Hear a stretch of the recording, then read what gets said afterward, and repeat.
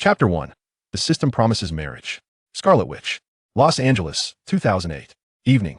Batman filming set. Cut. With the director's command, today's filming session came to a complete halt.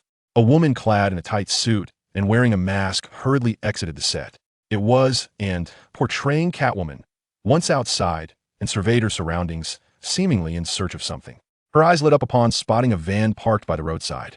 Upon entering the vehicle, her gaze fell upon a young, handsome man seated in the back. With a tone that resembled playful pouting, she spoke.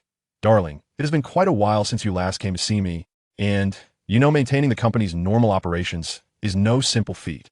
As he spoke, Sue Mo handed her a bouquet of flowers. With the flowers in her hands, all traces of discontent vanished from Anna's heart, replaced by a sweet smile as she nestled into Sue Mo's embrace. "Thank you, I love them." Sue Mo wrapped his arms around her delicate waist. The vehicle was partitioned, soundproofed, ensuring the driver could not see the scene in the back. As Sue Mo pressed a button beside him, the car began to move slowly. "Host detected, binding system." A mechanical voice suddenly echoed in Sue Mo's mind. "Wow." Sue Mo, who had been enjoying a moment of tranquility, opened his eyes wide in astonishment. After 20 years of waiting, the golden finger had finally arrived. Indeed, Sue Mo had traversed realms.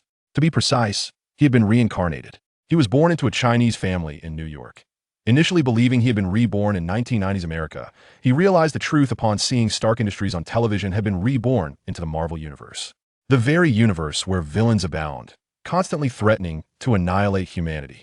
And these adversaries were increasingly formidable. Not to mention Thanos, the director of the Population Control Committee, who harbored ambitions to eliminate half of the universe's population, or the celestial beings lying dormant within the Earth. The Earth alone was home to innumerable villains, each eager to bring about humanity's destruction. Take Magneto, for example. In this world, not only did superheroes exist, but also mutants, including those led by Professor X and the Brotherhood established by Magneto. The sole piece of good news was that, based on the information he had gathered over the years, this world belonged to the cinematic universe. Compared to the comic universe, the cinematic universe was undoubtedly much safer. His parents had operated a moderately sized film company. However, they had both perished in a car accident 5 years prior.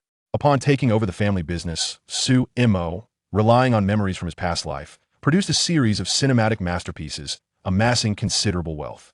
He subsequently invested this fortune wisely. Now, he could be considered one of the wealthiest individuals in America. Suppressing his excitement, he began to communicate with the system in his mind. Minutes later, he comprehended the situation. Although the system is now bound, it has yet to be activated. To facilitate this activation, one must marry promptly, and the greater the potential or strength of the chosen partner, the more substantial the novice rewards upon activation. Marrying a woman of formidable strength. Is it? In an instant, a flurry of names surfaced in Sue Mo's mind. In the Marvel Universe, there exists no shortage of powerful women, yet only a select few stand atop the hierarchy. Ultimately, four names remained in his contemplation: Master Ancient One, Phoenix, Scarlet Witch, and Captain Marvel. Without a doubt, these four constitute Earth's mightiest quartet. Given the variability of the rewards, Sue Mo naturally aspired to secure the highest tier of benefits. First, there was Master Ancient One. As the supreme sorceress, her prowess is indisputable. Had she not perished, Thanos would never have had the opportunity to snap his fingers. She would have effortlessly incapacitated him. Regrettably, setting aside her age, it is uncertain whether Sue Mo could gain her acceptance. Even if he could, her consent would be imperative. Were he to broach the subject in her presence, even with her cultivated demeanor, she would likely be unable to restrain herself from obliterating him. This option is readily dismissed. As for Phoenix, according to the original storyline, she should have already met her demise at Wolverine's hands. However, this is a world of amalgamation, and Sue Mo cannot be certain. Even if she were alive, he would still refrain from choosing her. After all, she lacks control over the energy within her, making proximity akin to holding a ticking time bomb. One can never predict when it might spiral out of control, and he could be reduced to mere fragments. This, too, is a pass. The remaining candidates are Wanda and Captain Marvel. Currently, Captain Marvel is likely traversing some distant corner of the universe, embodying a superhero. Pass. Thus, the only viable choice left is Wanda. The fully awakened Scarlet Witch, with her chaos magic, undeniably represents the pinnacle of combat prowess in the Marvel realm. Even prior to her transformation into the Scarlet Witch, she could dismantle Thanos with her bare hands. Had she assumed her witch persona before Thanos' arrival, he would have been relegated to the role of a mere gem delivery person, one who would vanish after a single transaction. At this juncture, Pietro and Wanda remained two ordinary individuals residing in the small European nation of Sokovia. Leveraging monetary influence, controlling her is a straightforward endeavor. This is undoubtedly the most suitable choice. With a decision made, Su-Mo exhaled deeply to reach for his phone and dial the number. Boss. A sweet voice resonated from the other end of the line. Avery have Sauron and the others assemble at the base tomorrow morning. Understood, boss, Secretary Avery replied, then continued. Boss, concerning the assets in America, aside from the film company and Stark Group stocks, we have nearly completed the liquidation of everything else. Additionally, regarding your proposal to acquire companies in Huaxia, I have sent the information on some major corporations there to your email. You may review it at your convenience. All right. Noted. After Su-Mo nodded, he hung up the phone to in the Marvel Universe. Remaining in America without any special abilities is undoubtedly a foolish choice. After all, nearly all significant events transpire here, especially in New York, the epicenter of cosmic occurrences that Su-Mo had long wished to leave. Unfortunately, his parents had insisted on staying. He could hardly tell them that in a few years, an alien invasion would occur. If he were to express such a notion, their first thought would not be one of agreement or disagreement, but rather a quest to find him a reliable psychiatric facility. Yet, he could not abandon the two of them. However, after the passing of his parents, Su-Mo, seizing a few years of relative stability, profited significantly. With Tony becoming Iron Man, the grand events of the Marvel Universe officially began to unfold, prompting him to initiate his plans to leave America. If one were to identify the safest haven in this world, it would undoubtedly be Huagua. Aside from the unavoidable threat posed by Thanos' snap, remaining within the borders of Huagua is relatively secure. After hanging up the phone, Su-Mo cast his device aside and fell into contemplation. Once the system activates, he will need to reevaluate his future plans. Chapter 2. Coercion and Temptation. 3 days later, at a manor by the Hudson River, a helicopter descended gently. Moments later, a blindfolded figure was escorted from the helicopter by several armed female mercenaries. The leader, Soren, approached Su-Mo, who stood nearby. Boss, we have brought her back. Su-Mo nodded, then led the way toward the villa. A few minutes later, in a room of the villa, two female mercenaries removed the hood from Wanda's face. She surveyed her surroundings with a look of sheer terror, her gaze ultimately landing on Su-Mo. Who are you? What do you want? Enough, you may leave now. Su-Mo instructed the mercenaries without haste, before taking a moment to scrutinize Wanda. Wanda bore a striking resemblance to Elizabeth Olsen, the actress from a past life, though the woman before him appeared more youthful and beautiful. After all, according to the timeline, Wanda had just turned 18. Wanda Maximoff, born in eastern Sokovia, lost her parents in a terrorist attack at the age of 8, leaving only her and her brother, Pietro Maximoff. Upon hearing Su-Mo recite her history in its entirety, Wanda's expression shifted. She then forced a semblance of calm and asked, "What is your purpose in bringing me here?" Su-Mo closed the file in his hands and regarded her with a smile. "Ms. Maximoff, I hope you understand that my intention in bringing you here is not malicious." Not malicious? A hint of scorn appeared on Wanda's face as she shook the tightly bound ropes around her. Is this what you call a lack of malice? Sighing, Su-Mo chose not to respond to her question. Instead, he produced a dagger and stepped forward to cut the ropes binding her. Without her abilities awakened, Wanda was merely an ordinary person, and Su-Mo felt no concern that she would pose any threat to him. In truth, I brought you here solely to propose a transaction. A transaction? Wanda rubbed her aching arms, regarding Su-Mo with suspicion. Indeed, Su-Mo nodded. I am somewhat familiar with your circumstances in Sokovia. You work in a CAF, while Pietro delivers pizzas. Together, your monthly living expenses amount to less than 2,000 euros. It seems you are not living particularly well. That seems irrelevant to you, Wanda retorted. Su-Mo glanced at her and continued. The terms of our transaction are quite simple. You marry me, and your brother, Pietro, will receive enough wealth to live comfortably for the rest of his life. Of course, you may refuse. However, in that case, I cannot guarantee the safety of either of you.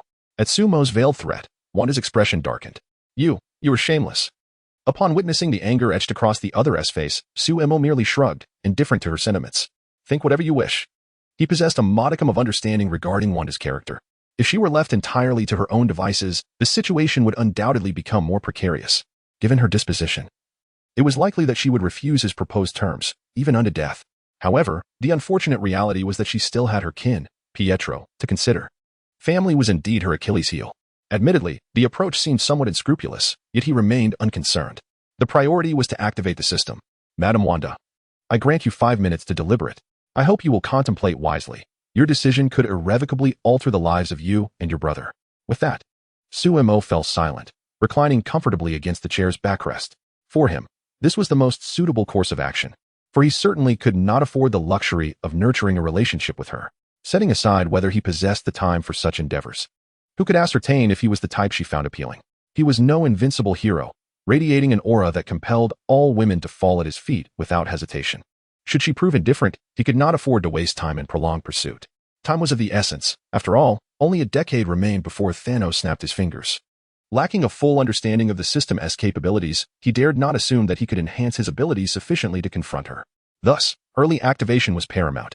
Moreover, this might not be detrimental for Wanda, considering her original life trajectory resembled that of a tragic lone star. Sensing the moment was ripe, Suemo straightened his posture, fixing his gaze intently upon her. So, Madam Wanda, please reveal your ultimate choice. Wanda lifted her head, her eyes burning with indignation as she glared at Suemo. Why must it be me? That is not for you to know. Suemo had no intention of disclosing any details about the system. A secret remained a secret only when shrouded in ignorance. Upon hearing his response, Wanda exhaled deeply. I will agree, but you must uphold your end of the bargain and spare Pietro. Ultimately, she found herself yielding to his formidable presence. Given the recent circumstances, he undoubtedly belonged to the powerful elite. How could she and Pietro, mere orphans, contend with such a force? In this society, wealth equated to unbridled power. Should she resist? The likely outcome would be the inexplicable disappearance of both her and Pietro from this world. If it were solely her fate at stake, she might have chosen a path of mutual destruction, but with Pietro in the equation, submission was her only option. Pietro was her one remaining family member. Rest assured, I am a man of my word. I do not renege on promises. Upon witnessing her acquiescence, Suemo hastily assured her. That very afternoon, Pietro was brought to this place as well. In the opulent living room of the villa, Pietro gazed at Wanda, adorned in a resplendent wedding gown. With a look of sheer disbelief. Are you jesting with me? He exclaimed. It was incomprehensible to him that Wanda, who had never before engaged with men, would suddenly declare her intention to marry someone, with the wedding scheduled for the very next day.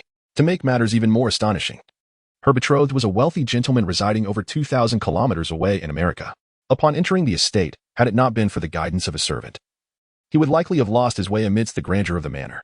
After pinching his arm to assure himself he was not dreaming, the expression on Pietro's face transformed dramatically. Previously despondent while trying on wedding dresses, Wanda's countenance brightened with a faint smile upon seeing Pietro. I only just decided. Which is why I'm telling you now. This was the excuse they had concocted long beforehand. She was well aware of Pietro's disposition, should he uncover the truth. He would likely exacerbate the situation, making it preferable to keep him in the dark. Yet, how did you two even meet, considering the distance? Pietro still found it difficult to believe. Of course, Wanda, having prepared her rationale, was about to elaborate when Suemo entered the room. Upon seeing Pietro standing beside Wanda, a smile graced his face. Hello, you must be Wanda's brother, Pietro. And you are? I am Suemo, Wanda's boyfriend. You can call me Sue. Faced with the tall, handsome, and genteel Suemo, Pietro suddenly felt somewhat awkward. Years of living at the bottom rung of society had left him feeling a bit out of place. After a moment, he slowly raised his right hand. Hello. A half-hour later, confronted with the undeniable reality before him, Pietro had no choice but to accept the situation. Initially, upon hearing from Wanda about this news over the phone, he had been convinced that she had been duped by some scoundrel, and he had intended to rush over to confront the miscreant. However, that thought had long since been banished from his mind. Suemo, who stood before him, was not only youthful and handsome, but also appeared to be a man of considerable wealth. From every angle, he seemed devoid of any motive to deceive Wanda. A swindler typically seeks to exploit either money or affection. As for money, that was clearly out of the question. If it were merely a matter of seduction, there would be no need for such elaborate arrangements. Just moments ago, he had witnessed the wedding venue being meticulously prepared. With that kind of wealth, one could easily attract any number of beautiful women. Chapter 3, Rewards. Starlight Tower. The following morning, a grand wedding unfolded within the estate. Clad in a resplendent white gown, Wanda traversed the lengthy crimson carpet, her mind a blank canvas. At that moment, she felt as though she were ensnared in a dream. Was she truly marrying someone she had met less than 2 days ago? Casting a sidelong glance at Suemo, she could not deny that, aside from his questionable character, he indeed presented himself as a suitable partner for matrimony. Young, handsome, and affluent. Alas, he was also a scoundrel. With a sigh, Wanda resigned herself to fate. For she had little choice. With both their parents having passed away, the entire ceremony had been significantly simplified. After the vows and the exchange of rings, The time for the kiss arrived. As Suemo leaned in closer, Wanda's heart raced, her hands clutching the bouquet tightly. After a fleeting kiss, the wedding ceremony was deemed complete. Hey, Sue, I was somewhat perplexed about what compelled you to eagerly step into the grave of love. But upon seeing the enchanting lady beside you, it seems your decision was indeed wise. Tony, champagne in hand, emerged from the crowd. He could not escape the spotlight after famously declaring, "I am Iron Man," in a public setting. Since then, he had become the center of attention wherever he went. As for why he attended Suemo's wedding, it stemmed from Suemo's strategic acquisition of Stark Industries stock at a bargain following Tony's announcement to shut down the weapons division. After Obadiah, the second in command at Stark Industries, met his demise, Suemo seized the opportunity to acquire a substantial amount of Stark Industries shares from the family, leading him to hold a remarkable 30% stake, making him the second largest shareholder after Tony's 39%. Furthermore, prior to becoming a shareholder, the two shared a mutual affinity for philately, capturing nearly all of America's renowned models and celebrities in their collection. Once they became shareholders, their camaraderie blossomed swiftly into a profound friendship. Upon spotting Tony, Wanda's eyes shimmered with an unusual light. Noting her gaze, Tony expressed a hint of confusion. "Excuse me, have we met before?" Suemo, now aware of Wanda's expression, felt a shift in his demeanor. It was evident that Wanda's parents had perished at the hands of weapons produced by Stark Industries, and her countenance would naturally reflect her disdain upon encountering Tony, the current head of the company. He quickly took her left hand in his, offering a reassuring gesture before addressing Tony. "Of course not. Trust me, she merely reminisces about some unpleasant memories. However, this is not the appropriate moment for such explanations." After a few evasive remarks, Suemo swiftly guided Wanda in another direction. He wished to avoid any unforeseen complications before activating the system. Therefore, it is prudent to keep Wanda at a distance from the other party for now. Wanda obediently allowed Suemo to take her hand and lead her away. Gazing up at his profile, "It seems you are quite familiar with them?" she inquired. "Well, you should be aware that I hold shares in Stark Industries, acquired after they shuttered the weapons division." Wanda nodded, choosing not to elaborate further. Last night, someone had indeed provided her with a brief overview of Suemo's background, a fact she was acutely aware of. After the two departed, Tony observed their retreating figures and shrugged. "Bad memories?" he muttered, quickly dismissing the thought as he turned his attention to a tall, confident figure in the distance. "Hey, Jenna." Later that evening, in the wedding suite atop the villa, Wanda sat nervously on a mattress worth millions. With a creak, the door opened. Suemo watched as Wanda unconsciously fidgeted with her wedding dress. "You seem quite anxious," he remarked. I. Panic flickered across Wanda's face. Moments later, a chime echoed in Suemo's mind. "Host is married." The Devour exchange system has been activated, granting the Devour Starry Sky technique. The marriage partner is bound to Wanda, activating the passive skill, Eternal Unique. Instantly, a torrent of memories surged into his consciousness. An hour later, Suemo glanced at Wanda, who had succumbed to fatigue and fallen asleep beside him. He silently began to organize the information flooding his mind. Various cultivation methods and secrets from the Devour Starry Sky world emerged in his thoughts, ranging from the gene origin energy cultivation method, the basics of mental masters, to the 9 calamities secret tome, the severing of the Eastern River, and the elemental techniques, an extensive array indeed. He was no stranger to the cultivation system of this world. The cultivation levels commenced from apprentice, progressing through planetary, stellar, and cosmic levels. To speak of strength, even the pinnacle of the apprentice level could approach a force of 1,000 tons. A mere strike could obliterate a multi-story building. Suppressing his inner excitement, Suemo began to converse with the system residing in his mind. After a brief moment, he took a deep breath, unable to restrain the smile that crept upon his lips. His gaze turned to the passive skill, Eternal Unique. This skill conferred upon Wanda, his activated partner within the system, the status of being the sole existence across the multiverse, with their life trajectories and timelines frozen, impervious to alteration by any external force. With the system's elucidation, Suemo grasped the significance of this skill. In essence, it served 2 primary functions. First, it established Wanda as the singular entity within the multiverse, a fact that greatly pleased Suemo. The uniqueness of the Marvel universe resulted in countless parallel universes, each housing counterparts of himself and Wanda, albeit with divergent life paths. Just as every multiverse contained a Suemo and a Wanda, he felt indifferent, although the Suemo in other universes bore his visage. He was aware they were not truly the same individual. Unlike Wanda, who was considered his own wife, the notion of other Wandas from the multiverse marrying and bearing children evokes an unsettling feeling of betrayal. The system's capability effectively mitigates such scenarios. Another aspect of this passive ability is that their life trajectories remain immutable. No one can traverse time to alter their past or inflict harm upon their former selves. This safeguards against the potential threat of being eliminated during their vulnerable periods. It can be said that this passive ability alleviates any concerns he might have had. The system's function is remarkably straightforward. By vanquishing antagonists, one earns points, which can be exchanged for various items in the system's shop. Would you like to activate the beginner's gift pack? The system's voice reverberated once more in Sumo's mind. Open. Sumo eagerly intoned. His willingness to resort to coercion and temptation to marry Wanda was ultimately for the sake of this gift pack. Given Wanda's chaotic magical potential, the rewards he received should be deemed of a high caliber. Ding. Congratulations, host, you have obtained the Star Tower, enhanced. Chapter 4. The Super Soldier Serum. Upon hearing the voice of the system, Sumo was initially taken aback, only to be subsequently filled with joy.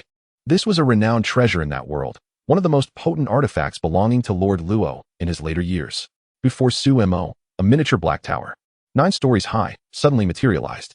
After its appearance, it swiftly vanished into his forehead, disappearing from sight. Instantly, information about the Star Tower surged into his mind. Star Tower, enhanced diffusion of defense, soul protection, ceiling, offense, and palace. Its original height is 100 million light-years, capable of altering its size at will, expanding to hundreds of billions of light-years or shrinking to mere particles of dust. Within it lies an immeasurable number of supreme treasures, sealed stars, each as large as a sun, imprisoning enemies within from which they cannot escape.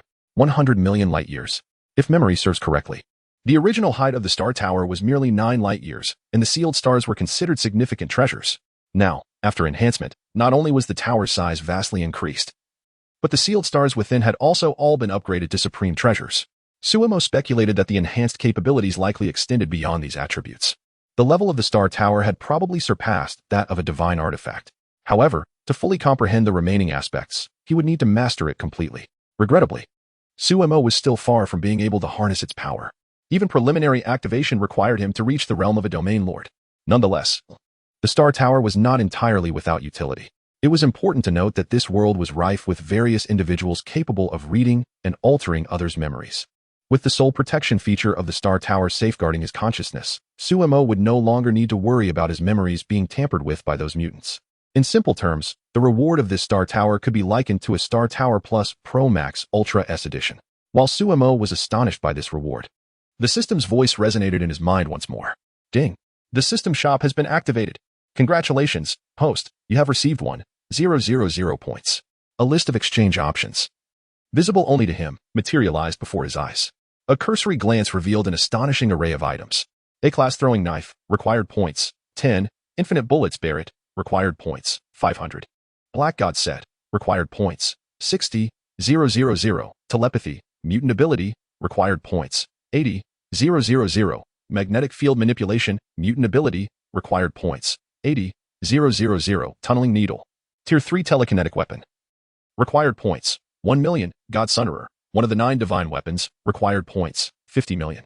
Sumo scrolled down the list. The various treasures and abilities that appeared next made his eyes gleam with desire. The Black Prison Tower, the Radiant Aurora Lake, the Chaotic Golden Wings, the Power of the Phoenix, Chaotic Magic. Yet, the string of zeros following the prices quickly brought him back to reality. Amidst this, he also found the Star Tower listed among the offerings. Stellar Tower, unique, God King level weapon, required points, 1 trillion. Upon gazing at this staggering figure, Sumo felt a wave of dizziness wash over him. Although he was uncertain about the points he would acquire from vanquishing the antagonist, it was evident that accumulating such an astronomical sum would not be a trivial endeavor. In this light, he truly felt he had struck a remarkable deal. Sumo perused the exchange list for over half an hour, his senses overwhelmed by the myriad of items displayed. Yet, with merely 1,000 points gifted by the system, he found himself unable to redeem most of the offerings. System, only display the items I can exchange. With that command, numerous items in the shop vanished. After another lengthy examination, Sumo's gaze settled on a particular item within the marketplace. Super Soldier Serum, a modified version akin to that of Captain America. Boasting a 0 failure rate, upon use, it would elevate the user's physical capabilities to the human pinnacle within a week. To practice the techniques residing in his mind, he needed to attain at least the level of a quasi-warrior, which entailed a punch strength surpassing 900 kilograms and a speed of 25 ms. Unlike the bodies altered by the R virus in that world, achieving such levels through personal training in this realm was akin to chasing a mirage. However, this Super Soldier Serum would enable him to reach that pinnacle directly. Congratulations, host, you have acquired the Super Soldier Serum, consuming 1,000 points. As the system's voice echoed, a silver syringe materialized in Sumo's hand. Casting a glance at the still slumbering Wanda beside him, he rose and made his way to the villa's second-floor gym. Seated cross-legged on the floor, bare-chested, Sumo took a deep breath and plunged the syringe into his arm. As the liquid coursed through his veins, his muscles tensed violently, an intense pain radiating within him, yet it remained within the realm of tolerability. After more than half an hour, as the agony gradually subsided, Sumo finally relaxed his clenched jaw and slowly opened his eyes. Lowering his gaze to his bare torso, he was met with a physique reminiscent of a bodybuilder. 8 neatly arranged abdominal muscles adorned his midsection. Approaching the mirror, he beheld his flawless reflection, almost in disbelief.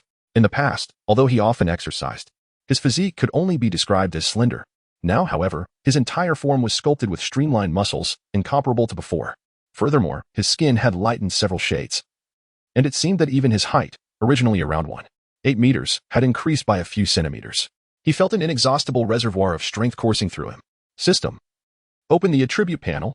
In an instant, a translucent screen appeared before him, visible only to his eyes. Looking up, he noted the following. Name, Sumo. Age, 20. Strength, 600 kilograms. Speed, 20 ms. Ability, none. Points, 0. Staring at the array of values on the attribute panel, Sumo was left utterly astonished. Indeed, the super soldier serum has proven its worth, as evidenced by my immediate progress. It is noteworthy that this modified serum, designed for enhanced safety, does not unleash its full potency all at once. Aside from the initial explosive growth following the first injection, it will continue to enhance physical attributes gradually over the course of a week. I find myself curious about what level I will achieve by then. A glimmer of hope flickers in Sumo's eyes. I am confident that after fully assimilating the serum's effects, reaching the level of a junior warrior will be no challenge at all. At that point, I can commence my training in Gene Primordial Energy. Closing the system panel, Sumo rose and made his way to the gym's shower. The immense pain following the injection of the super soldier serum caused him to sweat profusely, rendering him in a rather disheveled state.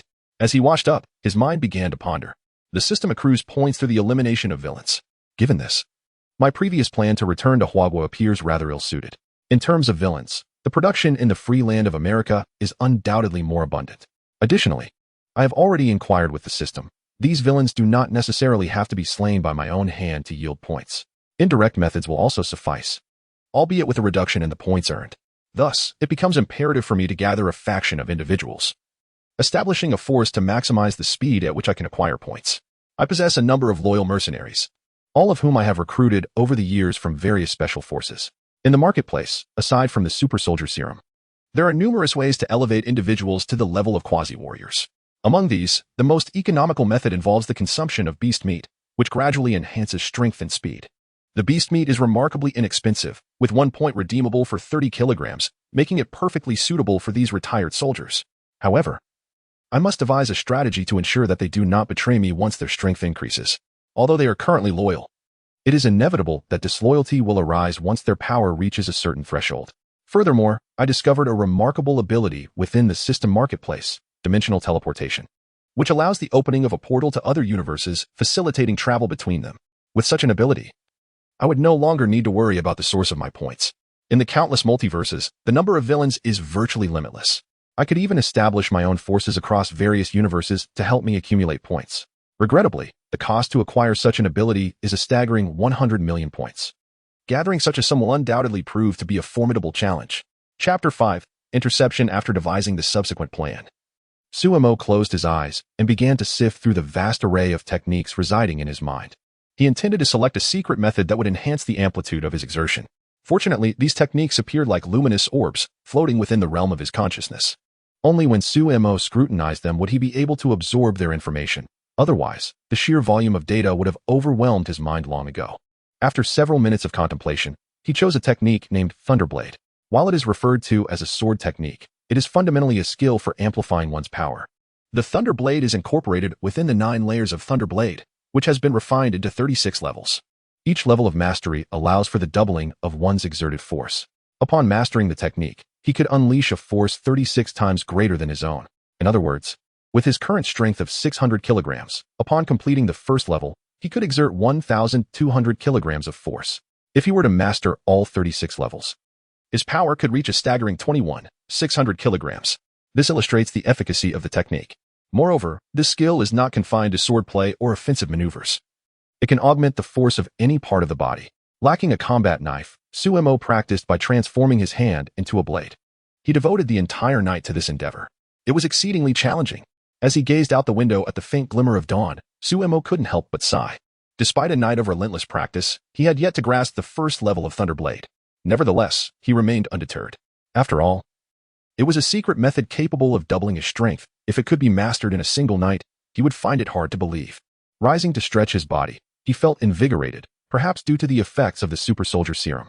Although he had not slept all night, he still felt remarkably refreshed. An hour later, in the dining room, a grand table was laden with an array of dishes. Wanda gazed in astonishment at the dozens of breakfast options spread before her. I had the kitchen prepare a little bit of everything, as I was uncertain of your tastes. Noticing her reaction, Suemo set down his milk and offered an explanation. Upon hearing this, a flicker of gratitude crossed Wanda's eyes, but it quickly faded as memories of last night's fervor and the lingering ache beneath her skin resurfaced. Feigning indifference, she selected a plate of toast and eggs, silently consuming her meal. Suemo, meanwhile, grabbed a napkin to wipe his hands, then retrieved a bank card from his pocket and handed it to her. This contains $100 million. It would be more appropriate for you to deliver it to Peter. With that, he turned and strode toward the exit. Wanda's eyes widened in astonishment upon hearing the sum. Such a vast amount of money?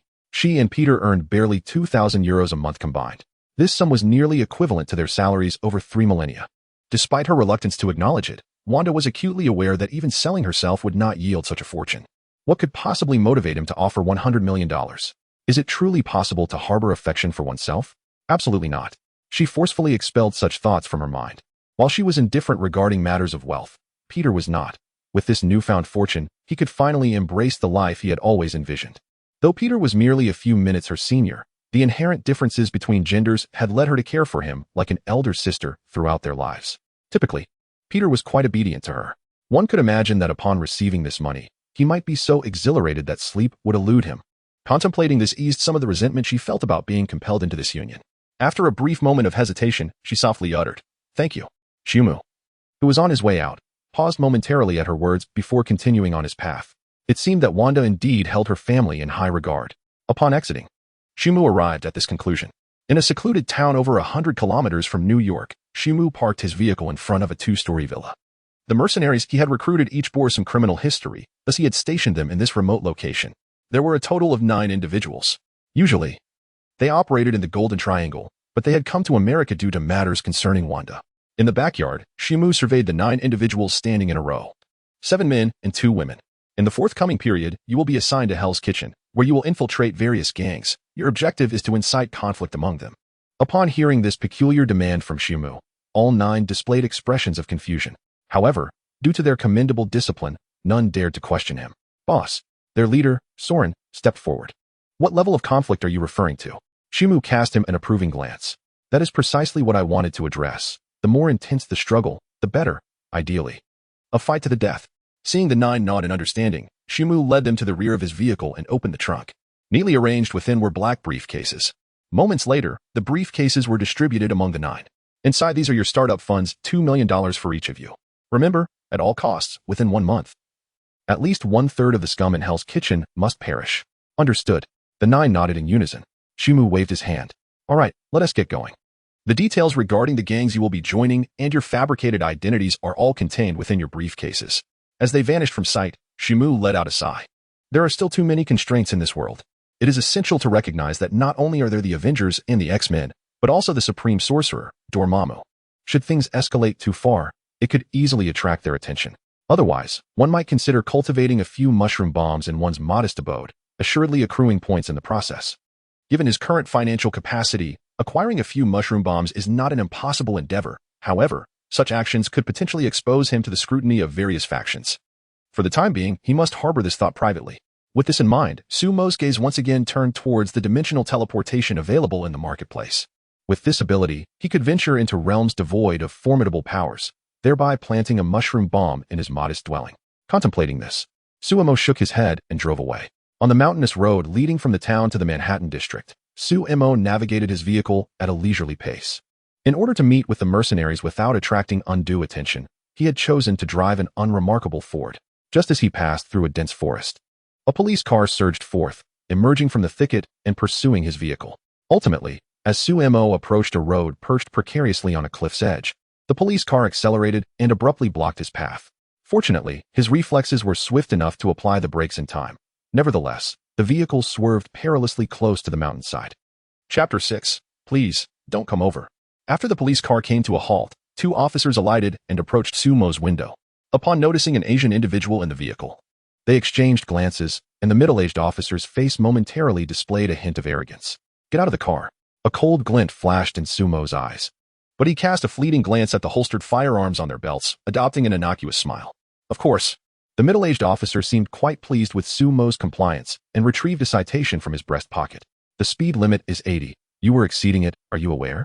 Sumo's expression shifted. In the United States, speed is typically measured in miles. 80 miles per hour equates to approximately 129 kilometers per hour. Driving at such a speed on this winding mountain road. Absurd. Unless one had a death wish. The younger officer, noticing Sumo's reaction, wore a smug smile. Kid, we say you were speeding, so you were speeding. That's the final word on it. Indeed. Sumo nodded indifferently. Issuing a ticket is your prerogative. He extended his hand, signaling for the citation. Engaging in a futile argument here held no merit. They clearly perceived him as an Asian. And coupled with the assumptions drawn from his vehicle, they deemed him not affluent, seeking to exploit the situation for extortion. He could devise means of retaliation after parting ways. Seeing Sumo's composed demeanor instead of panic as he requested the ticket, the middle-aged officer displayed a look of disappointment. However, Sumo's acquiescence to the citation led the two officers to believe he was an easy target. After exchanging glances, the younger officer spoke. Kid, it's not that simple. With that, he returned to the police car and rummaged through it. Upon his return to Sumo, he presented the figures before him. Take a good look. Your speed was over 100. According to New York state law, you face 30 days of imprisonment and a fine of 600. Of course, you can completely avoid the 30 days in jail. Observing their brazen actions, Sumo found himself bemused. Such blatant audacity. Yet, the officer's practiced routine suggested this was not their first encounter with this kind of situation. If that were the case, they might indeed be considered antagonists. With this thought, he glanced around the road. It was midday, and given the secluded location of this path, it was seldom frequented, resulting in only the occasional sighting of a vehicle. Oh, so what must I do? He regarded the two officers with a playful expression. The middle-aged officer, noticing Sumo's lack of understanding, leaned in to offer a whisper of advice. For just 2,000, we can pretend this incident never happened. What do you say? He was confident that Sumo would acquiesce. After all, no one wishes to find themselves in prison, confronting those who take pleasure in picking up soap all day long. A month of incarceration could very well cast a shadow over a lifetime. Indeed, the reality unfolded as he had envisioned. Sumo retrieved his wallet from the vehicle and handed over $2,000. At that moment, a thunderous roar echoed from behind. The three turned simultaneously to see a black pickup truck barreling towards them at an alarming speed, whizzing past and causing their clothes to flap in the gust it generated. As the deafening music from the truck faded into the distance, the young officer's speedometer emitted a series of beeps. The trio glanced at the device. 103. Sumo regarded the two officers, who remained motionless, with a bemused expression. Was this not a case of speeding, of reckless driving? The young officer scoffed and pressed a button on the speedometer, resetting the value to 0. What did you say? I didn't see anything. The middle-aged officer snatched the cash from his hand. Damn it, you better know your place. I call the shots here. With that, the two erupted in laughter and made their way back to the patrol car. Sumo watched them enter the vehicle, his expression unchanged as he approached his car's trunk. Opening it revealed a substantial black box. Inside lay a lightweight sniper rifle. In this land of freedom, firearms are indispensable for personal protection, and nearly every citizen with a gun permit keeps one in their vehicle for emergencies. Sumo was no exception. In fact, he possessed not only a sniper rifle but also a handgun and a rifle. Swiftly assembling the sniper rifle, he scanned the road ahead, finding no other vehicles in sight. Cradling the assembled weapon, he assumed a standard shooting stance. At that moment, the patrol car was barely 300 meters away, a distance that, for someone with his extensive shooting practice, was almost like shooting fish in a barrel. Aiming through the rear window at the driving young officer, Sumo decisively pulled the trigger. With a thunderous bang, a burst of red and white erupted from the patrol car, which immediately spiraled out of control. The road, perched on the mountainside, had a sheer drop of 70 to 80 meters on one side. After colliding with the mountainside, the car rolled precariously before coming to a halt at the edge of the cliff, nearly half its body teetering over the abyss, threatening to plunge down at any moment. After firing, Sumo did not linger on the scene. Instead, he swiftly dismantled the sniper rifle, stowed it back in the box, and returned to the driver's seat. starting the vehicle with deliberate calmness. Half a minute later, he pulled up beside the patrol car. The young officer behind the wheel had been shot dead by Suemo. There was no doubt he was beyond saving. To his astonishment, the middle-aged officer, despite enduring a complete somersault of his vehicle, remained conscious and had slowly crawled out of the car. At that moment, he found himself sprawled in the middle of the road. The sidearm that had once hung from his waist had mysteriously vanished, flung away to an unknown location. However, although he had narrowly escaped calamity, his injuries were severe. The arduous task of crawling a mere 5 meters seemed to have depleted the last vestiges of his strength. Now, having eluded danger, he lay flat on the ground, eyes shut, gasping for breath.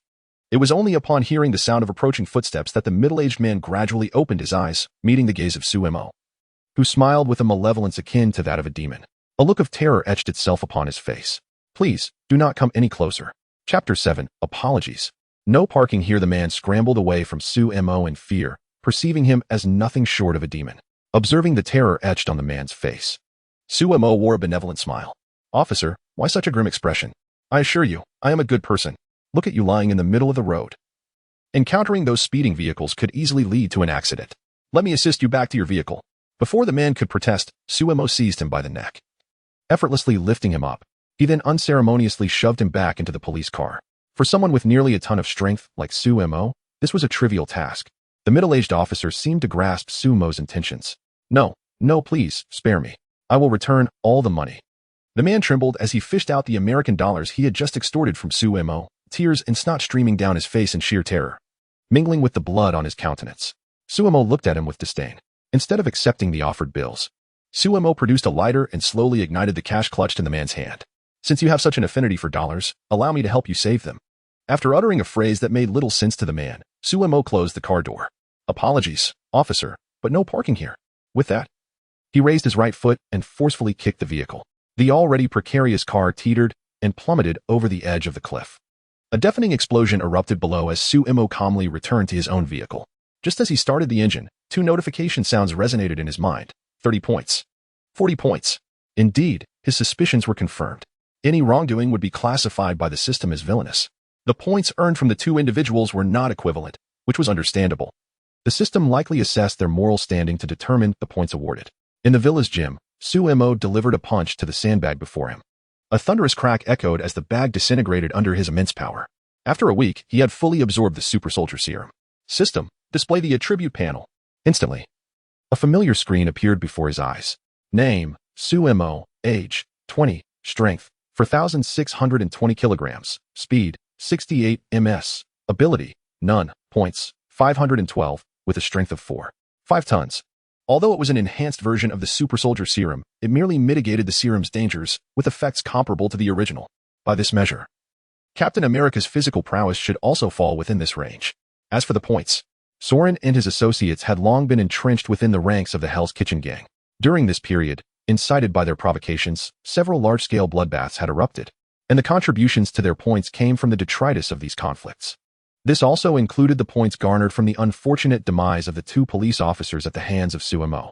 The incident involving the 2 officers, under Suemo's suppression, did not cause much of a stir. After all, the generous gifts he presented to the politicians of New York were not intended for mere frivolity. Seated cross-legged upon the floor of his chamber, Suemo delved into the gene primordial energy cultivation method within his mind, scrutinizing it earnestly. In truth, once his strength surpassed 900 kilograms, he could have commenced his cultivation of the gene primordial energy. The reason he had refrained from immediate practice was due to the consideration that a martial artist experiences a significant enhancement during their first cultivation of gene primordial energy, with the magnitude of the boost correlating to their existing strength. However, in that world, without engaging in gene primordial energy cultivation, one could only achieve a maximum strength of around 1 ton through rigorous training. Beyond that threshold, the enhancement became exceedingly arduous. Yet, under the influence of the super soldier serum, Suemo had directly elevated his prowess to that of a high-level warrior. He pondered what level of enhancement his inaugural cultivation would yield. In the apprentice tier, there were 3 distinct stages: warrior, war general, and war god, with each stage further divided into beginner, intermediate, and advanced levels. The transition from beginner warrior strength of 900 kilograms to intermediate warrior strength of 2,000 kilograms resulted in a doubling of strength with each subsequent level. The benchmark for an advanced warrior was a strength exceeding 4,000 kilograms and a speed surpassing 60 ms. After a brief moment, Suemo exhaled deeply. The contents of the secret text were already deeply ingrained in his mind. The essence of gene primordial energy cultivation lay in absorbing the free energy of the universe to fortify oneself. The first step in this practice was to sense that energy. Following the instructions in the text, he assumed the 5 hearts to heaven posture and slowly closed his eyes, striving to attune himself. As time elapsed, he became utterly still, as if a pause button had been pressed. For the initial half hour, Suemo felt not the slightest sensation. Yet, he remained unperturbed, according to the scriptures. It was exceedingly challenging for beginners to perceive the cosmic energy, with many spending a month in pursuit of this goal, thanks to his calm and patient mindset. After an hour, he entered a wondrous state where he could sense a peculiar energy permeating the air around him. He felt it. A surge of exhilaration coursed through Sumo's heart. This must surely be the cosmic energy detailed in the text. Unfortunately, in his excitement, he abruptly withdrew from that extraordinary sensation. However, he did not succumb to discouragement. Having achieved the initial connection, the subsequent attempts would be simpler. Refocusing his mind and recalling the previous state, he closed his eyes once more. With heightened concentration, it was not long before he re-entered that remarkable state. Sensing the omnipresent energy surrounding him, he reflected on the teachings inscribed within the text. The subsequent step involves guiding this energy into one's own body. Upon this thought, a stirring occurred within him. The energy surrounding his body seemed to be drawn towards him, gradually converging and entering his form. The influx quickened with each passing moment. Once inside, the energy dispersed to various parts of his body, eagerly absorbed by the parched cells, akin to a long-awaited rain after a drought. A warm sensation enveloped him, almost lulling Suemo into slumber. Just as he reveled in this state, a figure hurriedly approached from the corridor outside the gym, the very Wanda who had just wed Suemo. Her face was a canvas of anxiety. Yet, upon reaching the door of the gym, she found herself ensnared in a dilemma.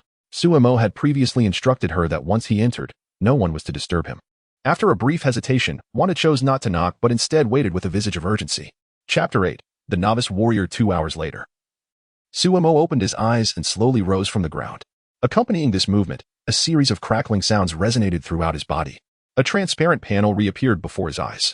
Name, Suemo. Age, 20 years. Strength, 10, 360 kilograms. Speed, 96 ms. Abilities, none. Points, 512. Gazing at the figures representing his strength and speed, a look of astonishment spread across Sumo's face. Remarkably, his first training session had resulted in an increase of more than double his capabilities. His strength had reached 10 tons, which met the standards of a novice warrior. This enhancement was not limited to strength and speed. His entire physique had undergone a comprehensive transformation. Even his sensory perception had multiplied several times over. The flow of air around him and the faintest sounds all fell within the realm of his awareness. The ticking of the clock on the wall resonated in his ears like the tolling of a great bell. At that moment, his gaze shifted. He turned towards the door. Someone was outside. He quickly approached and opened the door. Standing outside, having waited for over 2 hours and appearing somewhat pallid, was Wanda. A look of confusion crossed Sumo's face. "What are you doing here?" Seeing Suemo, Wanda hurried forward, grasping his arms with both hands. Her eyes instantly clouded with tears. Peter is in trouble. In Hell's Kitchen, within a private building, in a dimly lit room. Peter sat bound to a chair, her face marred with bruises. "Boss, this is the person I mentioned." A frail black man facing Peter spoke with obsequiousness, addressing a figure seated by the window. The bald man, who had been gazing outside, moved slightly and rose from his chair. It was only then that Peter noticed his towering stature, nearly 2 meters tall, with an imposing physique. The man scrutinized Peter, who was tied to the chair. "Have you confirmed her identity?" "Boss, we've already checked. She just arrived from Western Europe recently, apparently, because her sister married a wealthy man. And she received a substantial sum of money." The small black man hastened to explain, handing over a report. The robust bald man studied the document intently, and an expression of shock appeared on his face. $100 million? Indeed, boss. With this money, we can settle our dues for the year. Fisk, also known as Kingpin, regarded his subordinate with approval after hearing the news. Well done. Having praised his subordinate, Kingpin approached Peter. "Madam, we are merely seeking wealth. Surely, you do not wish for your life to end before spending your fortune? You may kill me if you wish, but acquiring my money is impossible," Peter retorted. Her expression one of defiance, unafraid of the impending threat. Wanda initially had no intention of accepting the money given by him, given his character.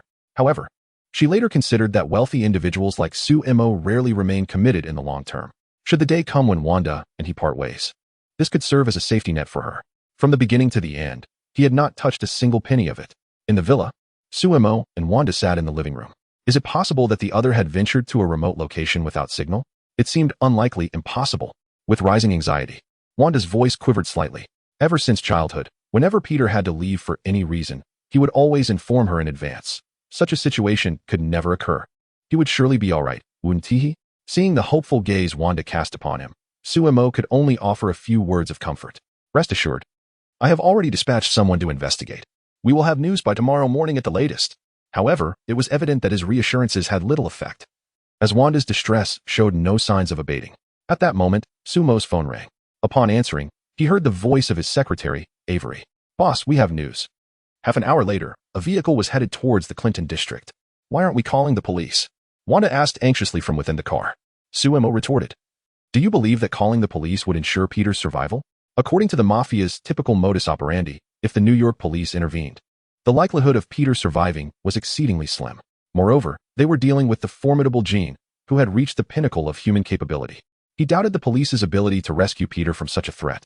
The vehicle stopped 2 blocks away from the Mafia stronghold he had identified. Wait for me in the car. After giving Wanda a reassuring glance, Suemo exited the vehicle. Hearing his words, Wanda's eyes glistened with unshed tears.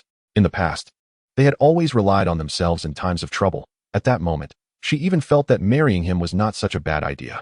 Watching Sumo's retreating figure, she voiced her concern. Be careful. She understood all too well that her following him would serve no purpose other than to hinder him. Suemo, without turning back, merely waved his hand in response. Standing at the threshold, he touched a bracelet on his wrist.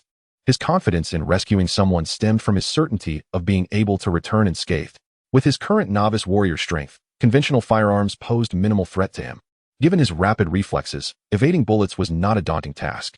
The only real concern was the possibility of energy-based weapons. After all, in this world, advanced technology emerged incessantly, and the appearance of revolutionary devices was not surprising. Nevertheless, the bracelet on his wrist was designed precisely for such contingencies. It had cost him 200 points. This bracelet could autonomously generate an energy shield upon receiving an attack. According to the system, it could withstand even a nuclear explosion for a duration of 2 seconds.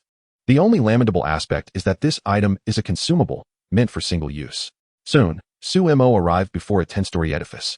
At present, the influence of the Mafia is confined to Hell's Kitchen, having yet to expand to dominate the entirety of America.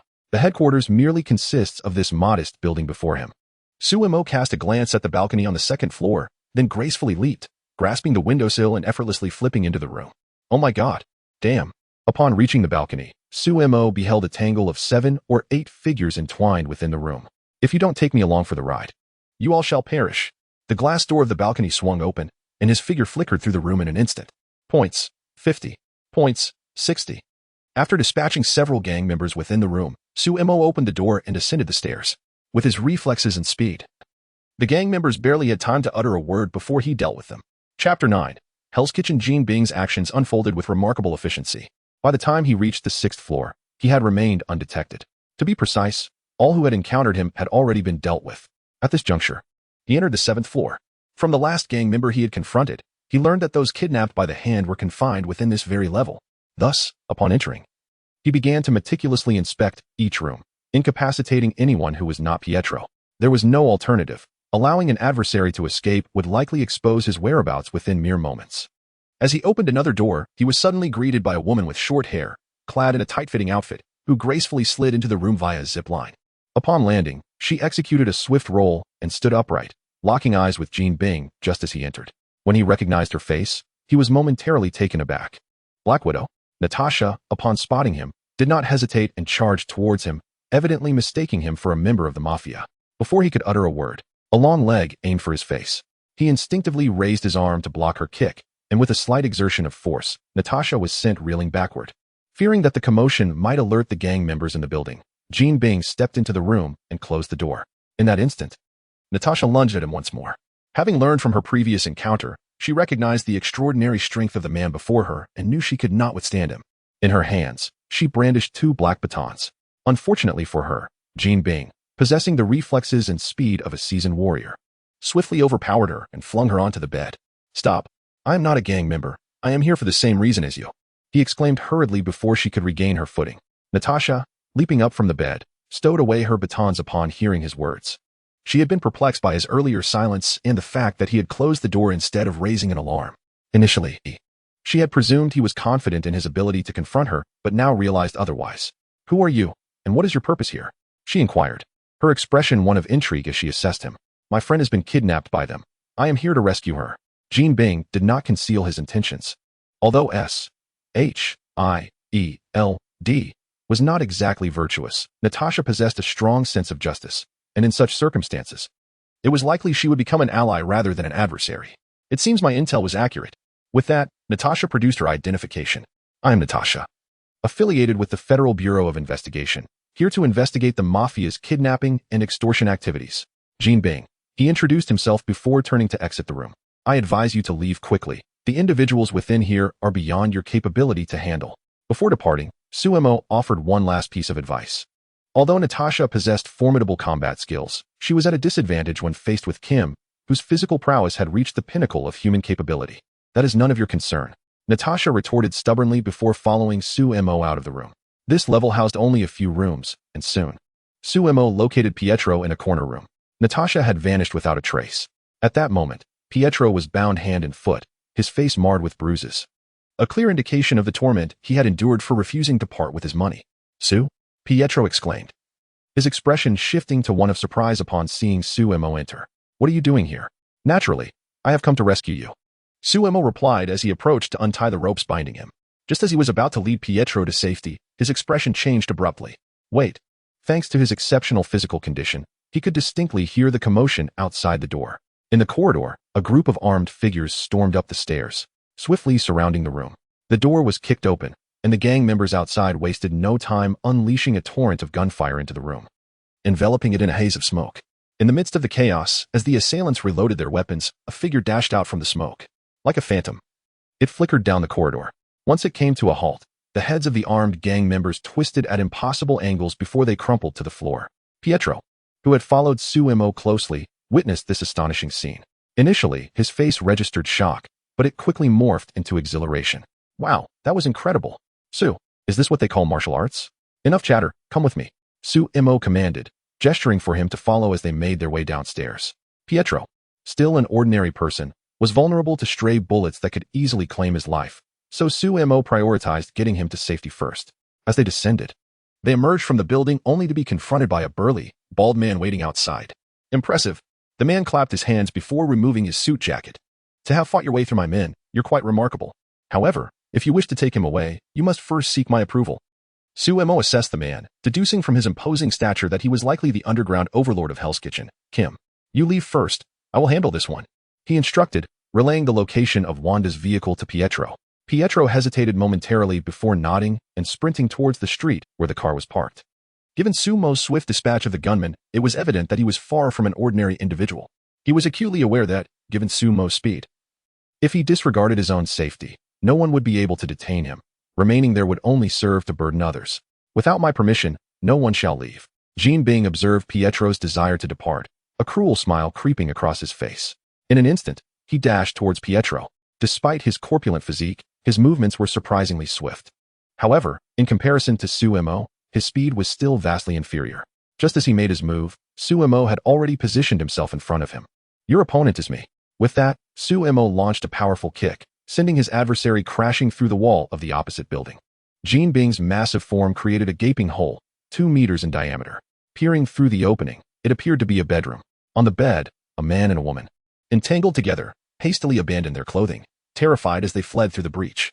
Pietro, having sprinted a few meters away, turned back at the sound, staring in bewilderment at the large hole in the wall. "What? Is this guy some sort of superhero with his underwear on the outside?" Chapter 10.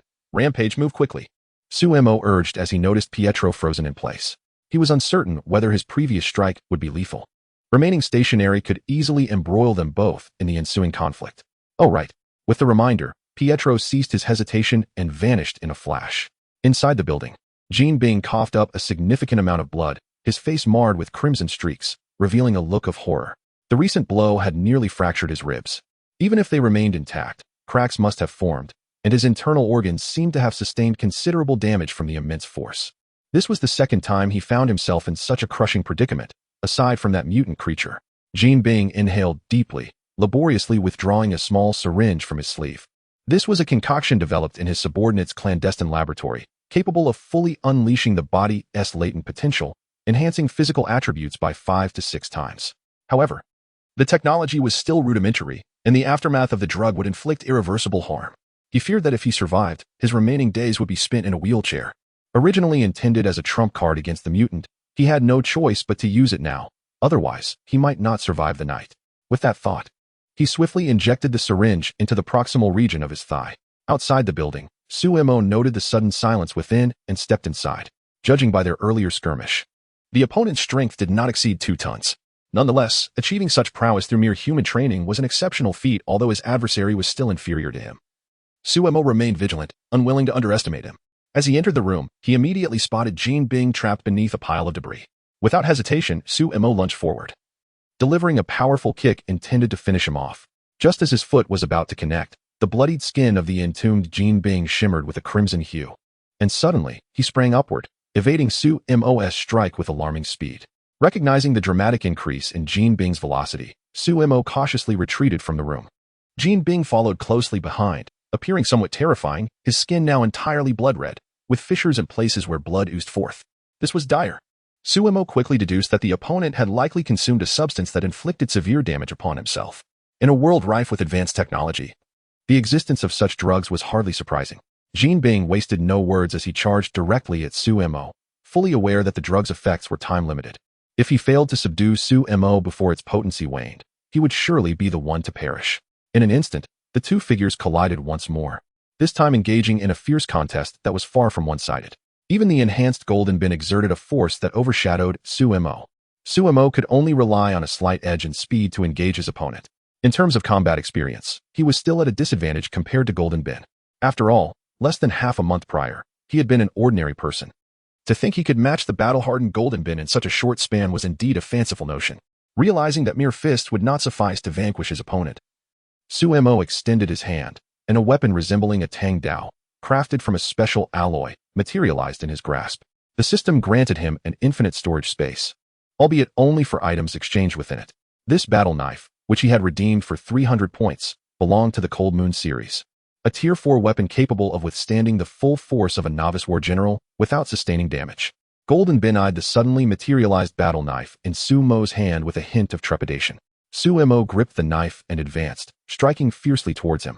Just as the blade was about to make contact with Golden Bin's skin, Suemo felt a sudden resistance. The blade had been firmly grasped by Golden Bin, who wore gloves made of a certain metal, capable of withstanding the knife's strike. Clearly, this was no ordinary alloy. A cruel smile spread across Golden Bin's face. Now it's my turn. With that, he clenched his right fist and launched a powerful blow towards Suemo.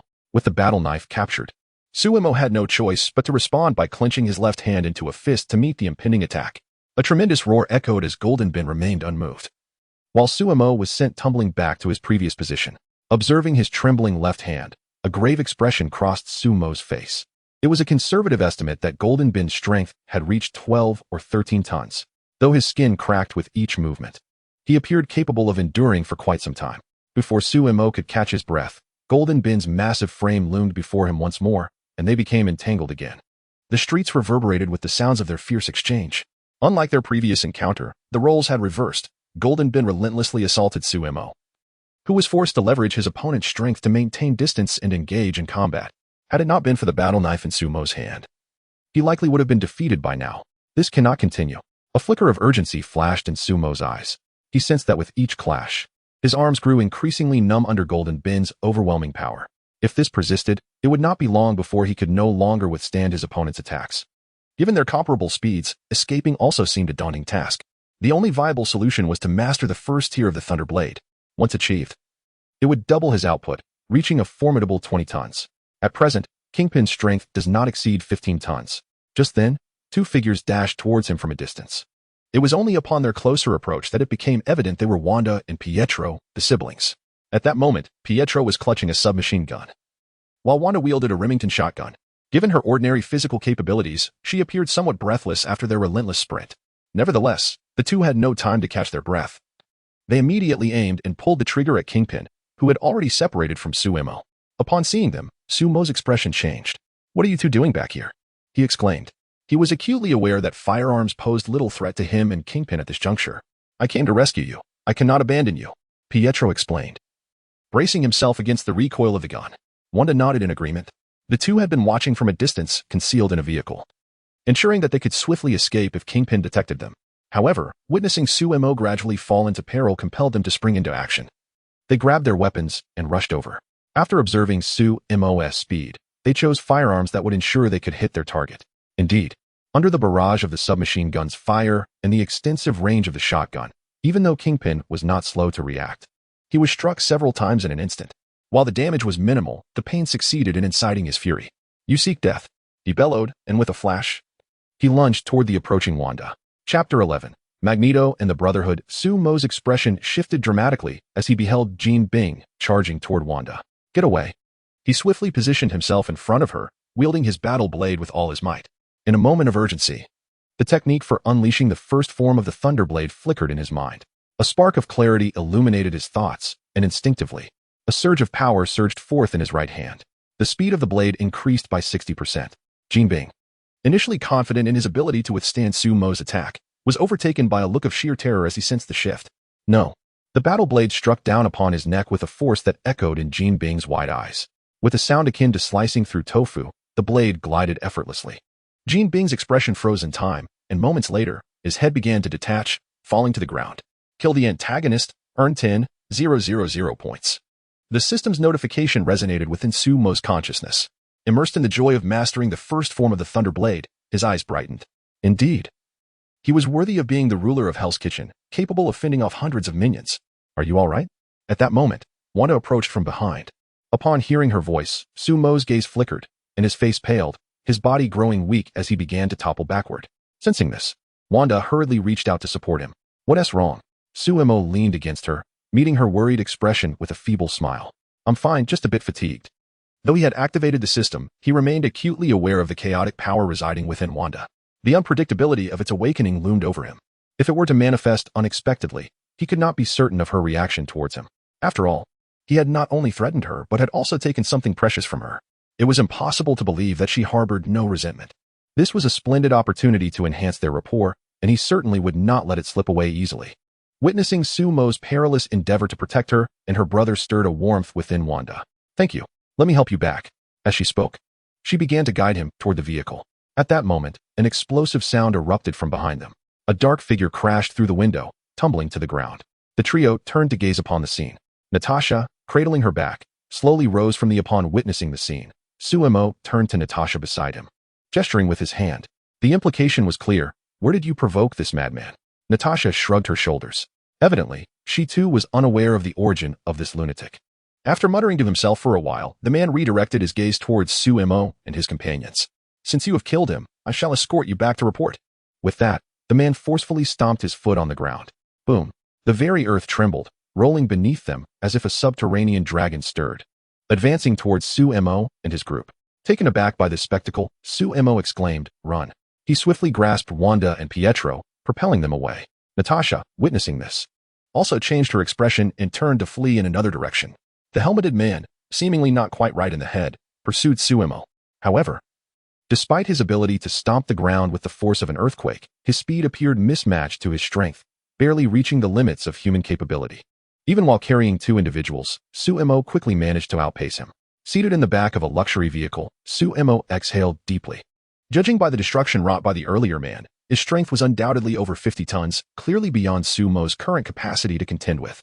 His brow furrowed, a flicker of contemplation crossing his eyes. Low intelligence, immense strength, and a helmet atop his head. These traits allowed Sumo to deduce the identity of his pursuer.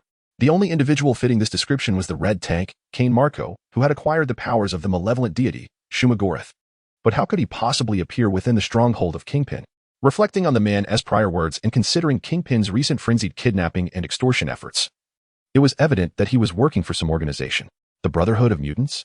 This was the only group that came to mind. After all, the red tank had only been affiliated with a handful of organizations, and this was the most likely candidate to engage in such activities. Regardless of the organization, it was apparent that Sumo had likely been exposed to their gaze. Therefore, he needed to elevate his own power swiftly. With this thought, Sumo retrieved his phone and dialed Soren's number. Kingpin is dead. Spread the news and incite chaos among the gangs of Hell's Kitchen. On Nak Island, approximately 300 nautical miles from New York, lay a small island spanning several square kilometers. It was here that the headquarters of the Brotherhood of Mutants was situated. In a building on the eastern shore of the island, the red tank stared at an elderly man seated at the head of the table. The man donned a metallic helmet, his identity unmistakable. He was none other than the notorious Magneto.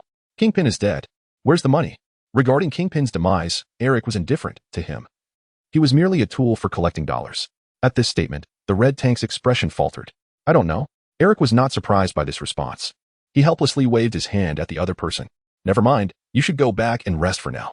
Aware that the individual was somewhat unhinged, he recognized that within the Brotherhood, only the red tank could reliably suppress Magneto without fear of his tactics, particularly due to the ongoing effects of the mutant cure on his own abilities.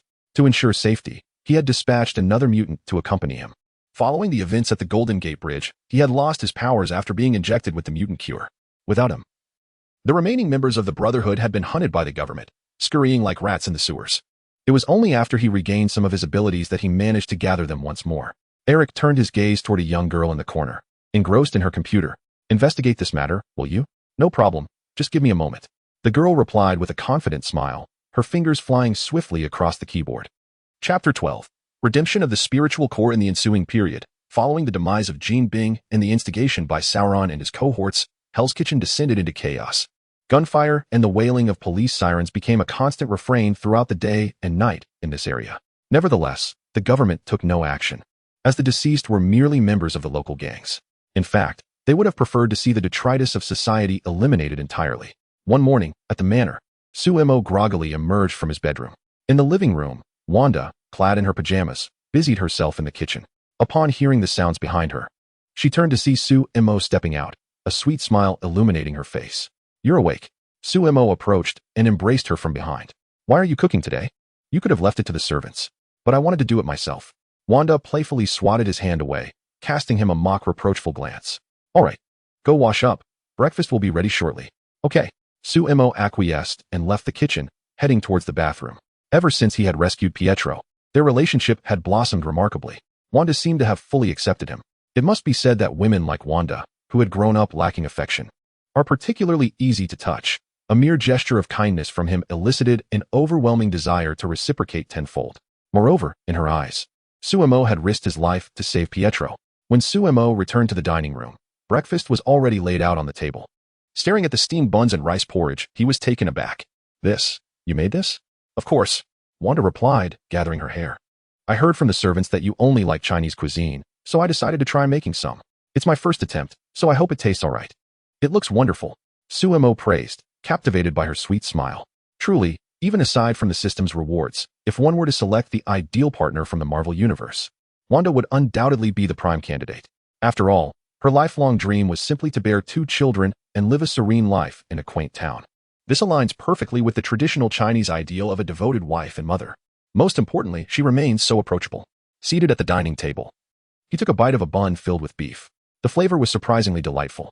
By the way, why haven't I seen Pietro around lately?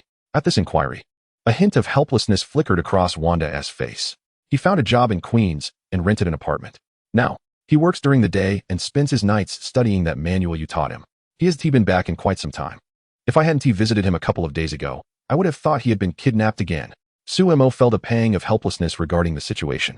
Despite the money he had provided and the job and accommodation he had arranged for Pietro, he remained stubbornly resistant to accepting any of it. After rescuing him, the money was resolutely returned to Suemo. As he stated, he had initially accepted the funds due to a lack of understanding of Suemo, intending to provide Wanda with a safeguard. However, following the recent events, he had come to fully trust Suemo's character. Consequently, the need for such a safeguard became redundant. Furthermore, he believed he was entirely capable of supporting himself without relying on Suemo's assistance. Suemo could only express his admiration for this brother-in-law's integrity and dedication to martial arts. He entrusted him with the gene origin cultivation method for further study, as many specialized terms within required gradual comprehension. Additionally, he provided a substantial portion of beast meat for him to consume, enhancing his physical attributes. Once his strength reached the level of a quasi-warrior, he would be able to commence cultivation. However, these remained alternative options. In contrast, Suemo preferred that Wanda and her companion awaken their abilities along their original trajectory. With the chaos magic and swiftness they possessed, their strength would be more than sufficient for self-protection. In the gym, Suemo perused a document in his hands. These were collected by Soren over recent times. detailing the various factions within Hell's Kitchen. Due to the turmoil instigated by their group of 9, nearly all gangs had suffered significant losses, with major factions experiencing at least a 50% reduction in membership and some smaller factions being entirely eradicated. Hell's Kitchen had entered its safest period in over a decade. Opening the system panel, he glanced at the points section. 31,960 points. This represented the cumulative points earned during this period. The death toll among gang members in Hell's Kitchen during this upheaval had reached over 1,000. Since these deaths were indirectly attributable to him, the points gained had been considerably diminished. The points had almost ceased to increase over the past couple of days. Nevertheless, this accumulation was sufficient to substantially enhance his strength. Opening the exchange list in the marketplace, he was dazzled by various mutant abilities. Storm. Gain the ability to control weather phenomena. Required points. 30,000. Teleportation. Instantly relocate to any previously visited location. Required points. 30,000. Sand manipulation. Control yellow sand at will and transform oneself into sand. Granting immunity to a degree of physical attacks. Required points. 30,000. Cloning. Generate up to 100 clones, controlled by the original. Damage taken by the original can be transferred to the clones. Required points. 30,000. Overwhelming confidence. Attain extreme self-assurance, asserting dominance. With the side effect of developing spikes on the body. Required points. 100,000. While these abilities were impressive, mutant powers derived from the X gene were easily countered. Even someone as formidable as Magneto would be rendered an ordinary human upon exposure to a mutant cure. In contrast, the strength acquired through cultivation was fundamentally different. Do not fear restraint, for your potential far exceeds that of these mutants. After a brief contemplation, Sumo's gaze flickered.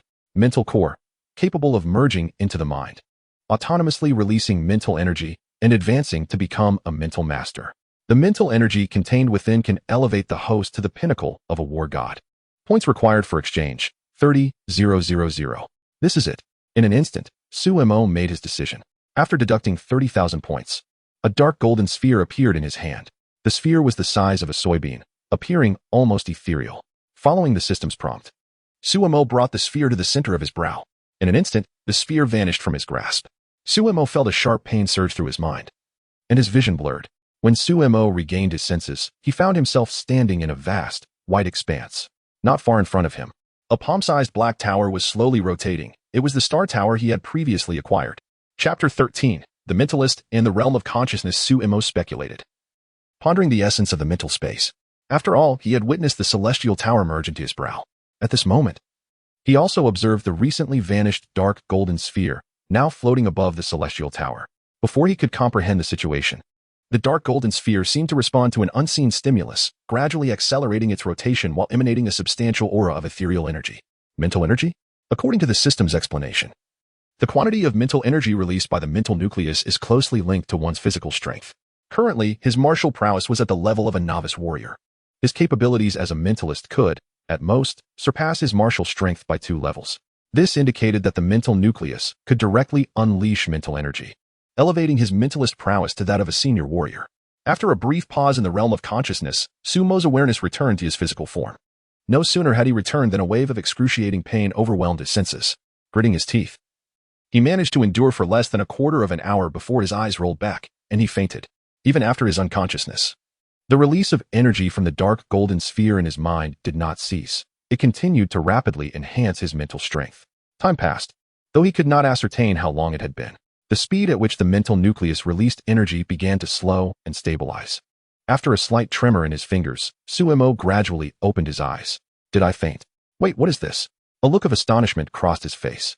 The reason for his surprise was that he could perceive every minute movement within a 100-meter radius with astonishing clarity. He could see the housekeeper cleaning in the villa, Wanda tending to the plants in the garden, and even the intricate patterns on the wings of butterflies flitting among the flowers. This sensation was utterly delightful, as if the world lay within his grasp. Yet, he was acutely aware that it was merely an illusion. Reigning in his perception, Sumo focused on a dumbbell resting on a rack across from him. With a thought, the dumbbell seemed to be grasped by invisible hands, slowly levitating into the air.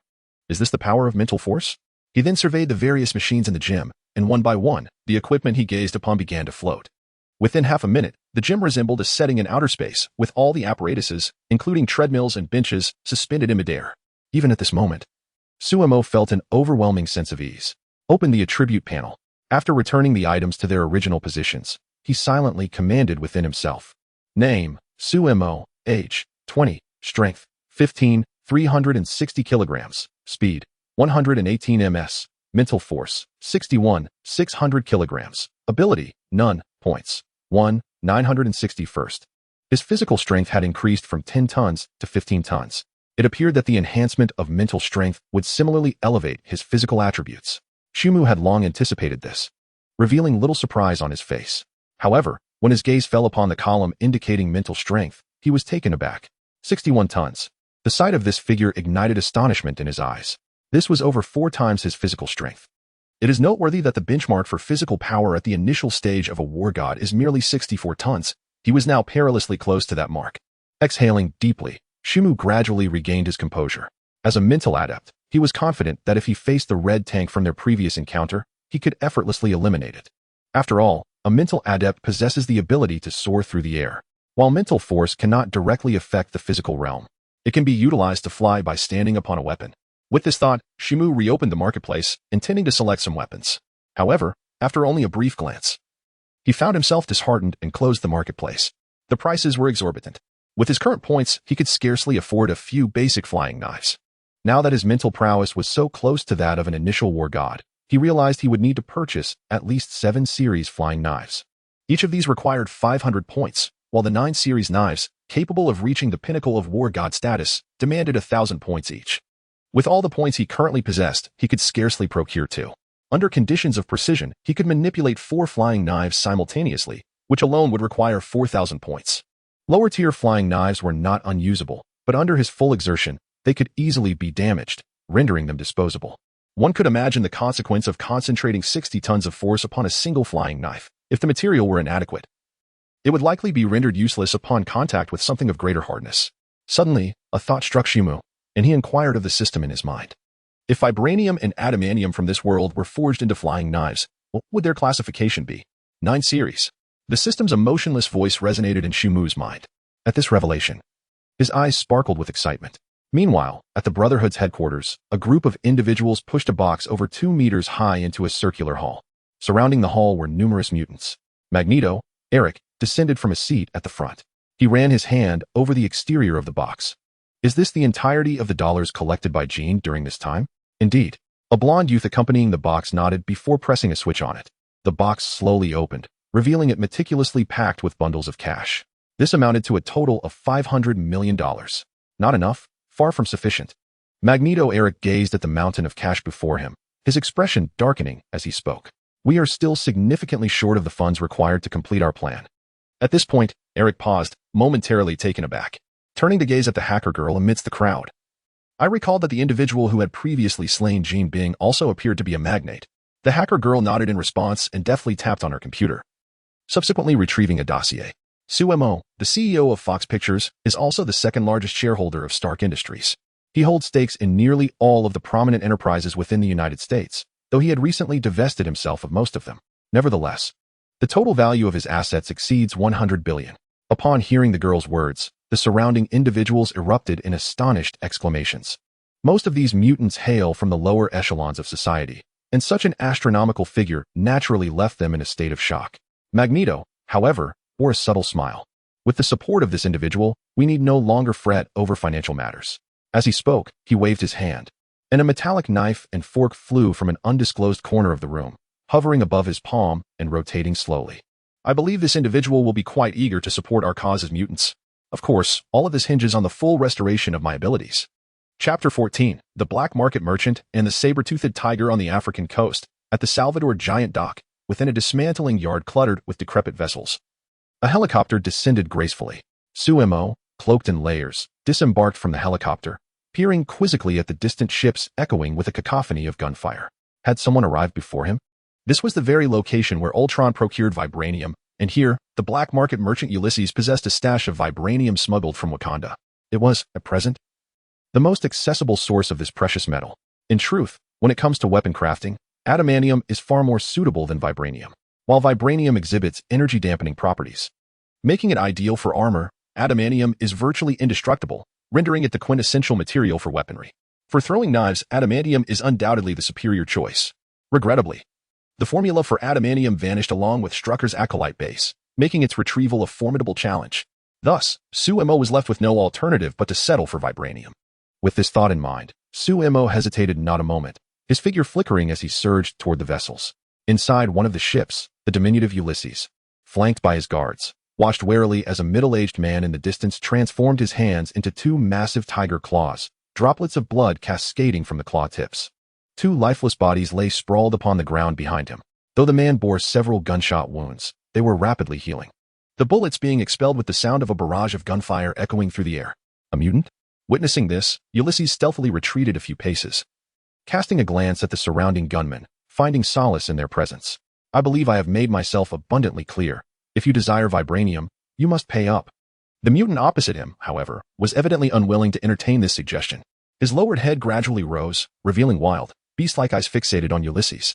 Recognizing the futility of negotiation, Ulysses swiftly commanded, "Kill him." Upon issuing the order, Ulysses turned and retreated. The surrounding gunmen promptly squeezed their triggers, unleashing a tempest of bullets.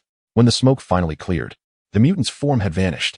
In a chamber on the ship's lower deck, Ulysses clutched a handgun, listening intently to the commotion outside.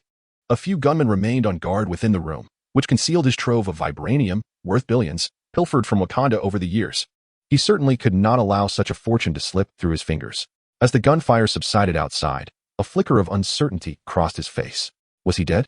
He gestured to one of his subordinates, who tightened his grip on his handgun and approached the door, preparing to venture out for a reconnaissance.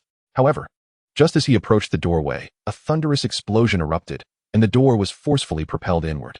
The gunman, who was about to step outside, was struck down by the metallic door, blood gushing from his orifices, rendering him fatally wounded. Alicia's, narrowly evading the door's onslaught, peered outside, where the very mutant he had encountered moments ago stood waiting. After a series of gunshots rang out, Alicia's felt a searing heat at his throat. The mutant's bloodied claws were poised menacingly against him. The surrounding gunmen, clutching their wounds, gradually succumbed to the ground. "Vibranium. Hand it over," the mutant growled, his voice reminiscent of a beast. Alicia's harbored no doubt that refusal would result in his throat being sliced open in an instant. "Wait, I'll give it to you. I'll give it," he hastily exclaimed, pressing a button on the wall behind him. He entered a password on the subsequently revealed keypad. A metallic door slowly slid open, revealing an apparatus reminiscent of an elevator descending, housing blocks of vibranium within transparent glass containers. All the vibranium was here, an impressive total of 136 kilograms. Upon sighting the vibranium, the mutant forcefully shoved Alicia's aside. Alicia scrambled to retreat from the doorway. The mutant, disregarding him, advanced to inspect the contents, subsequently packing the vibranium into a bag and striding toward the exit. Just as he reached the threshold, a figure plummeted from above, crashing onto the ground with a resounding thud. Observing the scene within the cabin, Su-Mo exhaled in relief. He had arrived just in time. Casting a glance around the room, he took note of the mutant's weathered visage and claw-like hands, momentarily taken aback. As the wounds on the mutant's body began to heal rapidly, several bullets were expelled from the injuries. Saber-toothed tiger? A name flickered in his mind. The creature's appearance, coupled with its formidable regenerative abilities, led Su-Mo to deduce the mutant's identity with remarkable swiftness. How could he possibly be here? Yet, after a fleeting moment of confusion, Su-Mo reconciled himself to the reality of this world, where even the red tank could forge alliances with the gold, making the presence of a saber-toothed tiger seem rather unremarkable. "Step aside." The saber-toothed tiger growled in a deep voice, fixating his emotionless gaze upon Su-Mo. Was he being controlled? Su-Mo speculated. With that thought, he resolved not to waste any further words. In an instant, he vanished from sight. The saber-toothed tiger blinked in surprise. Before he could react, a massive black fist, akin to a sandbag, loomed before him. An overwhelming force surged forth. The saber-toothed tiger felt a jolt across his face, and in the next moment, he was propelled like a rocket, crashing through several layers of steel before ascending into the air. With his formidable physique and extraordinary regenerative abilities that rendered him impervious to firearms, the saber-toothed tiger, Victor, was nearly an insurmountable entity when compared to ordinary humans. Yet, regrettably for him, he had crossed paths with Su-Mo. The formidable physical prowess, rendered insignificant in the face of Su-Mo's colossal strength exceeding 30 tons and velocity surpassing 100 meters per second, was starkly evident. Ulysses, accompanied by his cadre of gunmen, arrived at the threshold of the room, only to witness the unfolding scene, his expression momentarily frozen in surprise. "And who might you be?" Su-Mo, undeterred by the inquiry, stepped forward, retrieving the package that the saber-toothed tiger had carelessly discarded. Upon confirming that it contained precisely what he sought, a faint smile graced his lips. "Hey, mate, that belongs to me. Return it at once," Ulysses exclaimed, observing Sumo's actions, clearly intent on seizing the vibranium. "Return it to you? I acquired it through my own merit. Why should I relinquish it?" Sumo retorted with unwavering confidence. Ulysses found himself momentarily at a loss for words upon hearing this. "Friend, it seems you fail to grasp the gravity of the situation before you. I strongly advise you to be sensible." With that, he gestured, and the barrels of his henchman's firearms swiftly aligned towards Sumo. "If you know what's good for you, lay down what you possess immediately." Sumo, upon hearing this, slowly turned to face the group, recognizing that, apart from the vibranium, these individuals held significant value to him. After all, they represented potential points in his pursuit. Chapter 15, The Acquisition of Vibranium and the Secret Base as Sumo prepared to strike. A sudden boom heralded the arrival of Victor, the saber-toothed tiger, leaping towards him from the side. With a swift motion, Sumo raised his foot and sent Victor sprawling away like a mere sandbag, crashing into the adjacent cabin. Yet, in less than 2 seconds, Victor reemerged, full of vitality. Shaking his head, Sumo acknowledged the troublesome self-healing ability of his adversary, but wondered if such resilience would deter him. Before he could make his next move, Ulysses, previously overlooked, displayed an expression of fury. "Damn it," he exclaimed, swinging his right hand fiercely. "Open fire on them." Upon receiving his command, the group of subordinates hesitated. Glancing at the 2 figures in the distance, Ulysses' loyal second-in-command, after a brief moment of uncertainty, quietly inquired, "Boss, which one should we target?" In a fit of rage, Ulysses struck him with a resounding slap. "Of course, both. They must die." With renewed determination, the gunman no longer hesitated and pulled the triggers in unison. In an instant, the cabin erupted with gunfire, thick smoke enveloping the space. However, the bullets aimed at Sumo inexplicably halted in midair, suspended less than a meter from him. Meanwhile, Victor's body was riddled with numerous blood wounds. Enraged, he let out a furious roar, abandoning Sumo to charge at the gunman instead. Sumo, anticipating this, swiftly intercepted Victor.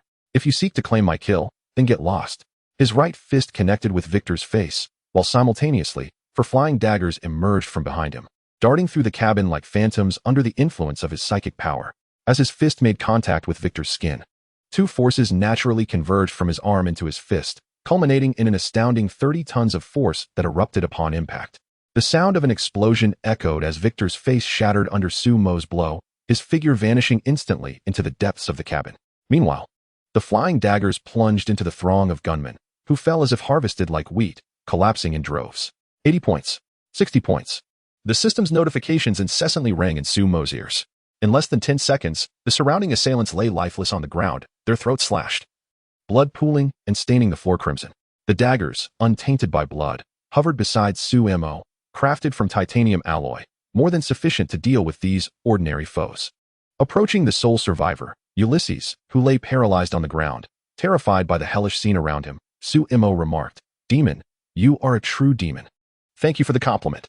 As a token of my appreciation, I shall send you to reunite with your subordinates." Upon concluding his words, Sumo extended his hand to grasp the opponent's neck, applying gentle pressure. With a crack, the antagonist was vanquished, earning him a commendable 2,000 points. He opened the system panel for a brief examination. After purging all the arms dealers, his points had accumulated to over 6,000. This indicated that in the mere span of a minute, he had garnered nearly 5,000 points. Closing the panel, Sumo proceeded towards the saber-toothed tiger that had just been sent flying. Although its face had been utterly obliterated from the previous strike, given its prior regenerative capabilities, this setback was hardly significant for the creature. Indeed, there was no trace of the opponent within the cabin. It appeared that the foe, realizing no advantage could be gained, had opted to flee. Anticipating this outcome, Sumo remained unperturbed, collecting the vibranium from the cabin before departing. Once back in the helicopter, Sumo retrieved a tablet. After navigating through its interface, a map materialized on the screen, depicting 2 blinking dots, one red and one blue. The red dot represented his current location, while the blue dot indicated the saber-toothed tiger's position. During their earlier confrontation, Sumo had discreetly affixed a miniature locator to Victor's person. It became evident that the stronger the adversary he eliminated, the greater the points awarded. Ordinary individuals yielded a maximum of merely a few dozen points, whereas formidable opponents like Jin Bing equated to the worth of nearly 100 common foes. The vacant expression on the saber-toothed tiger's visage suggested it had likely been manipulated by a mutant possessing psychic abilities. Such mutants were scarce, and those capable of controlling a creature like the saber-toothed tiger were even rarer. Furthermore, it was clear that such an individual could not possibly be a paragon of virtue. This implied that eliminating the foe would yield substantial points. Primarily, however, with the celestial tower residing in his mind's eye, he could be considered a nemesis to these mind-controlling mutants. Before long, he observed the blue dot's velocity on the tablet surge, rapidly departing the African continent and heading toward America. Sumo's private aircraft took flight shortly thereafter, pursuing the direction of the blue dot. Several hours later, the blue dot came to a halt on the tablet. Sumo inspected its location, which was nestled within a mountainous region of Florida. To evade detection by the opponent's aircraft radar, Sumo's private plane had just entered American airspace. However, he did not intend to approach his target via the private aircraft. Instead, he had it land at the nearest airport. 30 minutes before the plane's descent, Sumo had already disembarked. On the periphery of the Appalachian Mountains, an aircraft gracefully descended onto a platform on the hillside. Moments later, the saber-toothed tiger and a middle-aged man emerged from above. They approached a massive alloy door embedded in the mountain's face, which began to open slowly. Upon entering the interior and traversing a lengthy corridor, one arrives at an expansive laboratory. The walls of the laboratory are entirely composed of glass, behind which lie numerous small chambers resembling prison cells. Each chamber contains a bizarrely shaped mutant, bound to a metallic operating table, surrounded by several figures clad in white coats. Most of the mutants are in a state of unconsciousness, teetering on the brink of life and death. Only a few remain conscious, their eyes reflecting a semblance of emptiness and numbness. After passing through an indeterminate number of alloy doors, they find themselves before an elderly man, appearing to be in his 50s or 60s. What? A failure? The old man glares furiously at the two standing before him. Useless. Truly useless. You can't even handle such a trivial matter. I apologize, Dr. Phil. In the face of the other's wrath, the middle-aged man offers a quiet apology, while the saber-toothed tiger standing nearby wears an expression of utter bewilderment. Noticing the saber-toothed tiger's dazed demeanor, Dr. Phil's fury intensifies. He advances, unleashing a flurry of punches and kicks, only pausing when his fists begin to ache. Gasping for breath, he sinks onto a nearby seat. Without equipment crafted from Edmund alloy, there is no way to transfer the self-healing factor into my body. No, there must be a substitute metal. With these words, he rises and strides toward the laboratory. Chapter 16. The mutant research base. Before Phil could exit the room, a piercing alarm reverberated through the chamber. His expression shifted, and he turned to gaze at the surveillance feed on the wall. Instantly, he beheld a figure, cloaked and shrouded, descending from the mountaintop where the base was situated. It was him indeed. The middle-aged man, trembling in place, let out a gasp at the sight of the familiar silhouette on the screen. Upon hearing this, Phil felt a surge of elation. Are you implying that the vibranium is in his possession? Indeed. The middle-aged man nodded. He is the one who injured the saber-toothed tiger and seized the vibranium. Phil's eyes gleamed with excitement. What audacity to steal the vibranium and dare to return. Realizing the implications, the middle-aged man turned his gaze toward the saber-toothed tiger. Moments later, he retrieved a locator the size of a soybean from his pocket, his face betraying a hint of terror. My apologies, Doctor, it was my oversight. No. Phil shook his head. You performed admirably. With that, he pressed a button on the wall. Instantly, the blaring alarm echoed throughout the base. Armed soldiers surged from various rooms, converging on the entrance. Outside, Sumo, who had just landed on the mountaintop and was steadily approaching the base's entrance, immediately noticed the soldiers rushing forth. Discovered? Observing the swiftly gathering troops, Sumo quickly assessed the situation. Since he had been detected, he had no intention of playing hide and seek any longer. With a thought, the soldiers who had just emerged felt an overwhelming force surging through their weapons, which were suddenly wrenched from their grasp. These firearms, as if in formation, lined up in the air, their barrels aimed at their former wielders. Witnessing this spectacle, the soldiers' faces drained of color, and without hesitation, they turned to flee. However, their speed was woefully insufficient. Just as they pivoted, the triggers of the firearms seemed to be activated by an unseen force. Rat-a-tat-tat. The din of gunfire echoed through the corridor, interspersed with anguished cries. By the time the magazines were emptied, the base's armed forces had been nearly eradicated. Subsequently, Sumo stepped into the base, for flying daggers emerged from behind him, orbiting around his form. The researchers, already aware of the base's breach, transformed into combat units, each brandishing their firearms toward the entrance. As footsteps approached, Sumo entered the laboratory. Upon crossing the threshold, he glanced through the transparent glass surrounding the lab, observing various mutants held as experimental subjects in the adjoining rooms. Live research on mutants? Sumo's brow furrowed, his gaze toward the distant researchers imbued with a chilling intensity. As those researchers laid eyes on Sumo, They almost simultaneously pulled their triggers. Regrettably, Sumo's reaction was equally swift. His mental prowess enveloped the group of researchers. At the very moment they squeezed the triggers, the muzzles of their pistols appeared to be constricted by an unseen force, converging towards the center. In an instant, a cacophony of gunfire erupted, filling the room with anguished cries. Simultaneously, the flying blades that circled around Sumo hurtled towards the individuals sprawled on the floor. Within half a minute, silence reigned over the chamber. This scene was vividly captured on the surveillance monitor mounted on the wall of Dr. Phil's office. Dr. Phil stood frozen in disbelief. Magneto? Impossible, absolutely impossible. A look of incredulity crossed his face. In terms of stature and physique, the figure before him bore no resemblance to Magneto. Furthermore, to his knowledge, Magneto seemed to have lost his mutant abilities, while ordinary individuals might remain oblivious. It was no secret to them that Magneto had been injected with a mutant cure. A devil, it must be a devil. At that moment, a middle-aged man remaining in the room collapsed with a thud, emitting a piercing scream. This outcry jolted Dr. Phil back to reality. Silence, he barked, before swiftly retreating to the rear of the office, retrieving a small briefcase from the corner safe, and hastily fleeing towards the back of the base. The situation was clear.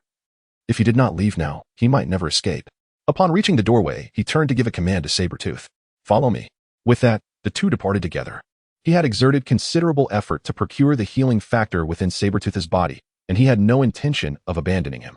The middle-aged man, now realizing the gravity of the situation, scrambled to his feet with great urgency. Doctor, take me with you, he called out, chasing after the direction in which they had fled. Get lost. A gunshot rang out, and the middle-aged man collapsed into a pool of blood. At this point, the vicinity near the entrance of the base was devoid of any human presence. Upon entering the base, Sumo merely cast a cursory glance around. Could this be a secret base of Hydra? The array of researchers and fully equipped soldiers within the facility led Sumo to this conjecture. Without hesitation, he swiftly darted deeper into the base.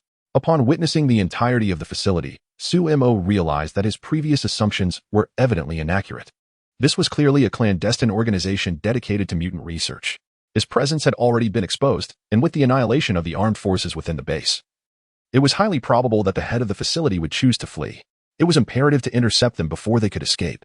In less than half a minute, Sumo traversed the corridor and arrived at a small platform at the rear of the mountain. At that moment, on the platform, Sabretooth stood before a zip line that extended towards the foot of the mountain. In the distance, it appeared that someone was gliding downwards on a zip line. Noticing the saber-toothed tiger, which had also secured itself with a hook and was preparing to depart, Sumo focused his mental energy. No matter how forcefully the saber-toothed tiger struggled, the zip line remained utterly unyielding. At that moment, the saber-toothed tiger became aware of Sumo's presence behind it and let out a fierce roar before tearing off the hook and lunging towards him. Having already discerned the location of the opponent's lair, Sumo had no intention of showing mercy. Moreover, with the owner of the base fleeing at an alarming speed, he had no time to linger. Double power. Mental energy enhancement. Clenching his right fist, encased in a metallic glove, he struck towards the adversary. The mental energy could not exert its influence on the physical form. Upon contact, it would simply pass through. To facilitate the augmentation of his abilities in flight, he had specifically crafted a suit of armor made from metal, with a physical strength of 15 tons, doubling that resulted in 30 tons, augmented by an additional 61 tons of mental energy. At that moment, the force behind his right punch approached a staggering 100 tons. As he threw the punch, a tremendous sonic boom reverberated across the platform. His fist struck the saber-toothed tiger with the speed of lightning. The saber-toothed tiger momentarily halted, as if its body had been placed on pause, suspended in midair. Then, in an instant, its form erupted like a punctured balloon. 12,000 points. The system's voice echoed in his mind. However, he had no time to check. With a leap, he pursued the direction of the zip line. Chapter 17. Armor. Storage ring at the foot of the mountain. Dr. Phil, suspended on a zip line, came to a halt in a clearing amidst a dense forest. Just as he unfastened the hook from his harness, he heard a sound from the sky behind him, akin to the slicing of air. Turning around, he was immediately met by the sight of a familiar figure rapidly approaching him. Damn it, Doctor! Phil exclaimed in exasperation as he hurriedly dashed into a wooden structure situated in the clearing. Moments later, an off-road vehicle roared out from within, executing a sharp turn before speeding off in the opposite direction of Sumo. At the helm of the vehicle, Dr. Phil glanced into the rearview mirror to see the figure drawing ever closer. In a fit of panic, he pressed the accelerator to the floor. However, it was evident that no matter how superior the vehicle's performance, it could not hope to rival a flying unit in such terrain. At that moment, Sumo was less than 50 meters away from him. Dr. Phil retrieved a handgun from the vehicle, extending his left hand out the window to fire at Su-Mo in the sky. Regrettably, the bullets posed no threat to Su-Mo, who effortlessly evaded them. Distracted by his attempts to shoot, Dr. Phil completely overlooked a fallen tree obstructing the road ahead. By the time he noticed, it was already too late to swerve. With a jolt, the vehicle, traveling at nearly 150 kilometers per hour, collided with the tree, launching it into the air. After a series of somersaults, the vehicle careened into the thicket beside the road, ultimately coming to rest against a large tree. Dr. Phil shook his head vigorously, attempting to clear the dizziness clouding his mind. Just then, Su-Mo caught up, hovering slowly in front of the vehicle. Observing the bloodied visage of Dr. Phil within the cabin, Su-Mo's lips curled into a slight smirk. "Sir, this is hardly an ideal parking spot." With that, he delivered a swift kick, sending the vehicle tumbling down from the tree. "No!" Dr. Phil screamed in terror as he felt the sensation of weightlessness. At that moment, the vehicle was still several meters above the ground, and should it land improperly, he could very well meet his end. However, just before it made contact with the ground, an inexplicable force caught the vehicle, allowing it to descend gently. Su-Mo manipulated the car with telekinesis, guiding it down softly. He then approached and tore the mangled door away, effortlessly pulling Dr. Phil from the driver's seat and tossing him onto the ground beside him. "Shall we begin your introduction now, or would you prefer to endure some torment first?" "I'll tell you everything." A series of harrowing events had pushed Dr. Phil to the brink, prompting him to hastily divulge his identity. As he spoke, Su-Mo gleaned the man's background. He was Phil Andrew, a former researcher under Strick, who had narrowly escaped the previous catastrophe at Lake Acre due to his absence from the base. In recent years, he has clandestinely developed a technique capable of transferring the healing factors from a saber-toothed tiger. Subsequently, he devised a plan to capture the creature and use the few remaining control potions to subdue it, with the intent of transferring its healing factors into his own body. This transfer technique necessitated the use of adamantium alloy. He possessed the formula for this alloy, yet he lacked one crucial ingredient, vibranium. After extensive investigation, he finally discovered it linked to Ulysses, which led to the events that transpired earlier. "Do you have the formula for adamantium alloy?" he inquired. "Indeed. Furthermore, I have gathered the remaining metals required for its synthesis. In the previous laboratory, as long as I acquire vibranium, I can directly synthesize adamantium alloy." The other party quickly explained, clearly hoping to demonstrate his worth in order to secure his own survival. A smirk graced Su-Mo's lips, although he had misjudged the situation. Failing to encounter the anticipated telepathic mutant, and thus missing out on points, acquiring the formula for adamantium alloy meant that his time had not been wasted. He immediately contacted Avril, instructing her to transport the vibranium left on the private jet. He then lifted Phil and soared towards the location of the former laboratory. The following day, an aircraft gradually ascended from the Appalachian Mountains, swiftly vanishing into the sky. Moments later, a resounding explosion echoed in its wake. Inside the cabin, Su-Mo surveyed the complete set of armor crafted from adamantium alloy and vibranium before him. Unlike Tony's suit, his ensemble, entirely forged from vibranium, was more aptly referred to as armor. This dark, streamlined suit contained no electronic components. After all, with his mental prowess, he did not require any powered assistance systems. The primary functions of this armor were protection and facilitating his telekinetic control. 16 flying daggers, made of adamantium alloy, were distributed along the legs and arms of the armor. In addition to the daggers, he had crafted a closed combat sword, also fashioned from adamantium alloy, which was specially designed with a sheath on the back of the armor for convenient storage. Opening the system marketplace, he noted that after a series of fierce battles, his points had reached 27,000. He began by searching for storage equipment in the marketplace, and soon, a list appeared before his eyes. Storage ring. F grade contains a space of 1,000 cubic meters. Required points for exchange, 3,000 points. Storage ring. E grade contains a space of 1,000,000 cubic meters. Required points for exchange, 20,000 points.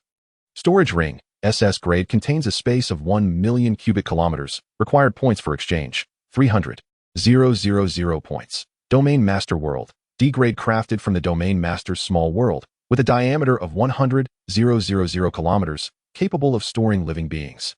Required points for exchange, 1,000,000 points. Divine Kingdom Crystal. D grade formed from the remnants of ordinary immortal beings after death, containing an internal space of 1,000,000 kilometers in diameter. Required points for exchange, 10,000,000 points. The various storage items on the list made Su-Mo's heart race with excitement. Setting aside other considerations, the D-grade Domain Master World alone could encompass the entire Earth, given that Earth's diameter is merely over 10,000 kilometers. However, The points required for the subsequent exchanges swiftly brought Su-Mo back to reality. After some contemplation, he opted to exchange for an F-grade storage ring. With his current points being limited, it is prudent to invest them in enhancing his strength.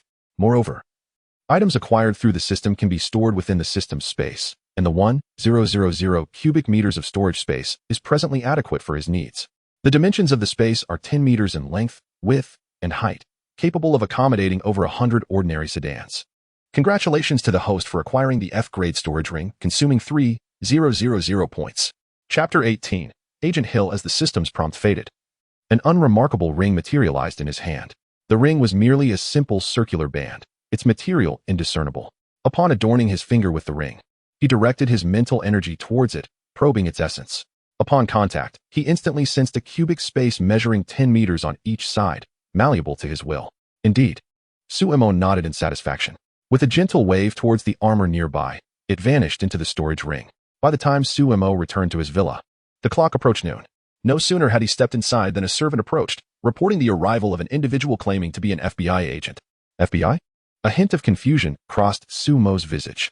His only prior encounter with the FBI had been through cinematic portrayals, where the agency invariably issued warnings.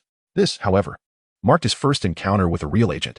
A few minutes later, in the reception room, Su-Mo found himself seated opposite a tall woman. She was clad in a form-fitting black outfit that accentuated her enviable figure, her hair neatly styled in a bun. And her striking blue eyes regarded Su-Mo with a hint of curiosity. Hello, I am Maria Hill, representing the Department of Homeland Strategic Defense, Attack, and Logistics.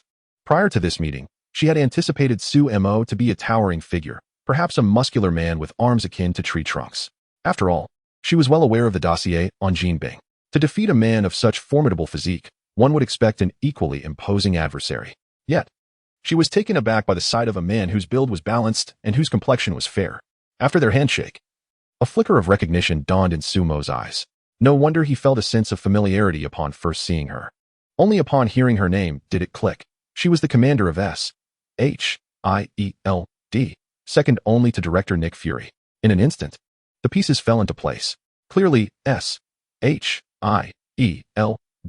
had received word of his victory over Jean Bing through Black Widow Natasha. He could easily surmise her purpose, to persuade him to join their ranks. Sure enough, her opening remark confirmed his suspicions. Mr. Su, I am here on behalf of the Department of Homeland Strategic Defense, Attack, and Logistics to extend an invitation for you to join us. Hill presented a document to Su-Mo with a serious expression. Su-Mo accepted the file, perused it casually for a moment, and then tossed it onto the table before him. With a light chuckle, he regarded Hill. To forsake a life of luxury and risk my life battling criminals? Ms. Hill, I do not consider that a prudent course of action. Hill showed no sign of surprise at Su-Mo's refusal. Understanding his perspective, she smiled softly. Retrieving a tablet from her bag and opening a video, presenting it to Su-Mo. I trust that after you read this, your perspective may shift. Su-Mo's expression changed subtly as he reached out to take the computer from the other party's hands, immersing himself in the content. The scene depicted in the video unfolded within a grand hall, filled with a diverse assembly of mutants, seemingly engaged in earnest discussion. Judging by the angle of the footage, it appeared to be surreptitiously captured by one of the mutants. An elderly man adorned with a metallic helmet presided over the hall. Magneto, the Brotherhood. Almost instantaneously, Su-Mo deduced that the video showcased an internal gathering of the Brotherhood, where the principal topic of conversation revolved around how to induct him into their ranks. Naturally, their primary interest lay in the vast wealth he possessed. Upon finishing the video, Su-Mo's countenance darkened. He was not particularly surprised by the affiliation of Jean Bing and Red Tank with the Brotherhood, as he had harbored suspicions about it previously. However, what perplexed him was the urgency with which they sought to acquire substantial funds. Were they conspiring to orchestrate something significant? Initially, he had little inclination to involve himself with them. After all, should they cause upheaval, the X-Men would undoubtedly intervene. Yet, since their machinations seemed to be directed towards him, he resolved to respond without courtesy. Fortunately, he had received prior intelligence. Otherwise, he could have unwittingly fallen into their trap. How about joining us? We can assist you in dealing with these individuals. Agent Hill continued her persuasion. Perhaps it is you who will benefit. Su-Mo retorted. The mutant schemes would not escape the scrutiny of S.H.I.E.L.D., as the organization was founded to counter such anti-human factions. While they presented their assistance as a favor, it was merely a guise to leverage Su-Mo's capabilities against the mutants. Agent Hill, undeterred by Su-Mo's insight into her motives, maintained a serious demeanor as she addressed him. There is no distinction here. They indeed pose a threat to your safety.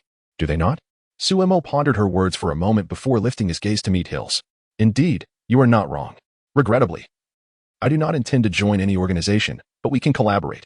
Oh, what form would this collaboration take? Hill inquired, momentarily taken aback. This time, I can ally with you to confront these mutants. In gratitude for your intelligence, I am willing to intervene in a particular predicament of yours. Of course, should our collaboration prove fruitful, we may engage in such exchanges in the future. For every piece of intelligence you provide that I require, I shall assist you in return.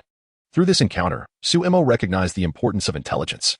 Had Agent Hill not approached him, he might have fallen victim to a covert scheme. Despite S.H.I.E.L.D. having devolved into something akin to Hydra, it remained undeniable that their intelligence network regarding various factions was formidable, apart from potential inaccuracies concerning Hydra. Moreover, this arrangement posed no detriment to him. Those individuals whom S.H.I.E.L.D. must confront are, more likely than not, far from virtuous. He is compelled to handle these individuals to accrue points. Consequently, not only can he address them with assistance at hand, but he is also free from concerns regarding the aftermath, a veritable twofold gain. Upon hearing this, Hill shook her head. For this matter, I must seek our commander's counsel. Of course. Suemo nodded, allowing Hill to take her leave with her phone in hand. In less than 10 minutes, she returned. A pleasant partnership. From now on, I shall be your sole liaison. Apart from myself and the director, no one in S.H.I.E.L.D. will be privy to your information. By the way, someone will soon deliver the dossier on the Brotherhood of Mutants. After bidding Hill farewell, Suemo sat in contemplation. He had now caught the attention of the Brotherhood. Given their intent to strike against him, he would not remain idle. Although, within the cinematic universe, the power exhibited by the Elder Wand during his prime could shift nuclear submarines weighing thousands of tons, the outcome of an actual confrontation was uncertain.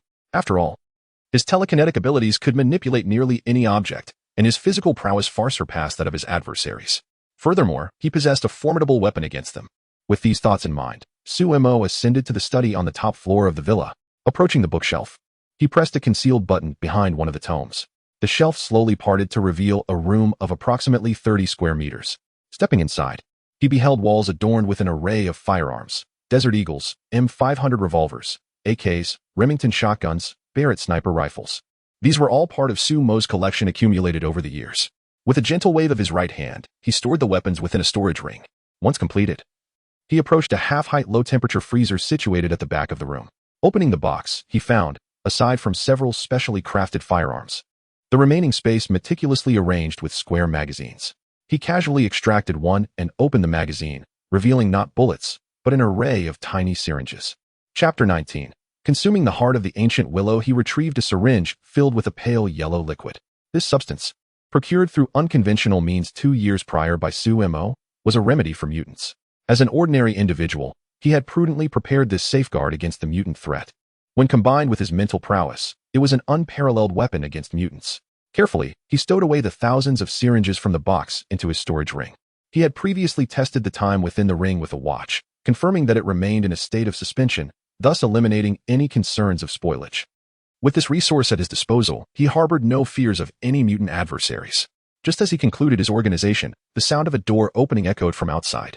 "Darling, what are you doing?" Upon hearing that familiar voice, Suemo's gaze shifted. It did not seem to belong to Wanda. After all, their relationship had improved significantly. Yet she had never addressed him in such a manner until now. Exiting the armory, he was greeted by the sight of a tall figure standing before the desk, a bright smile adorning her face. "Wait, how did you end up here?" Recognizing her features, Suemo rubbed his eyes in disbelief. The person before him was none other than his former girlfriend, Anne Hathaway. Noticing the surprise etched on Suemo's face, Anne chuckled softly and approached him, wrapping her arms around his neck. "Why can't I be here?"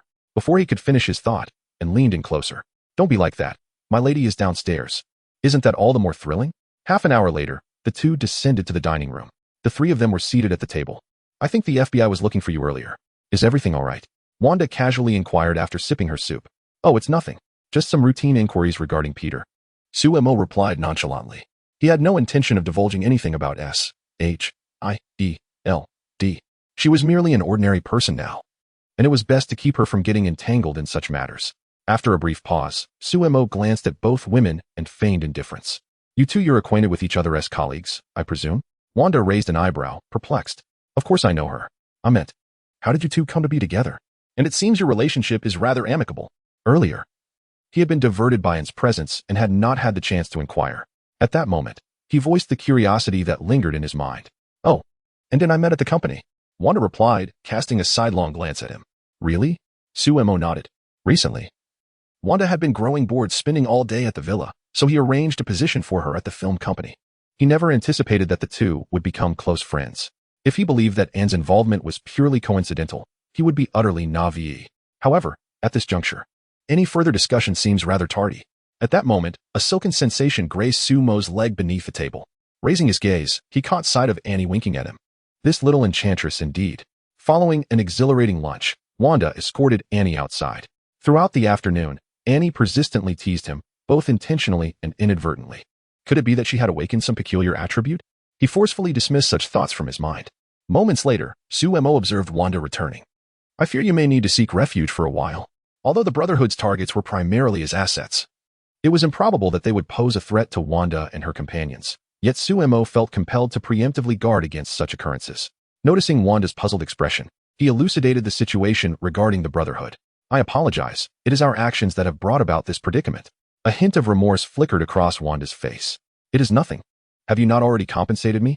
A teasing glint briefly crossed Sumo's smiling visage.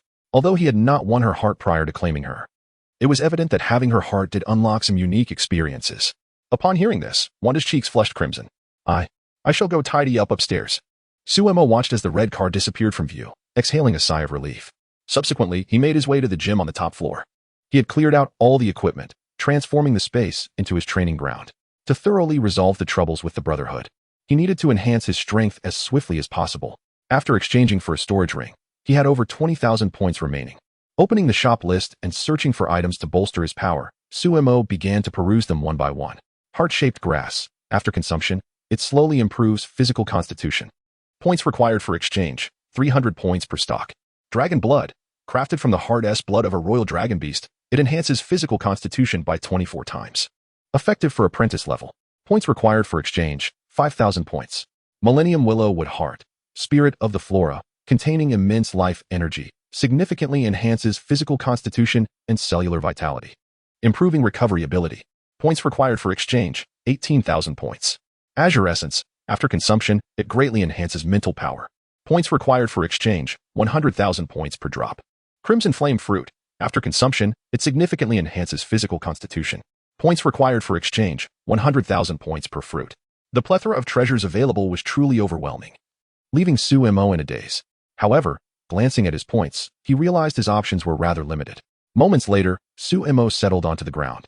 A green crystal over a meter long suspended before him. Was this the Millennium Willow at heart? He scrutinized the crystal closely. Its exterior was remarkably hard, while a green liquid seemed to flow within. Suemo glanced at the instructions for use. The method entailed shattering its rigid exterior to access the liquid contained within. He retrieved a blade forged from Edelman alloy and deftly sliced across the crystalline shell, creating a slender fissure. As the viscous liquid seeped from the crack, Suemo hesitated not a moment. He brought the crystal to his lips, allowing the green, jelly-like substance to flow into his mouth. A fragrant aroma reminiscent of lush vegetation enveloped him. The liquid cascaded down his throat, and he soon felt a refreshing sensation spreading throughout his body. As this coolness coursed within him, his physical prowess began to elevate. Concurrently, the dark golden sphere in his mind commenced a rapid rotation, emitting pure streams of mental energy, which his brain eagerly absorbed, enhancing his psychic strength. The two energies within him coexisted harmoniously, swiftly augmenting his capabilities. Alongside this surge in power, Suemo sensed a peculiar energy gradually permeating his being. As he absorbed this energy, he experienced an invigorating vitality coursing through him. Is this what they refer to as life energy? With this energy's infiltration, a warm sensation enveloped him, and amid the soothing feelings, his strength soared rapidly. It was an exhilarating experience beyond compare. Chapter 20. The Pinnacle of the God of War. The pursued White Empress. The entire process lasted for over 2 hours. As the acceleration came to a halt, Suemo gradually opened his eyes. At this moment, a layer of dark brown impurities clung to his skin. After cleansing these substances, he felt invigorated and returned to the training room. He opened his attributes panel. Name, Suemo. Age, 20. Strength, 93, 560 kilograms. Speed, 386 ms. Mental power, 387, 600 kilograms. Special ability, none. Points, 6, 160. Excitement gleamed in Sumo's eyes. With a physical output of 93 tons and a mental power output of 387 tons, he had increased his capabilities sixfold or more compared to before. Furthermore, the 1,000-year-old Willow Heart possessed another significant effect. It enhanced his body's recovery abilities. Contemplating this, he retrieved a flying knife and gently drew it across his arm. A sound akin to a dull blade slicing through leather echoed, leaving a faint white mark where the adamantium knife had traced its path. Witnessing this, Sumo paused, astonishment washing over him. Despite understanding that the enhancement to his body was comprehensive, he had not anticipated his defense to reach such a level. It was crucial to note that although he had only made a light cut, it was based on his strength of over 90 tons. Even when consciously restraining his force, it still exceeded several hundred kilograms. Not to mention, ordinary individuals would be cut through like tofu under such power. Yet, on his skin, it merely left a subtle white mark. Given this level of defense, it seemed unlikely that even a sniper rifle could inflict any harm upon him. Calming his exhilaration, Sumo gradually increased the force applied to the flying knife. It was not until he exerted nearly 2 tons of strength that he managed to draw a slender line of blood on his skin. However, before the blood could flow from the wound, the skin on either side of the cut rapidly sealed itself under his gaze. This recovery ability. Sumo's eyes widened. The speed of recovery was significantly more impressive than that of the saber-toothed tiger he had previously observed. It was astonishing. One could say that the 1,000-year-old Willow Heart had amplified his combat power by a substantial margin, perhaps a dozen times or more. Moments later, a figure shot out from the villa at an astonishing speed. Sumo's current flying velocity surpassed Mach 2, approximately 700 meters per second, equating to roughly 500 kilometers per hour. In less than 3 minutes, he arrived at a mountainous region over 100 kilometers away from the villa, in New Jersey. Less than half a minute after Sumo's departure, at the headquarters of Shuttle, in Nick Fury's office, Agent Coulson rushed in. "Director, there is a significant crisis event." Upon hearing this, Nick Fury's expression changed. The last time he heard such words, it was when Tony donned his armor and battled Ironmonger in the skies of New York. Coulson handed him a tablet with urgency. A high-velocity, unidentified flying object was spotted over New York. Nick Fury scrutinized the data on his tablet. 2 Machs. Tony Stark? No. He had just received news that Tony was at his seaside villa. Ever since Tony's identity as Iron Man was revealed, he had naturally become a focal point of SHIELD's attention, with his whereabouts being tracked almost around the clock. This was the reason why Coulson was able to discern that the flying figure was not Tony. Fury swiped the tablet to observe the flight trajectory of the unidentified object. Wait, this location, could it be him? The initial position of the UFO was alarmingly close to Sumo's villa by the Hudson River. He felt almost certain that this unidentified flying object was likely connected to Sumo. However, he did not intend to disclose any information regarding Sumo. Over the years, he had sensed that certain factions had infiltrated SHIELD, and some information was better kept confidential. One could never tell when it might become a vital card in his hand. With this thought, he handed the tablet back to Coulson. "Delete this incident from the records. Let it be as if it never occurred." Coulson, upon hearing the directive, exhibited a moment of surprise. Yet his training as an agent prevented him from questioning the director's command. He nodded and exited the room. As Fury watched the door close, he inwardly sighed. It seemed necessary to reassess the capabilities of the individual in question. Meanwhile, clad in his armor, Sumo hovered before a rocky cliff in the mountains. He intended to test the extent of his powers. Taking a deep breath, Sumo clenched his right fist and struck the rock face with tremendous force. With double the exertion, augmented by approximately half of his psychic energy, he unleashed nearly 400 tons of power upon the rock. A resounding explosion echoed through the mountains. Boom! The tremendous sound reverberated throughout the range. On the cliff face, a vast spiderweb pattern emanated from the center of his fist, gradually spreading outward. As Sumo withdrew his fist, it seemed to trigger a chain reaction, causing debris to cascade from the cliff. Moments later, a massive pit with a diameter of over 100 meters appeared. In the dense forest below, countless birds took flight in alarm. Nodding in satisfaction, he realized that his physical strength could easily overpower both Hulk and Spider-Man. After all, even Spider-Man's most illustrious feat, halting a moving train, required merely over 50 tons of force, just as he was about to experiment with telekinetic manipulation of flying knives. A faint disturbance rippled around the Star Tower in his mind. Simultaneously, a series of gunshots echoed from the distant forest. Sumo paused. This was the first fluctuation from the Star Tower since he had acquired it. However, after waiting a moment, nothing further occurred. Exhaling deeply, he acknowledged that with his current prowess, he was still far from being able to activate the Star Tower. He then turned his gaze toward the distance. The gunshots emanated from a dense forest, situated a full kilometer away. The trees obscured any clear view of the unfolding situation. After a brief moment of hesitation, he swiftly moved in that direction. Moments later, Suemo concealed himself amidst the thick foliage of a tree, gazing at a nearby clearing. A group of towering robots, each standing between 7 to 8 meters tall, surrounded a woman clad in white, her golden hair cascading around her. She appeared gravely injured, clutching her left shoulder with her right hand, her clothing stained by a large patch of blood. As she glanced at the encroaching robots, fury ignited in her eyes. In an instant, her skin transformed into a dazzling diamond-like brilliance as she surged towards Suemo's direction. The White Queen, Suemo, hidden among the trees, was taken aback by this scene. Such an ability was exceedingly rare. To his knowledge, only the White Queen possessed this unique power of diamondization in this world. The surrounding robots that encircled her were likely the infamous Sentinels. Piecing together the earlier fluctuations from the Star Tower, Suemo quickly deduced that, in addition to her diamondization ability, the White Queen also shared a telepathic capability akin to that of Professor X. The earlier disturbances from the Star Tower were likely a result of her attempting to reach out to him. After all, the commotion he had caused was considerable, making it entirely reasonable for her to notice.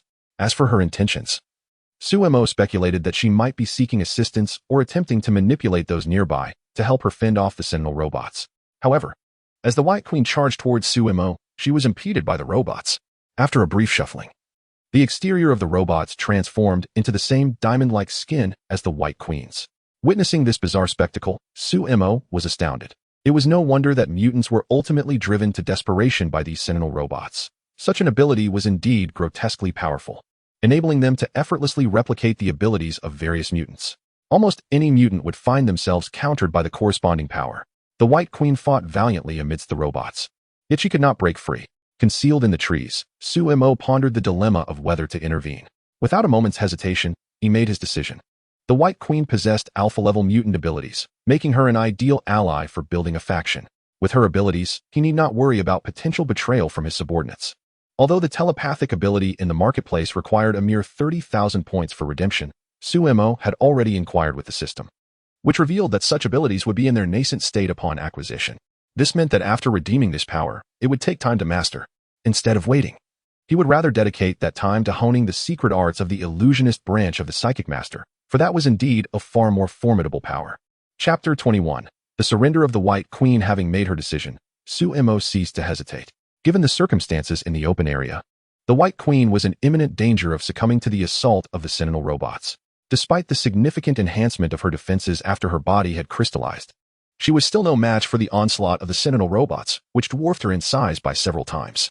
Following yet another collision, the White Queen could no longer withstand the force and was propelled backward by the tremendous impact.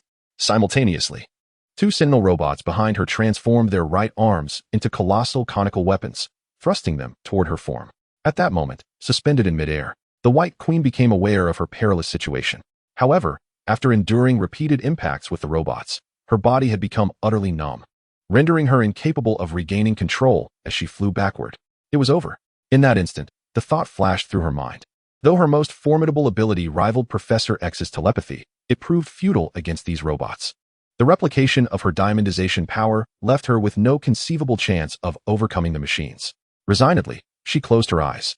Yet, after what felt like 5 or 6 seconds, she felt no pain whatsoever. Slowly, she opened her eyes to behold a figure clad in dark battle armor standing beside her.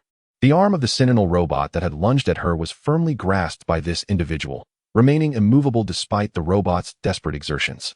As Suemo forcefully clenched his hands around the pointed weapon, the two Sentinel robots, now in diamond form, collided violently, shattering into a cascade of fragments. Subsequently, Suemo's figure flickered across the open space, and within less than half a minute, the 10 or so Sentinel robots lay in ruins, reduced to mere debris. Witnessing this spectacle, the White Queen's eyes brightened. The very robots that had cornered her were rendered powerless in the hands of her savior.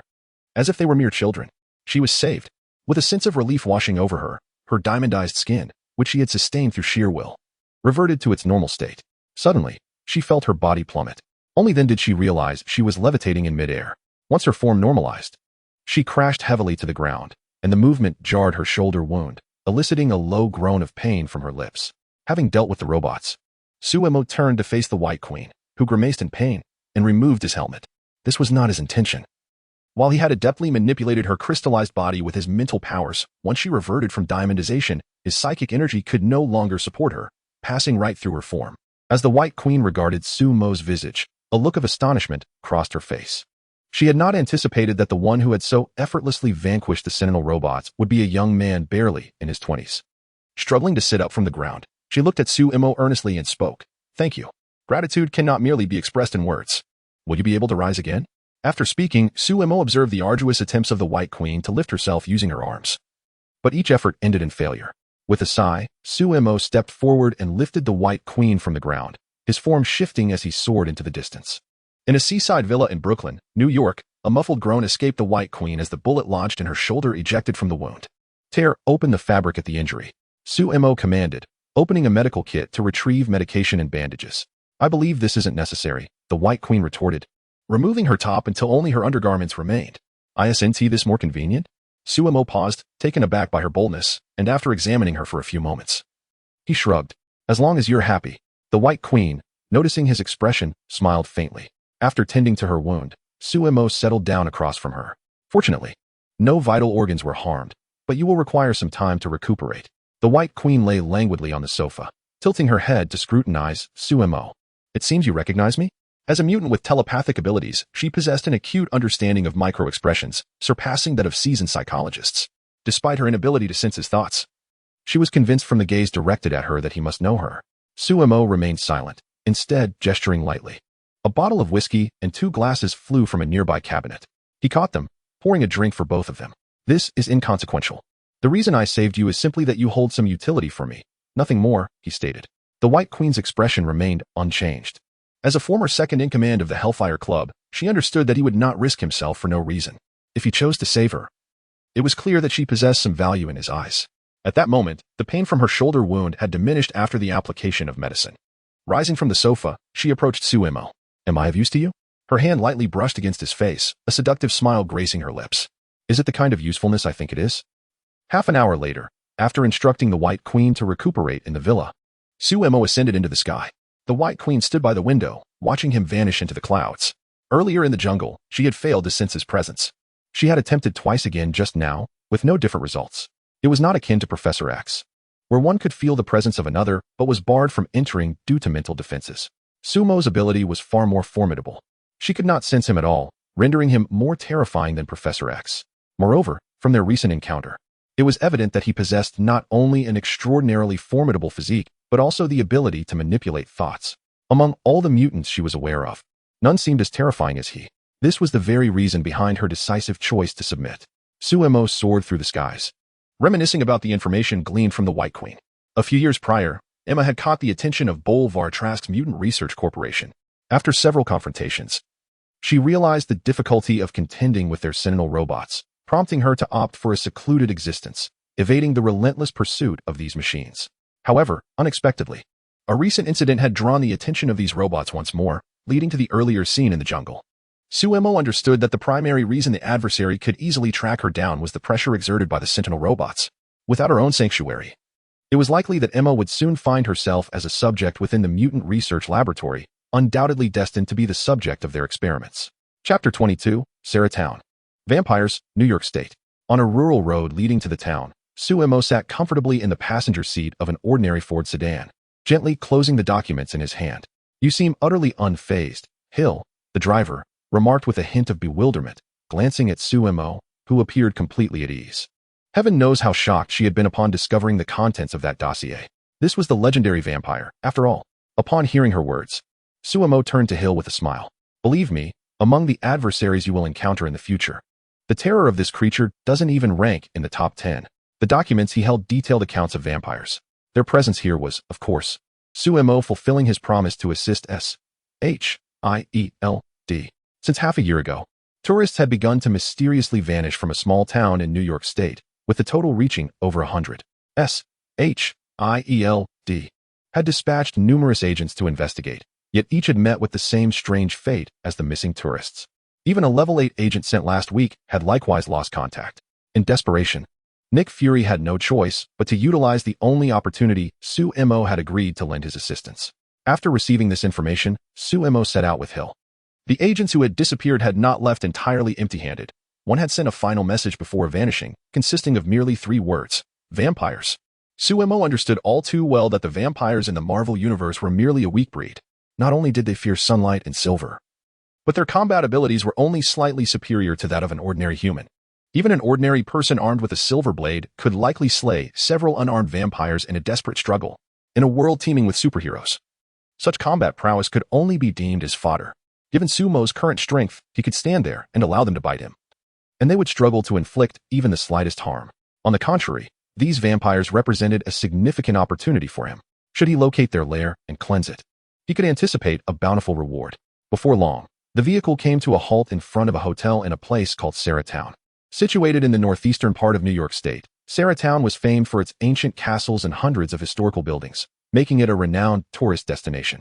With an increasing influx of visitors over the years, it had gradually evolved into a prosperous town, boasting nearly 100,000 residents. Suemo stepped out of the car, removed his sunglasses, and gazed at the distant conical castles and the age-old buildings within the castle area, a smile gracing his face. The scenery was quite appealing, indeed.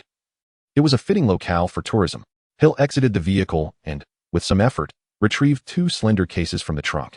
She glanced at Suemo with a hint of exasperation and remarked, "Do you really think we are here for a vacation?" Despite being a well-trained level 9 agent, she felt a twinge of trepidation when confronted with the legendary vampire. Unlike Suemo, who approached the situation with the casual ease of a tourist, she found herself unsettled. In response to her unease, Suemo offered a reassuring glance, then surveyed the somewhat dilapidated inn before them. "Is your budget constrained to such an extent? While it may not be necessary to reside in a 5-star hotel, this is rather lackluster."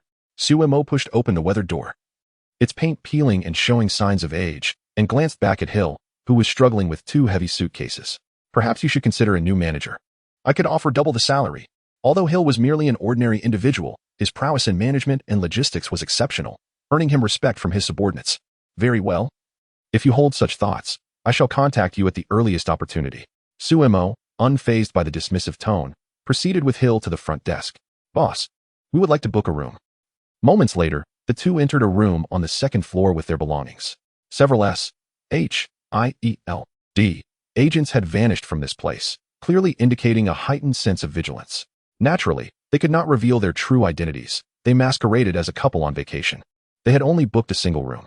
Hill placed the 2 suitcases on the bed and entered a password on the keypad atop them. With a hiss of released pressure, the cases slowly opened. Suemo peered inside, instantly deducing that they contained weapons designed to combat vampires. Though uncertain of their effectiveness, the presence of weapons provided a sense of security. After Hill spoke, he handed one of the suitcases to Suemo.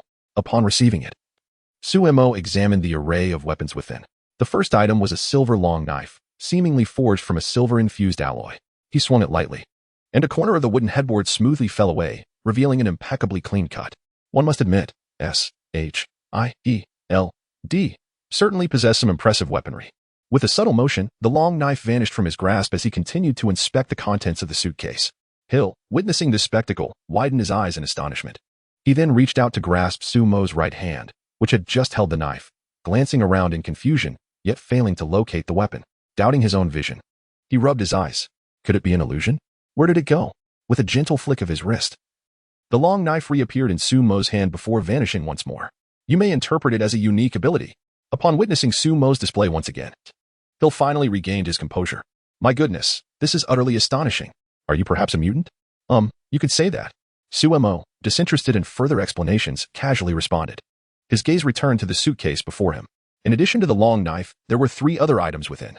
A specially crafted handgun designed to launch silver bullets, accompanied by over 100 rounds. Several grenades emanating a soft violet glow, along with an object resembling a spray bottle of sunscreen. The handgun and its ammunition were unremarkable and were promptly stowed away, while the grenades were easily deduced to be custom-made devices capable of releasing ultraviolet rays. However, the last bottle, akin to a sunscreen spray, left Suemo somewhat perplexed. He turned to his companion, Hill, seeking clarification. "What is this?" Having regained his composure, Hill swiftly provided an explanation. "This is a skincare spray infused with silver elements. According to what we've heard, applying this spray will render you utterly uninteresting to vampires." Suemo, intrigued yet skeptical, inquired, "How does this differ from garlic water?" Hill paused, momentarily taken aback, before responding thoughtfully. "The only distinction may be that using this spray will not cause ordinary individuals to perceive you as an outcast." Chapter 23. The castle and the vampire's trail all equipment was entrusted to Su-Mo, while Hill proceeded to search for traces left by the previous agents, leaving Su-Mo alone in the inn. After all, the investigation was the responsibility of agents like them, whereas Su-Mo merely provided martial assistance. Once the others departed, Su-Mo found himself with little to occupy his time and decided to wander outside the inn, strolling through the quaint town. It was early May, the height of the tourist season, and the streets were bustling with visitors, backpacks slung over their shoulders. It appeared that the government had successfully suppressed news of the missing tourists. Su-Mo couldn't help but sigh. After all, it was unlikely that so many tourists would still be present if the information about the numerous disappearances had circulated widely. Suddenly, he realized that if there were no hidden forces at play, the government would likely not choose to suppress such alarming news. With hundreds of individuals missing, merely silencing their families would be a daunting task. Why would the government engage in such a thankless endeavor? This suggested the possible involvement of high-ranking officials, as the allure of immortality was undeniably tempting for them. Despite the drawbacks of living in the shadows, when faced with the choice between death and mere sunlight deprivation, few would concern themselves with such a minor flaw. Like an ordinary tourist, Su-Mo aimlessly wandered through the town. Hours passed, and as dusk fell, he found himself in the vicinity of the ancient architectural structures. This area was vast, nearly occupying half of the town's expanse. The castles at the heart of this historical district were privately owned and not open to the public. As he stepped onto a path leading to one of the castles, he was promptly halted by guards. Recognizing the futility of resistance, he turned and departed. Once out of sight of the sentinels, a suit of armor materialized around him, enveloping him completely, and with a swift motion, he soared toward the castle. If there were any structures in this town most readily associated with vampires, it was undoubtedly these castles. After all, from the films he had seen, vampires were often depicted as residing within such ancient fortifications. Yet, reality seemed to disappoint him. After inspecting several castles, he encountered only a handful of maintenance staff, devoid of the pale-faced vampires he had envisioned. With night having fully descended, he could not ascertain the true nature of these individuals merely by appearance. Thus, he resorted to testing each one. The method was simple. He sprayed them with the silver-infused liquid entrusted to him by Hill. If any were vampires, they would surely react. However, the outcome was clear. These individuals were merely ordinary people. It was not until he approached a castle located at the very center of the complex that a scream echoed from a room at the top of the structure. Something was amiss. A flicker of excitement crossed Su-Mo's face. Subsequently, a flicker of movement saw him hovering outside the window of the room from which the cries emanated. Peering inside, he beheld a young girl bound to a chair.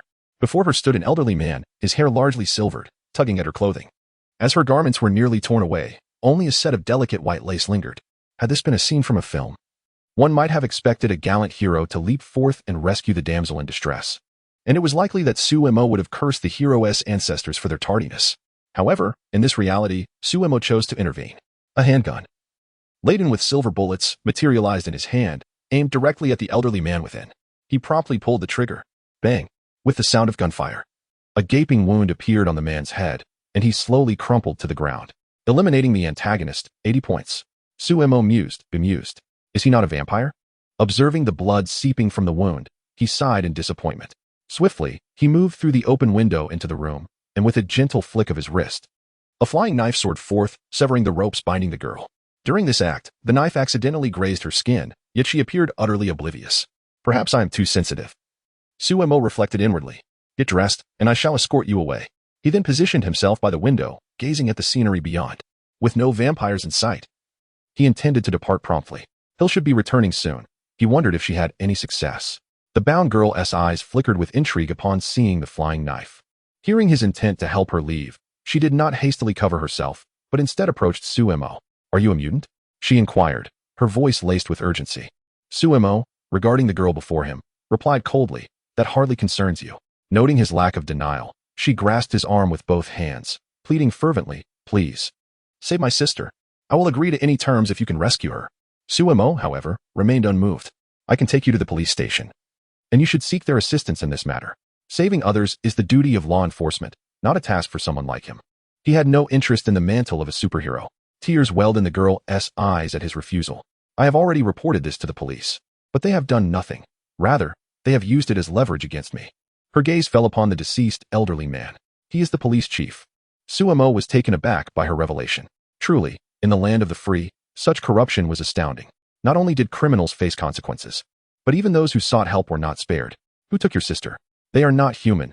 but rather creatures resembling vampires. Upon hearing her words, Sumo's expression shifted. Are you suggesting that she was abducted by vampires? At this, the girl's eyes rekindled with hope, and she hastily wiped away her tears.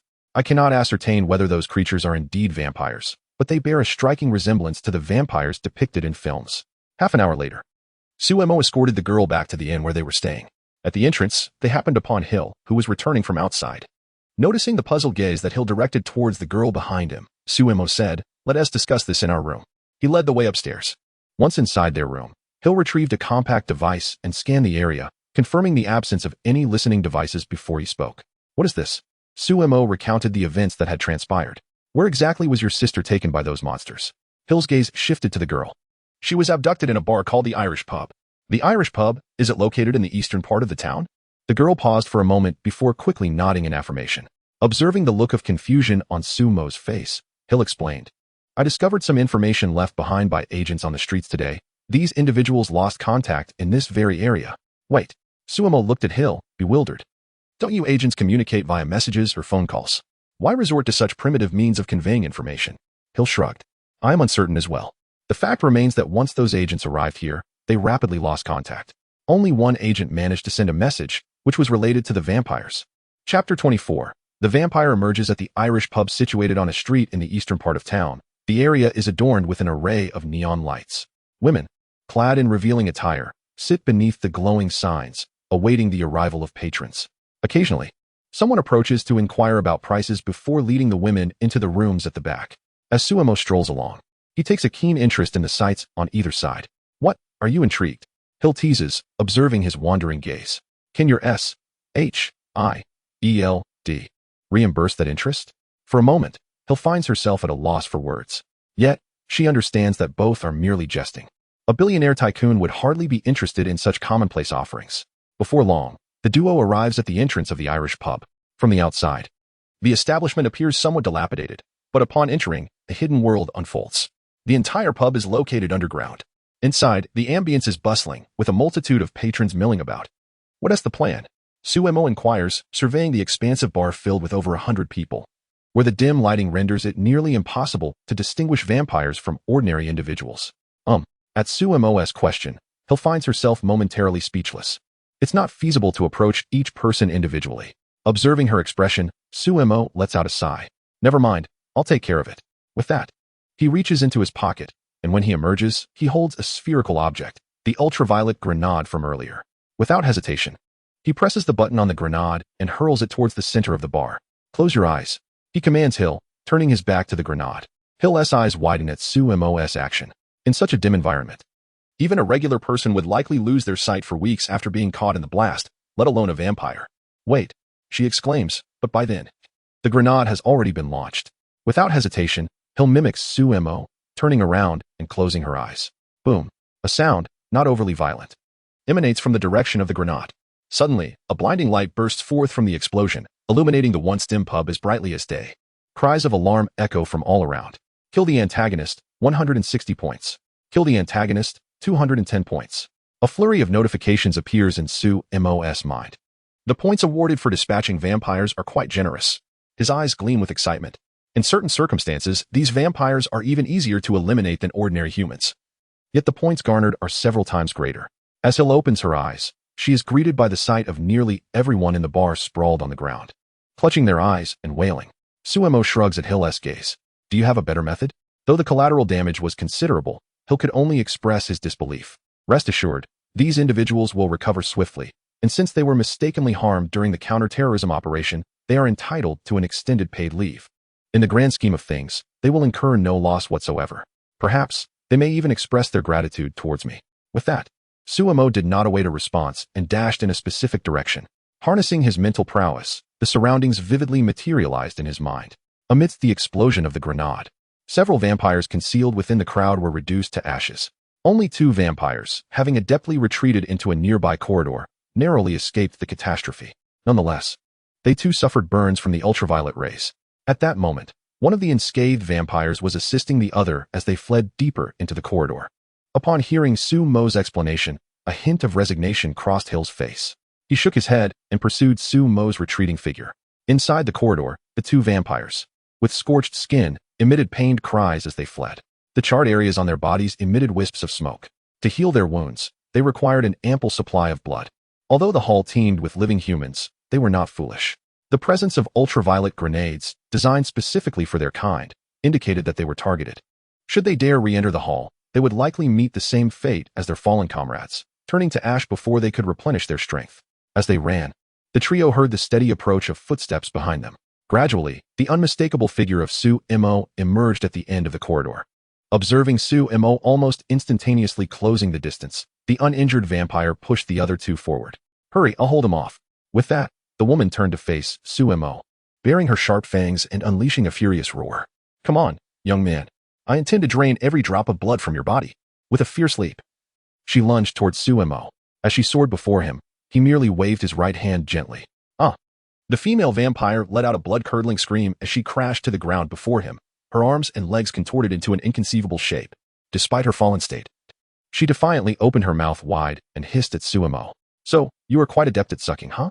With that, Su-Mo produced a handgun loaded with silver bullets and thrust it into the vampire's gaping maw.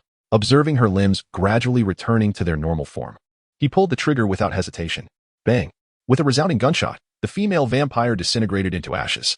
Defeated the antagonist, 180 points. Su-Mo holstered his pistol. "You certainly possess skills, but my handgun can only endure for 3 seconds. With the foe dispatched, he continued his pursuit of the remaining two. From the recent engagement, it appears my initial conjecture was not misplaced.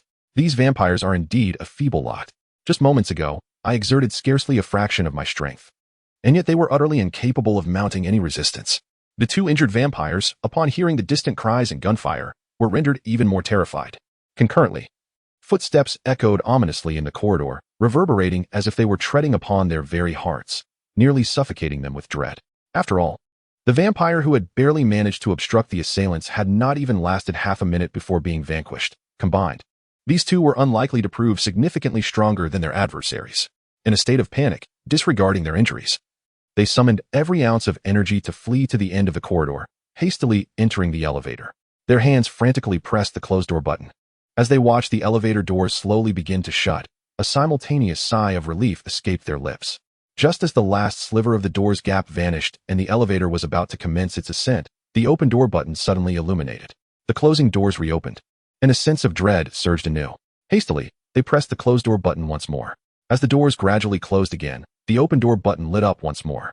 In a state of despair, they were teetering on the brink of collapse. "If I manage to escape, I shall seek out the installer of Chapter 25. The trapped Su-Mo stepped into the elevator, driven by an instinct for survival that compelled two vampires to muster their courage and launch an attack.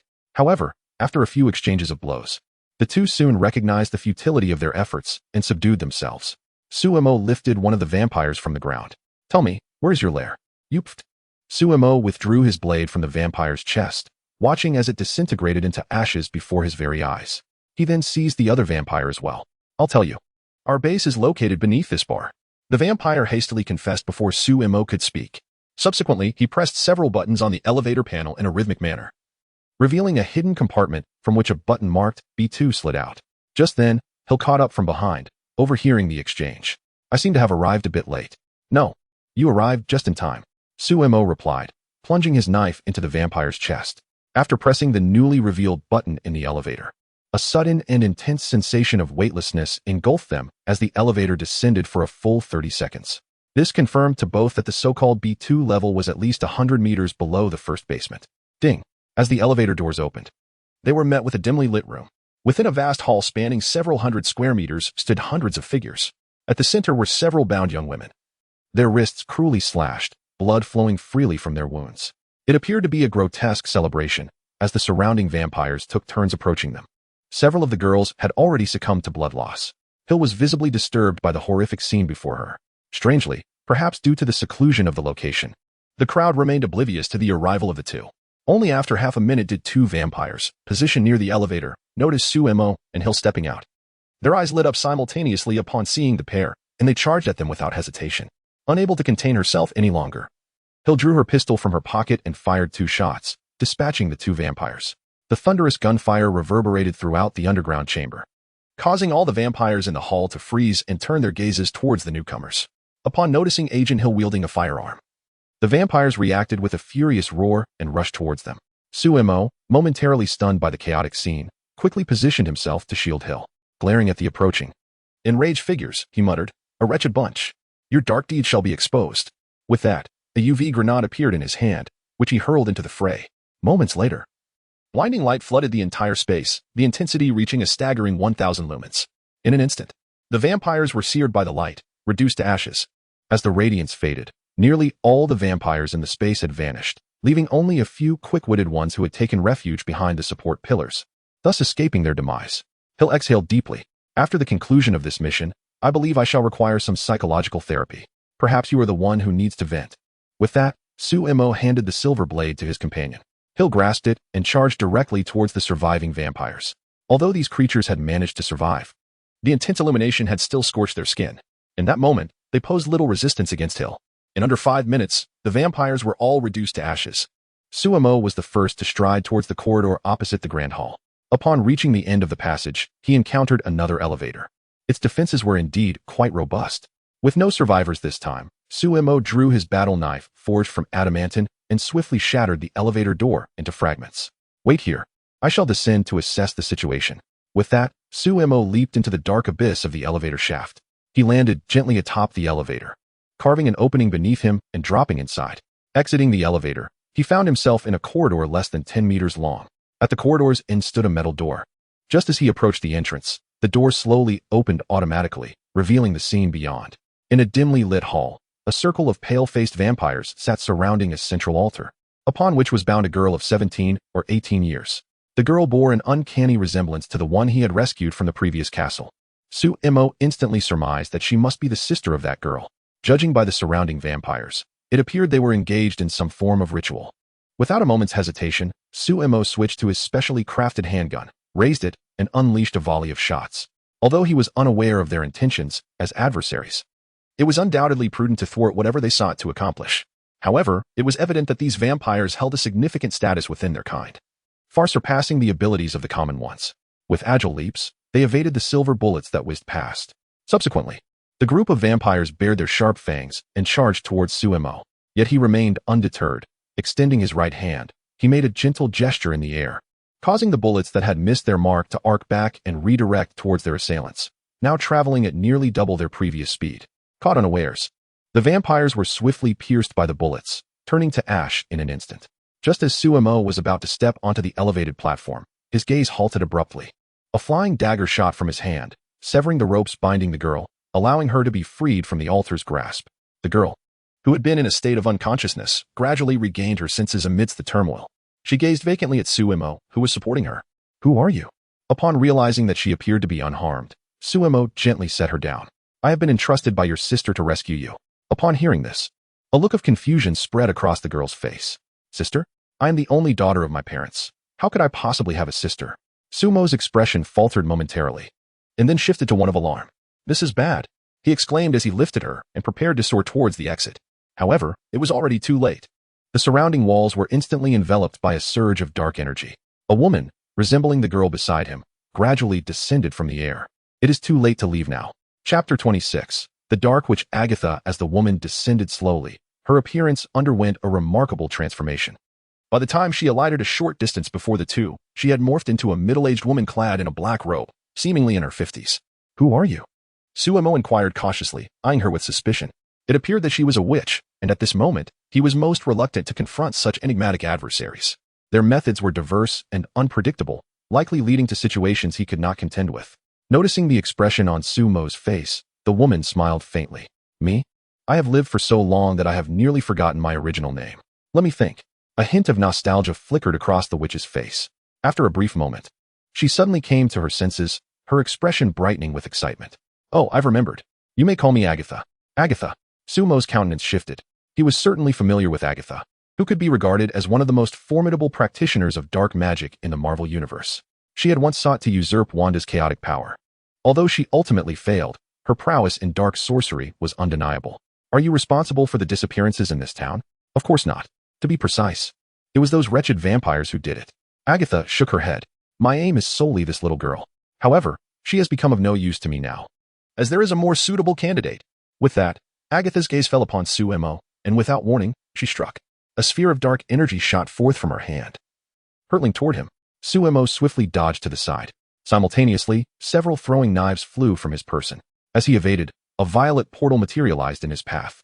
With no time to spare, he plunged into the portal.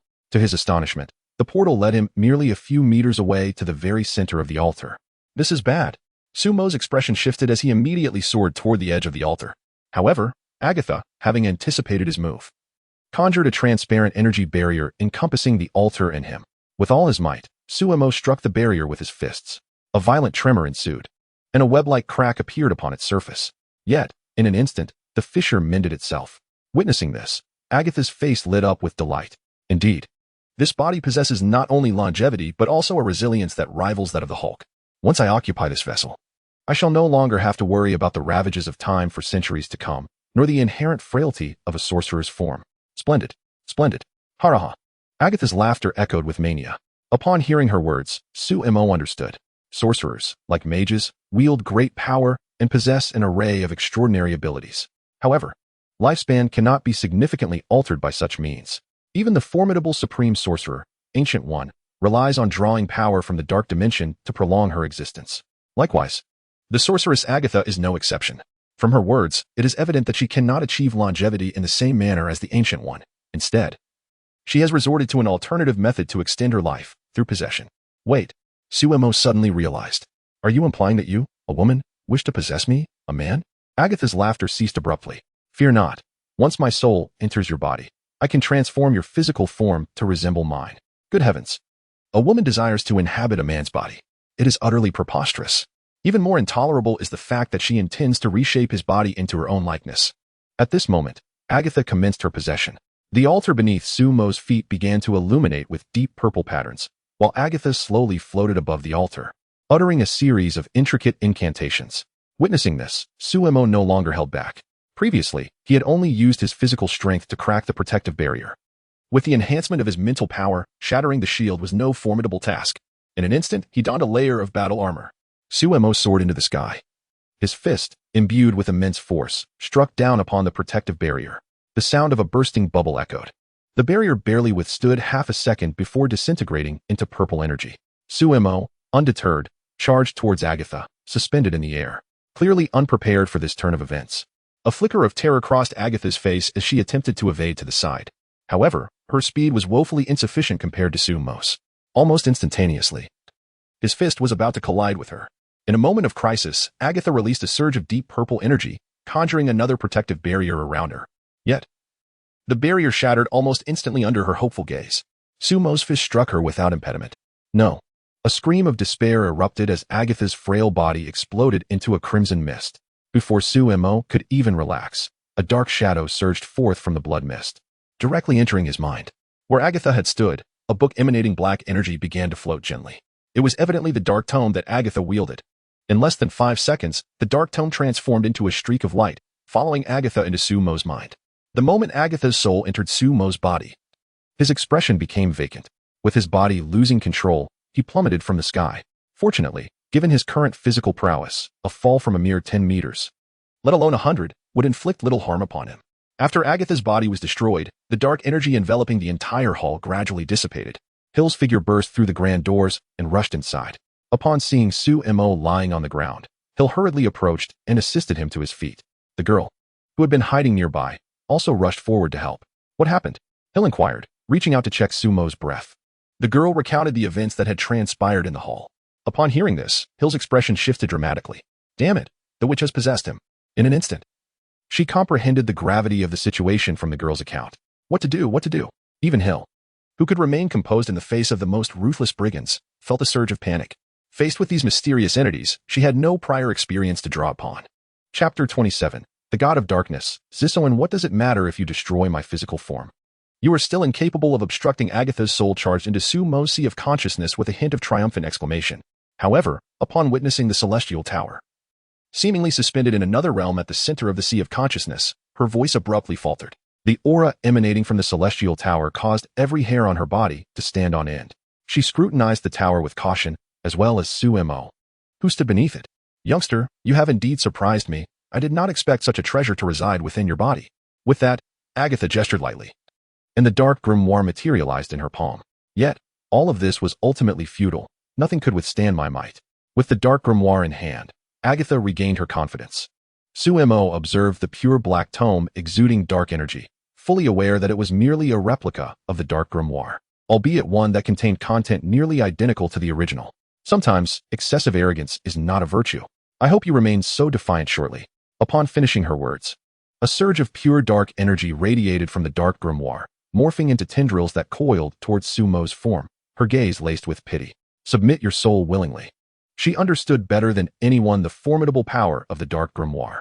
Not only did it contain all the dark magic created by Zisoan, but after enduring the ravages of time and extensive interaction with numerous dark sorcerers, the grimoire had evolved into a powerful artifact. Empowered by the grimoire, her dark magic's speed and potency could be doubled. As the tome unleashed dark energy, the celestial tower hovering above Sumo appeared to stir.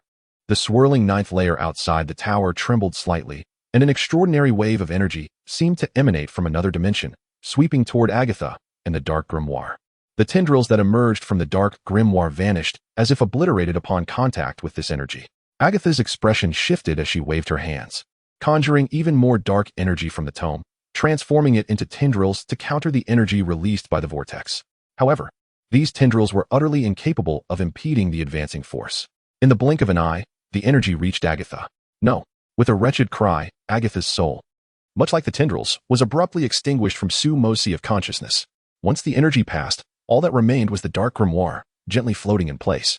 Upon seeing the lingering grimoire, Sumo's eyes brightened. He was not surprised that the celestial tower could obliterate her. After all, it was at least a divine-level weapon, capable of overcoming even a witch. He stepped forward, reaching out, prepared to claim the dark grimoire for himself. Although the devouring system boasts formidable combat prowess, it finds itself somewhat inadequate when confronted by these magic-wielding adversaries in the early stages. Should it manage to seize control of the Dark Divine Book, it would undoubtedly remedy this particular shortcoming. This book stands in contrast to the Trinity's Book of the Emperor of Veshin, representing the pinnacle of magic in this world. However, just as Sumo was about to touch the Dark Divine Book, the Star Tower, located at the core of his consciousness, trembled. The Dark Divine Book, as if summoned by an unseen force, transformed into a streak of luminous energy and vanished into the Star Tower. At the very moment the Dark Divine Book melded into the Star Tower, in a certain dark dimension, the immense and boundless figure of the god of the underworld, Zisoan, abruptly opened his eyes. My power. In that instant, he felt his strength being rapidly siphoned away. The extraction was so swift that within mere breaths, a tenth of his power had already been drained. Upon closer examination, he realized that it was a follower harnessing his strength through dark magic. As the creator of dark magic, all practitioners must draw upon his power to successfully cast their spells. Naturally, as a consequence, their essence would gradually be eroded by his might until they were ultimately consumed, their souls becoming the very source of their power's evolution. No, this cannot be. Zisoan swiftly dismissed this possibility. Even a million of the most formidable dark sorcerers casting spells simultaneously could not deplete his power at such a rate. With no time for contemplation, Zisoan hastily invoked a spell to stem the outflow of his energy. After all, if this rate of energy extraction continued, he would be drained in less than half a minute, leading to his demise as a god of the underworld, reduced to a laughingstock in the demon realm. In an instant, Zisoan's expression shifted drastically. No, this is impossible. He let out a frenzied roar. He had just discovered that no matter how he attempted to sever the connection, the rate at which his dark energy dissipated remained unchanged.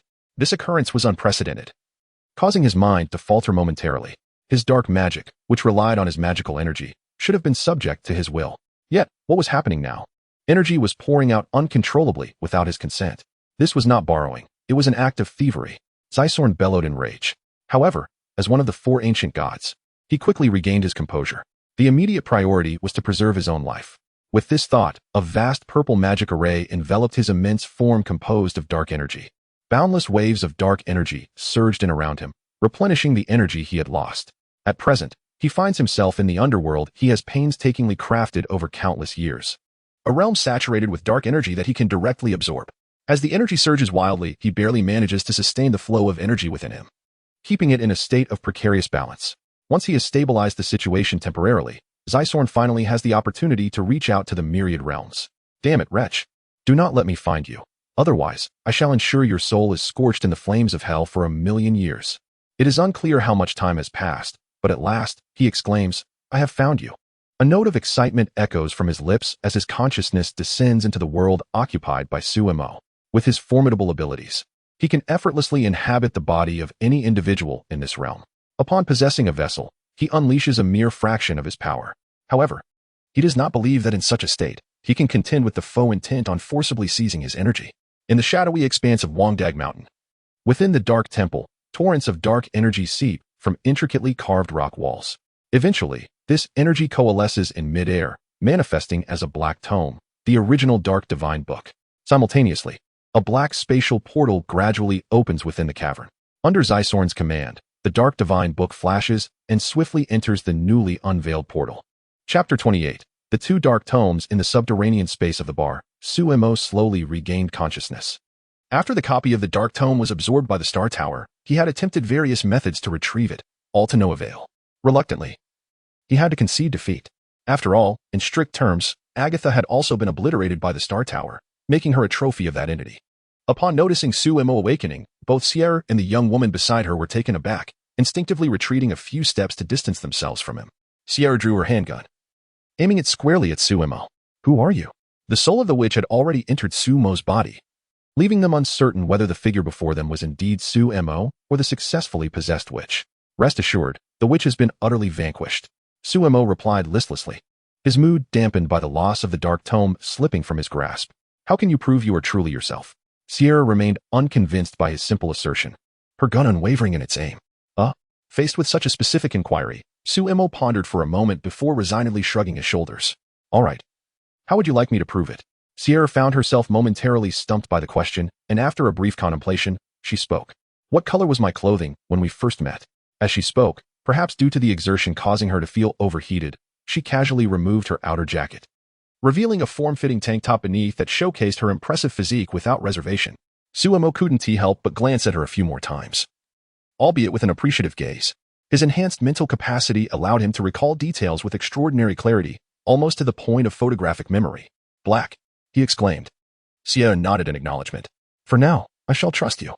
With that, she turned and headed toward the exit. "We should depart swiftly before the other vampires arrive." Suemo followed her, his curiosity piqued. "Is it really that hasty? You believe me just like that?" He had anticipated a lengthy explanation. Yet Sierra had merely required this straightforward validation to accept him. Sierra glanced back at him. "This has nothing to do with your answer." As she donned her outerwear once more, she elaborated. "Just now, your gaze inadvertently lingered on my chest 6 times. I do not believe a witch would have any interest in my figure." Upon hearing this, Suemo was momentarily stunned, inwardly lauding her astuteness. Such clever tactics. Truly the mark of a professional agent. "However, I believe, Miss Sierra, that you might be a touch hasty. Perhaps further validation is warranted?" The group took the elevator back to the bar's basement level. In light of the earlier events, the bar was now deserted. Just as they were preparing to leave, a spatial portal slowly opened in the air beside them. The Dark Tome, manipulated by Zysorn, flickered and vanished into Suemo's brow. "Here again?" Suemo could only manage a fleeting complaint before closing his eyes and losing consciousness once more. Fortunately, Hill reacted swiftly and caught him. The rescued young woman assisted Hill in placing Suemo onto a nearby chair. After a moment's hesitation, she turned to Hill, questioning whether he had opened a bookstore within his mind. Hill, upon hearing her words, felt a sense of helplessness in such a short span. A witch and 2 tomes had already penetrated Suemo's consciousness. Perhaps, within the sea of knowledge, the Dark Tome surged forward without pause, heading directly towards the position of the Star Tower. As it drew nearer, Zysorn could increasingly sense the flow of his power converging at that location. The proximity to the Star Tower made it loom larger in Zysorn's perception, while the distance between them seemed to stretch further apart. Damn it. What on earth is this thing? Feeling his controlled Dark Tome grow increasingly insignificant before the Star Tower, Zysorn realized that if he continued on this path, he might never reach the tower. Gritting his teeth, he commanded the Dark Tome to retreat along the original route. At this moment, he clearly understood that his opponent's strength surpassed his own. If he persisted, this fragment of his consciousness could very well perish here. Noticing the enemy's intent to flee, the Star Tower finally stirred. A beam of light shot forth from its pinnacle, illuminating the Dark Tome. No, it was as if snow and ice were melting away. Zysorn's consciousness clinging to it was instantly obliterated. The authentic Dark Tome reverted to a stream of light and disappeared into the Star Tower once more. Witnessing this scene, Suemo was inwardly astonished. Judging by the ancient appearance of the Dark Tome, it was easy to deduce that it was indeed the genuine article. Based on the timeline, It was likely that the one exerting control over the Dark Tome at this moment was the deity of the underworld, Zysorn. Was this underworld deity truly so petty? Did he chase after someone for merely glancing at his counterfeit book? Yet, what of Agatha, who had perused it for over a century? Unable to comprehend the crux of the matter, Suemo decided to set it aside and approached the Star Tower directly. Come on, brother, let us negotiate. With two nearly identical tomes, can't you spare one for me? Even a counterfeit would suffice. I'm not picky. However, the Star Tower appeared utterly indifferent. Standing before it, Suemo attempted to communicate, reasoning that as a recognized treasure, it ought to grant a modicum of respect to its master. Yet, it proved that whether it was his lack of stature or the absence of intelligence within the Star Tower, after several minutes of his rambling, the tower remained unresponsive. With no other option, Suemo had no choice but to withdraw. Kamatage, in an ancient hall, at the center of a circular dais. Hanging in the supreme sanctum is the most formidable artifact, the Eye of Agamotto. At the moment when Shizorn summoned the Dark Tome, the Eye of Agamotto gradually opened, emanating a surge of magical energy that radiated outward. This is dire. Old Wong, standing nearby, changed his expression. Before he could signal, a portal opened. And the figure of the supreme sorceress, Ancient One, emerged. With a subtle wave of her hand, the Eye of Agamotto ensconced itself around her neck. As she formed a seal, transmitting streams of information into her mind. Moments later, Ancient One slowly opened her eyes. Old Wong, anxiously waiting beside her, approached. What transpired? Ancient One gently placed the Eye of Agamotto back on its pedestal. Just now, the Emperor Vishani sensed the presence of the god of the underworld in this realm. Using the Eye of Agamotto to alert us. The god of the underworld? Hearing this name, Old Wong's eyes flickered with intrigue. One of the four ancient gods, Shizorn, who is exponentially more powerful than Dormammu. Precisely. Ancient One nodded. Unfortunately, they were only able to sense a fleeting moment before the entity vanished from Earth, leaving us uncertain whether they departed or concealed themselves. As she spoke, her gaze shifted to the mural depicting the New York sanctum engraved on the temple wall. Henceforth, it appears the entire globe is poised for upheaval. Chapter 29, The Secret Art of Illusions in the Underworld. Damn you, you wretched thief. The entire world trembled in response to Zysorn's furious roar. It was no wonder he was incensed. He had sought out the adversary wielding the Dark Tome to confront them, only to find that a portion of his consciousness was annihilated in the encounter. This inflicted some harm upon his very essence. Moreover, the connection he shared with the Dark Tome was irrevocably severed. It was not until half an hour later that the underworld began to settle into a semblance of calm. This tranquility, however, was not born of Zysorn's composure.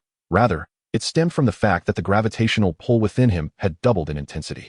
The rate at which he absorbed energy was now utterly insufficient compared to the voracious appetite of his opponent. If this continued, he would soon be utterly drained.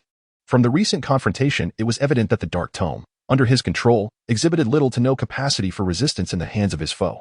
Even though only a fragment of his consciousness was affixed to it, contemplating the reverse scenario revealed that he would not have been able to dispatch it so effortlessly.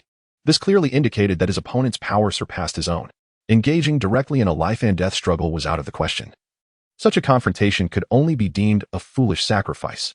At this juncture, his only viable course of action was to expend every ounce of his strength in a frenetic effort to siphon energy from the underworld. Although his own reserves were equally in a state of depletion, he estimated that this strategy could sustain him for several months.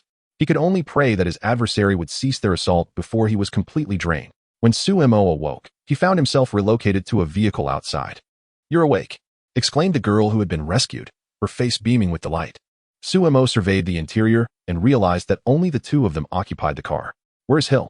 he inquired. "Over there." The girl pointed in a direction. Following her gaze, Suemo noticed that the bar had been surrounded by police cars. Hill was engaged in conversation with the lead officer, explaining the situation. The girl appeared quite intrigued by Suemo, as this incident could be deemed a classic tale of heroism. Through her introduction, Suemo learned her name, Gemma Simmons. She had grown up in New York and was currently pursuing a doctorate in chemistry at the State University of New York. She had come to Saratown for a vacation, only to unexpectedly encounter such chaos. "Can I contact you later?" Simmons asked, her expression filled with hope. Not wanting to disappoint her hopeful gaze, Suemo nodded in agreement. They exchanged phone numbers. Of course. Just then, Hill entered the vehicle, closing the door behind him. "It seems we only need 2 rooms for the night." Suemo chose to disregard Hill's jest and asked, "What about the remaining stragglers?" Hill shook his head in response. "At present, there seems to be no effective method to completely eradicate these vampires. It appears unlikely that they can be entirely eliminated. However, considering the recent events, they should become somewhat more restrained in the future." Upon hearing this, Suemo nodded in agreement. The population of vampires in this world is exceedingly vast. making total eradication an impossible feat. As long as a few manage to escape capture, it won't be long before they proliferate once more, akin to a horde of zombies. Yet, if memory serves correctly, there exists a spell within the Dark Grimoire capable of annihilating all vampires in one fell swoop. After all, if he recalls accurately, the origin of vampires seems to be intertwined with the Dark Grimoire. This connection also elucidates why Agatha has the ability to control these vampires. Unfortunately, the Dark Grimoire has been secured within the Celestial Tower. Otherwise, should he master it, he could potentially eradicate all vampires at once, thus acquiring a substantial amount of points. Upon opening the marketplace, he glanced at the price of the Dark Grimoire, 50 million points. Well, gathering such a sum in a short period is utterly unfeasible. Meanwhile, Hill parked the vehicle outside the hotel and, from an unknown source, produced a confidentiality agreement, handing it to Simmons. Sign this, thereafter. You must not disclose any information regarding the events that transpired. Simmons accepted the agreement without haste, choosing instead to inquire. I'm curious about your organization. Are there any requirements for joining, and may I be a part of it? Hill was evidently taken aback by this question. You wish to join us? Indeed. In 2 months, I will obtain my PhD in chemical physics. Simmons quickly elaborated. Upon hearing this, a flicker of interest crossed Hill's eyes. With an S-H-I-E-L-D, beyond operatives like themselves, various researchers and logistical personnel are equally essential. A PhD in chemistry is indeed a rare asset for S-H-I-E-L-D. After a moment of contemplation, she replied, give it some thought. If you are genuinely interested, come with me to headquarters tomorrow. Is that truly possible? Simmons exclaimed, casting a furtive glance at Sue Mo before leaping up in excitement. However, it seemed she had forgotten that she was seated in a vehicle, leading to a resounding thud as she hit her head. After a night's rest, the trio set off from the small town the following morning. In Brooklyn, New York, the White Queen languidly reclined on a chaise longue by the floor-to-ceiling window on the second floor. It appears you've been faring quite well lately, Sue Mo teased as he entered the room. Upon hearing his voice, the White Queen turned her head. Indeed, aside from a tinge of boredom, nothing particularly troubling. Trust me. In the coming days, you will yearn for this lifestyle. Sue Mo remarked, it seems I will soon be of service. Of course. He nodded and approached her. However, before that, your abilities require some enhancement. With a flick of his wrist, several pages materialized in his hand, which he then handed to the White Queen. The pages contained a method he had meticulously selected from the depths of his mind, specifically designed for the cultivation of mental prowess, illusionary magic. This belonged to the esoteric teachings of spiritual practitioners and illusionists. Among its contents were techniques for honing one's mental strength, such as divine forging, the ability to conjure illusions known as entering dreams, and methods for cultivating soul seals. The soul seal, as the foundation of the illusionist lineage, represented their formidable essence, capable of subjugating all beings endowed with intelligence. In Sumo's view, the White Queen's telepathic abilities bore a resemblance to those of illusionists, and her talents seemed to be extraordinary. There was no reason she should be incapable of mastering these arcane arts. Of course, only half of the teachings were inscribed on the pages, yet it was sufficient for Emma, the White Queen, to engage in prolonged practice. Curiously, she accepted the papers from Sumo's hands, skeptical that mere ink and parchment could significantly enhance her abilities. After glancing through the contents nonchalantly, her eyes brightened, and her demeanor shifted to one of earnest concentration. As she delved deeper into the material, her breath quickened, and a flush of excitement graced her cheeks. Heaven's mercy! This is utterly astonishing. Could all this be true? Upon completing her review of the material, the White Queen gazed at Sue Mo with eyes alight with wonder. Rest assured, I have no intention of using these mere pages to deceive you, she exclaimed, her excitement rendering her somewhat incoherent. Without hesitation, she draped her arms around Sue Mo's neck, a playful smile gracing her features. Darling, there are certain aspects of this that I find perplexing. Might we retire to a more private setting to discuss further? Sue Mo cast a glance at the nearby floor-to-ceiling window. I believe this place is quite suitable. Chapter 30. The Codex of Deities and Demons. Amplification of telekinesis. After Sue Mo imparted his knowledge with utmost generosity, Emma eagerly entered the room to practice this secret technique. Sue Mo, on the other hand, made his way to another villa located less than 2 kilometers away, where Wanda and Pietro resided. The decision to place the White Queen in this vicinity was also motivated by a desire to protect Wanda and her companion. With her telepathic abilities, Emma could monitor everything happening here at any time. Upon entering the villa, she noticed Pietro outside on the lawn, performing frog leaps while hoisting a barbell. After nearly a month of training in the nourishment from beastly meat, Pietro's strength had soared to over 800 kilograms, nearing the threshold of becoming a semi-warrior. Even while lifting a barbell weighing over 200 pounds, he moved with remarkable ease. Wiping the sweat from his brow, Pietro's gaze brightened upon catching sight of Sue Mo entering, and he tossed the barbell aside to embrace him. "Hey, Sue, you've finally returned." Suemo chuckled, patting Pietro on the shoulder. "It seems you have made significant progress during this time." Pietro's face illuminated with excitement as he exclaimed, "It's simply unbelievable. Do you have any idea how powerful I am now? Over 800, almost 900 pounds. My running speed is nearing 20 meters per second. If I were to compete in the Olympics, I would easily bring home the gold." Observing Pietro's exuberance, Suemo smiled gently. No wonder he was eager to participate in the Olympics after awakening his super speed. It appeared this ambition was deeply ingrained in him. "Calm down a bit, Pietro. You should understand that according to the training methods I provided, you are still not even at the entry level." "All right." Hearing Sumo's advice, Pietro gradually composed himself. "By the way, Wanda is in the backyard," he pointed out.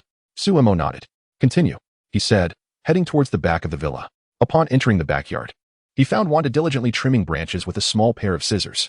Suemo approached her from behind, unnoticed, until he wrapped his arms around her waist, startling her.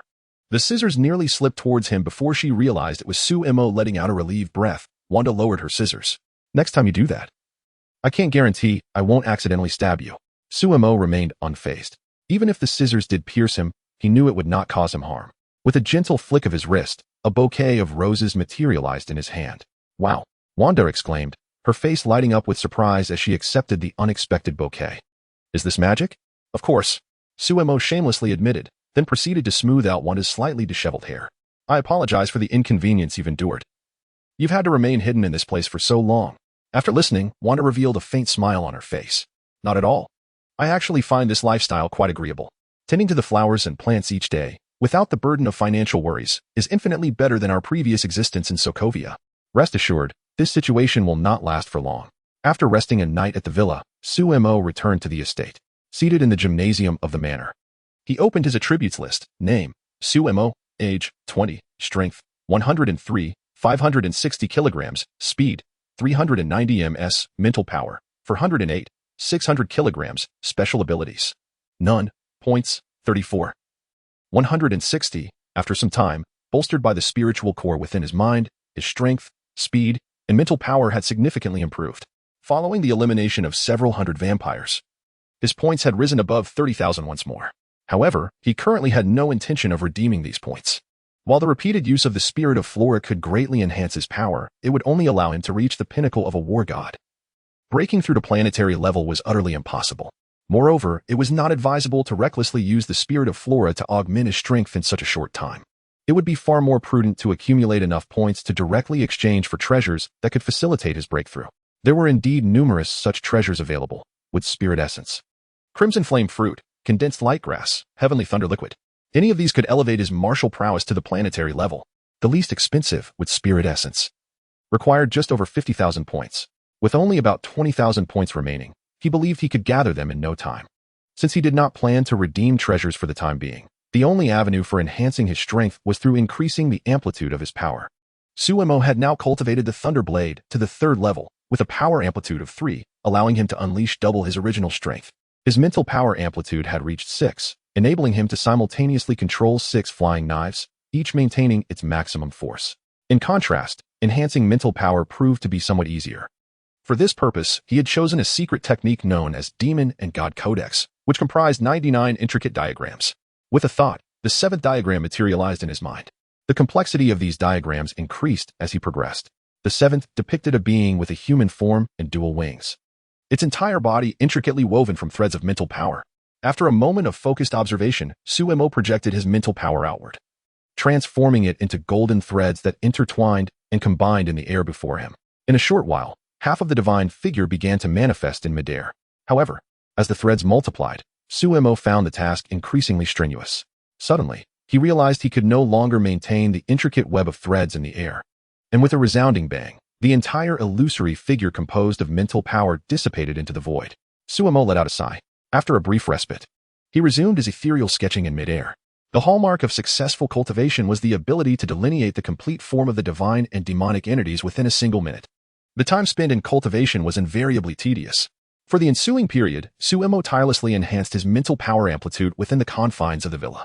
After nearly a month of diligent effort, he elevated the amplification of his psychic energy to an impressive 12. Furthermore, this relentless expenditure of mental energy constituted a form of cultivation in itself, steadily augmenting the potency of his psychic capabilities. Presently, his psychic force had ascended to an astonishing 432 tons. With the concurrent manipulation of 12 daggers, the cumulative impact could exceed 5,000 tons. It was time to decisively eliminate Old Wan's threat. Suemo stood upon the villa's balcony, and with a flicker, vanished into the sky. Chapter 31. Magneto and Mystique Knack Island, situated approximately 300 nautical miles northeast of New York, is a remote isle. The nearest landmass lies over 80 nautical miles away, resulting in a sparse population of only a few thousand inhabitants in the sole town. On the far side of the town, along the coastline, stand dilapidated buildings adorned with moss, remnants of a once private prison that was abandoned over a decade ago. Rumors of hauntings have deterred locals from venturing near the prison in recent years. At this moment, within a watchtower of the forsaken prison, a mutant with pale blue eyes scans the distant sea. His gaze suddenly sharpens as he spots a yacht gliding toward the island. However, he dismisses it with little concern. For although the island is nestled in an isolated maritime region, wealthy individuals occasionally navigate their vessels here. Typically, a mere show of force suffices to send these affluent visitors fleeing. With this thought, the man picks up his walkie-talkie. Mike, a yacht is approaching our location. Let us give them a taste of our power. On the shore, in a modest wooden cabin, a young man of African descent hears the transmission, and a spark of excitement brightens his face. Don't worry, I'll ensure they have an unforgettable experience. He sets down the walkie-talkie, steps outside, and gazes at the distant speck on the water, a slight smile gracing his lips. With a swift run, he leaps into the sea. As he enters the water, the currents bend to his will, propelling him rapidly toward the yacht. On board the yacht, Suemo and the White Queen reclined beneath a sunshade on the deck, each cradling a glass of champagne. It seems a little fish is swimming our way, the White Queen remarks, taking a sip of her drink, her face alight with joy as her gaze shifts to a spot beneath the surface. Do you mind if I experiment with my newly acquired abilities on him? She inquires. Feel free. Suemo replies, a faint smile playing on his lips. After a period of diligent practice, the White Queen has significantly refined her illusionary skills. Most notably, she has successfully forged her first soul mark. This achievement signifies that once she embeds the mark within another's consciousness, she can secure a permanent servant, impervious to escape even if the individual possesses vastly greater power. However, the process of creating a soul mark is notoriously arduous. It took her an entire month to master this feat, even with her innate mental control abilities. This soul mark, of course, is intended for Magneto, elucidating why Suemo has patiently awaited this moment for over a month. After all, regarding Magneto, the quantity of flying knives he can manipulate holds little significance. Even decades ago, Magneto could effortlessly control submarines weighing thousands of tons, as long as he is prepared. Even if he can command 100 flying knives, it is unlikely to pose a substantial threat to his opponent. His telekinesis primarily serves the element of surprise. Using soul marks to dominate the adversary was a strategy he devised after careful consideration, deemed the most effective means to counter Magneto. Given that the opponent dared to scheme against him, Suemo would not easily let them off the hook, compared to simply eliminating them. This method of permanent enslavement aligns more closely with his interests. With Suemo's consent, the White Queen's eyes gleamed with a silver light. In less than half a minute, a loud explosion erupted on the water beside the yacht. A man named Mike leaped out, landing with a thud on the deck like a lifeless fish. Once Magneto was under control, this individual could be considered one of their subordinates, potentially useful in the future, the White Queen elaborated. As the one executing the plan, she was acutely aware of Suemo's intentions.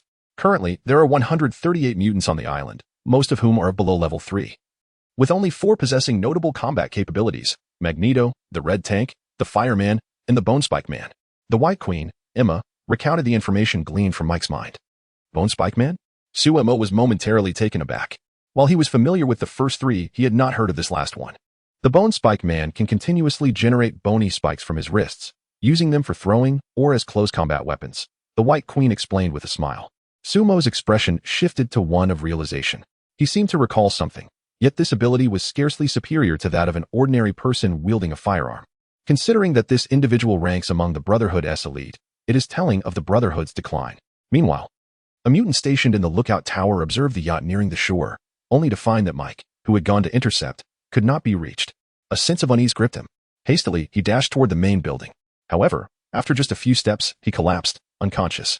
In the prison's upper level, Magneto, wearing a helmet, stood before a special cell. Raven, I acknowledge my previous mistakes. I implore you to set aside your hatred and join us once more in the fight for the future of mutants. Inside the cell before Eric was a short-haired woman with fair skin. She sat on the bed, her gaze devoid of emotion as she looked outside. I do not wish to be abandoned again once I am deemed useless. Upon hearing this, Eric quickly explained, Raven, listen, that was never my intention. Without your abilities, staying with us will only bring you harm. However, Raven, confined within her cell, evidently harbored skepticism towards her interlocutor's claims, her countenance betraying a mocking expression. Is that so? Then perhaps I have truly misjudged you. Raven interjected, Silence. She bellowed, incensed at the audacity of her opponent's continued defense. Gradually, her fury subsided, her gaze turning icy as it fixated on Eric beyond the door. Kill me, or one day I shall twist your head from your shoulders. As she spoke, the skin on her body rippled, ultimately transforming into the visage of a middle-aged man. Your mother met her demise at my hands. Do you not yearn for vengeance? You. Eric observed Raven's metamorphosis into the form of Black King, taunting him relentlessly, yet he struggled to contain the fury brewing within. Raven. One day you will comprehend that all my actions are for the preservation of mutants. With that, Eric swept away. The shapeshifter Raven reverted to her original form, her gaze coldly tracking the retreating figure of Magneto in the corridor. Just as she descended the staircase, the figure of the fireman approached. Eric. It has been far too long. Chapter 32. You know nothing of power. By the shore. Magneto gazed at the approaching yacht, his expression a tumult of emotions. The other mutants stood a good 10 meters behind him. It is worth noting that he had previously sought out the White Queen on several occasions, hoping to persuade her to join his brotherhood. After all, the only thing lacking in his brotherhood was a telepath like the White Queen. Should she agree to join, many of his aspirations would be effortlessly realized. Yet, each time, she had unambiguously declined his overtures. Now, as the White Queen approached of her own volition, he did not presume that her visit was the result of her acquiescence to his prior requests. Nevertheless, he felt no apprehension regarding any potential threat she might pose to them. Although his powers had not fully returned, he was confident in his current abilities. With the helmet of Black Queen shielding him from psychic intrusion, he harbored no fear of the White Queen's telepathic prowess.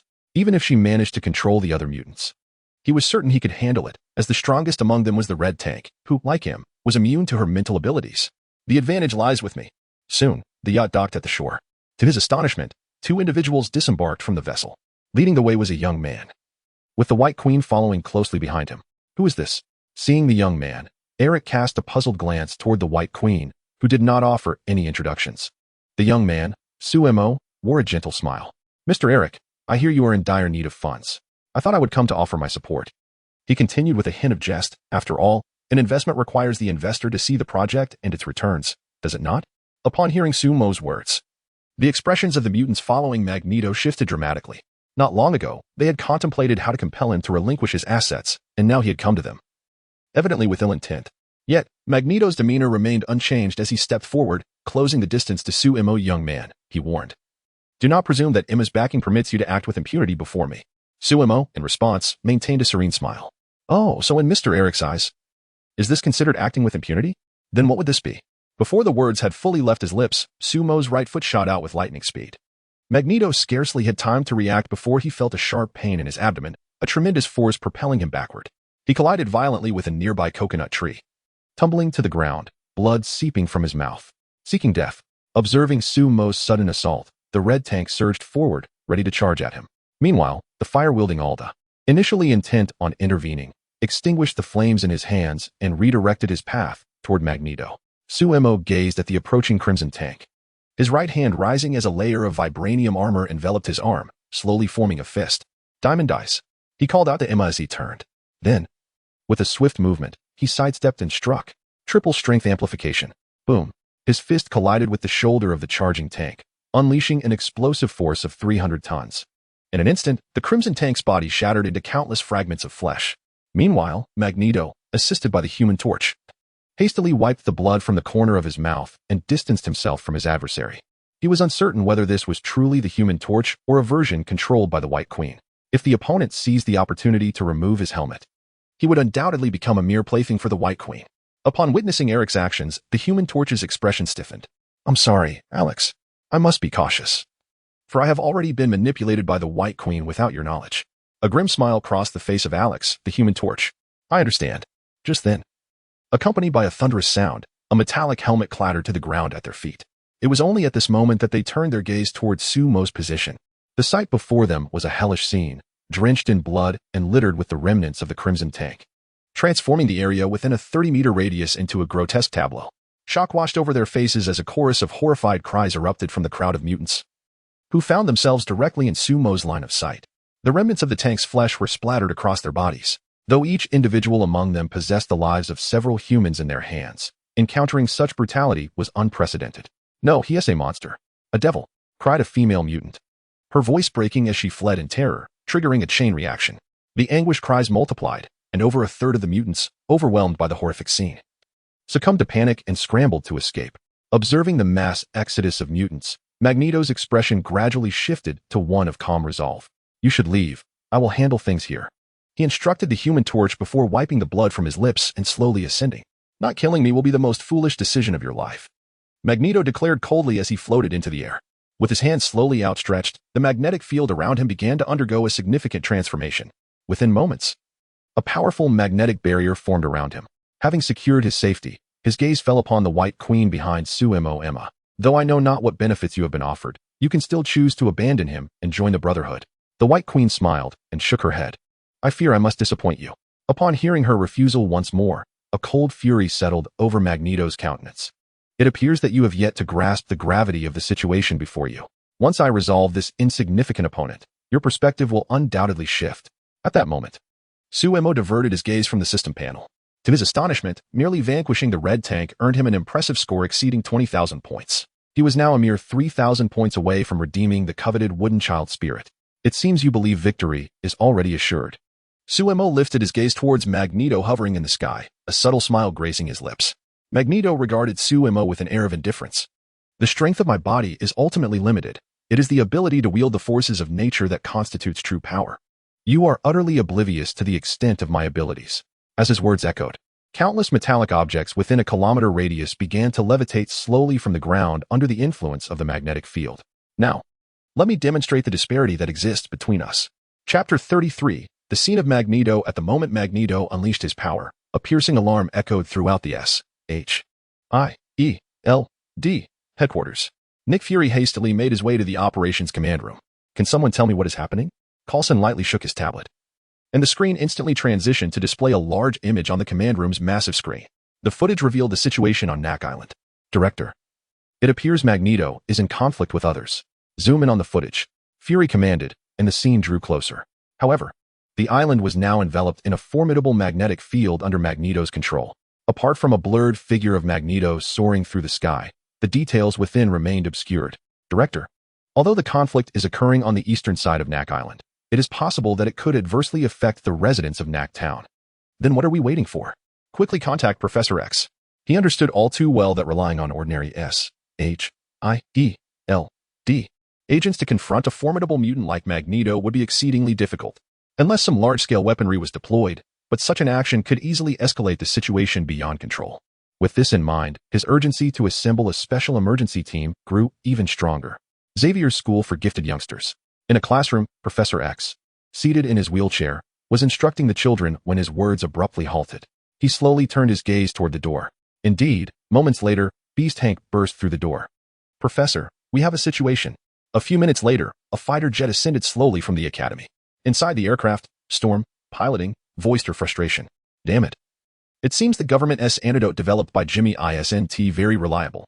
Jimmy, the boy capable of nullifying the powers of surrounding mutants, had remained at the Mutant Academy after being rescued. Logan, also known as Wolverine, sat in the cabin, a cigar clenched between his teeth. "I've always said we should have crushed that kid's heart back then." Born in 1832, nearly 2 centuries old, it was not surprising for him to refer to Magneto in such a manner.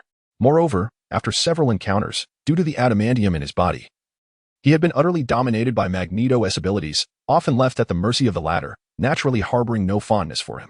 "Enough, Logan. This is not the time for such discussions," Professor X interjected gravely. "What we need to consider now is how to stop him." Beast Hank adjusted his glasses, hesitated for a moment, then retrieved a plastic toy gun from his backpack. "Should we give him one more shot?" "Good grief." Logan shifted away from the direction of the others. To him, this object was nearly indistinguishable from poison. One misstep could very well cost him his life. "How could you still possess such a thing?" Hank shrugged.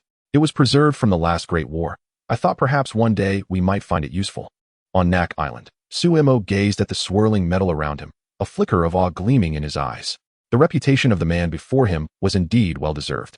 Even without the restoration of his powers, he could wield such vast influence. High in the air, Magneto gently waved his right hand, causing countless metal pieces to coalesce. In mere moments, They formed a colossal entity, conservatively weighing in at over 1,000 tons. Magneto looked down at Sumo, a victorious smile gracing his face.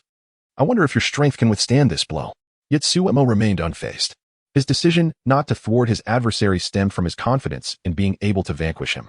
A mutant like Magneto possessed formidable abilities akin to those of a sorcerer, capable of controlling metal with such power that even at a planet-level telekinetic breakthrough, he could hardly fully suppress his opponent.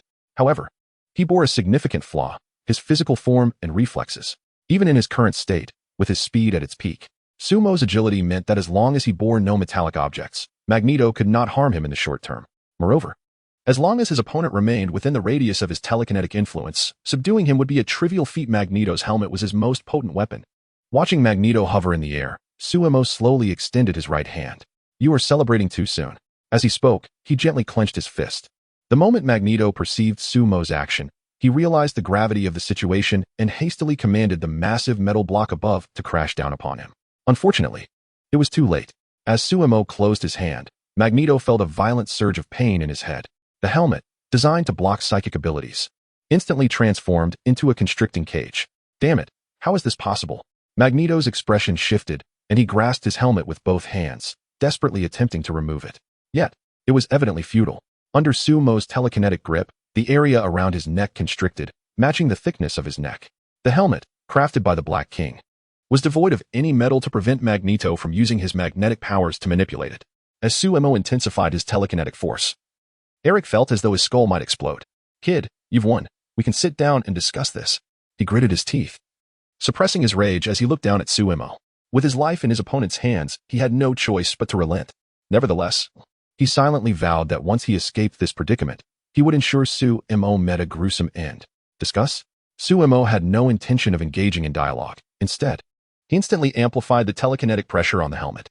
Despite being ensnared, he maintained an air of superiority. He had no intention of engaging in conversation with himself. Rather, he was merely succumbing to the circumstances. Moreover, throughout the course of Magneto's existence, he had never been a man of his word. In fact, compared to promises, Sumo placed greater faith in the reliability of soul seals. As his telekinesis intensified, pain swiftly engulfed Magneto's consciousness. Ultimately, as the helmet constricted to a certain degree, a harrowing scream escaped Magneto's lips before he succumbed to unconsciousness. The surrounding magnetic field, once under his control, descended into chaos in an instant. The metallic objects suspended in midair plummeted to the ground, including the colossal metallic mass that had been under Magneto's command. Although Sumo's telekinetic abilities were insufficient to lift the metallic mass, propelling it through the air proved to be a trivial task. Guided by his psychic force, the metallic mass traced a parabolic arc before plunging into the distant sea. Subsequently, his telekinesis maneuvered Magneto's body, bringing it to rest before the White Queen, Emma. With a gentle wave of his right hand, the helmet swiftly reverted to its original form, detaching from his head. The remainder is entrusted to you. Chapter 34. The inclusion of Mystique. The silvery gleam in the White Queen's eyes gradually faded. Of course, she nodded, gesturing towards a group of mutants approaching with vacant expressions. These are the mutants you instructed me to filter out, those whose crimes warrant a lifetime in prison. Very well done, Sumo praised. Then his gaze settled upon these mutants. While he dealt with the Red Tank and Magneto, Emma had been diligently employing her telepathic abilities to sift through the memories of these mutants, intent on identifying those who had committed grievous offenses. For Sumo, these subpar mutants served but one purpose: to convert into points. He felt no burden in eliminating them. A flurry of throwing knives darted through the ranks of mutants under Emma's control. In less than 10 seconds, Sumo amassed over 20,000 points. The White Queen began to invoke the Soul Seal. Casting a glance at the unconscious Magneto on the ground, her eyes sparkled anew with silver light, growing increasingly potent within mere breaths. Once the radiance peaked, a faint blue mark shot forth from her forehead, briefly flickering before embedding itself into the center of Magneto's brow. Moments later, a pattern flashed across his forehead before vanishing again. At this juncture, the White Queen slowly opened her eyes. Did it succeed? Indeed, she replied, excitement evident in her nod. This sensation is utterly extraordinary. I can effortlessly perceive the thoughts of others and even manipulate their every decision. It is a stark contrast to the superficial control I wielded before. Sumo nodded in understanding. He was well aware that the control exercised by the White Queen and Professor X was akin to a temporary possession, a forced commandeering of another's body. In contrast, the Soul Seal represented a deeper manipulation, directly governing the very essence of another's soul. Magneto would retain his consciousness, Yet he would unconditionally obey her commands, even to the point of sacrificing himself without hesitation. Now, let us awaken him and depart, Suemo declared, seizing one of Magneto's legs and tossing him into the sea. With a splash, Magneto plunged into the water. Actually, I could have awakened him directly, the White Queen explained softly. Is that so? It seems unnecessary now. In a brief moment, Magneto's figure emerged from the water, gently descending not far from the two. His expression a tapestry of complex emotions as he regarded the White Queen and Suemo. At this moment, the animosity he felt towards them had all but dissipated. The White Queen glanced at him. Eric, wait for us on the ship. Yes, my master, Eric replied, lowering his head, retrieving his helmet from the ground, and making his way towards the yacht. After invoking the Soul Seal, the helmet had become entirely redundant. In a sense, the Soul Seal was not merely a means of control, but also a form of protection. The White Queen's soul imprint will likewise safeguard Magneto's mind, ensuring it remains impervious to intrusions from other telepaths. This technique has been meticulously refined over countless epochs by numerous powerful entities. Suemo is convinced that no one in this world can unravel it, at least not on Earth. Once Magneto entered the cabin, 7 or 8 figures emerged from the woods ahead of them. These were mutants selectively chosen by the White Queen, each of whom still held some utility for their cause. Among them were, naturally, Fireman and Raven, who had previously been confined in a cell. Upon sensing Raven within the building, Emma promptly took control of Fireman, instructing him to bring Raven out. I hope you will honor your promise, Raven declared to Emma before leading the way towards the yacht. Suemo observed this scene with astonishment. Emma quickly interjected, Mystique, I believe you are familiar with her name. Trust me, she will prove immensely beneficial to us. Suemo nodded. He had indeed heard of her. In his previous life, Mystique was renowned as the woman every man desired above all others. After all, her power allowed her to assume the appearance of anyone. The advantages of possessing her loyalty were well understood. However, it was clear that the White Queen's assertion of her significance was not limited to such matters. Suemo had previously mentioned to the White Queen his intention to establish an organization dedicated to hunting down evildoers. Although she remained indifferent to his motives, she was willing to assist, believing that since Suemo intended to pursue this path, her role was merely to execute his plans. Raven's abilities were particularly well suited for assassination and intelligence gathering. With this in mind, Suemo curiously inquired, So, what did you promise her? The White Queen smiled. It's nothing overly consequential. Her greatest hatred is directed towards Eric. I merely agreed that she could torment Eric for an hour every so often until her anger subsides. Upon hearing this, Suemo was momentarily taken aback.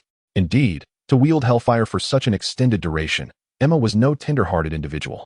With the soul imprint controlling Magneto, there was no concern about his betrayal even if he were to be tormented daily. Allowing Raven to vent her frustrations posed little risk. Let us depart. Professor X and the others should be arriving shortly. Suemo glanced at the time and made his way onto the yacht. The White Queen cast a final glance at the island behind them, a glimmer of determination in her eyes as she erased the memories of the remaining mutants on the island before following Suemo aboard the yacht. The yacht had barely departed for 10 minutes when a fighter jet gently descended onto the island. Soon after, Professor X and his companions disembarked from the aircraft. My heavens! Exclaimed Iceman Bobby, gazing at the dozens of mutant corpses strewn across the clearing. We are too late. Professor X closed his eyes, sensing the atmosphere before speaking. According to his abilities, even within the confines of Xavier's Institute, this small island lay well within the reach of his psychic sensitivity. However, from the beginning to the end, he found himself utterly incapable of detecting the consciousness of any individuals residing on that island. In simpler terms, his perception had previously yielded no indication of human presence on the island. Yet, the reality was evidently contrary to this assumption. Clearly, there existed another telepath, akin to himself, who had interfered with his abilities. Now, with the departure of this individual, he swiftly penetrated the consciousness of the surviving mutants. However, as he had anticipated, there was not a trace of memory regarding the recent events in their minds. Storm gazed upon the devastation that had befallen nearly a third of the island. It appeared that Eric had encountered a formidable adversary. I yearn to know his whereabouts. I can hardly contain my desire to teach him a lesson. Logan, clutching the plastic gun he had seized from Beast, approached Professor X. He was no longer on the island. Eric must have been captured. From the current state of affairs on the island, Professor X easily reached this conclusion. Chapter 35, Death Island. The planned Suemo remained indifferent to the speculations of Professor X and his associates. At that moment, he was aboard a luxurious cruise ship, listening intently as Eric outlined his ambitious vision for the establishment of a mutant kingdom. According to Eric, his relentless pursuit of substantial funding was motivated by the aspiration to create a realm for mutants. The location had already been chosen, a cluster of islands in the Atlantic Ocean. However, the practicalities of such an endeavor were likely to prove more complex than anticipated. while the construction could be approached gradually. The foremost necessity was to establish a robust defense force. Thus, Eric had secured a channel through the Russian Federation to procure several mushroom-shaped bombs. Having faced consecutive failures, Eric had come to the realization that sheer brute force was insufficient to achieve his objectives, prompting him to consider a more circuitous route. After absorbing Eric's grand design, Suemo could not help but admire Magneto's unwavering determination. Upon reflection, Suemo concluded that while Magneto's aspirations might be somewhat naive and unlikely to materialize, situating the organization's headquarters on the islands was indeed a commendable choice. Furthermore, the islands had already been acquired by Eric through some means. Located 1,000 nautical miles east of America, aptly named Death Islands. Death Island lies along the maritime route from America and Canada to Europe. Its ominous title derived from the treacherous reefs surrounding it, which have formed a natural shipwreck zone. The principal island encompasses over 2,000 square kilometers. Ample space for the construction of various facilities. As they sailed on the yacht, Suemo and his companions headed eastward. After several hours, they reached the vicinity of Death Island.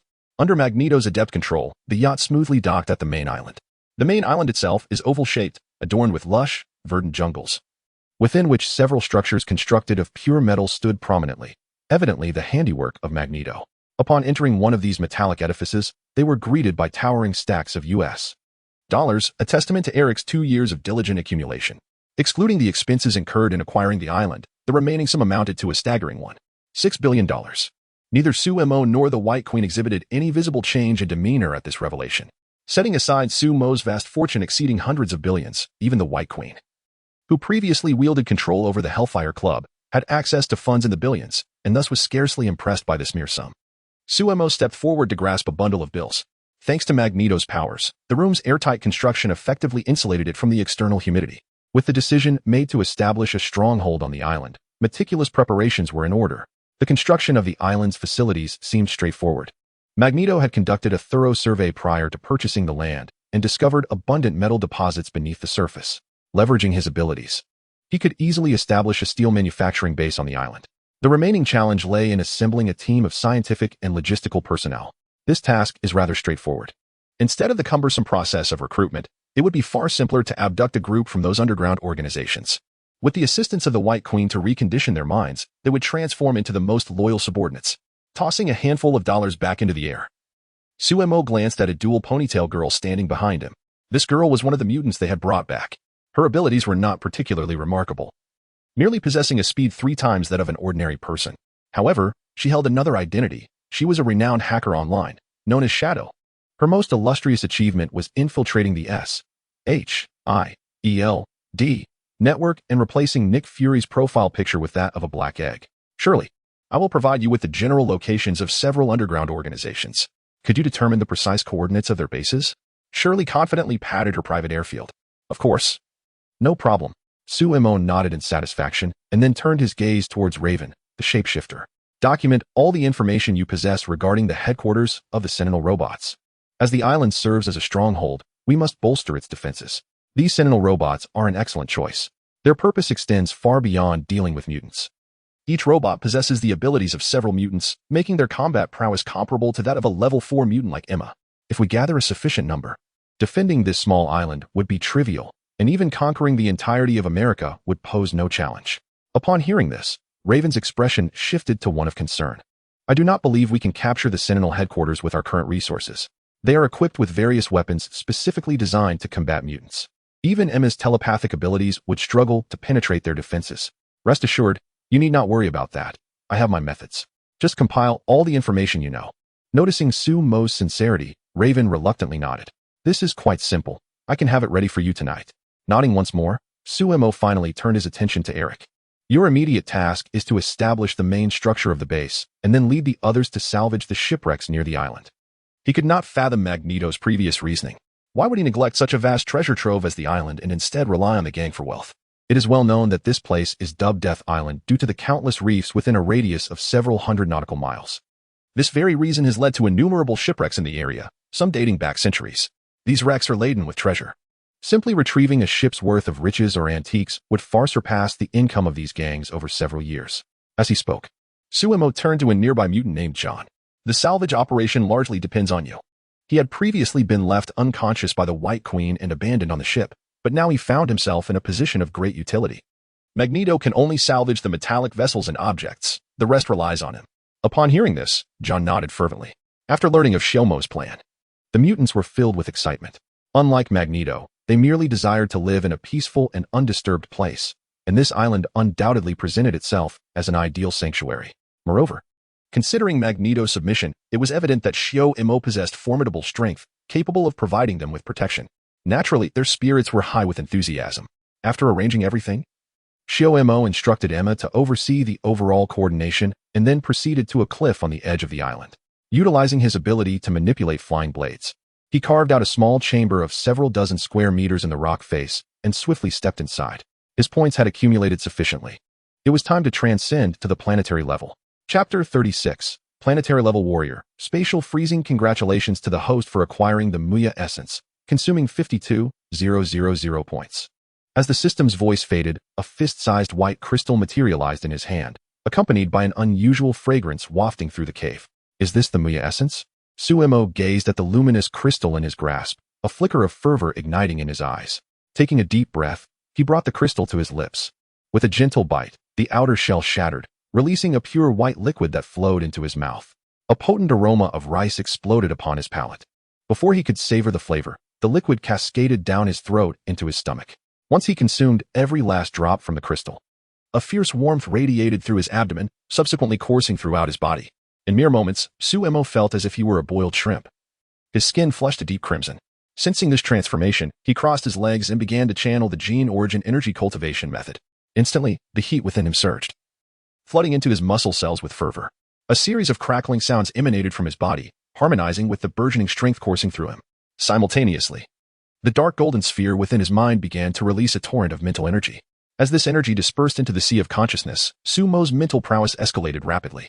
Time became an abstract concept, and eventually, the sphere in his mind shattered with a resounding pop, transforming into countless tiny particles that melted away like snow. At this juncture, the energy of the spiritual origin core had been entirely absorbed by Suemo, signifying that his mental strength had ascended to the pinnacle of a war god, achieving 1,000 tons. However, while the increase in mental energy had plateaued, the essence of Muya continued to enhance Suemo's physical attributes. A steady stream of black substance expelled from his pores, gradually enveloping his body. Time passed, and the black matter had coated Sumo's entire surface. Within him, a rumbling sound echoed. After thoroughly refining Sumo's physique, the residual energy coalesced towards the lower dantian, compressing at its center. Eventually, it formed a sphere akin to a miniature planet, rotating slowly like a celestial body. As the sphere took shape, all energy within Suemo was completely absorbed. In that moment, with closed eyes, Suemo slowly opened them, a fleeting silver gleam illuminating his gaze. Rising from the ground, sounds reverberated from his body. He closed his eyes once more, peering inward to behold the sphere rotating steadily within his dantian.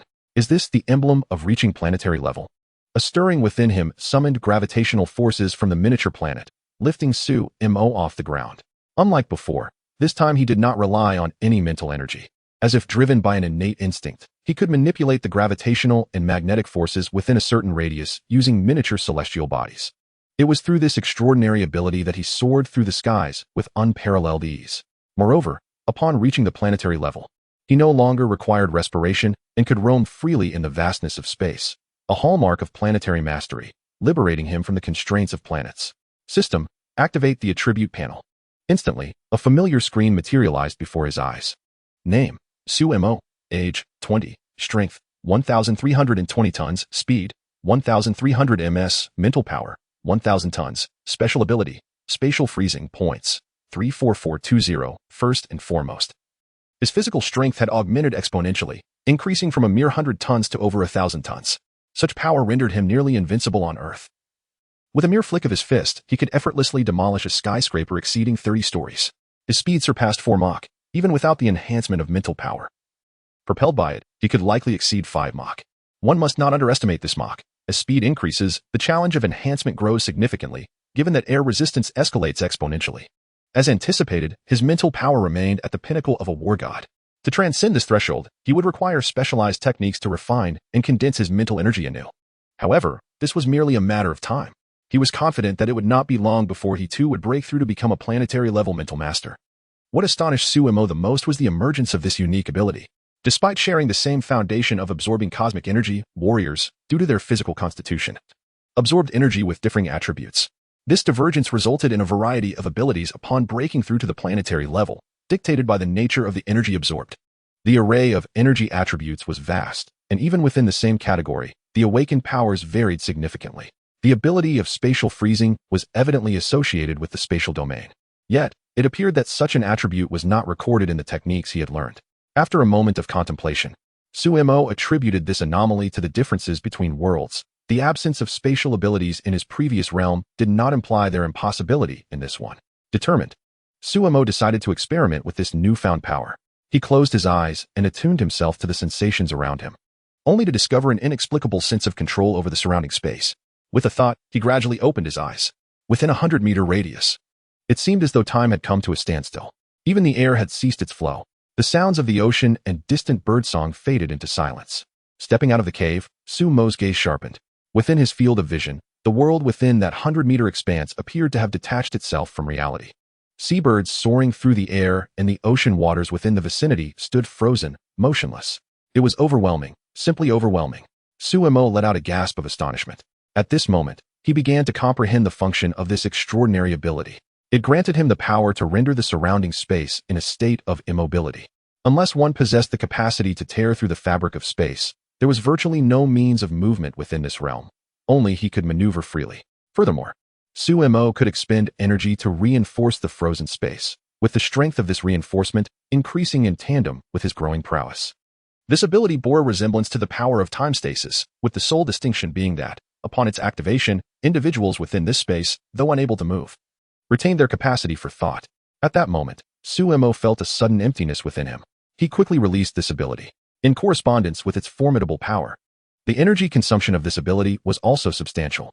Enveloping an area of approximately 100 meters, he estimated he could maintain it for only a few fleeting seconds. Exhaling deeply, Suemo was abruptly struck by a sharp, acrid scent wafting into his nostrils. Observing the impurities expelled from his body, he leaped into the ocean with a sudden bound. Chapter 37, Star Tower, Star Maiden. After soaking in the seawater for half an hour, Suemo finally cleansed himself of the grime. Just as he intended to depart, he noticed a massive shark approaching him from the distance. In this untamed marine expanse, the presence of sharks was hardly surprising. Despite the shark's rapid movements, to Suemo, it appeared as though time had slowed. Feeling the energy within him gradually revitalizing, Suemo flicked his fingers lightly. A tiny energy sphere, no larger than a soybean, shot forth from his hand and almost instantaneously penetrated the shark's body. Upon ascending to the planetary level, unlike the apprentice stage where one could only rely on physical combat, he was now capable of projecting his internal energy outward for attack. Once the energy sphere entered the shark, a tremendous explosion echoed through the water, obliterating the creature into mere fragments. At that moment, Suemo suddenly sensed an unusual fluctuation emanating from the star tower within his consciousness. Before he could react, his figure flickered and vanished from the spot. When he reappeared, he found himself in a technologically advanced hall. The hall was as expansive as a football field, taking the form of a regular pentagon, with a massive metallic door adorning each wall. At the center of the hall was an open-style control console. Could this be the interior of the Star Tower? Suemo quickly deduced his location. At that instant, countless beams of light coalesced in midair, eventually forming the image of a young girl. She had an oval face framed by flowing silver hair, clad in a leather outfit that accentuated her figure exquisitely. Her slender waist and long, graceful legs comprised nearly 60% of her physique, resembling a character straight out of a comic. Her flawless form seemed as if meticulously measured to perfection. Once her figure solidified, the girl gracefully descended to the ground and approached Suemo, circling around him with a radiant smile. "So, how do you find my body? Are you satisfied?" Before Suemo could respond, she noticed the intensity of his gaze and continued unabashedly, "It seems you are quite pleased." With that, the girl let out a melodious laugh, akin to the chime of silver bells. "Humans are truly fascinating. Your hearts race merely at the sight of an exterior." Only then did Suemo find an opportunity to speak. "Who are you?" The girl, realizing her oversight, responded, "Oh, how forgetful of me. You may call me Star Maiden. An intelligent life form of the mechanical tribe, essentially the spirit of the Star Tower, or perhaps the term control center would be more fitting. Your ascension to the planetary level has unlocked a small portion of the Star Tower's abilities." Hearing this, Suemo's eyes brightened. "Master, please follow me," Star Maiden said, turning to lead the way. They were situated at the pinnacle of the Star Tower, the control center, which also served as the Master's residence, equipped with various auxiliary training rooms. As she spoke, Xingji paused before a door, pushed it open, and stepped inside. Sumo, without a moment's hesitation, followed her in. After all, he was the master of the Star Tower. It would be unlikely for him to encounter danger within. Upon entering the room, it felt as though he had stepped into a corridor suspended in the cosmos. This space led to the simulated combat room, allowing one to engage freely with various opponents. Naturally, these battles occurred in a virtual realm, ensuring no harm would come to the participants. The master could certainly give it a try. It would greatly aid in enhancing his combat experience. After this, she continued to guide Sumo into the next chamber. This was the lounge. One room after another was introduced. Finally, Xingji brought Sumo to the last room. This was the training chamber, where one could accelerate the flow of time during cultivation. However, given the master's current strength, he could only endure a maximum of tenfold acceleration. Upon hearing this, Sumo felt a stir in his heart. Thus, as my strength increases, the flow of time within could also be enhanced. Indeed, Xingji nodded as if it were a matter of course. The acceleration of time in here could reach up to 10 million times. At this revelation, excitement sparkled in Sumo's eyes. Despite having reached planetary level in just over 2 months, the speed of cultivation in the later stages was far from rapid, with comprehending the laws often taking decades or even centuries. The training chamber with its time acceleration would undoubtedly significantly boost his cultivation speed. By the way, at that moment, Xingji suddenly clapped her hands. With a gentle wave of her right hand, the two found themselves atop a colossal platform. The platform appeared to be situated within the boundless starry sky, and as they gazed around, they beheld countless celestial bodies resembling stars. Noticing Sumo's gaze fixated on those orbs, Xingji explained, "This is a secret realm within the Star Tower. Throughout the entire tower, there are innumerable such secret spaces. And what you see are the sealed stars. With your current strength, Master, you were temporarily unable to control them." Sumo nodded. According to the system's description, each of these sealed stars had reached the level of a supreme treasure. With his present planetary strength, let alone a supreme treasure, even the lowest grade heavy treasure would likely exhaust him before he could wield it. Under Xingji's guidance, they arrived at the center of the platform. At the very heart stood an altar, upon which 2 obsidian-like pillars of light ascended into the void. The source of these pillars was the 2 dark divine tomes. At this moment, the appearance of the tomes had undergone a radical transformation. The pages were no longer made of paper but seemed to be entirely composed of gathered black energy. The 2 pillars of light continuously drew in dark energy towards the tomes. "What is this?" Witnessing this scene, astonishment flickered in Sumo's eyes. Xingji chuckled softly. "Upon first sensing these 2 tomes, I immediately discerned that they harbored significant issues. The recorded magic, while beneficial to the master at present, carries substantial risks. This is a fact that Siye is acutely aware of. After all, those who practice the dark scriptures invariably find their minds eroded by dark energy." At this juncture, a knowing smile graced Xingji's face. In essence, this magic involves the user covertly infusing a special energy into the borrowed power of another, thereby corrupting the wielder's psyche. Thus, with the master's well-being in mind, I contemplated assisting by directly lending sufficient magical energy to sustain millennia's worth of spells, subsequently purging the special energy from this power and storing it within the tomes. Henceforth, when the master employs magic, it will be akin to drawing upon the stored magical essence within the books, devoid of any peril. Chapter 38. Zysorn, the Supercharging Treasure? Upon listening to Xingji's narration, Sumo's expression brightened with delight.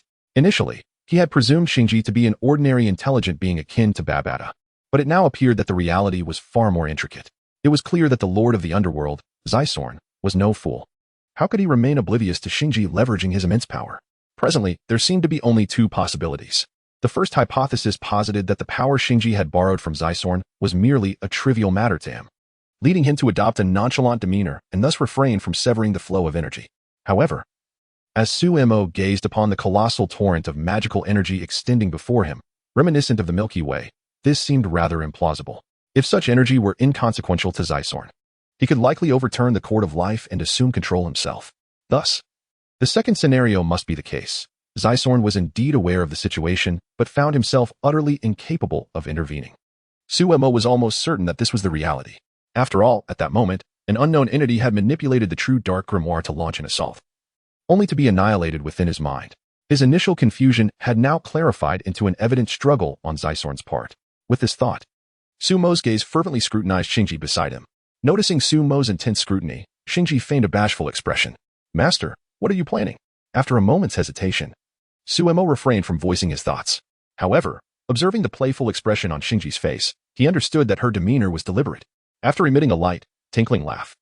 Xingji finally diverted her gaze. Clearing his throat to mask his embarrassment, Su Mo inquired, "What level of power do you possess?" Upon hearing this, Xingji's laughter gradually subsided. "In truth, my power is not of great significance to you, master. After all, I am unable to leave the Star Tower to assist you directly, at most. I can help you control the Star Tower to confront those intruding foes within your consciousness. Just know that in this world, no one can enter your mind and leave unscathed." Su Mo gasped in astonishment at this revelation. "So formidable. Once I fully master the Star Tower, I shall be invincible." It took a full minute for Su Mo to calm the tumult of emotions within him. At this moment, Xingji had already ascended to the altar ahead, reaching for a dark grimoire resting upon it, leaving one behind to continue absorbing dark energy. "This magical power should suffice for you for a considerable time.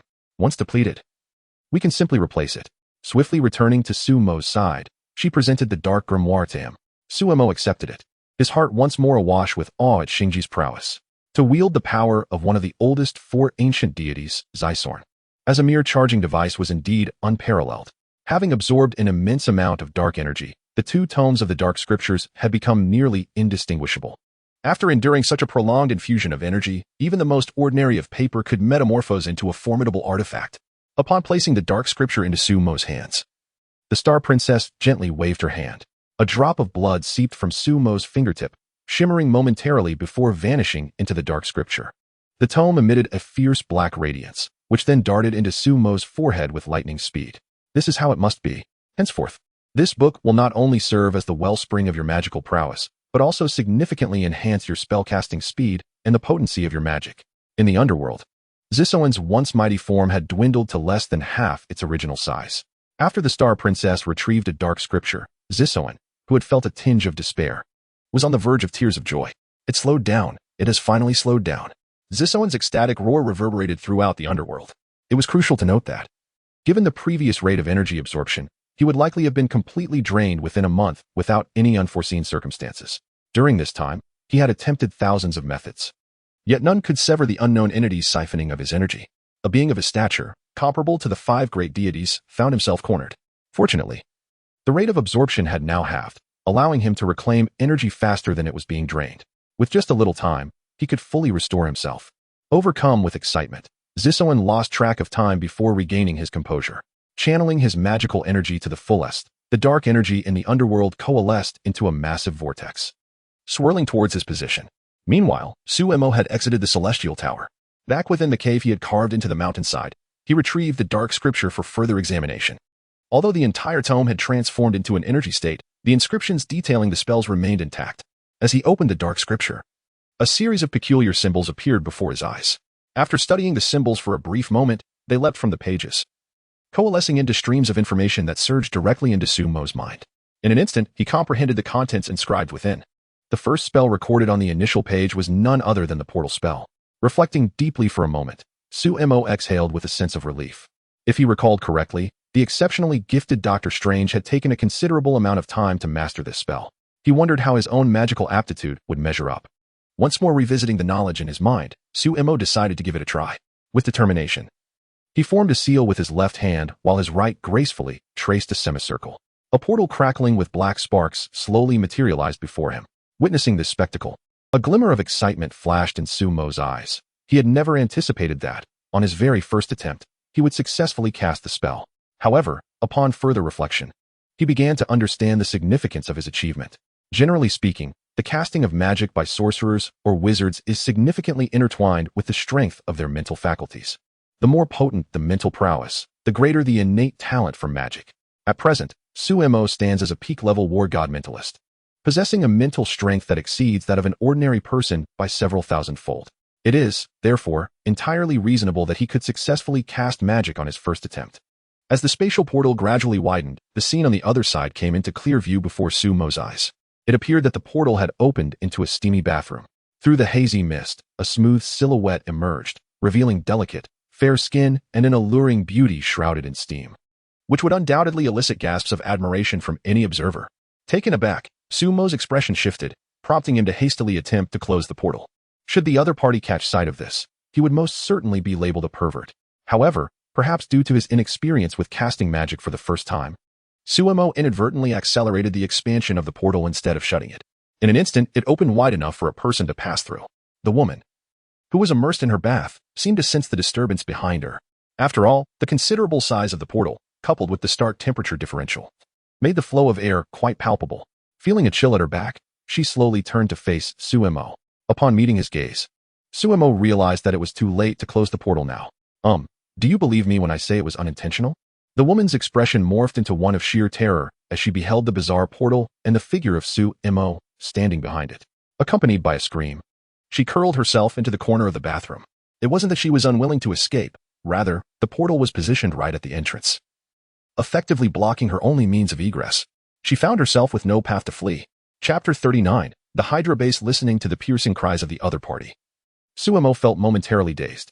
Fortunately, after the spatial gate lost the support of his energy, it gradually began to close. As he observed the closing portal, he let out a sigh of relief. In New York, Sky, still shaken, gazed at the closing spatial gate in the bathroom. She reached for the clothes hanging nearby, donned them to conceal her astonishing curves, and cautiously approached, extending her hand to touch the threshold of the door. A look of incredulity spread across her face. How extraordinary! Could that have been magic? No, it must have been an illusion, certainly a mirage. It seems I must refrain from staying up late for a while. Within a cave on the island, Suemo wiped the beads of sweat from his brow. His original intent had been to open a portal leading directly to the villa where Wanda and the others resided, yet it appeared that something had gone awry. To avoid a recurrence of this mishap, he waved his hand, causing the dark grimoire to reappear before him, and he diligently began to study the records concerning spatial gates. After several thorough readings, Suemo took a deep breath and waved his right hand once more. As sparks flickered before him, another spatial gate opened. This time, the other side revealed a familiar scene, the bedroom of the seaside villa. Elated, Suemo rejoiced in his success. As the portal expanded to a height suitable for a person, he stepped through. On the other side, he found himself in the villa's bedroom just as Wanda was about to enter. Upon seeing the suddenly opened door and Suemo standing behind it, Wanda paused, her expression one of surprise, followed by a puzzled tilt of her head as she glanced into the room. Wait, when I just left, there was no one in the room. How did you get in? Suemo chuckled softly. There is no need to concern yourself with such details.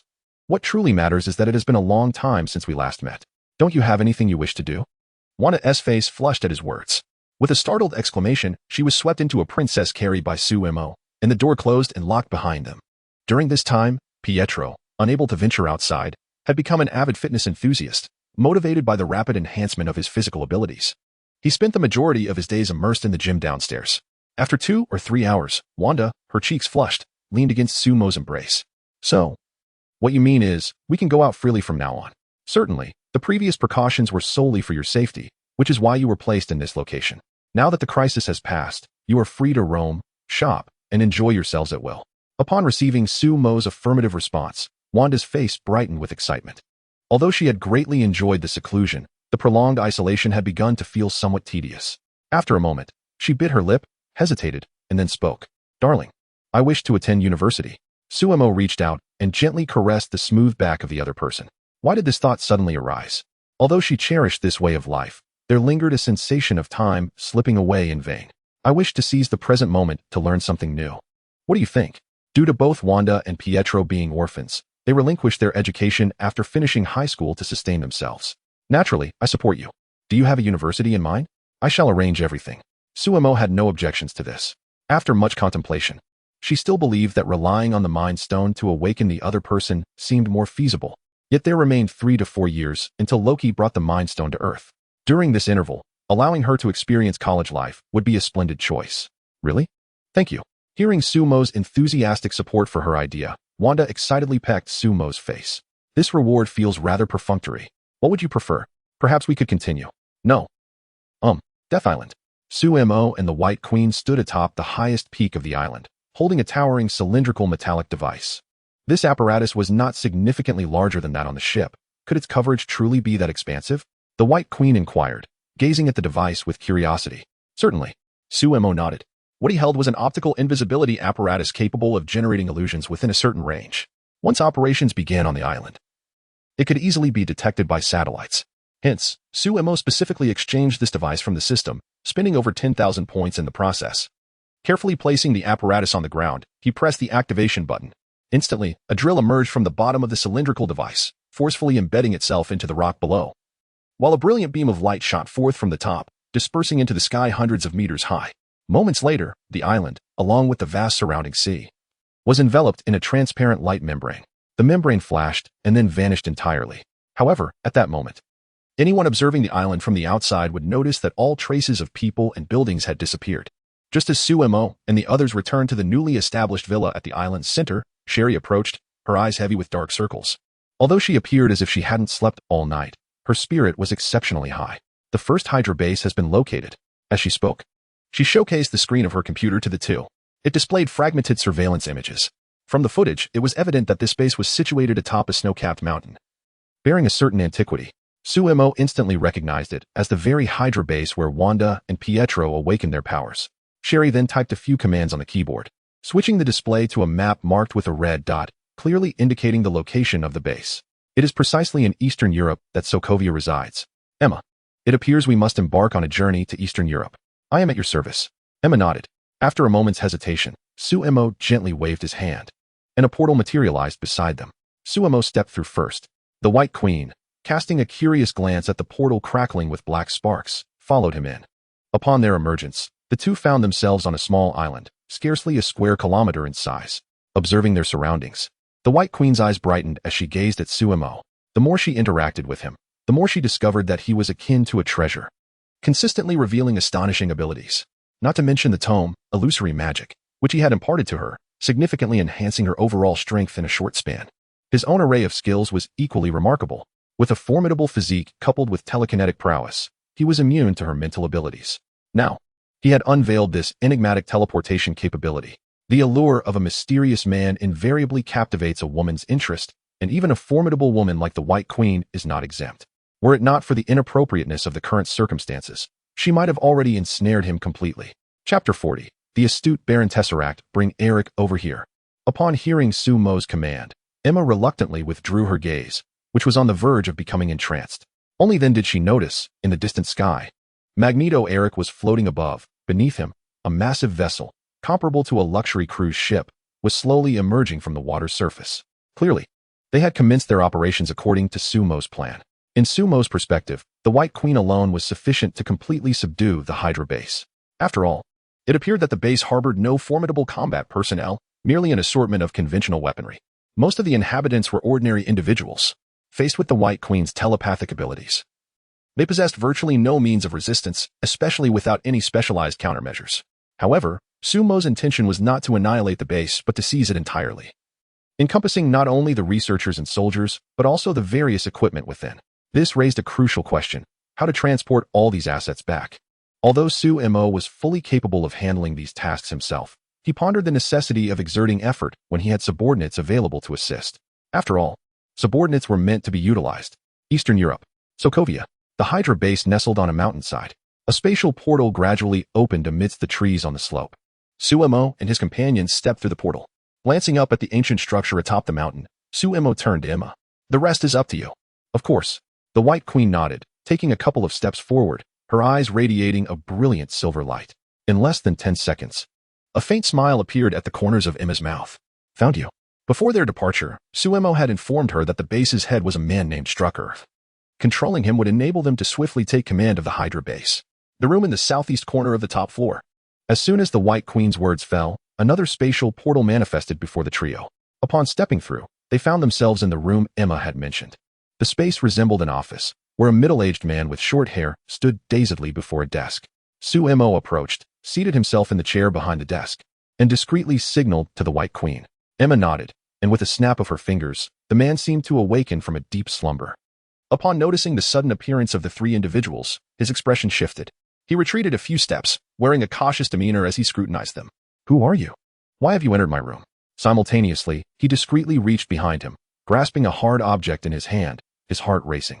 With swift precision, he drew a gun, aimed, and fired. In a mere second, Baron Tesla K executed a series of movements, convinced that not even the most formidable mercenaries could outpace him. He was certain that his adversaries would be unable to react within such a brief span. Indeed, his expectations were met. The trio made no attempt to evade, allowing bullets to pierce through their foreheads. As he gazed upon the lifeless body sprawled on the ground, a sigh of relief escaped him. Yet, before he could revel in his triumph, the sound of applause resonated throughout the room. The scene before him dissipated like bubbles, and the deceased trio reappeared, standing in their previous positions. The source of the applause was a young man seated nearby. Witnessing this, a bead of cold sweat trickled down Tesla's forehead. How could this be? His worldview suffered a profound shock. Suemo regarded his bewildered expression with a faint smile. It must be said that employing Emma's abilities against these ordinary individuals was akin to a dimensional strike. Even before mastering the illusory demon secret art, Emma could effortlessly manipulate them, let alone now. Given a year or two for her development, even Professor X would struggle to discern her illusions. In comparison to Emma, who had cultivated the illusory demon secret art, the difference was akin to that between a barefoot doctor and a PhD graduate from a prestigious medical university. It was not that Professor X lacked talent. Rather, it was the disparity in their levels of understanding. One relied solely on personal exploration, while the other benefited from the accumulated wisdom of countless predecessors over millennia. The two were simply incomparable. Are you perplexed that we have died and come back to life? Suemo inquired. You still have bullets in your gun. You may attempt again, and perhaps this time we shall indeed meet our demise. Hearing Sumo's words, Tesla gradually regained his composure. As a high-ranking member of the Hydra organization, he was not entirely ignorant of those with supernatural abilities. The calm demeanor of his adversaries assured him that firing again would yield no different outcome, but might instead provoke them. Realizing this, Tesla discarded his weapon. Since you chose not to eliminate me immediately, I must still hold some value for you all. Now, what would you like me to do? Upon hearing his words, Suemo nodded in satisfaction. Truly, he was dealing with a highly intelligent individual capable of discerning the intricacies of the Mind Stone. The decisiveness displayed was indeed impressive. He quickly grasped the situation and made the most advantageous choice for himself. Quite simply, I require you and your entire base to serve me from now on. Certainly. Without the slightest hesitation, Tesla readily agreed. Suemo, however, held no illusions that he would genuinely submit. Yet, it mattered little. With Emma's presence, she is able to discern any ulterior motives of others at a moment's notice. Furthermore, her abilities serve an additional purpose, to subtly influence the thoughts of those around her. This power differs from soul imprinting. It can quietly alter a singular notion within another's mind, such as their loyalty to an organization. Much like the insidious methods of brainwashing seen in pyramid schemes, prolonged psychological manipulation can unwittingly indoctrinate individuals. The remarkable growth of the Hellfire organization can be attributed to her invaluable influence, as under Emma's sway, these individuals are destined to become fervent devotees of the cause. Subsequently, under the command of Tesla, the entire Hydra base sprang into action. A myriad of weaponry, armored vehicles, and aircraft were swiftly transported through spatial portals to Death Island. Throughout this process, Suemo found himself in awe. As one of the most ancient organizations in existence, the Hydra base possessed an impressive foundation. Just the self-developed fighter jets numbered at least 7 or 8, while the array of tanks and armored vehicles was beyond counting. Moreover, it housed a complete production line capable of manufacturing such weaponry. Thus, with sufficient funding, they could amass a military force capable of waging war in a remarkably short span of time. The relocation endeavor lasted an entire day. By dusk, except for a single, time-worn structure, the Hydra base was utterly desolate. The swift completion of the move was significantly aided by Magneto, without his ability to effortlessly transport those heavy machinery. The process would have stretched over several days. As the spatial portal sealed shut, a thunderous explosion resonated through the base, reducing the remaining edifice to a mere heap of rubble. Chapter 41. All promoted to junior warriors. The recent raid on the Hydra base has yielded remarkable rewards. Setting aside the vast array of weaponry and equipment, the acquisition of over a dozen researchers and nearly 500 soldiers is monumental in itself. Among the diverse, groundbreaking technologies obtained, the most invaluable is the energy shield technology. The researchers have successfully dismantled the apparatus from the Hydra base and installed it on the island. The size of the shield can be adjusted according to the output power. Currently, the entire Death Island is enveloped by this protective barrier. According to Baron Tesla, even missiles would struggle to breach its defenses. With the integration of the Hydra base, the development of the island has gradually found its rhythm. Soren and his companions, 9 in total, have arrived on the island at Suemo's instruction. As the earliest followers of Suemo, their physiques have been significantly enhanced by the consumption of beast meat, elevating all 9 to the level of quasi-warriors, with their punch strength exceeding 900 kilograms. Suemo intends for them to become formal warriors and subsequently serve as instructors to train the Hydra soldiers on the island. His vision is straightforward: to select individuals with promising talent among the soldiers, train them, and establish an assassination organization dedicated to eliminating villainous figures, thereby helping him acquire points. Through recent exploration, Suemo has gradually discerned the system's definition of a villain. Almost anyone who has committed wrongdoing is categorized within this roster. Consequently, nearly 90% of individuals, upon being eliminated, would yield points, albeit with varying amounts based on the target. With a brief period of transformation through beast meat, it is anticipated that they will soon attain warrior status, with advancement to the general rank merely a matter of time. The remaining soldiers, whose talents are somewhat lacking, will be organized into special operations teams dedicated to eradicating malevolent organizations, even if they struggle to reach a high level. The enhancement from beast meat makes attaining the status of junior warriors quite achievable. Just reaching this level ensures a punch strength exceeding 900 kilograms, surpassing those so-called elite soldiers in the outside world. In collaboration, they can easily dismantle an armed unit of several hundred. In a cleared area on the eastern side of the island, Soren and the other 8 are seated in a circle. Do you all understand? Suemo inquires, glancing at the row of 9. It must be said that getting these muscle-bound individuals to fully comprehend the gene origin cultivation method has indeed consumed considerable time. This is primarily due to the difficulty Westerners encounter in grasping concepts akin to the meridian and acupoint theories of traditional Chinese medicine. Upon seeing them nod in agreement, Suemo finally breathes a sigh of relief. Good, let us formally begin cultivating in accordance with what I have taught you. With Sumo's command, the 9 focus their minds, slowly closing their eyes and entering a meditative state. According to Sumo's estimation, they would likely find it challenging to perceive cosmic energy in the short term. Thus, he settled down to cultivate his abilities. Currently, he had attained the planetary level as a warrior, while his mentalist prowess remained stuck at the pinnacle of a war god. To ascend to the rank of a planetary-level mentalist, he needed to consolidate a star core within his sea of consciousness. His immediate task was to continuously refine his mental strength.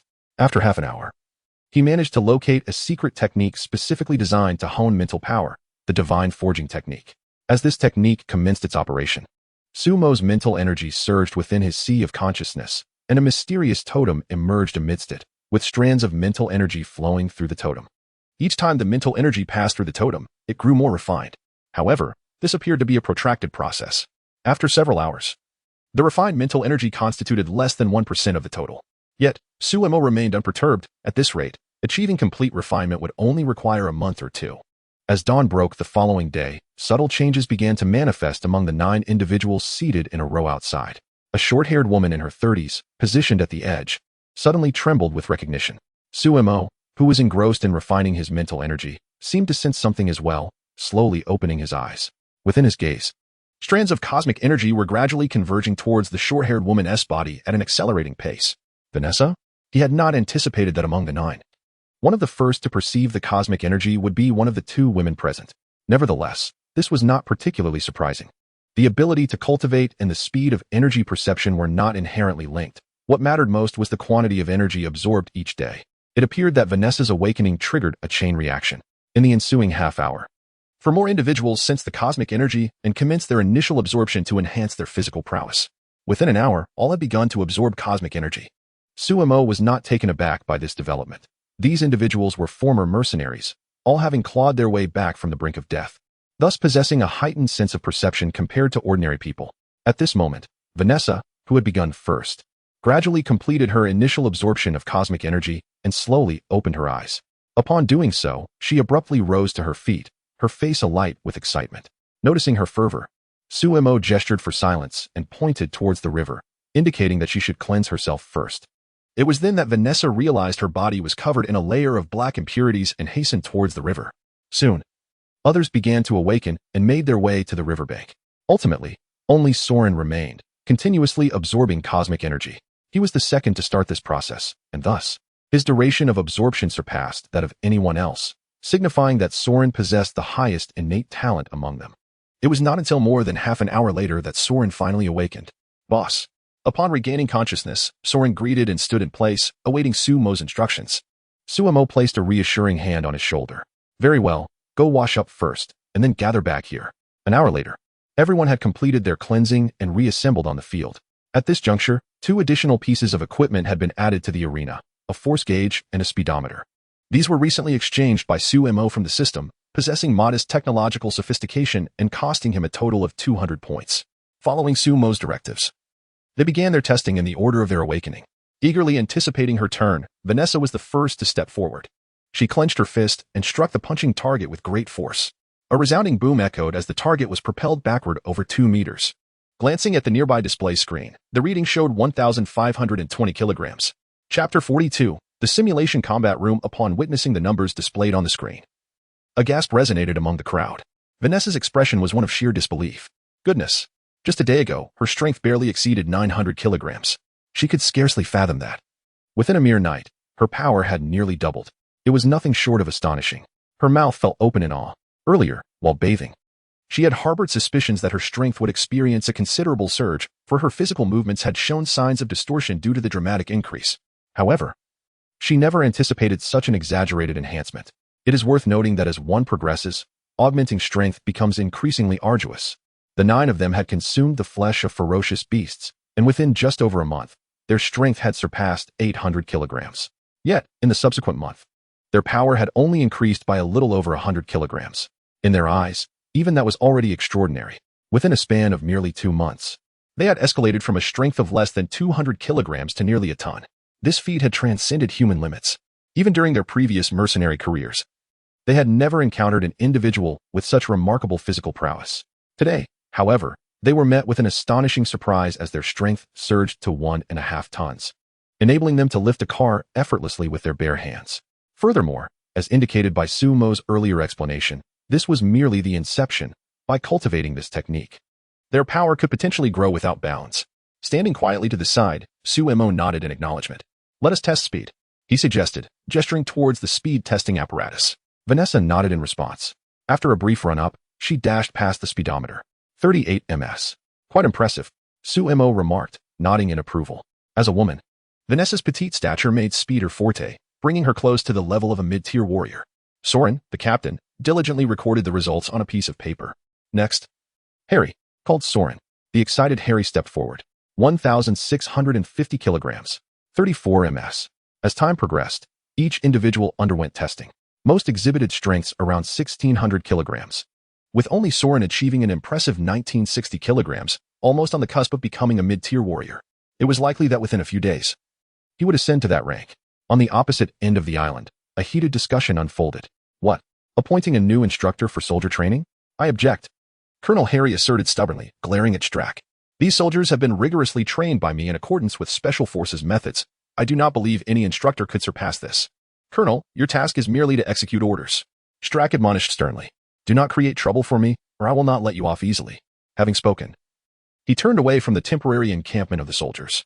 Though he shared the same thoughts as his counterpart, his words held no weight at this moment. Watching Baron Strack depart, Colonel Harry's expression darkened considerably.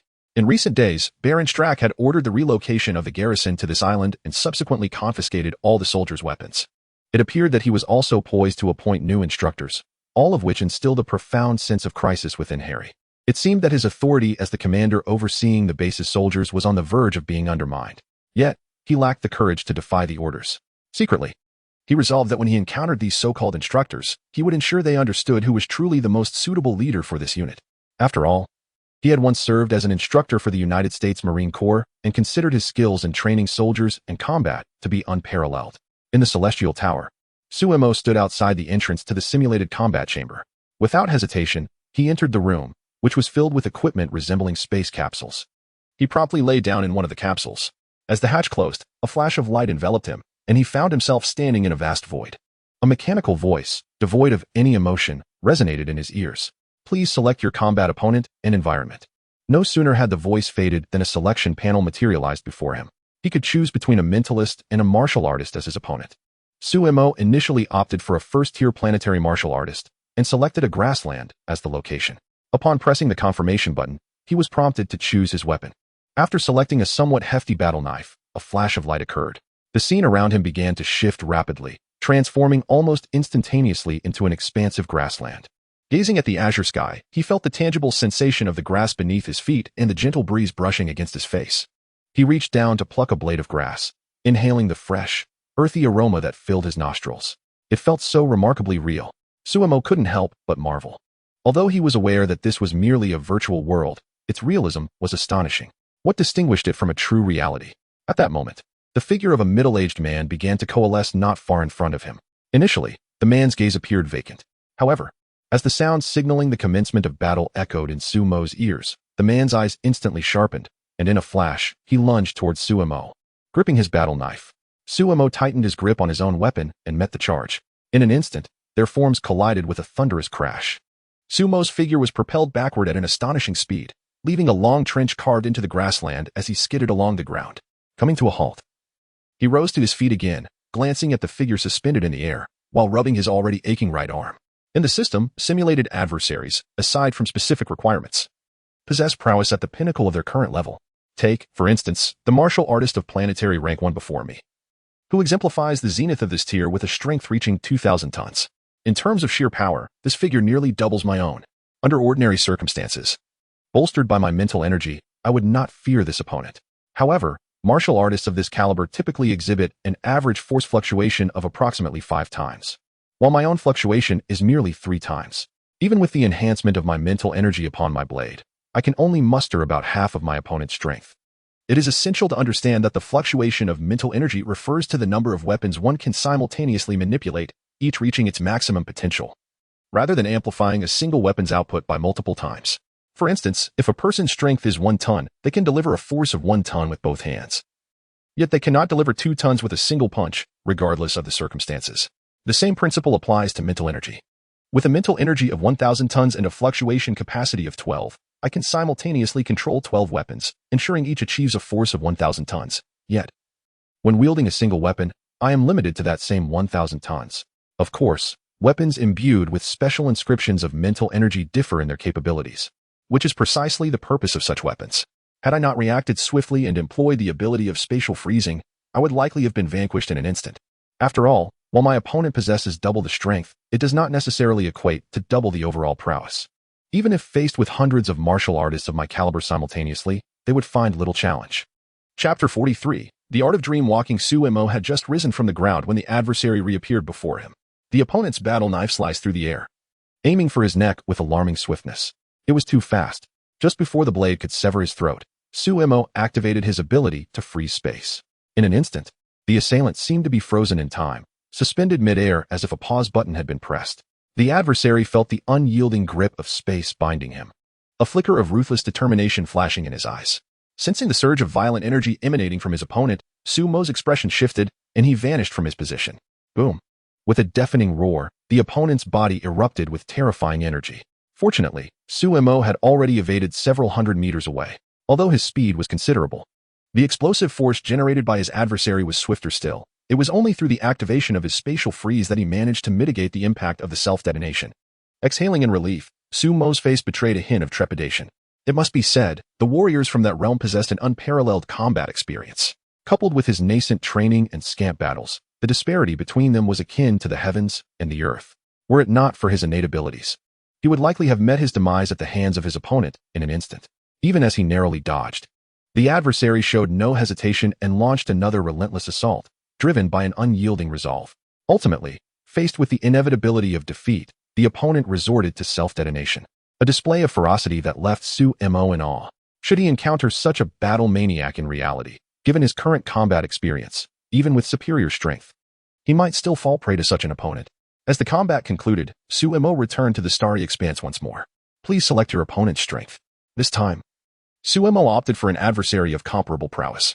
He resolved not to employ his spatial freeze ability, as his objective was to hone his combat experience. Relying on such a seemingly invincible skill would ensure a swift victory, thus failing to fulfill his training goals. Upon making his selection, Sumo's figure reappeared on the grassland. Half a minute later, he found himself reborn amidst the stars, his face contorted with the spasms of pain. In pursuit of authenticity, he had calibrated his pain threshold to 100%. The moment his body was cleaved in two, the agony nearly caused him to lose consciousness. Once more, after a brief respite of 2 minutes, Sumo plunged back into battle. For an entire day, he remained ensnared in a relentless cycle of combat, death, and resurrection. He progressed from barely enduring half a minute to 1 minute, then 2. By the conclusion of his training day, he had developed the capacity to withstand his opponent's assaults for over 10 minutes. The door to the combat simulation room creaked open, and Sumo emerged, rubbing his somewhat numb temples. A full day of intense concentration had imprinted a trace of weariness upon his countenance. Turning, he made his way to the training chamber. This sanctuary not only allowed the modulation of time-s flow, but also permitted adjustments to the concentration of energy within. However, it was worth noting that a higher energy density did not always equate to a better experience. Excessive density could complicate the absorption process. Setting the temporal flow to 10-fold and the energy concentration to 100-fold, Sumo stepped into the training room. Its furnishings were remarkably austere, merely a bed and a table. He promptly settled into a cross-legged position on the bed, invoking the gene origin energy cultivation method, gradually absorbing energy while alleviating the mental fatigue brought on by intense combat. In the ensuing days, Suemo maintained a routine of traversing between the combat room and the training chamber. He accrued practical experience through relentless battles. And once fatigue set in, he retreated to the training room to hone his gene origin energy and god-forging technique. Whenever he found a moment, he delved into the study of the Dark Grimoire. As his understanding of the magic inscribed in the Dark Grimoire deepened, Suemo discovered a spell aptly suited to his current circumstances, the Dream Walking Technique. This was the very incantation once employed by Wanda to traverse the multiverse. The spell bore similarities to possession, allowing him to invoke a passage into the existence of his parallel self without inflicting any harm upon that alternate version. Upon his departure, the individual who had been possessed would return to their original state. The distinction between this and dimensional teleportation was akin to the difference between soul possession and physical transit. However, acquiring dimensional teleportation required a staggering 100 million points. Until he amassed sufficient points, the Dream Walking Technique would serve as a viable means to harvest points across other parallel worlds. Nevertheless, this Dream Walking Technique was not akin to a mere portal spell. It belonged to the upper echelons of magic, even within the vast tomes of the Dark Grimoire. He would require additional time to fully comprehend and attempt its application. Fortunately, this interval could be utilized to set affairs in this world in order. In due time, his subordinates could assist in accruing points here while he ventured into parallel worlds to reap rewards, thereby significantly enhancing his growth rate. He harbored confidence that by the time Thanos arrived, he would have evolved to a level capable of utterly overwhelming his adversary. A few days later, in New York, Tony resided in his hillside villa. "Hey, buddy, it seems that marriage truly is a grave. I haven't heard a single tidbit about you lately." Tony poured Suemo a glass of whiskey and then plopped down onto the sofa opposite him. Previously, the two of them had been frequent subjects of tabloid gossip. "It appears neither of us has graced the headlines recently. Ever since you became involved with Pepper, I've noticed you've toned it down quite a bit. Well, I don't suppose you've come to compare notes on who embodies the ideal man today."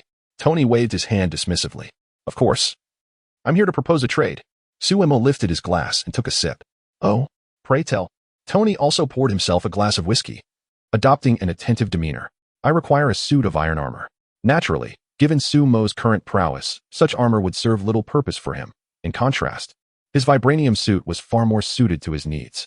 This particular suit was a gift he had prepared for Wanda. Pietro had already begun his training, and with his current status as a novice warrior, he was capable of self-defense. Before her awakening, Wanda could only be considered an ordinary individual. Moreover, with school approaching, he naturally needed to prepare some means of self-protection. Tony's armor would indeed be a commendable choice. "Buddy, are you jesting? Although we are the best of friends, I made it clear during my previous presentation that the suit and I are one. To relinquish it to another would be akin to betraying myself." "Do you truly believe I would betray myself?" After shaking his head, Tony promptly declined.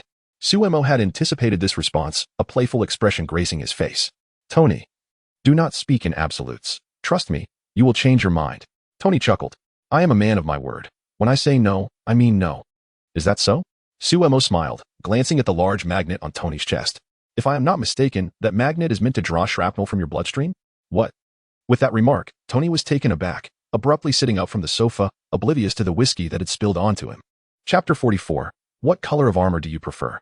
Concerning the device embedded in his chest that absorbed the fragments of bullets within him, Tony had confided in no one, save for Pepper. Yet, it was evident that Pepper could never divulge this matter to Suemo. So, how did Suemo come by this knowledge?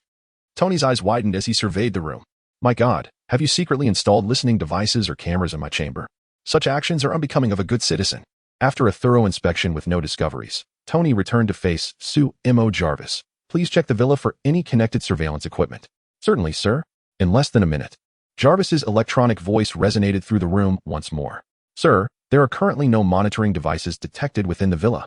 Suemo sat comfortably on the sofa, observing Tony's agitated expression, a slight smirk playing on his lips. "Fear not, I possess no such perverse inclinations, and I harbor no interest in what you do in your room. My knowledge of the bullet fragments is attributed to my unique ability." As he spoke, Suemo waved his right hand gently. The cutlery from the adjacent kitchen, under the influence of his telekinesis, soared through the air, ultimately hovering midway between them, rotating slowly. This was a premeditated justification. Moreover, the deliberate display of only being able to manipulate metal served to maintain an element of surprise. Should his abilities come to light, the precedent set by Magneto would ensure that people would readily accept the notion that he could only control metal. This could potentially save his life in the future. God damn it. Upon witnessing this spectacle, Tony's expression grew even more exaggerated. A mutant? Magneto? Are you Eric's illegitimate son? Tony, mind your words. Or I cannot guarantee that this cutlery won't find its way into your mouth. Suemo retorted, eyeing him with annoyance. Apologies, I was merely overwhelmed with excitement. After a considerable pause, Tony finally calmed his racing heart. Upon learning of the bullet fragments within his blood, he had indeed pondered how to extricate them. Conventional medicine, at present, offered no viable solution. As for unconventional methods, his first thought was of Magneto. The image of the old man manipulating the Golden Gate Bridge from 2 years prior was indelibly etched in the minds of every American. It was common knowledge that he possessed the ability to control metal, which should enable him to easily extract the fragments from Tony's bloodstream. Alas, that incident marked Magneto's final triumph, as he was subsequently injected with mutant serum, reducing him to an ordinary elderly man. Tony had attempted to discreetly seek out other mutants with similar abilities, yet had met with no success. During this period, he had also discovered that due to the arc reactor embedded in his chest, the palladium levels in his blood had exceeded safe limits, leading to early signs of palladium poisoning. Despite having taken certain measures, he realized that if this continued, within 3 years, the toxins would inflict irreversible damage upon him. Sumo's extraordinary abilities rekindled a glimmer of hope within him. After contemplating for less than 10 seconds, Tony exhaled deeply. All right, you win. What color do you prefer for the armor? Once the two had conferred about the details of the suit, Tony eagerly ushered Sumo to the medical room on the 2nd floor of the villa. With Sumo's persuasion, Tony not only agreed to craft an armor for him, but also pledged to assist in the creation of a new suit with each upgrade in the future. Sumo glanced at the 7 or 8 doctors in the vicinity and remarked, I don't think you need to make such a grand affair. I have no intention of revealing my secret. Upon hearing this, Tony understood the gravity of the situation. Given Magneto's reckless antics, the general populace harbored a degree of aversion towards mutants. He could empathize with Sumo's desire to keep his identity concealed. As he lay on the operating table, Tony waved off the doctors.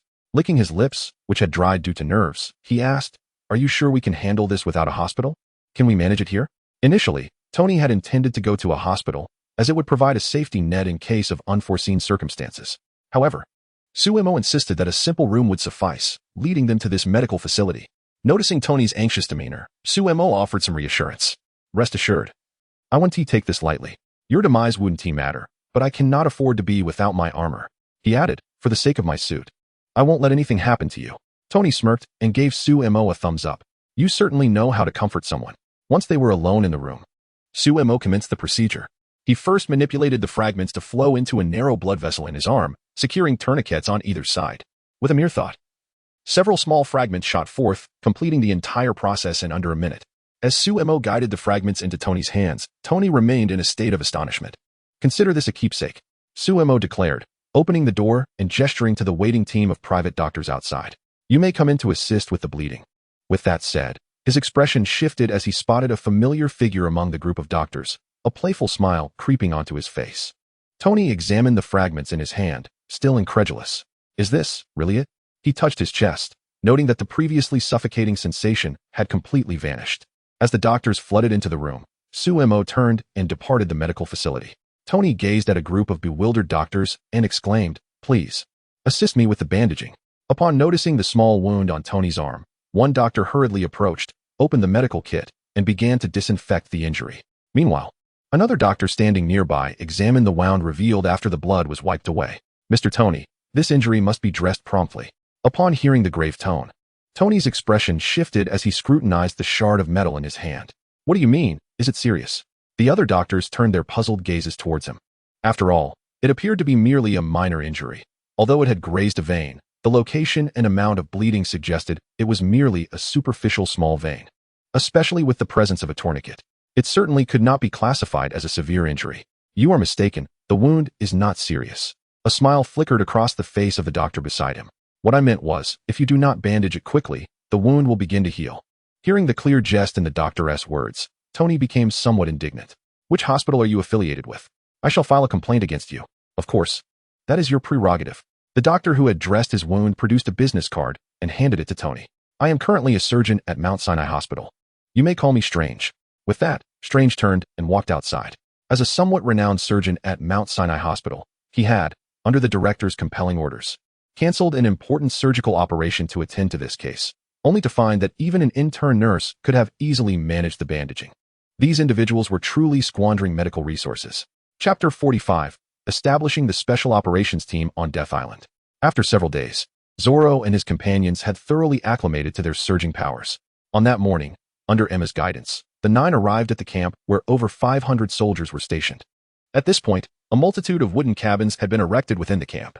For soldiers, survival in the wild is a fundamental skill. However, this hardly qualifies as wilderness survival, as the camp is equipped with various construction machinery. With the sound of a whistle, all soldiers quickly formed an orderly line in a vast clearing at the center of the camp. In front of the camp stood a wooden platform elevated half a meter above the ground.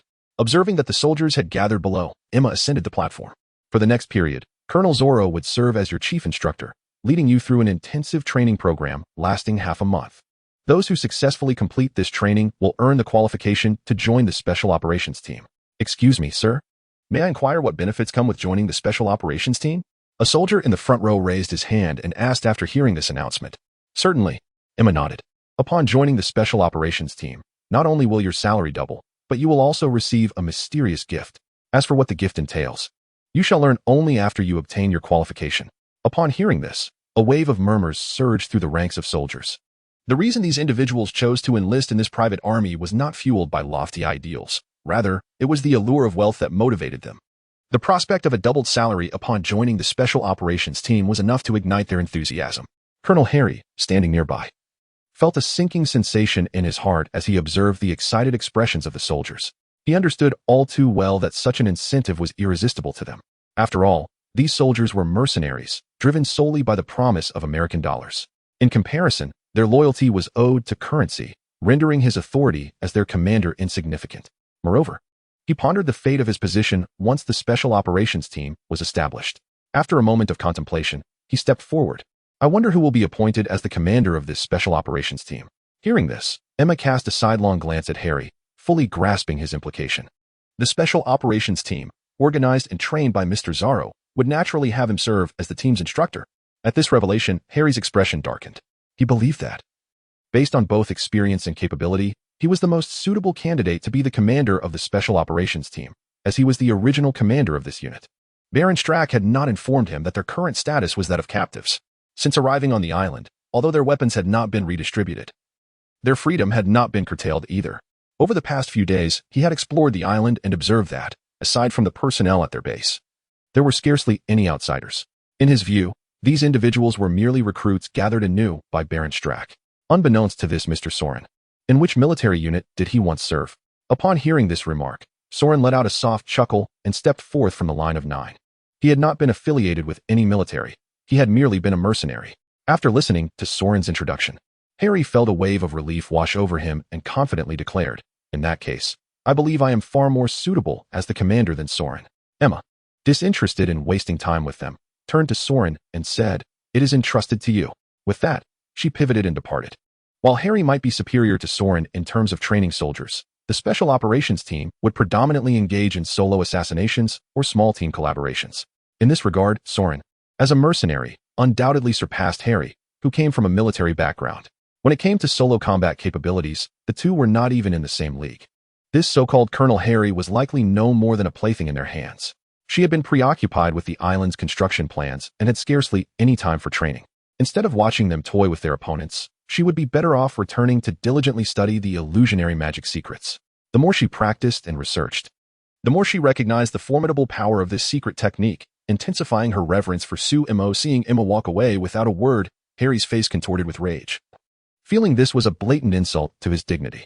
Observing Harry's furious expression, Soren remarked, well, we are all aware of your sentiments. We will not deny you an opportunity. Harlina, step forward. As he spoke, a petite woman emerged from the ranks behind him. If you can withstand half a minute against Harlina, I will gladly hand over the position of commander. Upon hearing Soren's words, Harry's fury threatened to erupt. This was a tremendous affront to him. A distinguished instructor of the former American Special Marine Corps, being subjected to such humiliation. You damn bastard, I will shove your head up your backside, he shouted. And in a fit of rage, he lunged at Soren like a cheetah. However, Harry's self-proclaimed speed appeared to Soren as if it were unfolding in slow motion. He could clearly see the taut muscles in Harry's arms and the quivering of his facial muscles as he ran, not inclined to indulge Harry's lack of awareness. Soren lifted his right leg and delivered a gentle kick. Harry merely saw these soldiers regarded their situation as merely a job, and to Harry, he was nothing more than a figure of authority in the eyes of company employees. Would the workforce rally in solidarity upon witnessing their leader being assaulted? What a farce. It would be a miracle if they merely refrained from applauding. Their astonishment stemmed from this being the first time they had witnessed someone being propelled several meters through the air. Soren also took note of the expressions on these soldiers' faces. At that moment, he resolved to uplift their spirits. He turned and approached a coconut tree, about the thickness of a bowl, with a swift kick of his right foot. A resonant crack echoed as the tree splintered around a meter above the ground. As they watched the coconut tree slowly topple, the soldiers' expressions grew even more captivating. Are you all curious about the special rewards that come with joining the Special Forces? I can reveal that this reward is intricately linked to enhancing one's own abilities. Once you acquire this reward, each of you will have the opportunity to reach my level, or perhaps even surpass it. After hearing Soren's words, the soldiers gazed at him with fervent enthusiasm. As soldiers, who wouldn't yearn for formidable strength? Observing the fervor in their eyes, Soren nodded. Next, you shall be divided into 8 small teams. Chapter 46. One cannot simultaneously possess a Lamborghini and inferiority within the training chamber of the Star Tower. Sumo's figure sat cross-legged, suspended in midair. Before him, a tome of darkness radiated a profound energy. As Sumo slowly opened his eyes, the dark tome transformed into a fleeting shadow and merged into his brow, while his levitating form gently descended to the ground. Feeling that he was still a fraction away from his goal, Sumo let out a sigh. After all, mastering a magic capable of traversing the multiverse demanded a certain level of proficiency. In a flash, Sumo found himself in a 2-story villa located on the southern shore of Death Island, recently completed. Upon returning to the villa, he did not linger. A portal of space gradually opened beside him, and he stepped through it, arriving at the entrance of Tony's villa. He recalled that Tony had informed him last night that the armor had been completed. Hello, Miss Potts. It has been far too long. Sumo greeted the waiting Pepper at the villa's entrance. The last time he visited, her presence was notably absent. Indeed, it has been quite a while. As the second largest shareholder of the company, it is rather difficult for us to meet when you only grace the office once a month. Pepper's complaint was immediate.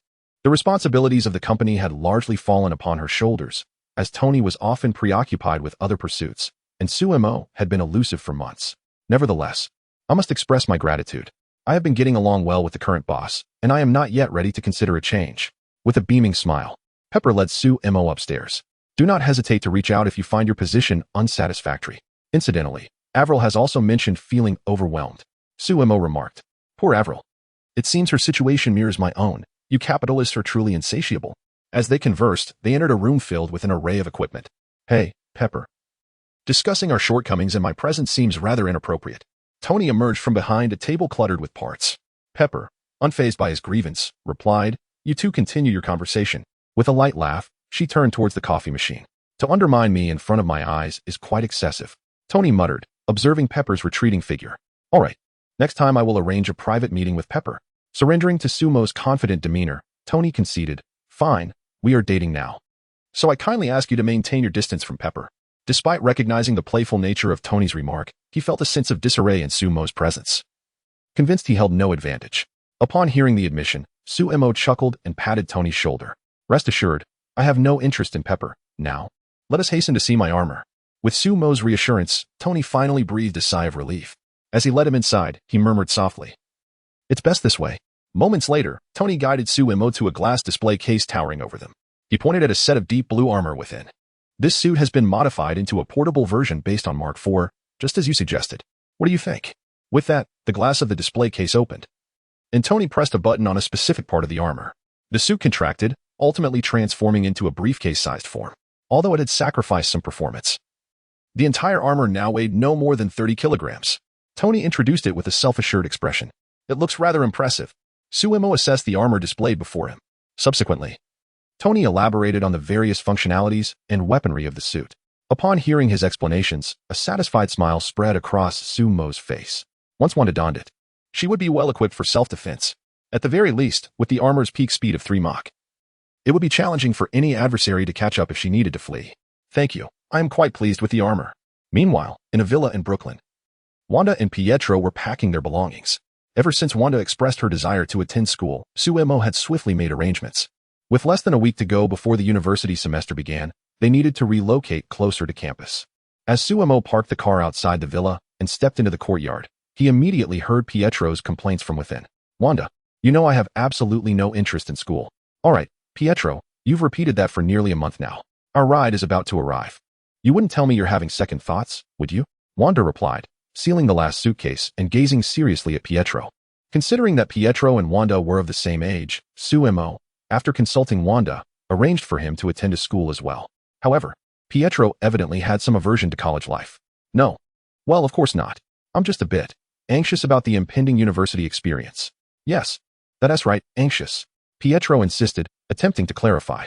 Upon entering, Suemo chuckled as he heard this. Rest assured, Pietro. I believe you will soon come to love university life. Seeing Suemo walk in, both of them brightened, and Wanda leaped into his arms. Darling, I thought you had forgotten about today. After several months of interaction, he had successfully earned the endearing title from Wanda. Their relationship was rapidly blossoming. Suemo affectionately ruffled her hair. Such an important matter. How could I possibly forget? So, are you ready? Wanda nodded, pointing towards a towering pile of boxes in the living room. Of course, I've been ready for quite some time. Suemo looked at the numerous storage boxes scattered across the floor. I have already conveyed that all items can be purchased after we arrive. There is no necessity to transport everything at once. Indeed, women from any nation exhibit no distinction in this regard. Each outing seems to warrant the relocation of an entire household. Are these items truly essential? Moreover, once we arrive, shopping would consume precious time. It is far more prudent to bring them along. Very well. Suemo nodded resignedly. The trio exited the villa, where the moving company's vehicle, arranged by Avril, was conveniently parked outside. At that moment, Wanda directed the movers to begin loading the items from the living room onto the truck. Suemo, accompanied by Pietro, who carried only a shoulder bag, approached a Lamborghini parked nearby. Casually tossing the key into Pietro's hands, who stood there mesmerized by the car, he said, "Give it a try and see if it meets your approval." Instinctively catching the key, Pietro observed the bull emblem and gradually comprehended the situation, his breath quickening slightly. Wait, are you implying that this car is a gift for me? Of course. Suemo nodded affirmatively. From their previous interactions, it was evident that the current Pietro exhibited a stark contrast in personality compared to his demeanor post-awakening. His childhood as an orphan instilled in him a degree of timidity and inferiority. Although his character began to improve with training, he still lacked sufficient confidence at this juncture. The intention behind gifting the car was to bolster his self-esteem. After all, one cannot simultaneously possess a Lamborghini and harbor feelings of inadequacy. Chapter 47. Sonia. Although Pietro had become accustomed to various luxuries during this period, encountering a sports car for the first time was a different experience altogether. After all, Suemo had long since lost interest in such things years ago, now favoring vehicles that prioritized comfort and safety. For a young man like Pietro, who had limited exposure to luxury cars, the allure of a sports car was undeniably intoxicating, igniting a surge of adrenaline within him. He eagerly approached the vehicle, inspecting it from every angle. It was simply magnificent. However, he swiftly restrained his excitement, recognizing the car's immense value. I cannot accept this. Anticipating his reaction, Suemo opened the door and gently urged him inside. Rest assured, this car is merely on loan to you. It has been gathering dust in my garage for years, a mere relic of my past indulgences. Consider it a repurposing of waste. Or perhaps you do not fancy this model. Suemo continued, retrieving his phone to peruse his album. Take a look and see which one you prefer. I have dozens more in my garage. During his fervent obsession with sports cars, Suemo had impulsively acquired a staggering number, most of which had only been driven once or twice, with some not at all. While Wanda had decisively arranged Pietro's university enrollment, the choice of institution rested solely with him. Eager to escape her oversight, he chose not to attend the same university as Wanda. She would be attending a state university in Pennsylvania, while he opted for Boston University. The two institutions were located in opposite directions, each approximately 3 to 4 hours drive from New York. Although New York boasted many renowned universities, Suemo had subtly guided them towards out-of-state options, facilitating an escape from the perils of the city. Upon hearing Suemo's words, Pietro hesitated momentarily before relenting. All right, I quite like this one. His enthusiasm for the car was undeniable. The acceptance letter and his accommodation details were tucked away in the glove compartment. Just then, Wanda emerged from the villa. Spotting Pietro starting the engine, a warning smile graced her face. I will come to visit you during the break. Pietro's expression shifted at her words. Since deciding to pursue his studies, he had lived in a state of constant anxiety. After all, they had both left school to work immediately after graduating high school, and he had nearly forgotten everything he had learned. To ensure he would not feel completely lost upon entering university, Wanda had insisted he study with her for 4 to 5 hours each day. While she spoke of visiting, he understood her true intention was to assess his academic progress. Listen, Wanda, there is no need for that. I can manage on my own. That's it, goodbye. Upon concluding his words, Pietro immediately ignited the engine. And with a thunderous roar, the magnificent vehicle vanished from the sight of the two. As she watched his receding figure, Wanda turned to gaze at Suemo. Am I perhaps being a tad too stringent with him? Of course not. One must acknowledge that in our homeland, students dedicate over 10 hours a day to their studies. Your leniency towards him during this period has been quite excessive. Between Wanda and Pietro, Suemo naturally sided with Wanda. They harbored little concern regarding Pietro's safety.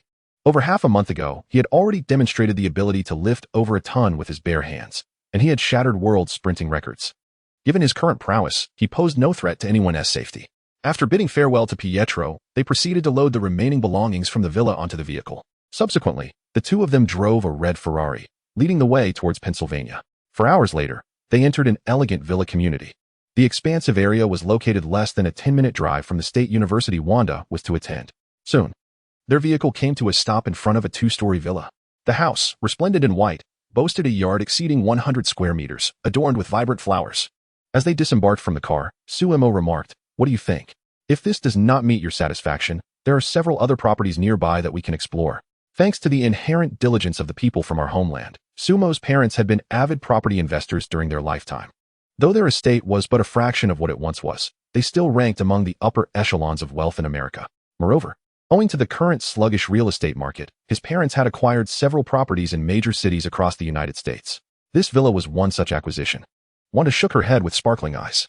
"No need. This is beautiful, exactly the home of my dreams." With that, she stepped into the yard. At that moment, with a creak, the front door swung open, revealing a woman in her 20s, standing around 6 feet tall. With flowing golden locks and a fair complexion complemented by a slightly curvaceous figure, she exuded an alluring aura, perhaps due to the sweltering heat. She wore only a cotton short-sleeved t-shirt paired with denim shorts, radiating youthful exuberance. She glanced outside at the villa, her gaze momentarily resting on the red Ferrari before finally settling on Suemo. "Are you the owner of the house, Sue?" "Greetings, I am Sonia Simmons, the caretaker of the villa. You may call me Sonia." After introducing herself, she extended her hand for a handshake with Suemo. "Your secretary, Miss Averill, had previously contacted me, mentioning that you would be arriving shortly. Sumo's parents have acquired an abundance of properties, and if left unattended for an extended period, these predominantly wooden structures are susceptible to decay and deterioration. Moreover, according to American law, if a house remains unmaintained for a prolonged duration and is occupied by individuals such as vagrants, disputes over ownership may arise after a certain period of residency. Consequently, his parents have employed a local individual to oversee each property. While the remuneration for this role is modest, it allows the caretaker temporary residence within the villa. Presently, Sonia is evidently one such caretaker. Follow me." She beckoned to the two individuals as they made their way towards the villa, observing the immaculate living room. Suemo silently approved. It appeared that the villa had been well managed. While Suemo ascended the stairs to inspect the rooms, Sonia hesitated momentarily, pulling Wanda aside. "Actually, I have yet to find a suitable place to live, so," she began, her expression betraying her embarrassment. "I was wondering if I could have a bit more time to search for a house. Rest assured, I will stay in the servants' quarters at night and will not disturb either of you, and during this time, I can take care of the villa's cleanliness." Chapter 48. The Armored Witch. Of course, I understand this request may seem somewhat excessive, and if it truly cannot be accommodated, I am willing to compensate. At this point, Sonia suddenly realized, her expression transforming into one of disbelief. Initially, she had approached this matter with a tentative mindset, finding the request rather audacious. After all, she had been notified by the other party a month prior, affording her ample time to seek alternative accommodations. Little did she know, the property she had secured was retracted by the owner just yesterday, leaving her with no choice but to take a chance. "What? Are you implying that you have agreed?" Wanda smiled and nodded. "Certainly, not only for the next few days. You may stay here indefinitely. My husband will not be remaining, and soon this villa will be solely mine, so I would prefer your company." Upon hearing Wanda's words, Sonia quickly expressed her gratitude. "Thank you. However, do you not need to consult your husband?" Although Wanda had already consented, she wished to avoid any potential discord between them. "Rest assured, my husband will not object." Despite her assurance, Wanda ascended the stairs to relay the situation to Suemo. "I have no objections," Suemo replied nonchalantly. "The individuals entrusted with watching over the property have been rigorously vetted by the company. Otherwise, encountering a rogue would undoubtedly be troublesome. Thus, it is generally expected that these caretakers possess commendable character, which was Suemo's primary rationale for agreeing. Had it been a stranger, he would have declined outright." Wanda beamed, rewarding Suemo with a smile. "I knew you would not refuse." Suemo casually wrapped an arm around her waist. he felt it necessary to discuss the matter further. While kindness is a virtue, excessive benevolence can often invite calamity. My dear, while being helpful is commendable, I hope you will consult with me regarding such matters in the future. I only felt comfortable allowing Sonia to stay because I have access to her detailed information through the company. Living with a stranger in the same house could pose significant risks. They might have ulterior motives. Upon hearing Sumo's words, Wanda recognized her own recklessness. She promptly nodded in acknowledgement. Yes, I understand. It won't happen again. She was well aware that Sumo's concerns were rooted in her safety. Observing her downcast expression, Sumo gently stroked her head. All right, just be more cautious next time. Come, let me show you something wonderful. After greeting Sonia downstairs, the two exited the villa. After instructing the moving company personnel to transfer all items from the vehicle into the villa, Sumo drove Wanda towards a nearby lake, as indicated on the map. Half an hour later, the car came to a halt in a secluded spot beside a lake. After turning off the engine, Sumo gently extended his right hand, revealing a red box that appeared in his grasp. Take a look, he said, handing the box to the other person. Wanda's face lit up with a hint of a smile. What is it that seems so mysterious? As she opened the box, a dazzling diamond ring emerged within. Wow! Wanda gasped, covering her mouth in astonishment. What day is it today that you would gift me a ring? Sumo remained silent, instead retrieving the diamond ring from the box and placing it upon her left hand's ring finger, replacing her original wedding band. Without further ado, he grasped her right hand, allowing a drop of blood to fall upon the ring. Wait, is this some sort of sorcery from Huaxia? Wanda questioned, her expression a mixture of confusion and curiosity as she observed Sumo's peculiar actions. Of course not, he replied with a sidelong glance, bemused that she would think so. As the blood dripped onto the ring, it seemed to come alive, absorbing the crimson fluid. Wanda's face betrayed her incredulity at this spectacle. However, before she could inquire further, she suddenly sensed an immense space around her. As she had not yet awakened her powers, Wanda's mental energy could not be projected outward. Thus, she could only utilize the storage ring through this blood-dripping method. What is this? In an instant, a blue suitcase materialized in her hands. With a mere shift of her gaze, the suitcase vanished once more. My goodness, this is simply marvelous. Wanda reveled in the wonder of it all. She even placed her hand on the car, and in the next moment, the vehicle disappeared, causing both occupants to tumble to the ground. Given the Ferrari's inherently low seating, only a little over half a meter above the ground, Sumo made no attempt to intervene as their bodies fell onto the soft grass. Sorry, Wanda exclaimed hastily. Sumo waved a dismissive hand. So, do you like it? He shook his left hand, showcasing the ring. Of course, I adore anything you give me, she replied, her intelligence shining through as she refrained from inquiring about the ring's origins, fully aware of its value. After a moment's hesitation, her cheeks flushed as she stood on her tiptoes and whispered a few words into Sumo's ear. The words ignited a spark of irritation within him. Nevertheless, he recognized that his efficiency paled in comparison to Kunzi's. Responding with the same fervor might lead to them spending the night there. He had not forgotten the primary purpose of their visit. He instructed Wanda to retrieve the battle armor that could transform into a suitcase from the ring, guiding her to press a button located in the center of the suitcase with her right index finger. It was but 2 seconds before a feminine voice emanated from within. Master identity has been bound. Would you like to activate the battle armor? After acquiring the armor, Sumo exchanged it for a control system akin to Jarvis from the marketplace. Within the system, this control mechanism, which barely qualifies as semi-intelligent, requires merely 300 points for redemption. At Wanda's command, the battle armor instantaneously disassembled and, within a mere 5 seconds, adorned her form, enveloped entirely in the armor. Wanda could not suppress her exclamations of astonishment. It was only after several minutes, under Sumo's soothing words, that she managed to compose herself. In the ensuing time, Wanda began to diligently practice maneuvering the armor in flight, guided by the control system. In the initial moments, she either crashed into trees or plummeted into lakes. Fortunately, the armor provided comprehensive protection, sparing her from any harm. It was not until 2 hours had passed that she gradually mastered the art of flying. After navigating several laps through the skies, Wanda gracefully descended before Sumo.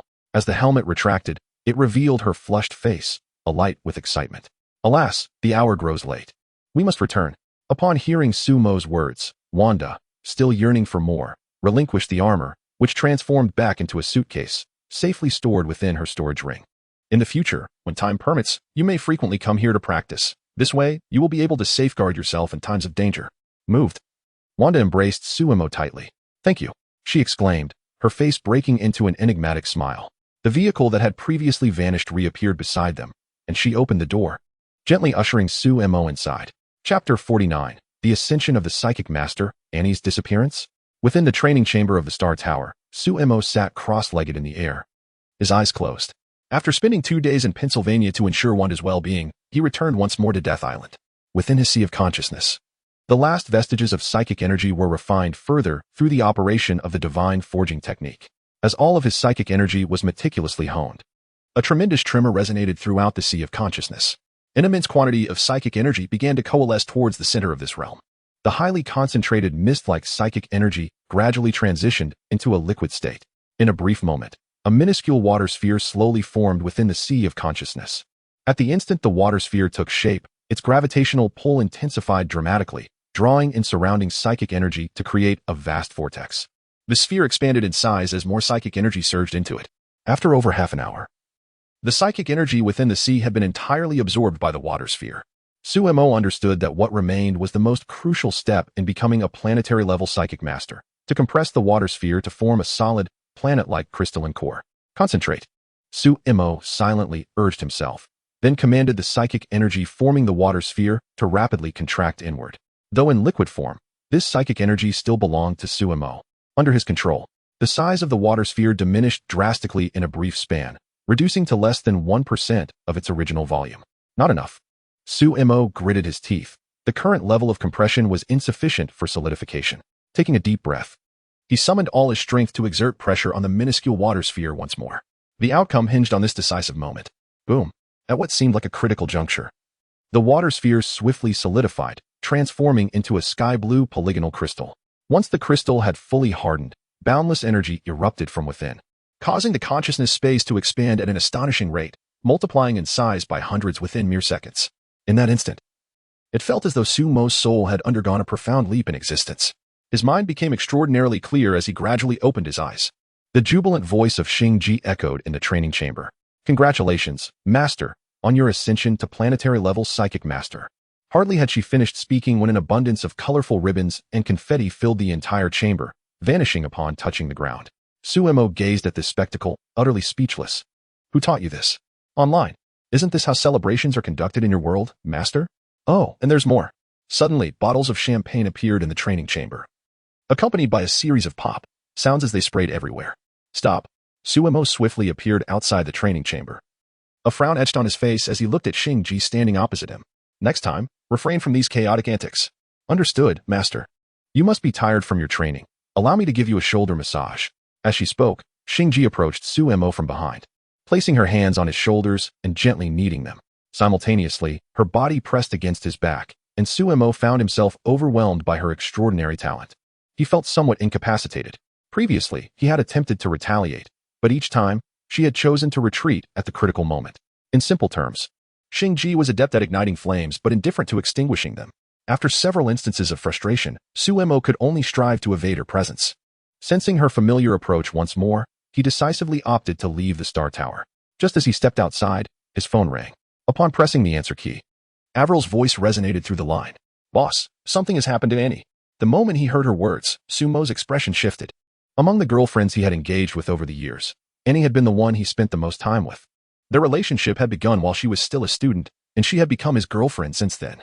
Annie understood Sumo's character well, knowing he would never be dependent on a single source of support, and at that time, her dream was to become an actress. They had formed a perfect union, one driven by ambition for wealth, the other by desire.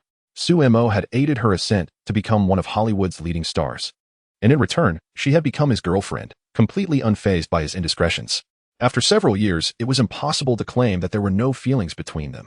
Avril was also cognizant of this, which was why, despite knowing Suemo was married to Wanda, she still reached out to him. Upon hearing the news of Annie's predicament, Suemo could not remain indifferent. From Avril, he learned that Annie had mysteriously vanished a few days prior while filming.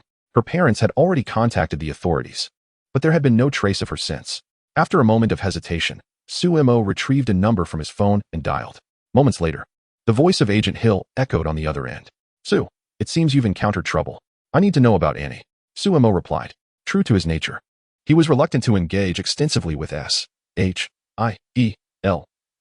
However, when it came to being informed about all occurrences within American territory, no one was better suited for the task than they. Suemo had contemplated establishing an intelligence system. The most appropriate method would certainly involve acquiring an intelligent entity within the system. Even a semi-intelligent life form, as defined by the system, would surpass Jarvis by several degrees. If he possessed such a resource, the entire network of Earth would become his private domain. Yet, regrettably, even a semi-intelligent life form required a staggering 60,000 points for exchange, a sum he currently could not afford.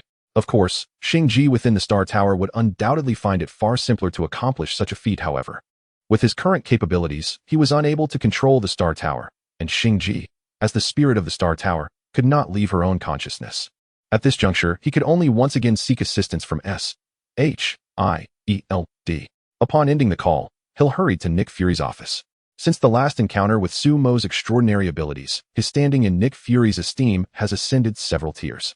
He has expressly instructed Hill to provide timely updates regarding Sumo. Upon hearing Hill's report, Nick Fury's expression revealed little surprise. He casually handed a document to Hill, which contained precisely the information he sought. Hill's expression shifted as she accepted the document and glanced at its contents. Did you already anticipate that he would call? Indeed. A mysterious smile graced Nick Fury's face. I received a briefing on the Annie incident this morning and have already dispatched Natasha to ensure the individual's protection. This presents a splendid opportunity to cultivate a favorable relationship with him. Chapter 50. The mutant Annie. Moments later, Sumo received the information sent by Hill on his phone. After perusing the contents, he waved his hand, and a portal to another realm gradually opened beside him. Surprised, Sumo examined his hands. It was only upon casting magic that he realized, after ascending to the planetary-level telepath, that although the totality of his mental power had not significantly increased, its quality had multiplied several times over. The execution of magic was now considerably easier than before. He opened his attributes panel. Name, Sumo, age, 20, strength, 1, 425. 320 kilograms, speed, 1, 360 ms, mental power, 1, 260, 000 kg, special ability, space freezing points, 23. 420, level, planetary stage 1. His mental power had increased by approximately 20%. He wondered if he could successfully perform the dream walking technique now. However, this was not the time for such considerations. He needed to rescue Annie first. With this thought, he stepped into the portal before him.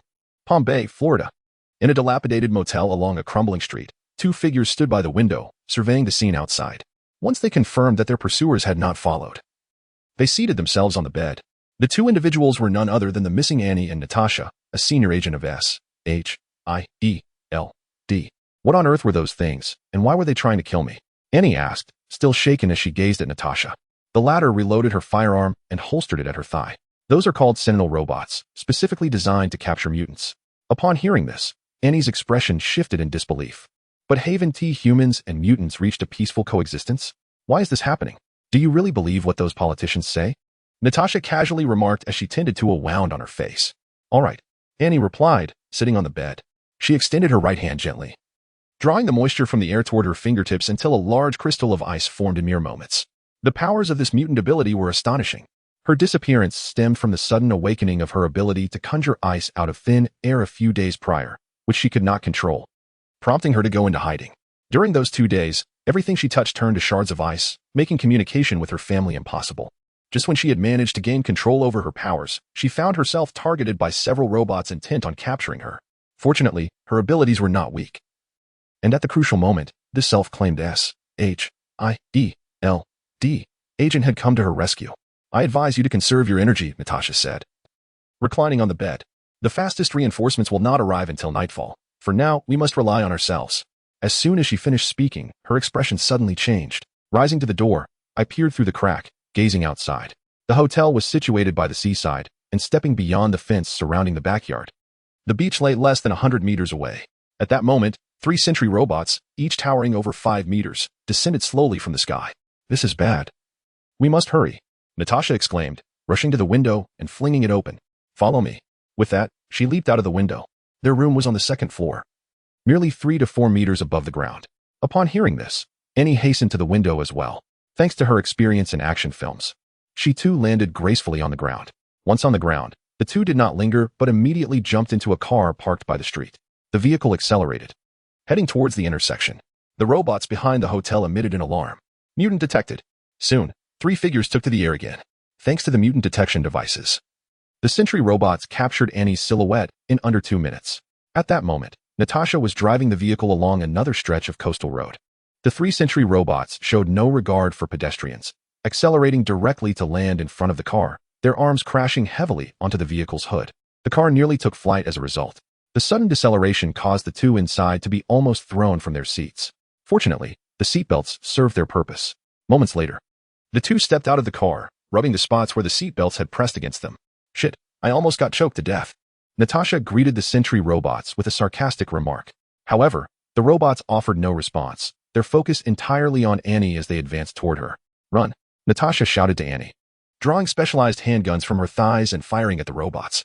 The bullets struck the robots but merely ricocheted off without inflicting any damage. Nevertheless, her actions drew the attention of the sentry robots. "Come on, you fools." After shouting, Natasha turned and sprinted in another direction. She knew full well that the two of them alone were no match for the sentry robots. Her only option was to buy time while awaiting rescue.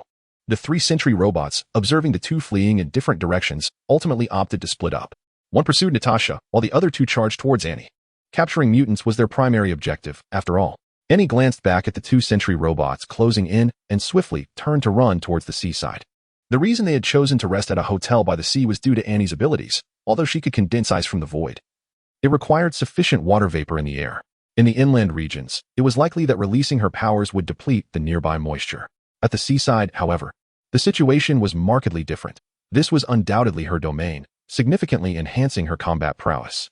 Having barely sprinted 50 meters, the robots behind her were already within a mere 5 meters of her. Upon noticing this, a glimmer of icy blue flashed in Annie's eyes. The surrounding humidity swiftly coalesced around the robots, and within mere seconds, transformed them into 2 ice sculptures. Yet, before Annie could exhale in relief, she observed cracks beginning to form on the ice figures. Recognizing the urgency, she did not hesitate and activated her powers once more.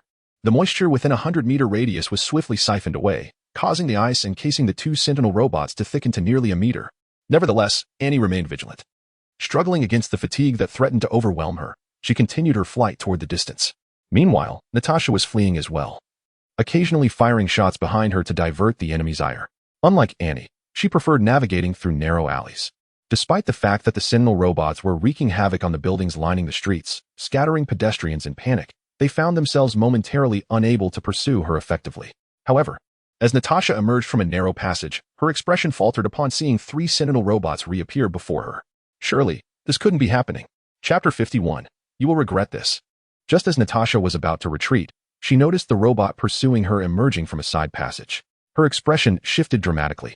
"Ms. Natasha, due to your obstruction of the Sentinel Special Operations, we are now authorized to arrest you." A man's voice emanated from the robot, standing at the forefront. "Go to hell." Natasha paid no heed to the words, charging directly towards the pursuing Sentinel robot. Although the Sentinel robots were produced by Trisk Industries, they were, in fact, controlled by the government-established Sentinel Special Operations, an agency on par with SHIELD. In theory, both organizations belonged to the government's Special Authority departments. In an instant, as she closed the distance, Natasha executed a slide, deftly maneuvering through the robot's legs. During her passage, she affixed a circular device onto the Sentinel robot. Zzz. The device emitted a crackling sound of electricity. The Sentinel robot convulsed violently before crashing to the ground. Without a glance back, Natasha sprinted towards the entrance from which she had come. The 3 robots stationed on the other side, witnessing this, ceased to hold back. A needle-like object was shot from the middle robot, swiftly embedding itself into Natasha's shoulder. A thin wire connected the needle to the robot's arm. Natasha felt a sharp pain in her shoulder, followed by an electric surge coursing through her body. Numbness enveloped her, and she began to topple towards the ground. Fortunately, at that moment, Annie dashed out from a nearby street, promptly removing the object embedded in Natasha and helping her to the side. Meanwhile, the Sentinel robot frozen by Annie attempted to break free with sheer force, but after failing, its surface began to glow a deep red, releasing an intense heat. The ice encasing it quickly melted away. The current generation of Sentinel robots had not yet reached the invincible status of their later iterations. They could not merely replicate abilities upon contact. Each Sentinel robot possessed a singular, fixed ability. Upon discovering Annie's ice-based powers, Trisk Industries dispatched these Sentinel robots, all equipped with fire-based abilities. Once several robots freed themselves, they immediately pursued the direction where Annie had fled. Minutes later, 5 Sentinel robots cornered the 2 women in a dead end. Observing the blocked path ahead, Annie's face displayed a look of urgency. "This is bad." Natasha's numb body began to regain some mobility. She drew 2 extendable batons from her person and charged towards the robots behind her. All her advanced weaponry had been depleted. The recently used pulse bomb was her last resort. Wielding the batons, she unleashed a flurry of strikes upon the robots. Yet none of it inflicted any damage upon the metallic beings. Natasha, having returned to her original position, cast a glance at Annie and spread her hands. It seems my combat skills are futile against them. It's up to you now. Upon hearing this, Annie anxiously shook her head. No, I just overexerted myself. I am temporarily unable to utilize my abilities. Hearing this, Natasha retracted her extendable baton. Then we can only pray that your ex-boyfriend and the director possess the capability to rescue us from the Sentinel Special Operations. She was acutely aware that Nick Fury had dispatched her to protect Annie primarily to recruit Shuimo. Of course, there might also be an interest in recruiting Annie herself, for she was not weak after awakening her powers. As the two found themselves cornered, a group of soldiers emerged from behind the Sentinel robots, led by a middle-aged man. Ms. Annie, we would like you to accompany us, he stated, ignoring Natasha beside her. He saw no value in her research on mutants. And even if they brought her back, it would likely be a brief matter before S.H.I.E.L.D. took her away again. There was no need to complicate matters. Very well, but I must ask, what crime have I committed? Do you possess an arrest warrant? At this moment, Annie had regained her composure, fully aware that the opposing side would not have an arrest warrant. Her inquiry was merely a tactic to buy time. The man responded with a hint of disdain. Such details are inconsequential. What truly matters is that you are currently quite valuable to our research. Without waiting for a response, he gestured lightly to the soldiers behind him. Seeing this, the soldiers retrieved a mutant power suppression collar, intending to place it around Annie's neck. Wait, Natasha intervened. Halting their actions, the man's expression shifted to one of irritation. Ms. Natasha, your repeated interruptions of our operations. While we could overlook them for the sake of your director, I hope you do not overstep. In response, Natasha wore a nonchalant smile. I merely wish to offer a friendly warning. Ms. Annie's boyfriend is no ordinary individual. Should you provoke him, it is likely you will come to regret it swiftly. Following the incident involving Magneto, S.H.I.E.L.D. had indeed initiated an investigation into his whereabouts. After some time, they had formed a preliminary assumption regarding his location, naturally focusing their attention on Death Island. The fact that Magneto had privately purchased the island could not remain hidden from S.H.I.E.L.D. And they had also learned through mobile tracking that Shu-Imo frequently visited Death Island.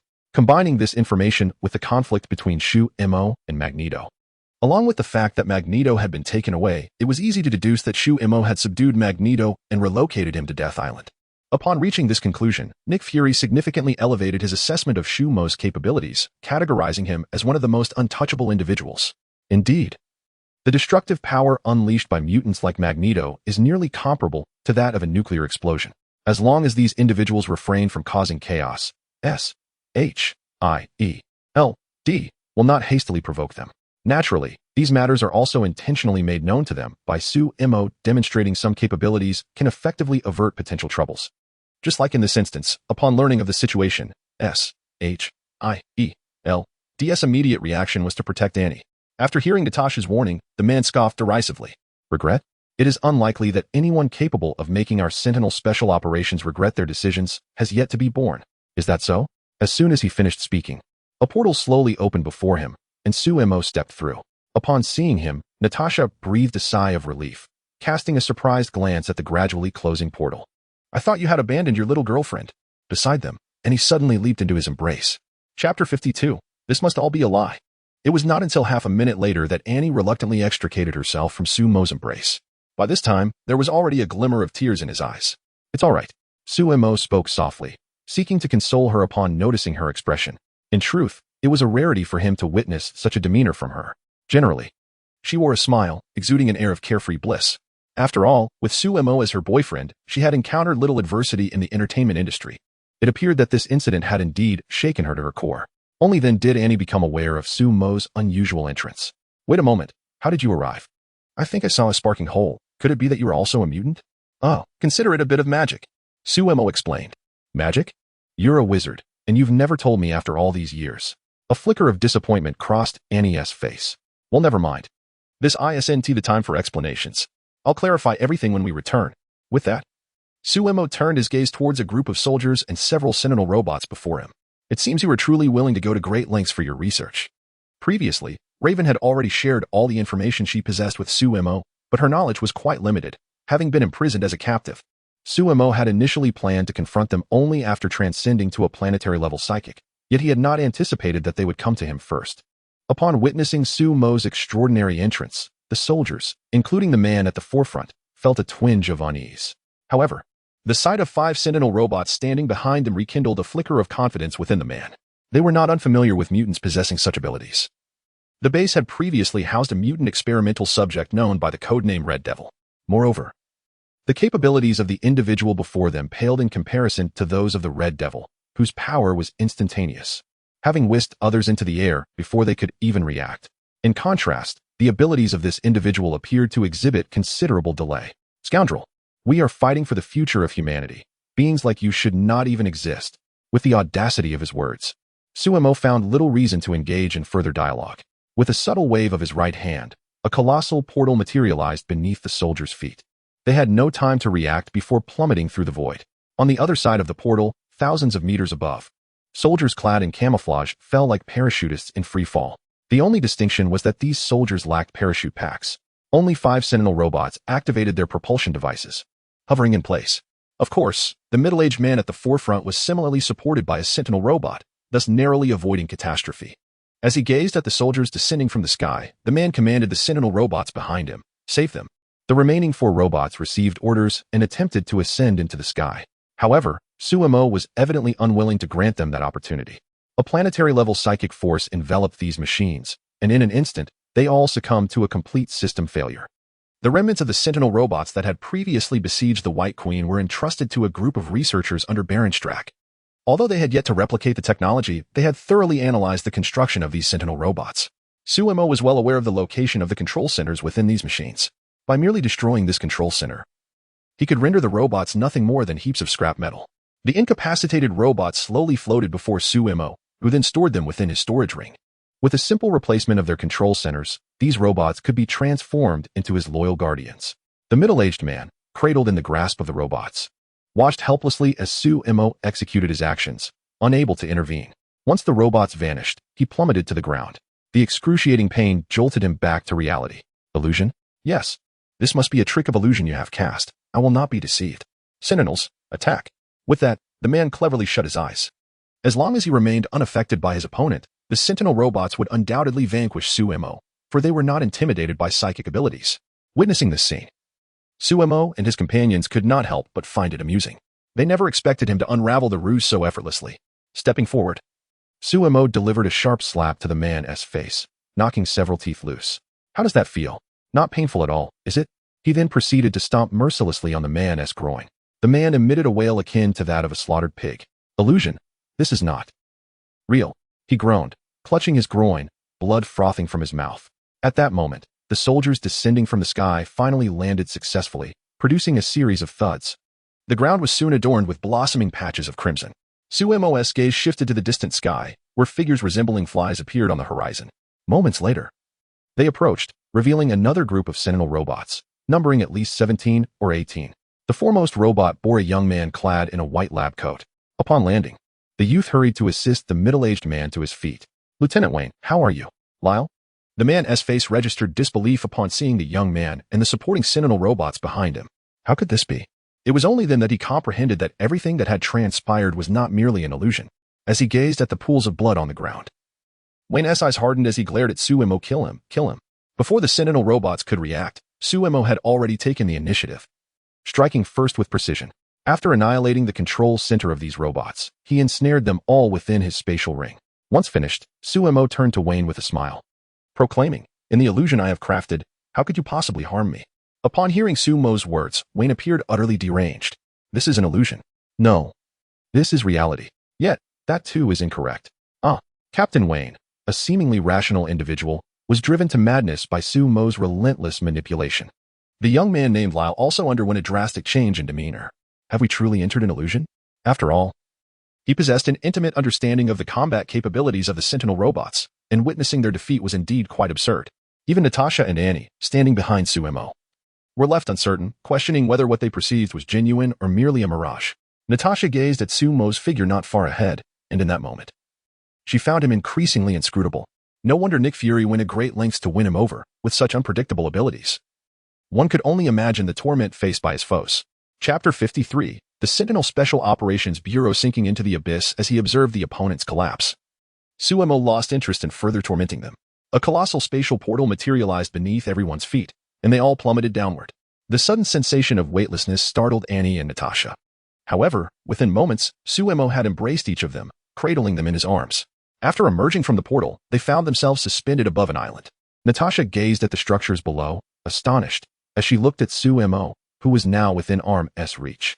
Indeed, this was the headquarters of the Sentinel Special Operations Bureau, established on a small island of less than 1 square kilometer adjacent to Manhattan. The entire island was the domain of the Bureau. Upon receiving Suemo's affirmative response, Natasha's expression shifted dramatically. "What do you intend to do?" she inquired. Suemo did not respond but gently descended to the ground, releasing their bodies. Yet, Annie clung to him, making it quite a challenge to pry her away, which elicited a look of discontent from her. Wayne and Lyle, however, were not as fortunate. They plummeted directly, crashing into the top floor of the island's main building. This edifice served as the office of the Sentinel Special Operations Bureau, and the top floor housed a vast conference room. The room was filled with high-ranking officials, and a massive screen displayed information regarding Annie. The topic of discussion was evidently how to apprehend this mutant. The sudden entrance of the two figures startled everyone in the room.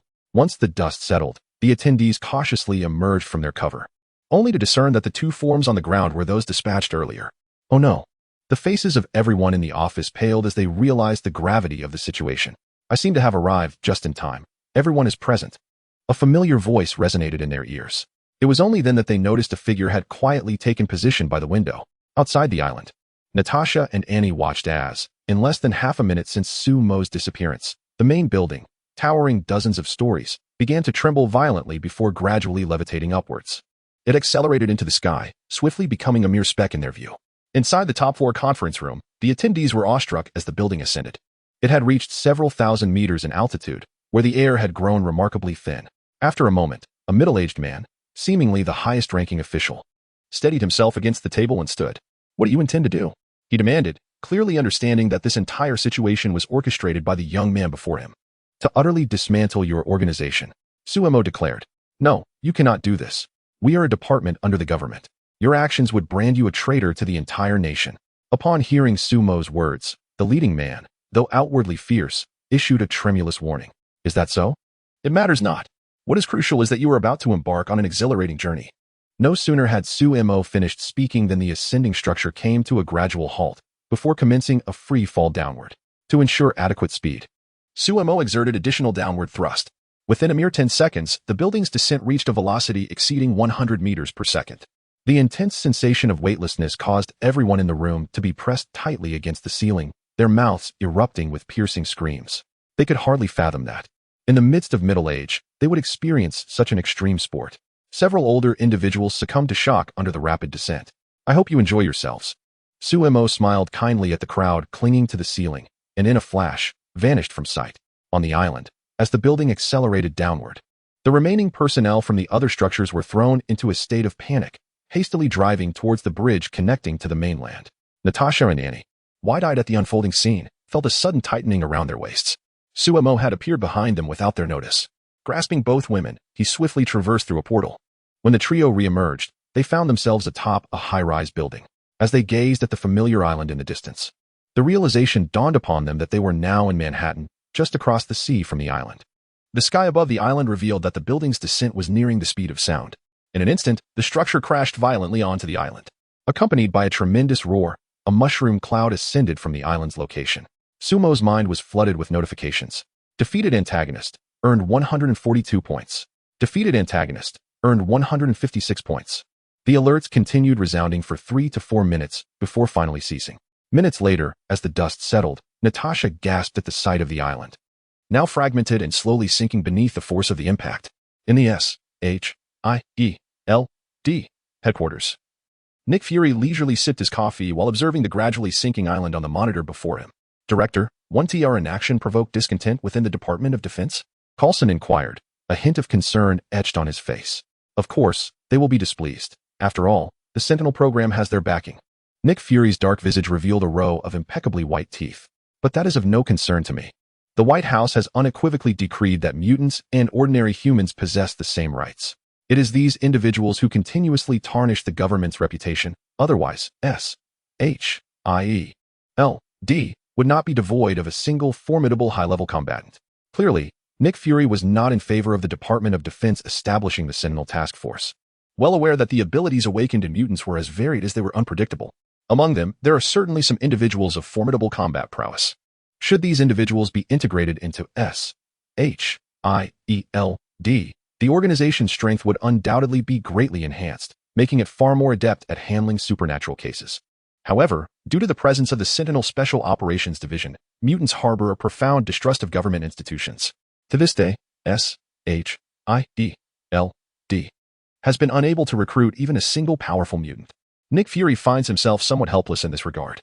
In his view, the actions of the mutants are entirely justifiable. Even if he were in their position, upon hearing of the exploits of the Sentinel Special Operations Division, he would be loath to expose his identity to a government entity. This has resulted in SHIELD having to collaborate with X Academy when faced with particularly insurmountable challenges. On the rooftop of a Manhattan building, gazing at the gradually silencing island, Suemo turned to Natasha beside him. Though acting under the orders of the director of SHIELD, he felt compelled to express his gratitude.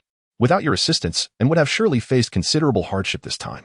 With that, Suemo extended his right hand, producing a small booklet that materialized within it. Let this be a token of appreciation. However, this token is solely for you. Remember to incinerate it after perusal. With that said, he unceremoniously thrust the booklet into Natasha's hands, and then embraced, and as they stepped into a portal. Chapter 54. New skills unlocked. Natasha gazed at the two figures vanishing before her eyes. She picked up the booklet in her hand and glanced at it. The two characters for Thunderblade on the cover were unfamiliar to her. Upon opening the book, she discovered, to her relief, that the contents were entirely in English. As she casually perused the pages, her eyes widened in astonishment. The text detailed only the first 5 levels of the Thunderblade technique, which, once mastered, could amplify one's physical strength 5-fold. Additionally, this martial art also promised to enhance physical constitution, albeit at a pace considerably slower than that of consuming beast flesh. Nevertheless, Natasha was overwhelmed with excitement. Her various combat skills had reached an almost unparalleled level, with her only shortcoming being her physical prowess. Should her physical abilities be augmented tenfold? She harbored no doubts regarding the exaggerated claims within the booklet. She had just witnessed Suemo's enigmatic abilities. He could hardly be so trivial as to deceive her with such material. With this thought in mind, Natasha treasured the booklet, tucking it into her bosom as she descended the stairs, eager to practice the Chinese martial arts contained within. Meanwhile, Suemo and Annie traversed the spatial portal, emerging atop a towering building. He chose to present the Thunderblade manual as a token of gratitude because it was remarkably suitable for her. The primary reason was that it incurred no cost. He could print as many copies as he desired. He did not limit her to merely 10 levels out of stinginess, but rather because his storage ring contained only this particular manuscript documenting 10 levels. He had intended to deliver these manuals to Soren and his group. Having made over 100 copies, under the influence of the White Queen's mental powers, Soren and his companions had been thoroughly brainwashed. They would not hesitate, even if Suemo commanded them to perish. By bestowing the manuals upon them, their enhanced strength would significantly expedite his point-gathering endeavors. Annie regarded the colossal letters before her. Trask Industrial Group. This was the company responsible for manufacturing those robots? She possessed a modicum of knowledge regarding the history of mutants and sentinels. Indeed, Suemo nodded affirmatively, having already taken action. He had no intention of granting them any leniency. Meanwhile, within the building below, a deafening alarm echoed throughout the structure. Trask Group was equipped with devices capable of detecting mutants. Any mutant entering within 100 meters of the building would be sensed. Naturally, Suemo and Annie, standing atop the roof, heard the alarm blaring from within. However, Suemo remained unfazed, calmly descending the stairs. In an instant, all surveillance equipment within the building was obliterated. Just as they entered the top floor, a group of armed soldiers burst forth from around the corner. Upon sighting Suemo and his companion, the commanding officer aimed a device resembling a compass at the two, which emitted a series of urgent beeping sounds, confirming that they were the intruding mutants. The soldiers promptly directed their weapons towards them. "Get down and cover your heads," the commanding officer warned. Yet, Suemo remained unfazed, continuing to approach the group. Observing this, the soldiers exhibited no hesitation, almost simultaneously pulling their triggers. Following a cacophony of gunfire, the soldiers were horrified to see that the bullets had all suspended themselves mid-air. "Retreat. Everyone, take cover," the officer shouted in panic, swiftly darting into a nearby room. Although the soldiers reacted quickly, their response paled in comparison to the speed of the bullets. After a chorus of screams, only the commanding officer emerged unscathed. It was not due to his swift reflexes, but rather Suemo's deliberate choice to spare him. Before the officer could revel in his fortune, Suemo materialized before him. Where is your mental shielding device? To thwart the intrusion of telepathic mutants, the TRIS group had established a mental shielding apparatus within this building. Within its vicinity, the abilities of telepaths would be suppressed. I don't. As his words trailed off, he felt a sharp pain in his shoulder. His severed right arm dropped to the ground. A glimmering throwing knife hovering in the air beside Suemo, devoid of any bloodstains. Ah! The man screamed in agony. Suemo regarded him with an impassive expression. I will grant you one more opportunity to articulate your thoughts. I'll tell you, the officer stammered in terror. Moments later, Suemo and his companion vanished from the room, leaving behind a massive ice sculpture in their wake. In just a few days, Annie's worldview had undergone a profound transformation. Reflecting on her recent experiences, she harbored no fondness for those who persecuted mutants. During her first act of killing, she felt no fear. Instead, there was an undercurrent of exhilaration. On the building's lower second floor, Suemo gazed at a colossal apparatus towering 6 to 7 meters high, guarded by 2 Sentinel robots. Upon the sudden appearance of the 2 individuals in the room, the Sentinel robots emitted a synthesized electronic voice. Identity card information not detected. Before it could finish, the red light in the robot's eyes extinguished. Suemo glanced at the apparatus, which then converged into a massive metallic sphere. As the mental shielding device faltered, a spatial gate opened beside it. On the other side, Emma, who was bathing, looked at Suemo by the portal with a hint of exasperation. Calmly wrapping a towel around herself, she remarked, "Boss, could you please give me a call next time you have business to discuss?" Hearing this, a hint of embarrassment crossed Suemo's face. "I apologize. I did not anticipate you would be bathing at noon."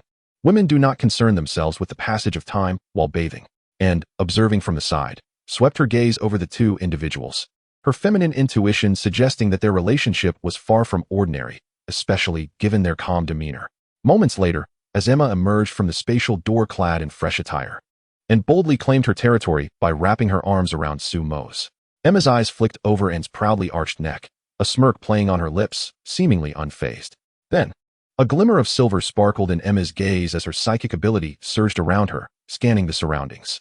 The TRIS group, she murmured softly, before turning to Suemo and inquiring, "What shall we do, boss?" "Take all the technicians and documents with us. It's straightforward." Emma nodded in agreement. Inside the building, the researchers momentarily paused, exchanging glances before methodically organizing their materials. Meanwhile, the higher-ups of the TRIS group stood frozen in shock, while the seemingly inconsequential staff members departed under Emma's command. Hours later, as the spatial door closed, a tremendous roar erupted from the base of the TRIS tower, which began to collapse slowly. Upon returning to Death Island, Suemo entrusted all the personnel and the Sentinel robots within the ring to Emma before taking and back to their seaside villa. After making a phone call to his family, and nestled into Suemo's embrace affectionately, "Darling, thank you." In her eyes, Suemo had obliterated those 2 organizations solely for her sake, filling her heart with profound gratitude. Suemo wrapped his arms around her soft waist, saying, "You know, what I truly desire is not merely this verbal appreciation." Upon hearing this, a different smile blossomed on Anne's face. "Would you care to experience the exhilarating chill?" Chapter 55, Dreaming Through Parallel Universes, S-H-I-E-L-D. What? This matter was orchestrated by Sue? Nick Fury exclaimed, rising in astonishment from his seat. His gaze fixed intently on Natasha across the room. "Of course, I was right there." Natasha nodded in affirmation. From the moment Suemo transported her to the small island, it was evident that he intended to showcase his abilities to S-H-I-E-L-D, thus she withheld no details from the director. "Stop joking, Natasha. This is no laughing matter." Agent Hill interjected, her hands on her hips as she tapped on the screen before her. A look of disbelief etched across her face. "The signal you sent out just half an hour before the incident was still in Florida. How could it possibly reach the Sentinel Special Operations Center in New York in mere minutes?" "I'm not entirely sure of the specifics." Sue merely gestured in front of him, and a portal appeared. Natasha explained, mimicking Suemo's movements as she spoke. "I know this sounds fantastical, but it is indeed the truth." As she spoke, Natasha felt her own words lacking in persuasive weight. "I believe you." Nick Fury interjected as he settled back into his chair.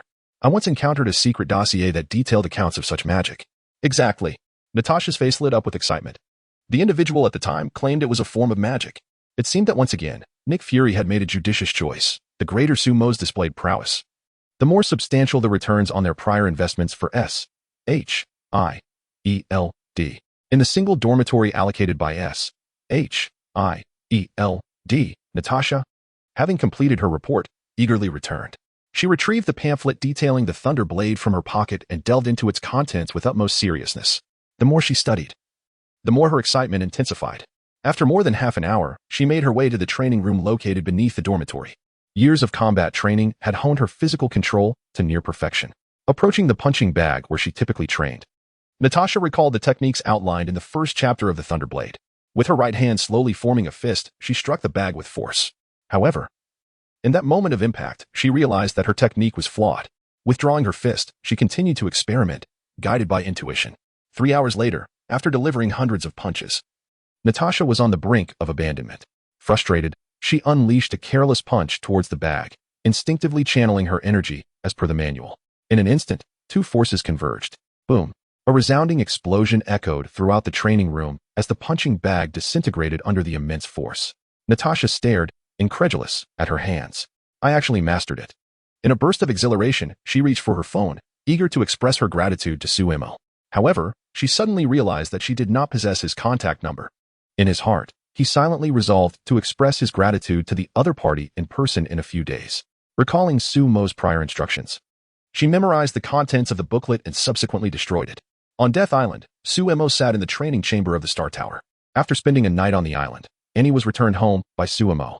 She had already decided to remain on the island in the future. However, before that, she needed to return home to accompany her parents for a while. The number of individuals who perished at Suemo's hands yesterday was considerable. Yet they were merely ordinary people, yielding a total score that did not exceed 50,000. To him at this moment, these points were but a drop in the ocean. Nevertheless, having recently attained the rank of planetary-level psychic master, he felt that the dream-walking technique should now be successfully executable. He had instructed Emma not to disturb him during this period. As the dark divine book materialized before him, it slowly turned to the page of the dream-walking technique. With his eyes closed, Suemo found that the technique, which had troubled him for a long time, manifested with remarkable ease. At the instant the spell was completed, Suemo felt his soul detach from his body. The dark divine book transformed into a stream of black light, entering the center of his soul's forehead, where it inscribed a magical sigil. Subsequently, his soul was drawn into a swirling vortex. When he awoke, he found himself standing in an enigmatic realm. Gazing ahead, the magnificent scene in the distance elicited an involuntary gasp from him. At the far end of the void, a colossal sphere loomed, with a thick, luminous line extending from it. After a certain distance, this line bifurcated, leading to further splits, ultimately resulting in an innumerable array of lines branching out, thick and thin alike, resembling the limbs of a great tree, gradually spreading outward.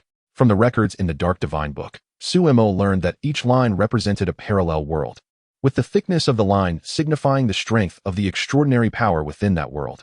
The feeblest lines indicated realms devoid of any extraordinary presence. Observing the line representing his own world, he noted its robust stature, akin to a tree's trunk. It seemed that his world was indeed the pinnacle of combat prowess among these parallel realms. Suemo sighed in awe. According to the dreamwalking technique's accounts, by merely touching these lines, one could enter the corresponding parallel world. In those worlds, one's counterpart, being a perfect match to one's soul, naturally became the ideal vessel for the spirit. For his inaugural attempt at the dreamwalking technique, Suemo decided to select a world devoid of extraordinary beings for practice. Thus, his ethereal form soared towards the thinnest of the lines. Upon nearing the line, he felt a powerful suction. The force of attraction was not overwhelming. It felt as if he could easily break free at any moment. However, he did not resist this pull. Instead, he surrendered to it and plunged into this world. A wave of dizziness washed over him. When he regained consciousness, Suemo found himself lying in a room. Beside him lay a blonde woman with cascading waves of hair. The peculiar scent in the room, coupled with crumpled tissues strewn across the floor, indicated that a fierce battle had just transpired. At that moment, the blonde woman rose from the bed and nonchalantly showcased her figure in front of Suemo. I must leave quickly. Jim has invited me to the movies tonight. Who is Jim? Suemo murmured instinctively. This dreamlike technique resembled a form of usurpation and did not consume the essence of the other. Thus, it was only natural that he possessed no memories of this body. However, judging by the name, it must belong to a man. Going to the movies with another man? Yet, since the blonde had mentioned it openly, there should be no issue between them, right? Upon hearing his question, a glimmer of inexplicable amusement flickered in the blonde woman's dreamy eyes. Jim is, of course, my boyfriend. What? Upon hearing this, Suemo's face was a canvas of confusion. But he quickly processed the information, inwardly marveling at how his parallel self still adhered to the legacy of the illustrious Wei Wu. Observing Suemo's astonished expression, she retorted. Enough with the pretense. I told you I wanted to break up with him, but you disagreed. At this revelation, Suemo's pupils dilated in shock. What the hell? Chapter 56. The Zombie World. A few minutes later, Suemo gazed at the blonde girl who was staggering away, feeling somewhat speechless. Sitting on the bed, he attuned himself to his own abilities. During his recent training, he had already discerned that in this world, his physique was considerably robust compared to an ordinary person. Otherwise, his endurance wouldn't have exceeded an hour. However, that was the extent of his prowess. His mental faculties remained intact, yet were constrained by the limitations of his physical strength. Presently, he could only manifest the power of a mid-level warrior. While he could potentially exert greater force, his body would likely succumb to collapse after a brief period. Dark magic, however, remained unaffected. After all, it was a matter of leveraging power. As long as his soul was sufficiently strong, its execution would pose no hindrance. It became apparent to Suemo that after employing the dreamwalking technique, his greatest reliance would be dark magic. Naturally, under the nurturing influence of his mental energy, his physical strength was gradually enhancing. At the current rate, if he were to remain in this world for a year, his body could potentially reach the pinnacle of a war god. Nonetheless, he did not believe he would linger in this ordinary world for that long. He retrieved his phone from the nearby cabinet and checked the time. September 6, 2008. The temporal disparity between this world and his original one was minimal. Rising, he approached the computer that was playing a short film and began to peruse some news online, intending to familiarize himself with this unfamiliar realm. A few minutes later, he closed the webpage. This truly appeared to be an ordinary world. No Iron Man, no Stark Industries. Everything seemed to align with the trajectory of his previous life. At that moment, a series of urgent knocks echoed from the door. Suemo donned his clothing, puzzled, and approached the entrance to open the door. Standing outside was a somewhat portly young Caucasian man, around the same age as Suemo, approximately 20. His short hair framed a freckled face that was marked by an expression of anxiety. "Su, come with me." Upon seeing Suemo at the door, the heavier-set man abruptly seized him and pulled him towards a pickup truck parked at the entrance of the courtyard. "Wait." Suemo discreetly extricated himself from the man's grasp. "You must at least inform me where we are going." Although he did not recognize this individual, his demeanor suggested a potential camaraderie. "There is no time to explain. Just get in the car." The man hastily opened the passenger door, pushed Suemo inside, and returned to the driver's seat. With a firm foot on the accelerator, the pickup roared to life and surged forward into the distance. Suemo hesitated for a moment, but chose not to resist. Setting aside the possibility that this man could be a friend, even if he were a villain, in a world devoid of supernatural powers, Suemo felt little fear. After the vehicle had traveled a certain distance, he began to sense that something was amiss. Through the surrounding circumstances, he easily discerned that the villa he resided in was situated in the suburbs. The road in front of the house was seldom traversed by vehicles. However, within mere minutes, he had observed a dozen cars speeding past them. What could possibly be happening? He cast a puzzled glance at the rotund man beside him. The rapid vehicles seemed to provide a sense of security to the other. After gathering his thoughts, the man finally began to explain the rabies virus. The city is now rife with individuals infected by this virus, and these people attack anyone they encounter. Even the police are unable to intervene. Moreover, I have received some insider information online. Entire Boston has succumbed. Rabies virus? Shuyue felt a tremor in his heart. Could it be zombies? Zombies? The rotund man displayed a fleeting look of confusion upon hearing this. What are zombies? Before Shuyue could respond, he noticed two cars that had collided at the bend ahead, emitting thick clouds of smoke. A staggering figure slowly emerged from one of the vehicles. Could it truly be a zombie? Observing the figure's gait, Shuyue's heart stirred. As the car approached, he realized he may have overthought the situation. The unsteady figure was none other than the blonde girl who had departed from his home not long ago, and her peculiar way of walking was a result of his own actions. No wonder she appeared somewhat familiar from a distance. As the vehicle drew nearer, the blonde girl spotted the rotund man and Shuyue sitting inside the car and hurriedly waved at them. The rotund man, recognizing her, maneuvered the vehicle to stop beside her. Shuyue and the rotund man alighted from the car. The blonde girl rushed forward, clutching Shuyue's arm, and began to explain, "I wasn't speeding. He crashed into me on purpose. But he seems to have lost consciousness in the collision, and I couldn't open the door to rescue him." A hint of fear flickered across her face. Shuyue, however, disregarded her words, his gaze fixed intently on the interior of the vehicle. Though he could not see through the glass, his mental prowess painted a vivid picture of the scene within his mind. The blonde girl should indeed be grateful she had not opened the door. Inside the driver's seat, a middle-aged man with a grotesque visage was convulsing violently, his gaze fixed upon them as he emitted low, guttural growls. Truly a zombie. Rather than feeling alarmed, Shuyue felt a surge of excitement. Zombies posed no threat to him, given his ability to fly.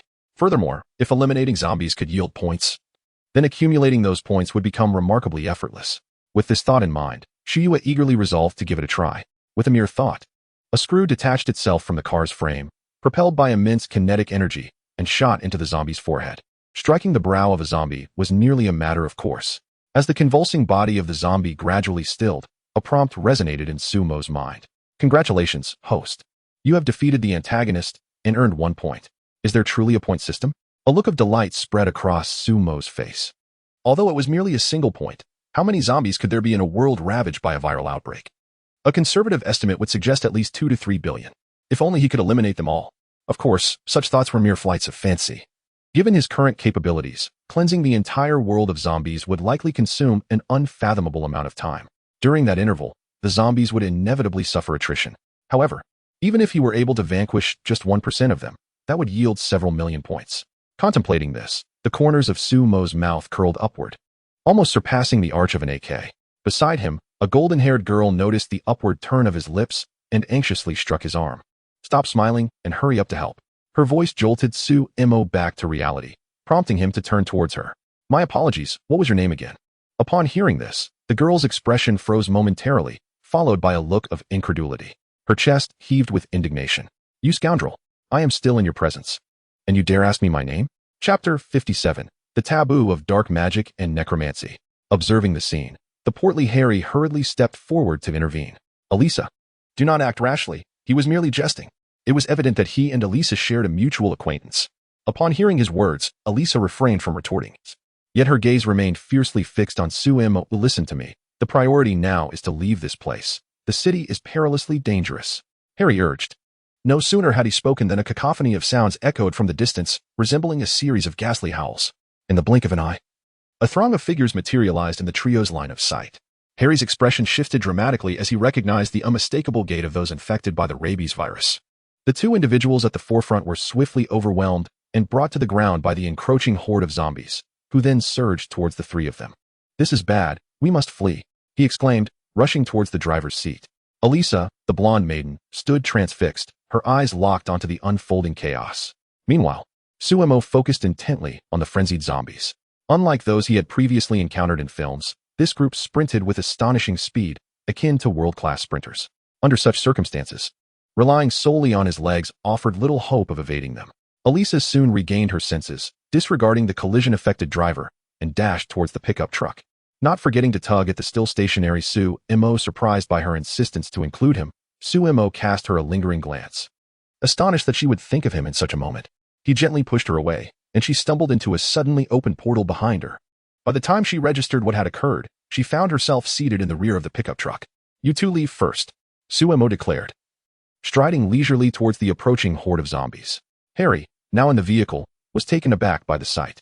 Sue, are you out of your mind? He shouted, leaning his head out of the car window. Seeing Sumo persist in his course, Harry pounded the steering wheel in frustration, gritting his teeth as he prepared to reverse the vehicle and intercept Sumo. However, before he could press the accelerator, a horrifying spectacle unfolded before him. Sumo raised his hand and gently waved it. From a villa to the right, hundreds of nails embedded in the wooden fence dislodged and congregated before him. With a flick of his finger, these iron nails soared towards the distant horde of zombies. Given the nails' composition, Sumo skillfully maneuvered them to penetrate the zombies' nostrils and eyes, obliterating their brains before they shot back out. In less than 5 seconds, hundreds of zombies collapsed to the ground as they ran. Harry, seated in the vehicle, stared wide-eyed in disbelief. What the hell? The sequence of actions performed by Sumo inflicted a profound impact on his worldview. He opened the car door, alighted from the vehicle, and rushed to Sumo's side, his gaze fixed upon the vast expanse of corpses littering the ground. Sue, just now. In a surge of excitement, he pointed at Sumo, then gestured toward the fallen zombies, his eyes darting back and forth between the two. Sumo turned around. This was hardly an appropriate place for discussion. Indeed. Harry also realized that his earlier shout may have attracted more of these creatures from the vicinity. It was prudent to vacate the area. With this thought, he and Sumo returned to the car. With a resounding roar, the vehicle sped away. In the ensuing moments, Harry drove while occasionally glancing at Sumo in the passenger seat, who was lost in contemplation. Within those fleeting seconds, he had accrued over 800 points. Logically, the rate of point accumulation was not slow. However, given his current physical condition, he could not sustain the use of telekinesis for prolonged periods, unless he invested points to exchange for treasures that could enhance his bodily prowess. It would result in a waste of points and render the process of dispatching zombies laborious and time-consuming. Suddenly, Sumo was struck by an idea. the dark grimoire shot forth from his brow. It flipped through its pages frantically, finally settling near the end. Among these pages was a record of a branch of dark magic, necromancy. Necromancy was arguably the most malevolent subset of dark magic in the main universe. With the guardianship of the Ancient One and Doctor Strange, its deployment could easily be sensed by them, leading to considerable trouble. This was the reason such magic had never manifested in the primary world. Even Suemo had only skimmed through it previously to avoid drawing attention. However, this world was different. It was merely an ordinary realm, devoid of the Ancient One and not considered the domain of Doctor Strange. Thus, employing necromancy was entirely feasible. Soon, the dark grimoire opened to a page adorned with a hexagram. This was it. A smile of exhilaration spread across Sumo's face. The magic described on the page was called necromantic catastrophe. It could create a massive magical array within a specified area. Upon activation, this array could transform all living beings or corpses within the range into undead creatures. He could easily establish an array that enveloped the entire city, converting the zombies within into an army of the undead. At that point, the immortal undead army could effortlessly cleanse this world of zombies. However, setting up this array required specific materials, which needed to be placed at the 5 corners of the city to assist in the formation. Next, he would need to gather the necessary components to construct the array. With the grimoire securely stowed away, Suemo lifted his gaze to meet the eyes of the 2 individuals in the car, who were intently observing him. Upon witnessing the peculiar tome vanish before Sumo's eyes, Harry finally summoned the courage to speak. Is this magic? Indeed. Suemo nodded. There was no need to conceal the truth from them. Given Harry's previous actions, it was evident that he was a steadfast ally. Setting aside the perilous journey to fetch him from his home, the moment Suemo contemplated confronting the zombies, Harry had unhesitatingly driven to rescue him. These 2 instances alone affirmed that he was undoubtedly a friend worth having. Eliza, seated behind, mirrored this sentiment. Although their acquaintance was merely superficial, she still had the presence of mind to tug him along as she fled. It was only then that Suemo noticed her face alight with excitement as she gazed at him. What is it? Do you think I possess the potential to learn magic? Not at all. You are a muggle. Suemo swiftly declined her notion. If he were to truly entrust her with such knowledge, it could lead to her downfall. Lacking the dark grimoire, she would soon become a pawn of Zysorn. Suddenly, a thought struck him. If Zysorn could lend out magical power, could he not also extend the power of the dark grimoire? After all, with Zysorn acting as an inexhaustible source of energy, the origin of the magic was no concern. In that case, those who borrowed his power should yield him a portion of the points when they vanquished adversaries. After all, he would have contributed as well. No, he needed to devise a plan to explore this possibility. Suemo resolutely resolved within himself. Chapter 58. It's all right. Just be cautious in the next life. Upon hearing Sumo's words, Elisa displayed an expression of disappointment. Suemo chose to ignore her and turned his gaze towards Harry, who was driving the vehicle. Where are you headed? Judging by the direction he was steering, it was evident that he had a destination in mind. The sun would set within the next hour, and Suemo intended to find a place to rest while gathering materials needed for the auxiliary formation. To the seaside, Harry declared, tapping on the vehicle's screen and pointing to a location on the map. From the information we've received, the safest place right now is out at sea. I have a yacht docked at that location. As soon as we board it, we'll be temporarily safe. Suemo nodded in acknowledgement. It seemed that this friend of his was indeed a scion of wealth, capable of affording a yacht. According to the map, they were merely 10 minutes away from that spot. Conveniently, there was a large supermarket along the way, perfect for gathering some food supplies. After all, in this body, he was still an ordinary person. Since his arrival in this world, he had endured 2 battles, and his stamina was significantly depleted, accompanied by a fierce pang of hunger. Without needing any further prompting from Suemo, Harry parked the car directly at the entrance of the supermarket, clearly sharing the same thought. Outside, the scene was chaotic, with a throng of people rushing out of the supermarket, each pushing a cart laden with goods. Wait for us in the car, Suemo instructed Elisa before he and Harry dashed into the supermarket. Inside, the shelves had been knocked askew by the panicked crowd, with items scattered across the floor. Fortunately, the supermarket was spacious, and despite the frenzy, there remained a considerable amount of goods on the shelves. The 2 grabbed carts at the entrance and joined the mad dash for zero-cost items. Minutes later, they emerged with carts brimming with food. However, as Harry glanced toward the parking area, his expression shifted to one of alarm. Something's wrong. Without needing his warning, Suemo had already noticed the unfolding scene. A man, pushing a cart and wielding a firearm, aimed at the car window and pulled the trigger. However, the anticipated sound of shattering glass did not occur. Instead, the weapon in the man's hand exploded, severing several of his fingers and eliciting a horrified scream as he collapsed to the ground, clutching his injured hand. This was, of course, the result of Sumo's intervention. In an instant, They approached the fallen man. Suemo delivered a swift kick to him. They hastily dumped the contents of their carts into the bed of the pickup truck, including the man's cart. Thankfully, the truck's bed was spacious enough to accommodate the 3 carts of food. The injured man, witnessing this, attempted to resist. Without hesitation, Harry drew a handgun from his possession and pulled the trigger. It is evident that this is Harry's first experience with taking a life.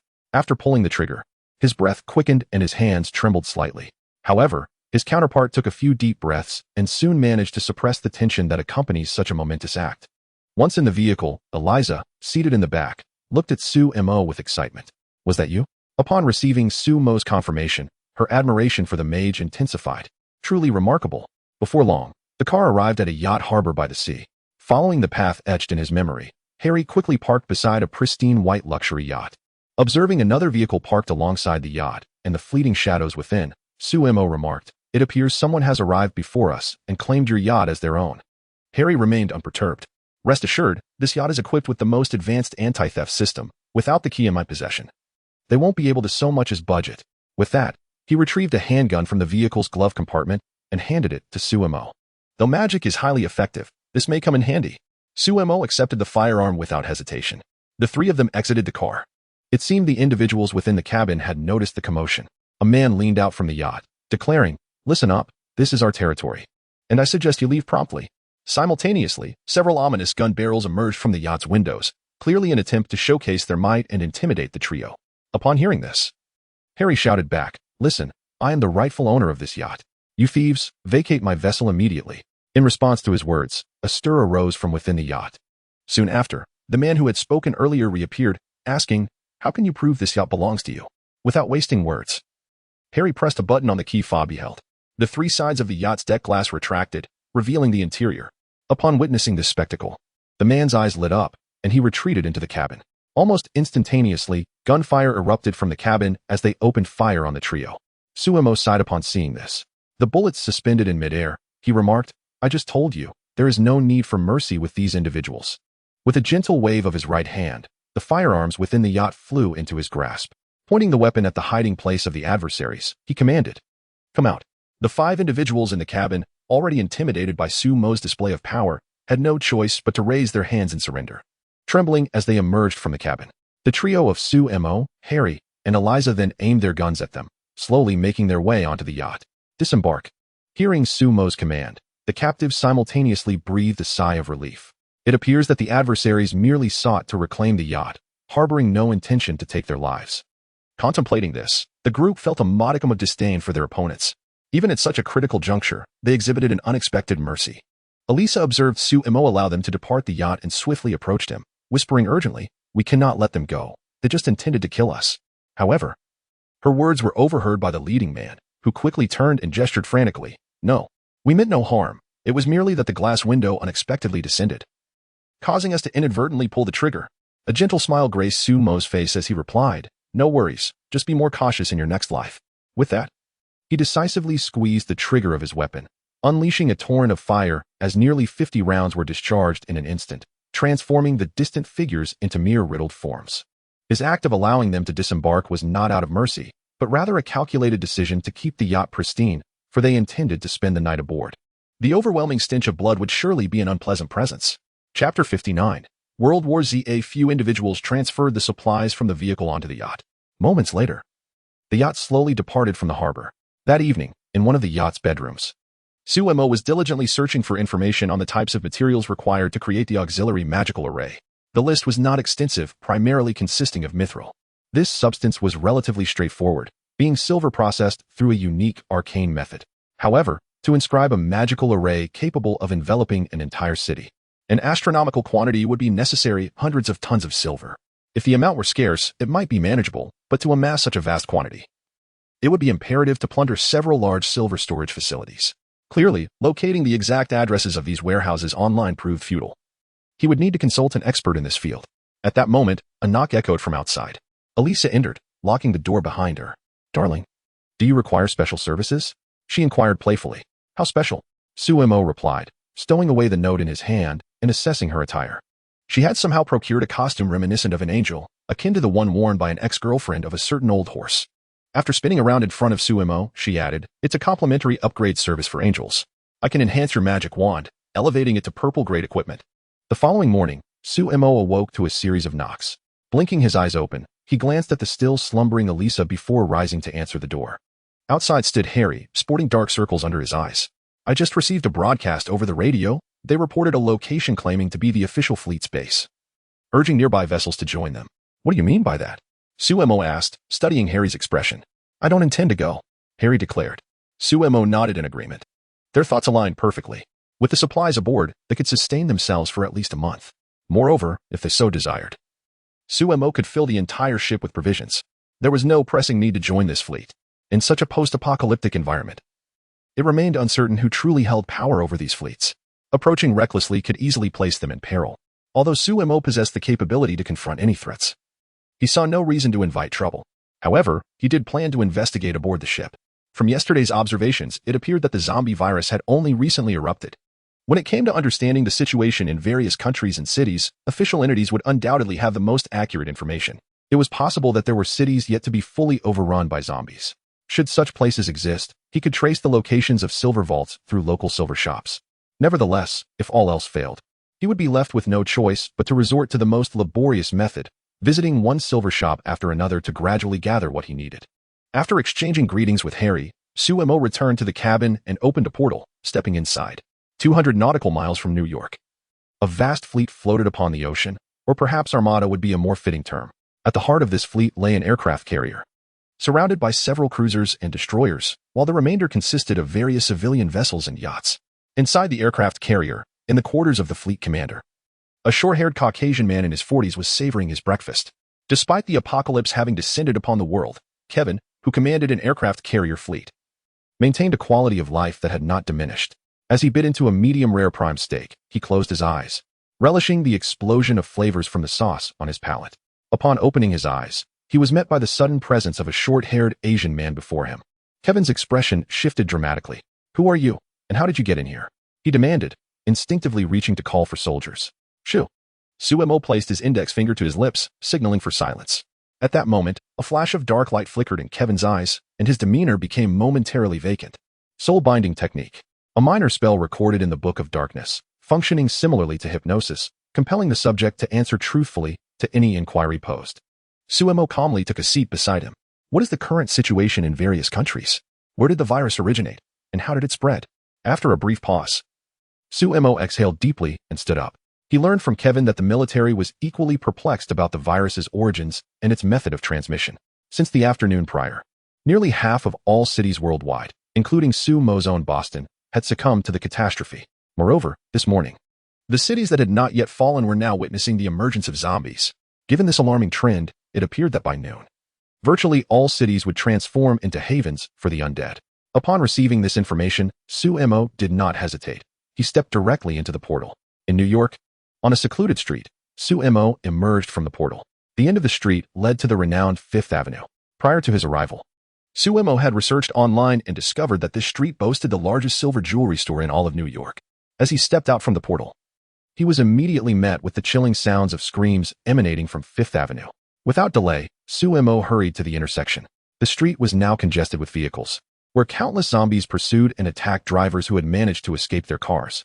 Without a moment's hesitation, he turned and sprinted to the right. The jewelry store lay approximately 100 meters ahead. However, just a few steps into his run, he caught the attention of several nearby zombies, who let out a roar and lunged toward him. Observing this, Suemo waved his right hand gently, summoning a multitude of steel spikes that materialized around him, swiftly darting through the air. Before the zombies could close the distance, they were pierced through the skull by the spikes, collapsing slowly to the ground. In the distance, a family of 4, running swiftly, beheld the swirling steel nails surrounding Suemo, their faces painted with astonishment.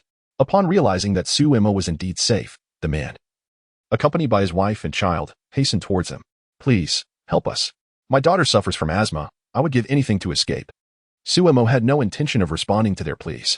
However, as his peripheral vision caught sight of their faces, he momentarily paused, his expression shifting. These individuals seemed somewhat familiar, particularly the man with medium-length hair, whose features bore a striking resemblance to Brad Pitt. In an instant, a flash of inspiration struck Suemo's mind. Zombies, aircraft carriers, Pitt, a daughter with asthma. The title of a film emerged in his thoughts. World War Z. Chapter 60. The Fall of New York. After more than 20 years, memories of this film have nearly faded. All that remains is the recollection of the protagonist's family of 4 being taken aboard an aircraft carrier, subsequently dispatched to various locations in search of a remedy for the zombie virus. Ultimately, the male lead discovers that the undead do not attack individuals afflicted with various ailments. Thus, he develops a vaccine that simulates illness. Once administered to the healthy, they become immune to zombie attacks. The specifics of the process have escaped his memory, but that hardly matters anymore. In truth, the intricacies of the plot are of little consequence to him. Faced with the family of the protagonist before him, Suemo hesitated momentarily before speaking. It is safe to follow me, but whether you can keep up depends on your own abilities. With that, he paid them no further heed and, after a brief run-up, entered a nearby silver jewelry store. Inside, the shop had descended into chaos. Several zombies were gnawing on the body of a female employee, who was pinned beneath them and clearly beyond hope. Sumo's mental energy surged forth like a tidal wave, extending to a radius of 50 meters. Although the shop was sizable, it fell well within the range of his psychic influence. In an instant, he spotted 2 women clad in work uniforms huddled in a corner restroom. One of them stood out distinctly from the rest. She was likely the shop owner. With a gentle flick of his hand, several steel nails pierced the foreheads of the zombies, and then all the silver trinkets from the store, including those from a small backroom, soared toward him. He deftly swept them into the storage ring on his finger. Uncertain if he would find a suitable location for the silver, he decided it prudent to collect everything while he was there.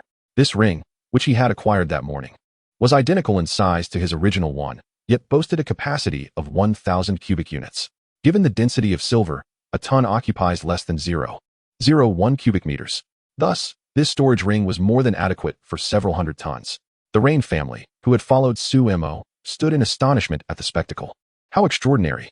Where did all those items go? Exclaimed his wife and daughter in a chorus of wonder. Rain gestured for silence. As a federal investigator, he had long realized that these creatures possessed remarkably acute hearing. Even the slightest noise could draw them near. Though the monsters seemed as insignificant as ants in the presence of this remarkable young Asian, they relied on each other for survival and could not afford to become a burden. Suemo paid no mind to those behind him and approached the restroom door. It swung open automatically. The 2 women inside, upon seeing the door ajar, let out simultaneous screams, clutching their heads in fear. Silence, Suemo admonished. The 2, having closed their eyes, finally recognized that the figure entering was not one of those monsters. Upon seeing Suemo standing outside the door, both individuals exhaled a sigh of relief. Sumo's gaze fell upon the Asian woman among them, who wore her hair in a ponytail. The woman stood approximately 1.6 meters tall, her skin fair and luminous as if it could emit light. "Are you the owner of this establishment?" she asked, her expression one of confusion as she nodded in affirmation. Indeed. It was only then that she recalled to introduce herself. "Hello, my name is Jin Minshi. Are you from South Korea?" Suemo displayed a slight surprise. However, it was evident that this was not an appropriate place for conversation. "Follow me." He turned and approached the wall behind him. As he did, a spatial door gradually opened on the wall. Upon witnessing this, Jin Minshi gasped but quickly covered her mouth with her hand. Through the spatial door, one could glimpse what appeared to be a forest on the other side. Cautiously, she stepped forward and extended her finger towards the opening, confirming the reality of the world beyond before finally stepping through. Once she had successfully passed through, the remaining members of the Ryan family and another female staff member followed suit. After everyone had crossed over, the spatial door slowly closed. Suemo turned to the others, excluding Jin Minshi. "This place is temporarily safe. Whether you can survive from here on depends on your own abilities."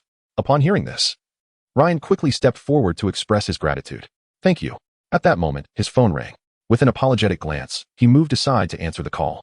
Suemo then looked directly at Jin Minshi and asked, "Do you know where there is a substantial amount of silver?" "Silver? Of course, I know. My family operates a silver jewelry business." Faced with the person who had rescued her from peril, she held nothing back. "However, could you first explain what those monsters were that stormed into the shop and the nature of that circle you just opened?" Upon hearing this, Suemo recounted the grim reality of a world now transformed into a paradise for zombies. "What? Impossible." Upon receiving this news, not only Jin Minshi but also the other staff member and Ryan's wife displayed expressions of disbelief. "Believe it or not," Suemo replied with an indifferent expression. The others, in a state of panic, hurriedly pulled out their phones. Given that the outbreak of the zombie virus had occurred recently, the network and signals had not yet been disrupted. They all began dialing numbers frantically. Only the other staff member managed to connect her call. However, before she could rejoice, the sounds of growling and gnawing from the other end caused her expression to change drastically. "No, no." Her face paled, clearly indicating that on the other end was a close friend of hers. Witnessing this scene, Jin Michi's countenance also shifted dramatically. Just then, Ryan returned after finishing his call. His face etched with seriousness. He was right. A friend of mine who works at the White House has just confirmed this. He then fixed his gaze upon Suemo. My friend will send a helicopter tonight to take us to the aircraft carrier, which is currently the only safe and secure place. Would you like to join us? No. Thank you. Suemo decisively declined the offer. He then glanced at the anxious Jean Minchi, who was frantically dialing a number. Where's the silver stored? It's in Newark, where there is a silver jewelry company that supplies nearly 1/3 of the American silver jewelry market. Jean Minchi stared intently at the number displayed on her phone, casually responding despite the urgency in her heart. Nevertheless, she dutifully answered Sumo's question. She then provided another address, watching the call that remained unanswered. A look of despair crossed her face. Suddenly, a thought struck her, and she looked at Suemo with hopeful eyes. Can you take me away? Chapter 61. The demon contract and the magical bond. Jean Minchi's father had passed away during her childhood, and her mother succumbed to illness a few years prior. Her only remaining relative is her younger sister, who is currently studying at a university in the South. Despite numerous attempts to reach her, Minchi found herself unable to connect with her sister. In her heart, a singular conviction resided: to survive and return to rescue her sister. Although, after witnessing the terrifying nature of those monsters, she doubted her sister's chances of survival, she refused to surrender. Even if she were to become a zombie, she would still strive to see her sister once more. Having already encountered the dreadful creatures, she realized that relying solely on herself would make it nearly impossible to return to the South, let alone escape this city. However, she had recently witnessed Sumo's extraordinary abilities. Aligning herself with him appeared to be her best option. Aware of her own allure, she believed that her experiences throughout her life had endowed her with a certain charm that could attract men. Yet, to her surprise, Suemo shook his head upon hearing her proposition. I will save your life, but you must reveal the location of the silver vault. We will then be even. With that, a portal opened beside him, and he prepared to step through it. Seeing that Suemo remained unmoved, Jean Minchi hurriedly implored, if you help me survive, I would be willing to give everything. The couple, Ren and his wife, did not exhibit any surprise at her declaration. To them, making such a choice for the sake of survival was entirely justifiable. Upon hearing her words, Suemo paused, a flicker of contemplation crossing his face as he assessed her. Are you truly willing to sacrifice everything, including your soul? Jean Minchi, meeting Sumo's earnest gaze, hesitated for a moment before resolutely nodding her head. Indeed, she had witnessed his remarkable powers and was certain that his words were not mere rhetoric. Suemo nodded in response, the dark sigil of the Book of Shadows on his forehead emanating a series of gray luminescence.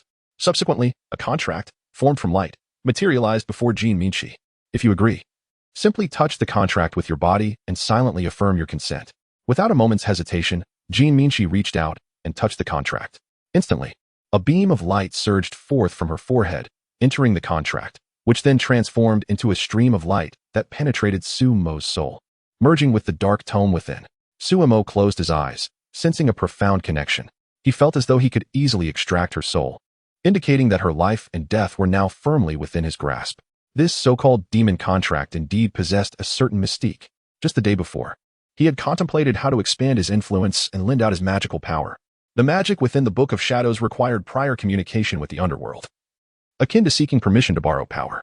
Most practitioners of magic typically adopted this method, including the ancient one. It was through the permission of the Emperor of the Mountains that they borrowed their powers. Apart from this method, there exists another way. It is akin to the demons like Mephisto, who bind contracts to lend their strength to humanity. The Dark Tome contains precisely such a method of establishing a pact. Initially, he approached it with a sense of experimentation, never anticipating success. Now, Jean Minchi's life lay firmly within his grasp, and in return, she would gain the privilege of drawing magical power from him. In reality, it was the energy from the Dark Tome that was being channeled. With diligent practice, she would soon be able to wield dark magic effectively. The instant she made contact with the demonic contract, Jean Minchi felt the essence of the agreement. Remarkably, a glimmer of excitement graced her features.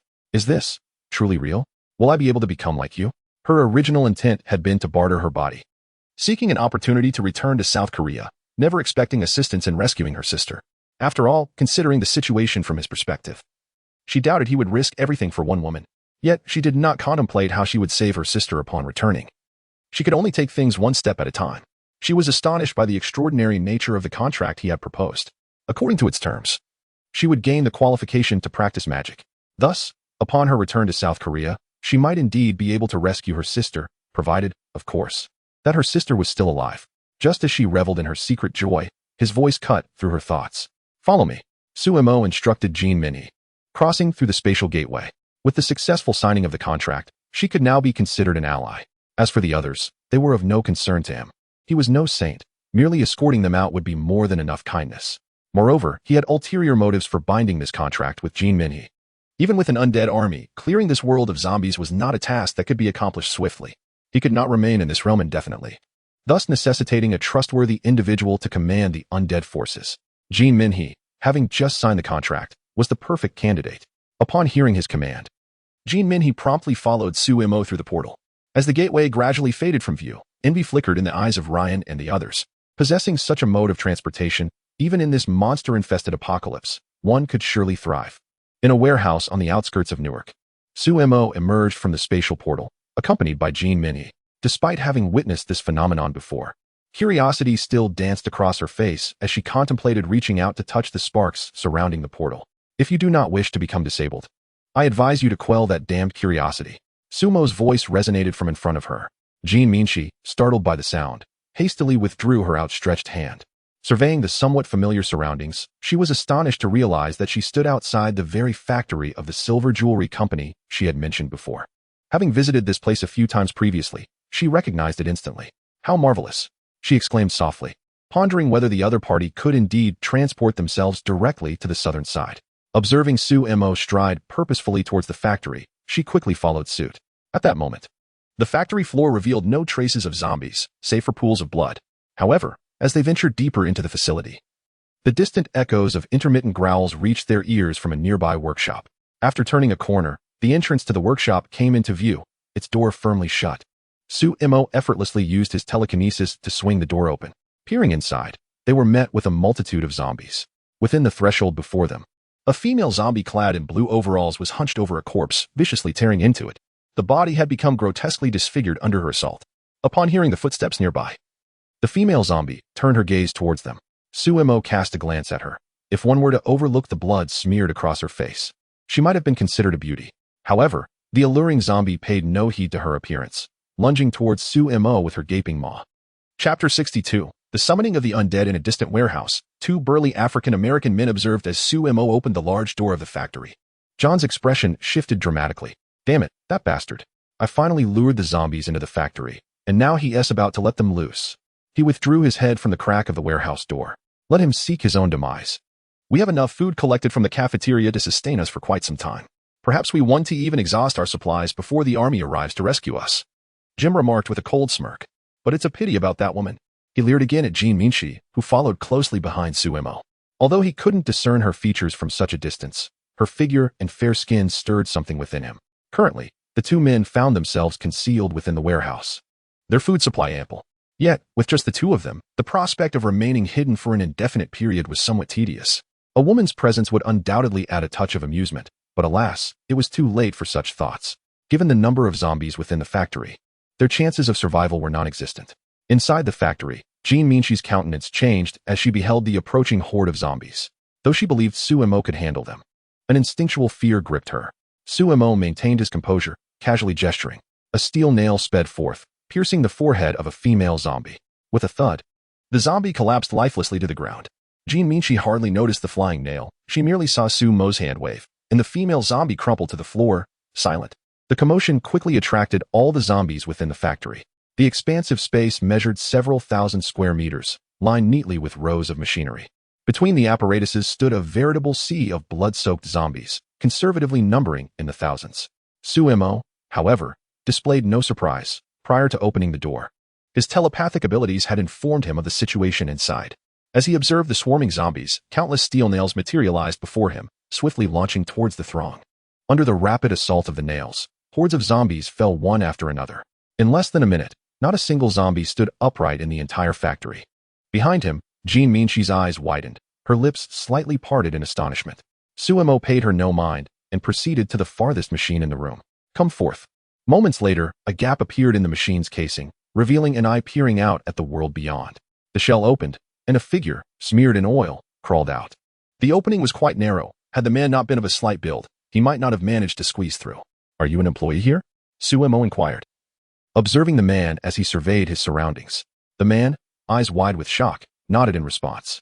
A few moments ago, he had stealthily observed the situation within the factory. where the zombies were still lively, incessantly pounding on the machinery's exterior. Had the shell not been sufficiently robust, he would have surely become fodder for the undead. Yet, astonishingly, within just a few minutes, all these zombies had been eradicated. Clearly, they had all succumbed to the hands of the two individuals before him. Take me to the warehouse where the silver materials are stored. This factory specialized in the production of silver items, and the man, having worked here, could not possibly be oblivious to the location of the material warehouse. All right, the man replied succinctly with a nod. He understood all too well that he had no right to refuse someone capable of dispatching so many zombies in an instant. Furthermore, considering that this individual had effectively saved his life, he would not deny such a modest request. You two, wait outside the factory for me, Suemo instructed the pair. As he watched them exit, Suemo moved to the center of the factory. The dark grimoire manifested before him, and his body began to levitate slowly. Waves of dark energy surged forth from the grimoire, transforming into a grayish hue as they spread toward the corpses of the zombies on the ground. Upon contact, the gray energy permeated the bodies instantly. As the energy continued to infiltrate, the corpses began to undergo a gradual transformation. The flesh and blood of the zombies steadily converted into energy, infusing the skeletal remains. Over time, the flesh of the nearest zombie to Suemo completely vanished, revealing the stark, white bones beneath. These bones had become translucent, resembling jade. Not only did their size increase by a third, but an array of bony weapons also materialized in their skeletal hands: knives, guns, shields, and even bows. The gray energy began to coalesce and compress within the skulls of these skeletons, until, at a certain moment, the densely compressed dark energy collapsed, rapidly contracting inward until, at its peak, a flicker of crimson flame ignited in its place. The skeletons lying on the ground appeared to be imbued with life, clawing their way up from the earth. Necromantic summoning. This was one of the dark magics recorded within the dark grimoire. This spell could similarly summon various undead beings to fight on one's behalf. Compared to the cataclysm of the undead, this magic could only be cast on corpses that were utterly lifeless, though it possessed the advantage of not requiring a supplementary magic circle. There were two methods to cast this spell. One involved directly summoning undead creatures from the netherworld's realm of the dead. The other, as exemplified by Suemo, consisted of casting the spell directly upon the corpse. The latter was relatively easier to execute, and since the undead beings were created by the caster, issues of loyalty did not arise.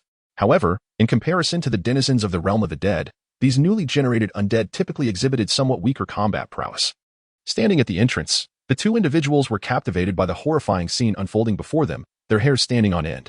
Animated skeletons, a phenomenon previously confined to the realms of film and television, had materialized right before their eyes. This was far more fantastical than any zombie. After all, zombies could be attributed to a virus, something that could be explained through science. But how could one possibly rationalize this?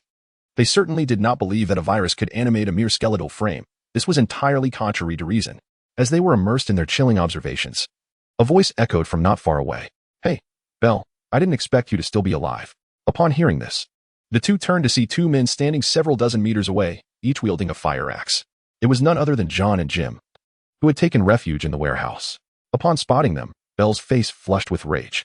"You two bastards dare to show yourselves before me," he exclaimed, and in a fit of anger, he charged towards the duo. However, reality proved to be harsh.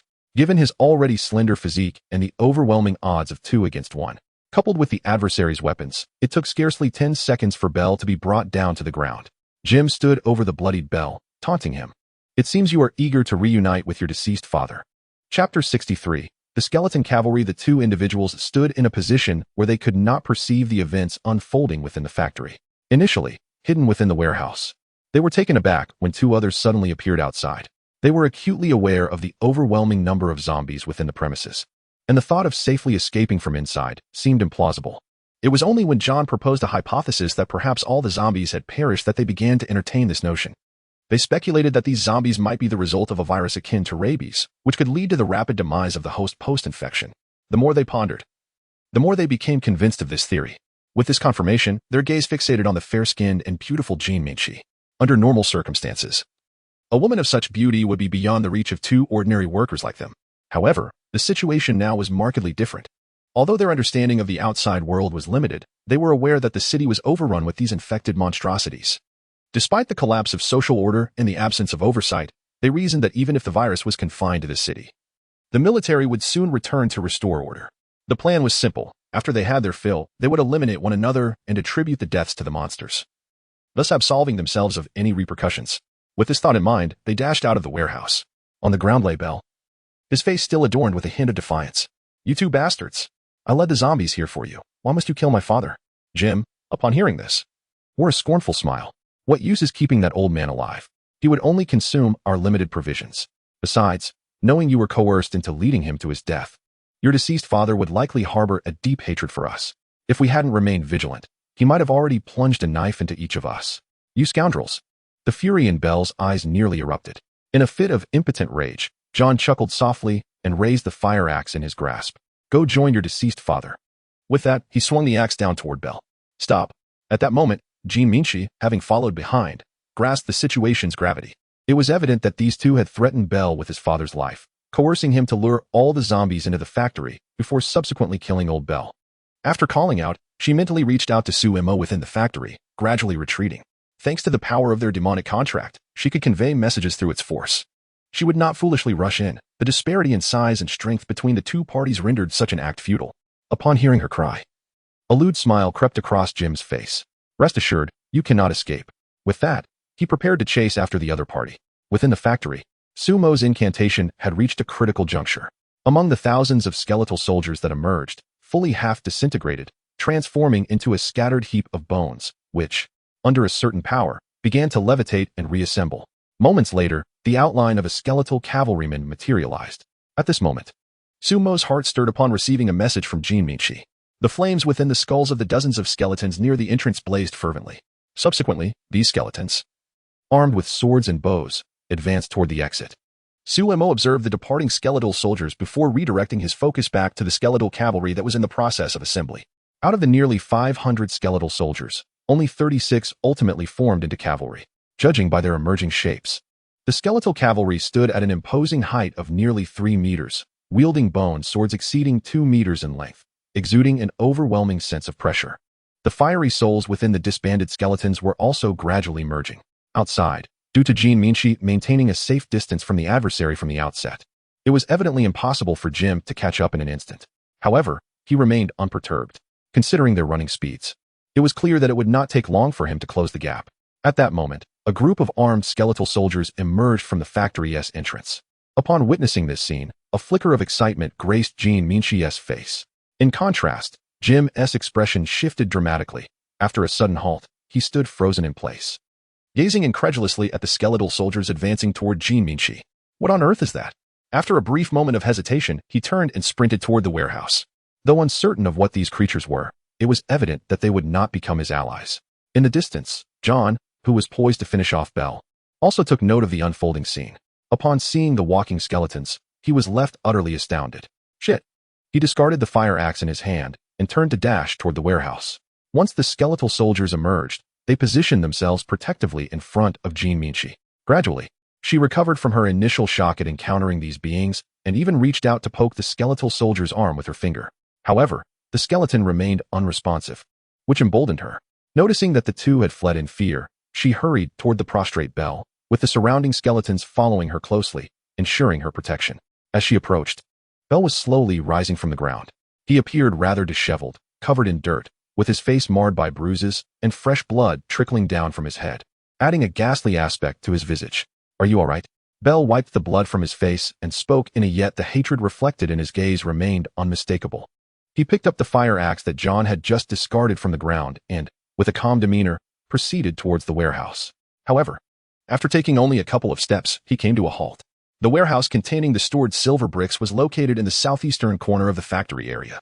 With your capabilities, the lock should pose no challenge. Having said that, he glanced at the surrounding skeletons before turning back to continue his journey towards the distant warehouse. Kim Min-hee observed the resolute determination in his eyes. It was evident that he was prepared to confront those two individuals, fully aware that he might not stand a chance against them within the confines of that place and could not return alive. Thus, he took the initiative to inform her of the warehouse's location. Watching his departing figure, Kim Min-hee's expression shifted. Yet, upon noticing the skeleton soldiers around her, her gaze flickered as she attempted to issue a command to the nearest skeleton. Crouch down. Chapter 64. The skeleton soldier, capable of evolution? Upon hearing her command, the skeleton soldier instantly crouched down. A flicker of surprise graced Jean Min-hee's face. Could it truly be? All of them crouching? The dozen or so skeleton soldiers around her uniformly complied, squatting obediently on the ground. Observing this, Jean Min He called out to the retreating Belle, "Wait." Without hesitation, she led the skeleton soldiers in pursuit. Not only did Belle, the person in question, harbor deep-seated resentment towards those two rascals, but she herself was equally furious, especially since one of them had recently harbored ill intentions towards her. With the skeleton soldiers now under her command, she was determined to exact her revenge.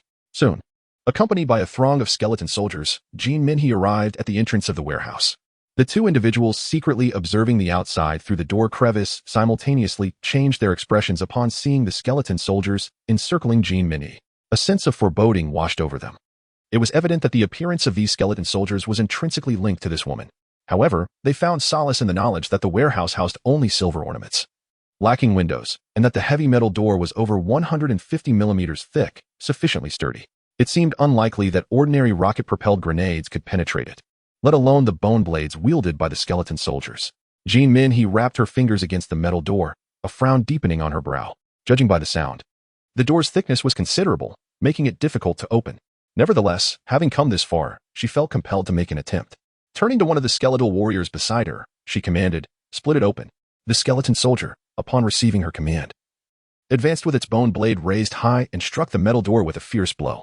A resounding crash echoed, leaving a 2 or 3 centimeter deep groove on the surface of the door. The force of the impact sent the skeleton soldier staggering back 2 steps. The two individuals concealed within the warehouse exhaled a sigh of relief upon witnessing this, their anxiety momentarily alleviated. Although they understood the door's formidable strength, facing such legendary beings had left them feeling precarious. Now, it seemed, there was no need for further concern. Initially filled with hope at the sight of the skeleton soldiers, Belle's expression shifted dramatically. "You two rascals, come out." He stepped forward, swinging his fire axe wildly against the door. Yet, aside from numbing his hands, his efforts proved futile.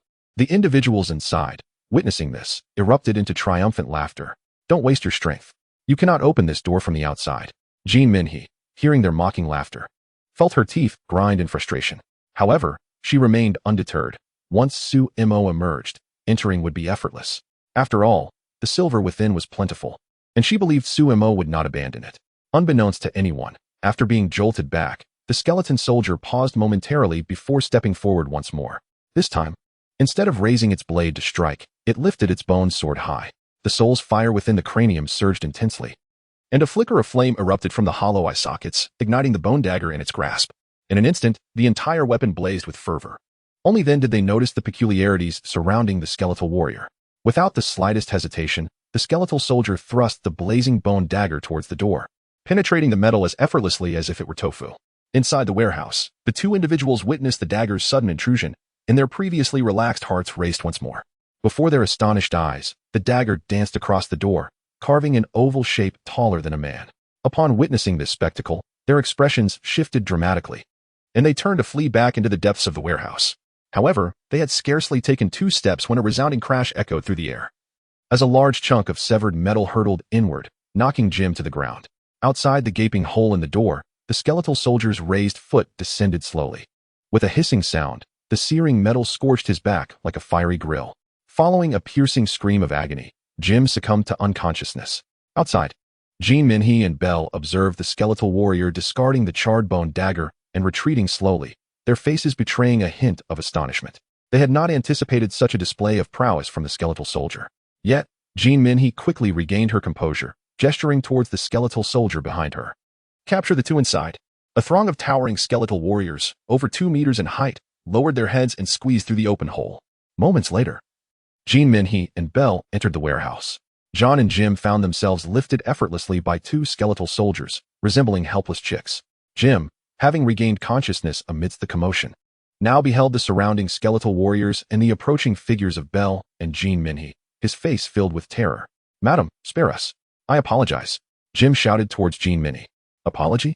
What good is an apology? Why do we need the police then?" She was disinclined to engage in further dialogue with them. Turning to Belle, she instructed, "This is your task." Understanding her intent, Belle expressed her gratitude and advanced towards the 2 men. Jean Min He then pivoted and exited the door. The ensuing scene was bound to be gruesome. Having recently entered this apocalyptic world, she felt a twinge of discomfort at such brutality. Moments later, piercing screams echoed from within the warehouse, continuing unabated for a full 10 minutes. Once the commotion ceased, Jean Min He re-entered.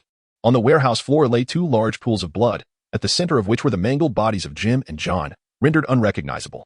Dispose of these remains, Jean Minnie commanded.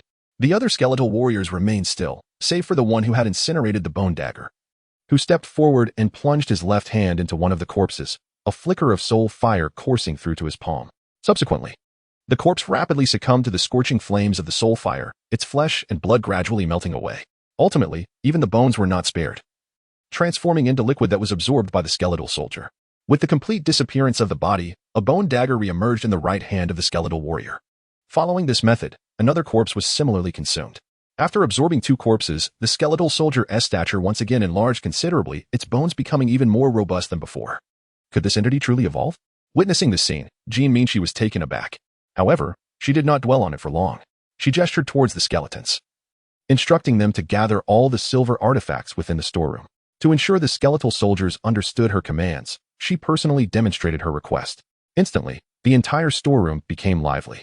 Chapter 65, From Cavalry to Infantry. Within the factory, the assembly of the undead cavalry had reached its final moment. As the last fusion of soul fire merged into the head of the undead knight, a tangible black mist began to envelop its surface. Ultimately, this mist coalesced into a substantial black armor, encasing the entire being, including its skeletal steed. Su-Mo's body gradually descended from the heavens. Observing the 30-odd undead knights and nearly 500 skeleton soldiers, he nodded in satisfaction. The intricate inscription of the auxiliary magic circle required complete immersion.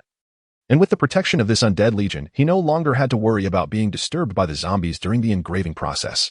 At that moment, a chilling sensation washed over him. While casting spells posed no physical demands, in such an environment saturated with undead energy, his body was inevitably susceptible to the dispersing energies. This phenomenon was characteristic of necromantic magic. Otherwise, those necromancers would not appear as ghastly specters. However, thanks to his formidable mental strength, the dissipating undead energy was minimal. After a brief moment of discomfort, he quickly regained his composure. He soared forward, delivering a kick that sent one of the undead knights tumbling from its mount, before claiming the steed for himself. These undead knights were his creations, entirely under his control. The energy animating them was supplied by Su-Mo himself, allowing him to revert them to mere bones with a mere thought. Thus, with a swift motion of his foot, he rendered the knight immobile, separating it from its spectral steed. Otherwise, with his strength, even a broken leg would leave the knight unmoved. The fallen undead knight swiftly regained control of its body, bewildered as it rose from the ground. Upon seeing Su-Mo, who had unceremoniously kicked it down, it promptly retrieved its massive sword and returned to the rear without protest. The transformation from cavalry to infantry was complete. Yet, the undead knight evidently could not grasp one undeniable truth. Infantry is always more esteemed than cavalry. Mounted upon a formidable warhorse, approximately 2 meters in height, Su-Mo led the way towards Jean Minnie and her companions. Before reaching the warehouse, Jean Minnie and her ally emerged. Primarily due to the considerable commotion caused by the cavalry, the ground trembled beneath their swift gallop. As Jean Minnie gazed upon the imposing line of knights resembling a fortress, an overwhelming pressure surged toward her. However, upon spotting Su-Mo seated atop the central undead steed, she exhaled in relief. Su-Mo, seemingly aware that the presence of so many undead beings was somewhat cumbersome, allowed the dark tome on his forehead to shimmer. Instantly, the undead creatures vanished, drawn into a specially designated space within the tome, which had opened up for their storage. After concluding the necromantic summoning, he had discovered that this artifact, the Dark Tome, had automatically created a realm for such entities. As the undead disappeared before their eyes, both Jean Minnie and Jack felt an unexpected lightness envelop them. Confronted by the spectral entities, particularly the Wraith Knights, she felt an inexplicable weight pressing upon her chest, akin to a colossal stone. Su-Mo's mental energy swept through the warehouse, and as she gazed upon the center, she beheld a mountain of various silver ornaments. "Well done," she commended, before stepping directly into the warehouse. With a gentle wave of her hand, she collected the amassed silver trinkets from the ground. Though the quantity appeared substantial, it was estimated to weigh little more than 100 tons. Upon the arrival of Jean Minnie and her companion, their eyes flickered with surprise at the vanished silver adornments. However, having witnessed Su-Mo's remarkable abilities, they refrained from further comment. Under Jack's guidance, Su-Mo swiftly made her way to the storeroom housing raw materials at the rear of the factory. After effortlessly unlocking the door, the trio entered. The storeroom was neatly organized with stacks of specially crafted boxes, made of metal, each adorned with a network of coin-sized holes on every surface but the framework. Through these small apertures, one could discern that the boxes contained silver ingots, nearly 40 centimeters in length, each marked with a weight of 15 kilograms. A cursory estimate suggested that the silver ingots within the room exceeded 1,000 tons, ample for Sumo's array construction. After gathering the ingots, Sumo turned to Jack, stating, "My purpose has been fulfilled. In light of your cooperation, I shall grant you a parting gift." A portal opened beneath Jack's feet, and before he could react, he fell in with a startled exclamation. Los Angeles, the second most populous city in America, had also become one of the cities most plagued by zombies since the apocalypse. Given the circumstances, Sumo deemed this city, rife with the undead, the most suitable choice. Logically, New York, being the most populous, would be the prime candidate for array placement. However, considering geographical factors, she dismissed it. Although New York had the largest population, its irregular shape posed a significant challenge for encompassing a circular array. This was not the primary concern. The considerable water bodies within New York would lead to spatial inefficiencies.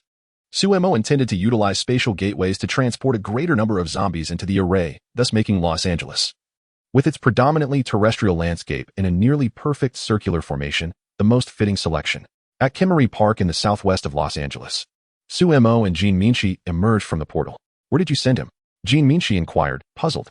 "To a deserted island in the Pacific, rich in resources and ideal for survival in the wild," Sumo replied. Jean Minchi was momentarily speechless. Nevertheless, at this time, the safest havens indeed lay in those uninhabited islands. Of course, Sumo had no intention of leaving him entirely unprepared, as she had provided him with a bone knife. With this weapon in hand, he should lead a rather comfortable life on the island. The only drawback is a certain degree of solitude. At worst, I could send him a companion in the future. As the two conversed, dozens of wandering zombies, having detected the scent of the living, began to roar and rush toward them. A flicker appeared between Sumo's brows, and a gray vortex materialized before him.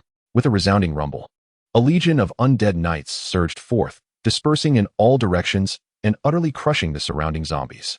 The undead creatures faced no resistance from the zombies, who showed not even a hint of defiance. Even the remnants of flesh on a chicken carcass could not pique the interest of these skeletal figures, which were nothing but bones.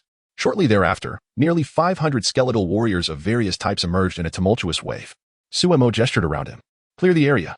Chapter 66. The Enchanted Welder Girl. Upon receiving Sumo's command, the skeletal warriors and undead knights commenced their sweeping operations in all directions. This location was the first chosen by Sumo for the arrangement of auxiliary magic circles on the map. Given the vast scale enveloping the entirety of Los Angeles, each auxiliary circle needed to span a diameter of no less than 300 meters. To inscribe the magic array with mithril within this expanse, the ground must be devoid of any obstacles. Under Sumo's direction, the undead creatures embarked on a frenzied demolition endeavor, clearing every obstruction in the park, including trees. Observing the relentless onslaught of the undead, Sumo raised his right hand and reached through a spatial portal that had opened beside him. Upon emerging, he grasped a tome measuring 4 to 5 centimeters in thickness. The dark sigil on his forehead flickered, and a surge of black energy enveloped the book, transforming its appearance. The original contents were erased, replaced by a series of magical incantations and their respective release methods. Moments later, the surrounding energy permeated the book, which now bore a striking resemblance to the Dark Grimoire. He casually tossed the book to Jean Minchi, stating, "This tome contains some dark magic. To give it a try." "Oh, and if you have questions, ponder them yourself and do not disturb me."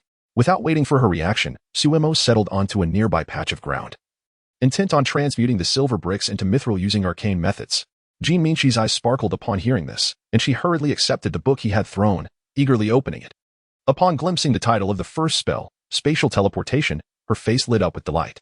Mastering this spell would allow her to return to the south to rescue her sister.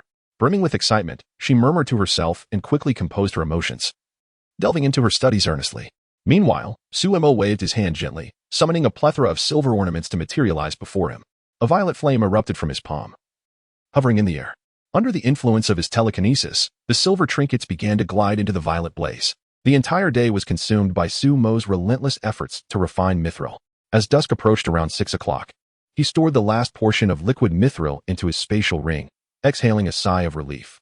The repetitive actions had left him feeling somewhat fatigued. He turned a glance at Jean Minchi, who seemed deeply engrossed in her fervent magical practice. From Sumo's perspective, she appeared as the embodiment of an enchanted welder, with bursts of light flashing before her and occasional violet sparks shooting forth, as she murmured incantations under her breath. Sumo did not disturb the other party, but instead turned to survey his surroundings. Within a radius of several hundred meters, the area had been thoroughly cleared by those undead creatures. Fortunately, this location was in the suburbs, with only a handful of zombies present. Those few had already been drawn in by the commotion and eliminated. The debris cleared from the park had been amassed by the undead, forming a natural barrier around the perimeter. At that moment, the undead were scattered within this protective circle, vigilantly guarding against any potential incursions by zombies. One of the advantages of the undead was their ability to function without rest. Suddenly, an excited low roar emanated from behind him. Suemo turned to see Jean Minchi nearly leaping with joy as a spatial portal gradually opened before her. Observing this, Suemo hurried over and pulled Jean Minchi away from the portal's vicinity. Simultaneously, a dozen or so undead knights, stationed at the perimeter, rushed towards them at his command. Having prior experience, he understood all too well that opening a spatial portal without sufficient skill might lead to unforeseen consequences. Who knows where this portal might lead? If it opened directly into a horde of zombies, Jean Minchi, standing so close, could very well become the first sacrifice of his spell. Fortunately, the anticipated disaster did not materialize. As the portal expanded to a height suitable for a person, both of them glimpsed the scene on the other side. It appeared to be a classroom. Judging by the inscriptions on the walls, it was evidently located within a school in South Korea. Moments later, Jean Minchi excitedly pointed to a specific spot on the wall and exclaimed, "This is my sister's school, Seoul University, Suwon campus." Before she could dash into the portal, Suemo grasped her by the collar and pulled her back. "What sister? What is going on?" Feeling the painful constriction around her neck, she regained her composure. Although she had learned a spell, her combat prowess was not significantly different from that of an ordinary person. If she wished to rescue her sister, she would have to rely on Suemo. Realizing this, she quickly relayed the situation regarding her sister. Upon finishing, she cautiously requested, "May I borrow a few of those skeleton soldiers, just for one night?" Understanding the terror of zombies, she was acutely aware that the longer they delayed, the slimmer her sister's chances of survival became. Suemo nodded. "All right, but there are conditions. I will agree to any conditions." Determination shone on Jean Minchi's face. "Fine. We will discuss the conditions after you rescue your sister." With that, Suemo waved his hand, and 50 skeleton soldiers rushed over to stand behind them. Then, among the undead knights stationed beside them, 3 stepped forward, with one dismounting from his steed. Ultimately, Jean Minchi found herself mounted on an undead warhorse, flanked by 2 undead knights and followed by 50 skeleton soldiers as they entered the spatial portal. The fact that she could successfully cast such a spell in less than a day's time was truly remarkable. The opponent's talent for magical cultivation is not lacking. Furthermore, this presents an opportunity to hone her skills. After all, once I depart, she will need to command these undead legions to eliminate the zombies. If she cannot manage even this, how will she wield control over the undead? Observing the slowly closing portal, Suemo decided to leave these undead knights behind to guard it while he returned to the yacht. As he emerged from the portal, he found Eliza languidly sprawled on the bed, her boredom evident. Upon seeing Suemo step through the portal, she promptly sprang up with excitement, approaching him with a curious gaze fixed on the portal that was gradually shutting behind him. "Is this also?" Suemo nodded numbly. After a day of relentless activity, his physical condition was nearing its limits. Noticing this, Eliza approached him with a cheerful smile. "What are you doing?" Chapter 67. Prohibition of self-indulgence. At the break of dawn the following day, Suemo emerged from his room, supporting himself with his waist. He had finally come to understand his existence in this world. He was reluctant to see Eliza part ways with her boyfriend, beyond merely satisfying his peculiar little whims. There was an underlying reason for his sentiments. This woman was truly captivating. Maintaining a friendship with her was manageable, but should she be regarded as a romantic partner?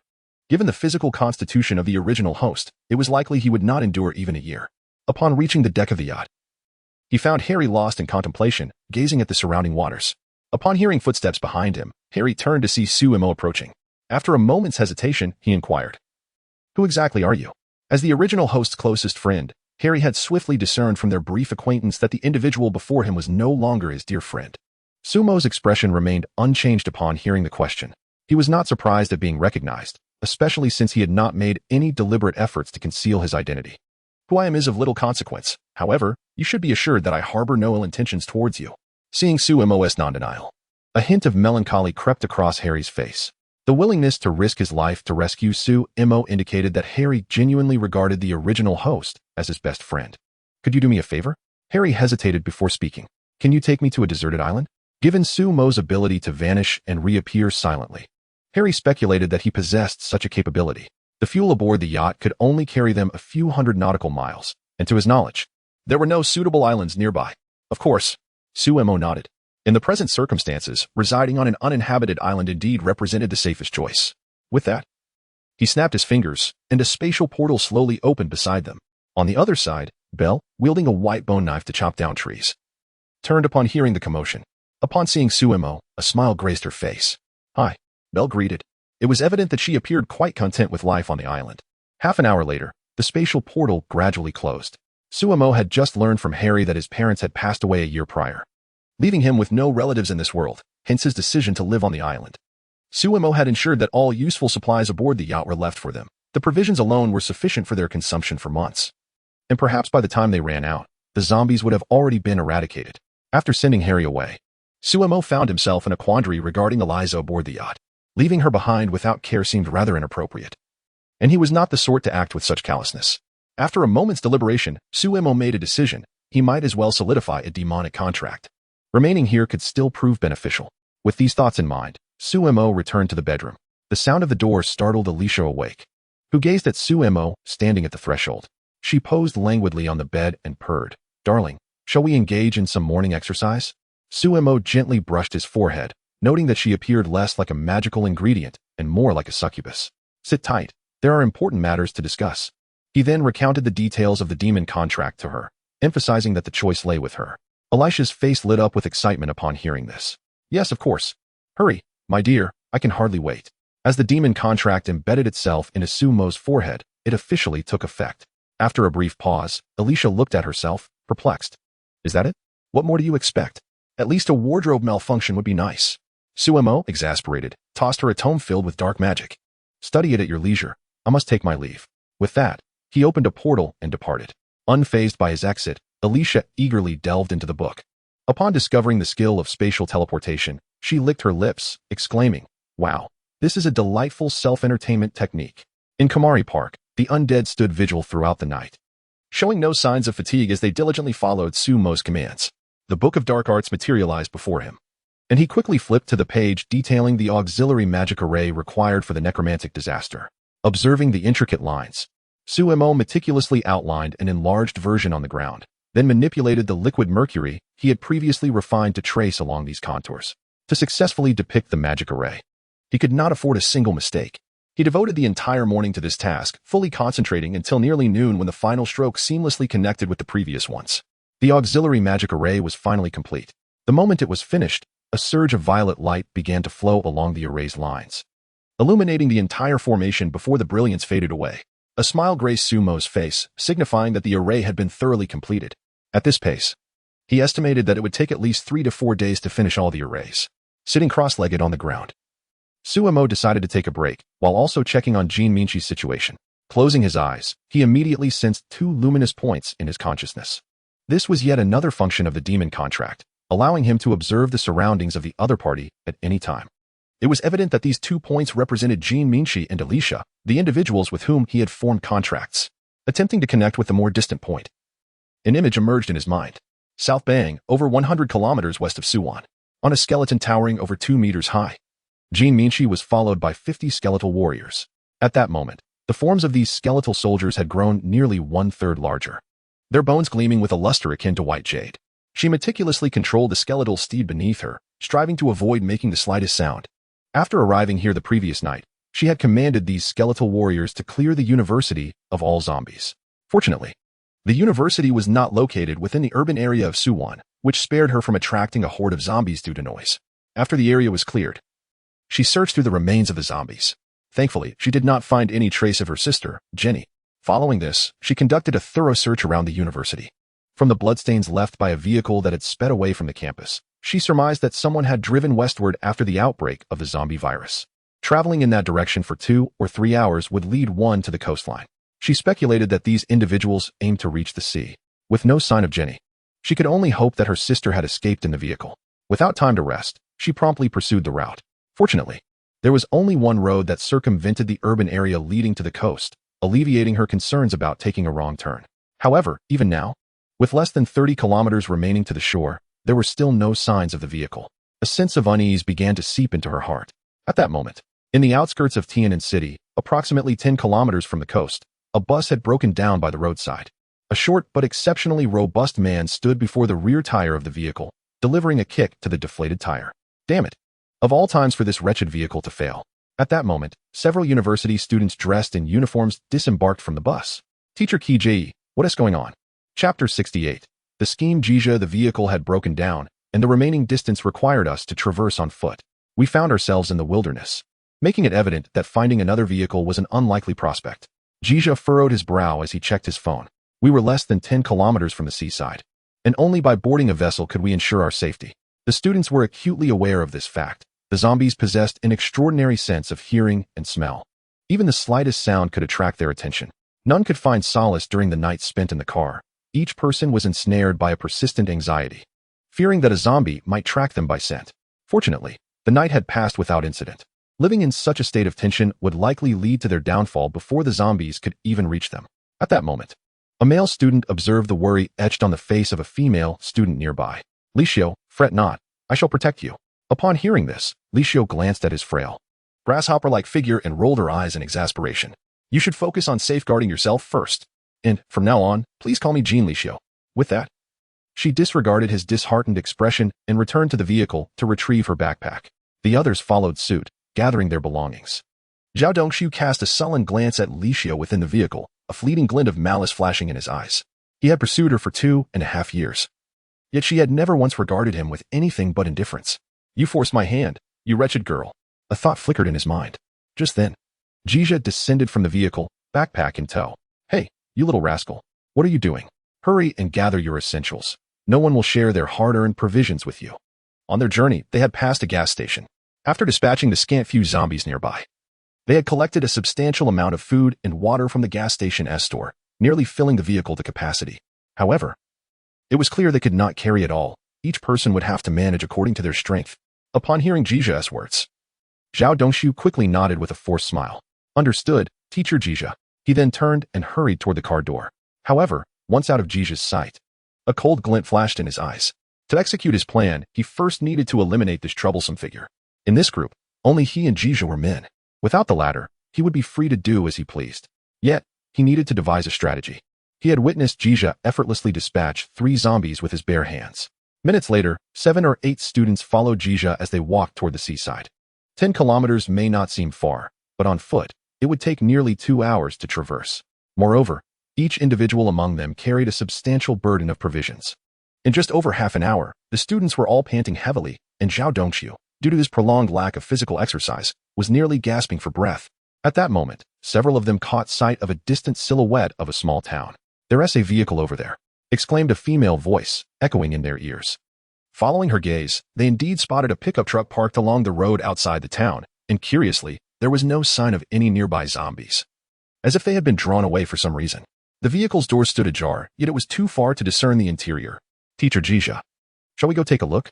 If the vehicle can start, it would save us considerable time," the girl continued. Teacher Jija hesitated for a moment. "No, that location is too close to the town. If a zombie were to suddenly emerge from within, none of us would escape." Upon hearing this, the others nodded in agreement.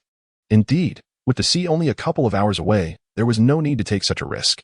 Comprehending this, they gritted their teeth and continued their arduous trek toward the coast. Only Zhao Dongxiu, who intentionally lagged behind, felt a stirring in his heart and gradually slowed his pace. Seizing the moment when no one was paying attention, he discreetly broke away from the group and stealthily made his way toward the vehicle outside the town. A few minutes later, he arrived beside the truck. Peering inside, a smile crept across his face. There were no zombies within, and the keys were conspicuously inserted in the ignition. Without hesitation, Zhao Dongxiu placed his backpack on the vehicle and attempted to start it. Given that the apocalypse had only begun a day prior, the truck surprisingly roared to life on his first attempt. He turned the vehicle around but did not drive away immediately. Instead, he took a deep breath and pressed down hard on the horn. The jarring sound reverberated through the tranquil town.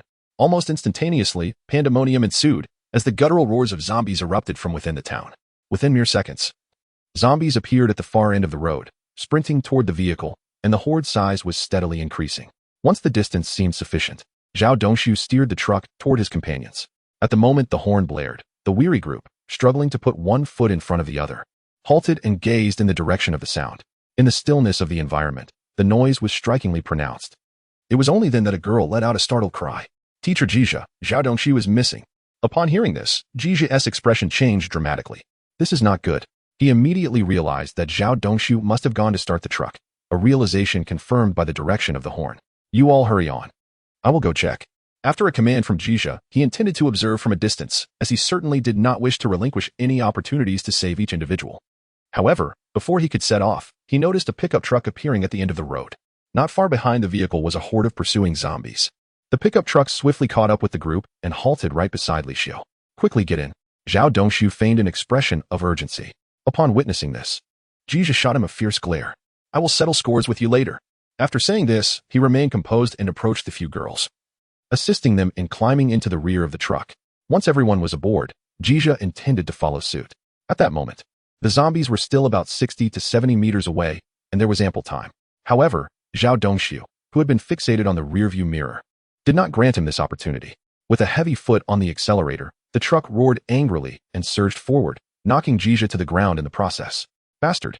Jija shouted in anger from the ground. It was evident that this was a deliberate attempt on their part to see him perish. Rising from the ground, he frantically chased after the truck. Chapter 69. The cunning Zhao Dongshu seated in the passenger seat. Li Xiu glared at Zhao Dongshu with a face full of fury. "What are you doing? Teacher Qijia hasn't even boarded the car." "Is that so? My apologies, I failed to notice," Zhao Dongshu replied, a mischievous grin spreading across his face. Upon witnessing his expression, Li Xiu quickly grasped the situation. "You did that on purpose?" Disbelief etched across her features. She realized the extent of Zhao Dongshu's malice. They, including Zhao Dongshu himself, had managed to escape the clutches of the school thanks to teacher Qijia. Yet here was Zhao, willing to betray the very person who had saved their lives. In the rear of the vehicle, Qijia, clearly unable to catch up with the speeding car, soon vanished from sight. "Damn it," he muttered under his breath, discarding his backpack before sprinting at full speed. Glancing back to assess the distance he had created from the pursuing zombies, he felt no sense of relief. While the gap widened, he knew he could not maintain such a pace for long, whereas the relentless zombies would continue their pursuit until death. Surveying his surroundings, he noted that along the empty road, a solitary willow tree stood less than 100 meters away. Without a moment's hesitation, he dashed toward it. Upon reaching the tree, he deftly climbed up the trunk, swiftly ascending to its pinnacle. Before long, the horde of zombies followed, clamoring to scale the tree. Qijia pruned a dry branch from the tree and began thrusting it at the approaching zombies, pushing them down. However, it became evident that within mere minutes, the massive zombies would reach his height simply by piling on top of each other. Exhausted and realizing he had little strength left, Qijia understood that if he continued to flee, he would be overtaken in less than a minute, with no chance of survival. As he observed the ascending mass of zombies, despair washed over his face. At that moment, a group of white figures approached from a distance, halting about 100 meters from the tree. At the forefront was Jin Taishi, mounted on a skeletal horse. Jin Taishi surveyed the scene, noting a man squatting atop the tree like a gorilla, periodically using a stick to fend off the zombies. While the sight was somewhat amusing, it was clear that he would soon be overwhelmed. With a gentle wave of her hand, the skeletal soldiers behind her surged towards the horde, effortlessly dispatching the hundreds of zombies surrounding the tree in mere minutes. From his perch, Qijia's expression shifted upon first spotting the skeletons. What on earth is this? Not only can the dead run, but now even a mere skeleton can wield a weapon? However, noticing Jin Taishi on her horse, it became apparent that these skeletons were under human control. A sigh of relief escaped him. Humans were far preferable to these incomprehensible monsters. Moments later, Jin Taishi rode her skeletal horse to the base of a grand tree.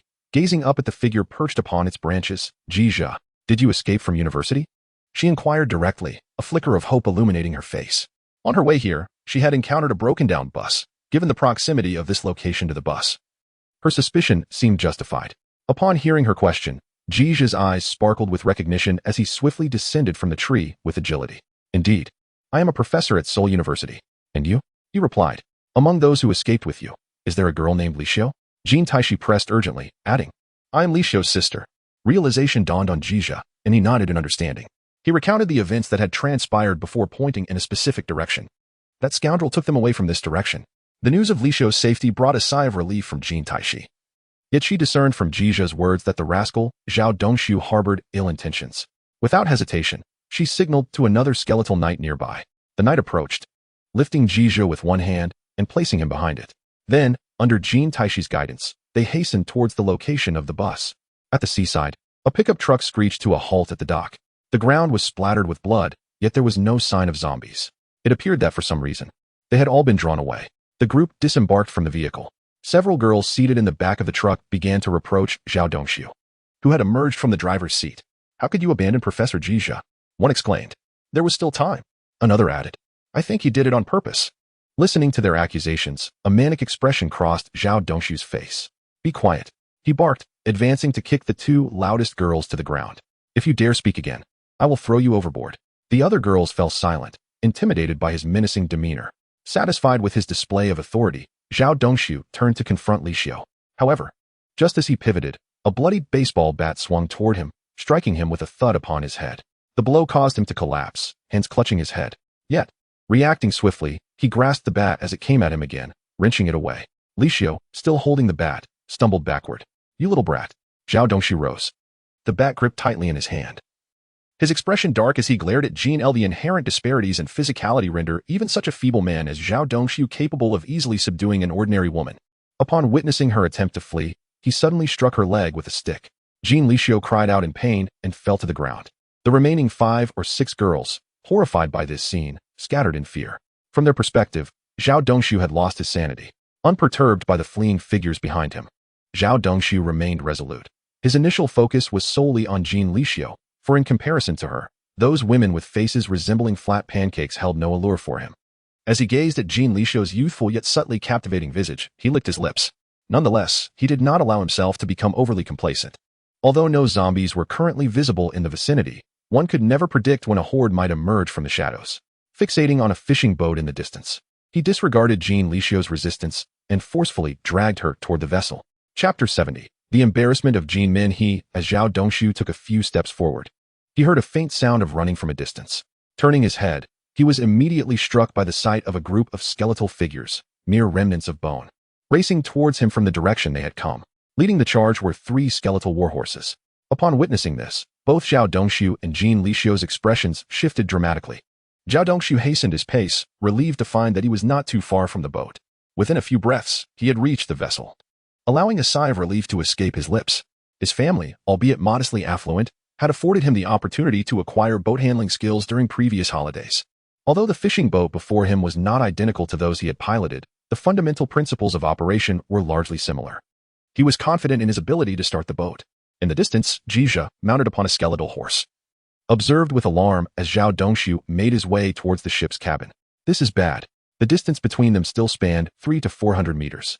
If Zhao Dongshu managed to get the vessel operational, he might very well escape. After all, from any angle, these skeletons lacked the capability for aquatic combat. Once submerged, they would likely sink to the bottom in an instant.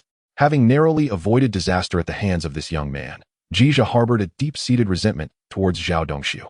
The thought of tearing him apart consumed him with rage as he witnessed his impending escape. Meanwhile, Jean Min He, seated upon her skeletal steed, also witnessed the unfolding scene. However, a look of joy illuminated her face. Though the distance was considerable, she could still faintly discern the figure of a young girl, her sister, Jean Li Xiu. The mere fact that she was alive was the most uplifting news. As for her abduction, Jean Min He felt no concern. Endowed with the ability for spatial teleportation, she could effortlessly reach the boat and rescue Li Xiu. Yet, at that moment, such measures seemed unnecessary. She gestured towards the skeletal army behind her, transmitting a commanding thought. This was a technique recorded in the Dark Grimoire for the precise control of undead forces, as long as the commands were not overly complex. These beings could execute them accurately. Of course, this applied to lower-tier undead. Some higher-tier undead possessed intelligence that rivaled or even surpassed that of ordinary humans, rendering such intricacies unnecessary. One of the running skeletal archers suddenly accelerated. In front of it, 2 skeletal warriors stacked their hands together. The archer leaped, using their combined strength to propel itself into the air, soaring to a height of several dozen meters. Upon reaching the apex, the skeletal archer drew its bow and loosed an arrow towards the distance. The bow and arrow became a streak of light, vanishing in an instant. Within a moment, she was not skilled in navigation like Zhao Dongshu. Her only means of escape was to leap into the water. Taking a deep breath, she hurriedly dashed out of the cabin, racing towards the side of the ship. However, before she could make her jump, a familiar voice echoed from a distance. Turning her head, she was startled to see her sister, Kim Min-hee, riding at the forefront of the approaching horde on a skeletal steed. Uni? In no time, Kim Min-hee had reached her, dismounting from the skeleton horse and rushing forward to embrace Kim Li-su. After a brief moment, they parted. Kim Li-su gazed incredulously at her sister. Uni, aren't you in America? How did you end up here? And what are those creatures behind you? Kim Min-hee began to explain. Meanwhile, Ki Jiol approached Zhao Dongshu, who was writhing in pain on the ground. Clenching his fists, he declared, "You little brat, now that you're in my grasp, you will learn the consequences of attempting to harm the teacher." With that, his massive fist pounded relentlessly against Zhao Doxu's head. By the time Kim Minhee and her sister arrived, he had already breathed his last. Observing the pitiful state of his body, Kim Li-su felt no pity and kicked him a few more times. "You scoundrel, trying to take advantage of me." Li-su, seeing her sister's stern expression, Kim Li-su stuck out her tongue. "Uni, I was wrong. I promised to be more careful with my words from now on." Ever since their parents had passed away, her sister had taken care of her, and she felt both love and fear towards Kim Minhee. Subsequently, Kim Minhee expressed her gratitude to Kijeol and instructed the skeletal soldiers to scour a nearby supermarket for supplies, which they piled into the ship's storage. After all, without Kijeol's assistance, her sister might have perished in the school long ago. Watching the ship slowly sail away, Kim Li-su inquired, "Where are we headed next?" Kim Minhee cast a mysterious glance at her. "Just follow your sister." With that, she extended her right hand and made a gentle motion. A portal gradually opened before them. Eager to showcase her newfound ability, she could hardly contain her excitement in front of Li-su. As expected, Li-su's eyes widened in astonishment at the sight. Kim Minhee felt a sense of satisfaction at her sister's reaction. Returning home without wealth is like walking in splendid attire during the night. With such a power at her disposal, how could she not flaunt it before those she knew? However, as the portal slowly opened, her expression faltered upon witnessing the scenery on the other side. The portal opened above an endless expanse of ocean. Naturally, Li-su also beheld the scene and looked at her with confusion. "Uni, if we go through, will we be fish food?" Kim Minhee hastily closed the portal, feigning calmness as she replied, "I stayed up all night searching for you. Perhaps my fatigue led to this oversight. Let us try again." With that, she focused her mind, took a deep breath, and once more made a sweeping motion with her right hand. Once again, a spatial portal opened before the two individuals. Gazing at the frigid scene on the other side, accompanied by the bewildered stares of several penguins, Li-su could no longer contain herself, her eyes questioning her companion. "Uni, are you truly capable?" After 2 consecutive blunders, Jean Minhee began to lose her composure, a hint of embarrassment gracing her features. However, at that moment, another portal opened less than 2 meters away on the Antarctic glacier, leading directly to the square where Su-mo was located. "Another one. What is happening?" Jean Li-su exclaimed in surprise. Witnessing this spectacle, Jean Minhee paused briefly before realizing the implications. Undoubtedly, Su-mo was alleviating her awkwardness. With her composure restored, she wiped the sweat that had emerged due to her anxiety from her brow. "I merely noticed you were feeling warm and thought to assist in cooling you down." With that, she confidently stepped towards the portal. As she entered, clad only in a light garment, a shiver coursed through her. Chapter 71. How to Use Spatial Transmission. Su-mo gazed at the emerging Jean Minhee from the spatial portal, a hint of a smile gracing his face. Upon noticing, Jean Minhee's expression momentarily flickered with embarrassment. As Li-su approached, her curious eyes surveyed the surroundings. When she caught sight of Su-mo rising from the ground, a glimmer of intrigue sparkled in her gaze. Is this the man her sister spoke of, the one who bestowed her with extraordinary abilities? Su-mo, aware of her scrutiny, turned his gaze toward her. The typically fearless Jean Li-su, upon realizing she was being observed, hastily lowered her head. After all, he was the legendary demon.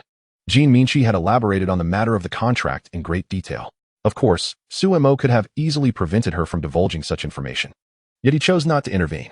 His intention was straightforward. Jean Li-su must also enter into a contract with him. This was a condition he had long contemplated regarding the borrowing of the deceased. It was not that he coveted anything from her, but he understood Jean Li-su's significance in Jean Minhee's heart, perhaps even exceeding her own. This posed a potential instability for Su-mo. After all, if Jean Minhee was willing to sacrifice herself for her sister, when the constraints of the contract conflicted with her sister's safety, she would undoubtedly choose Jean Li-su. It was unnecessary to eliminate her outright. Instead, he sought to keep Jean Li-su's soul firmly under his control.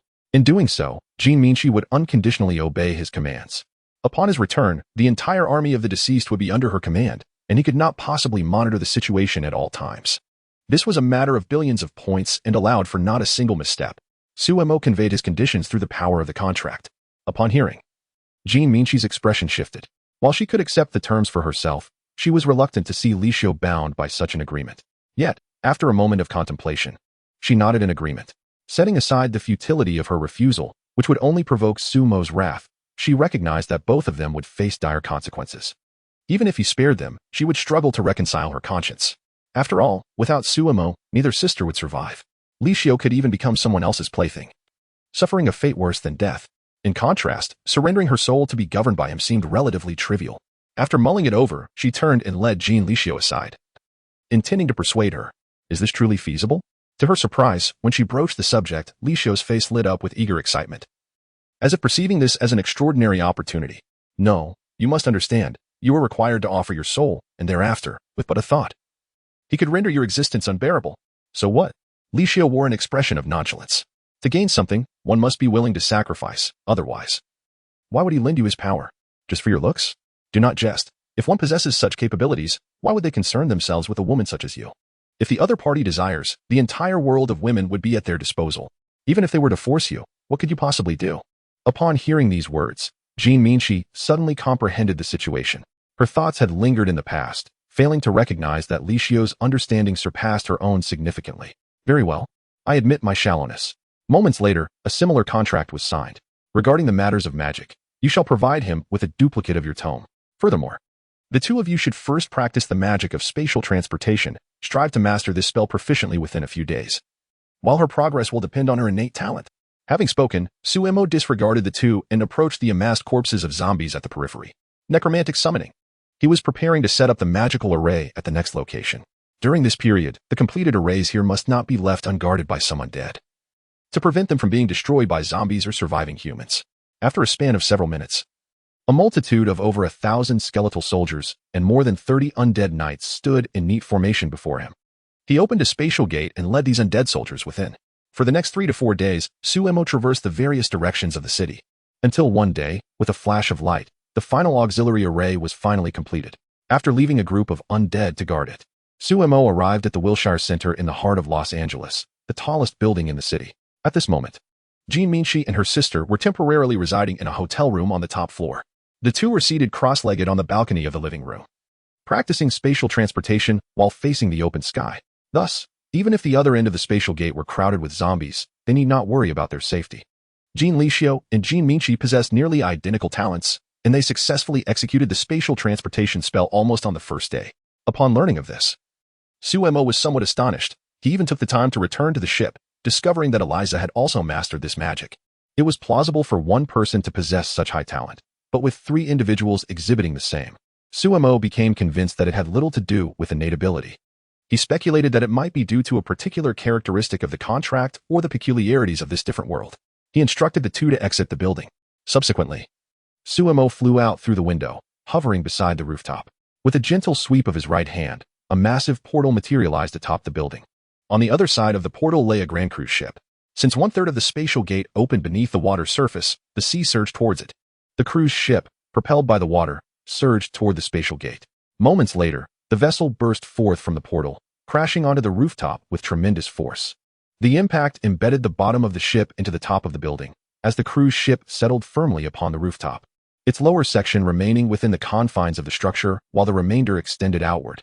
Due to the slope at the bottom of the ship, it was nearly impossible for the zombies to ascend from the exterior of the building to the deck of the cruise liner. Standing atop a neighboring building, 2 sisters gazed at the astonishing scene before them, utterly dumbfounded. Can the portal really open this wide? Licio inquired of her sister. It should be possible. Her sister responded, despite their daily immersion and practice.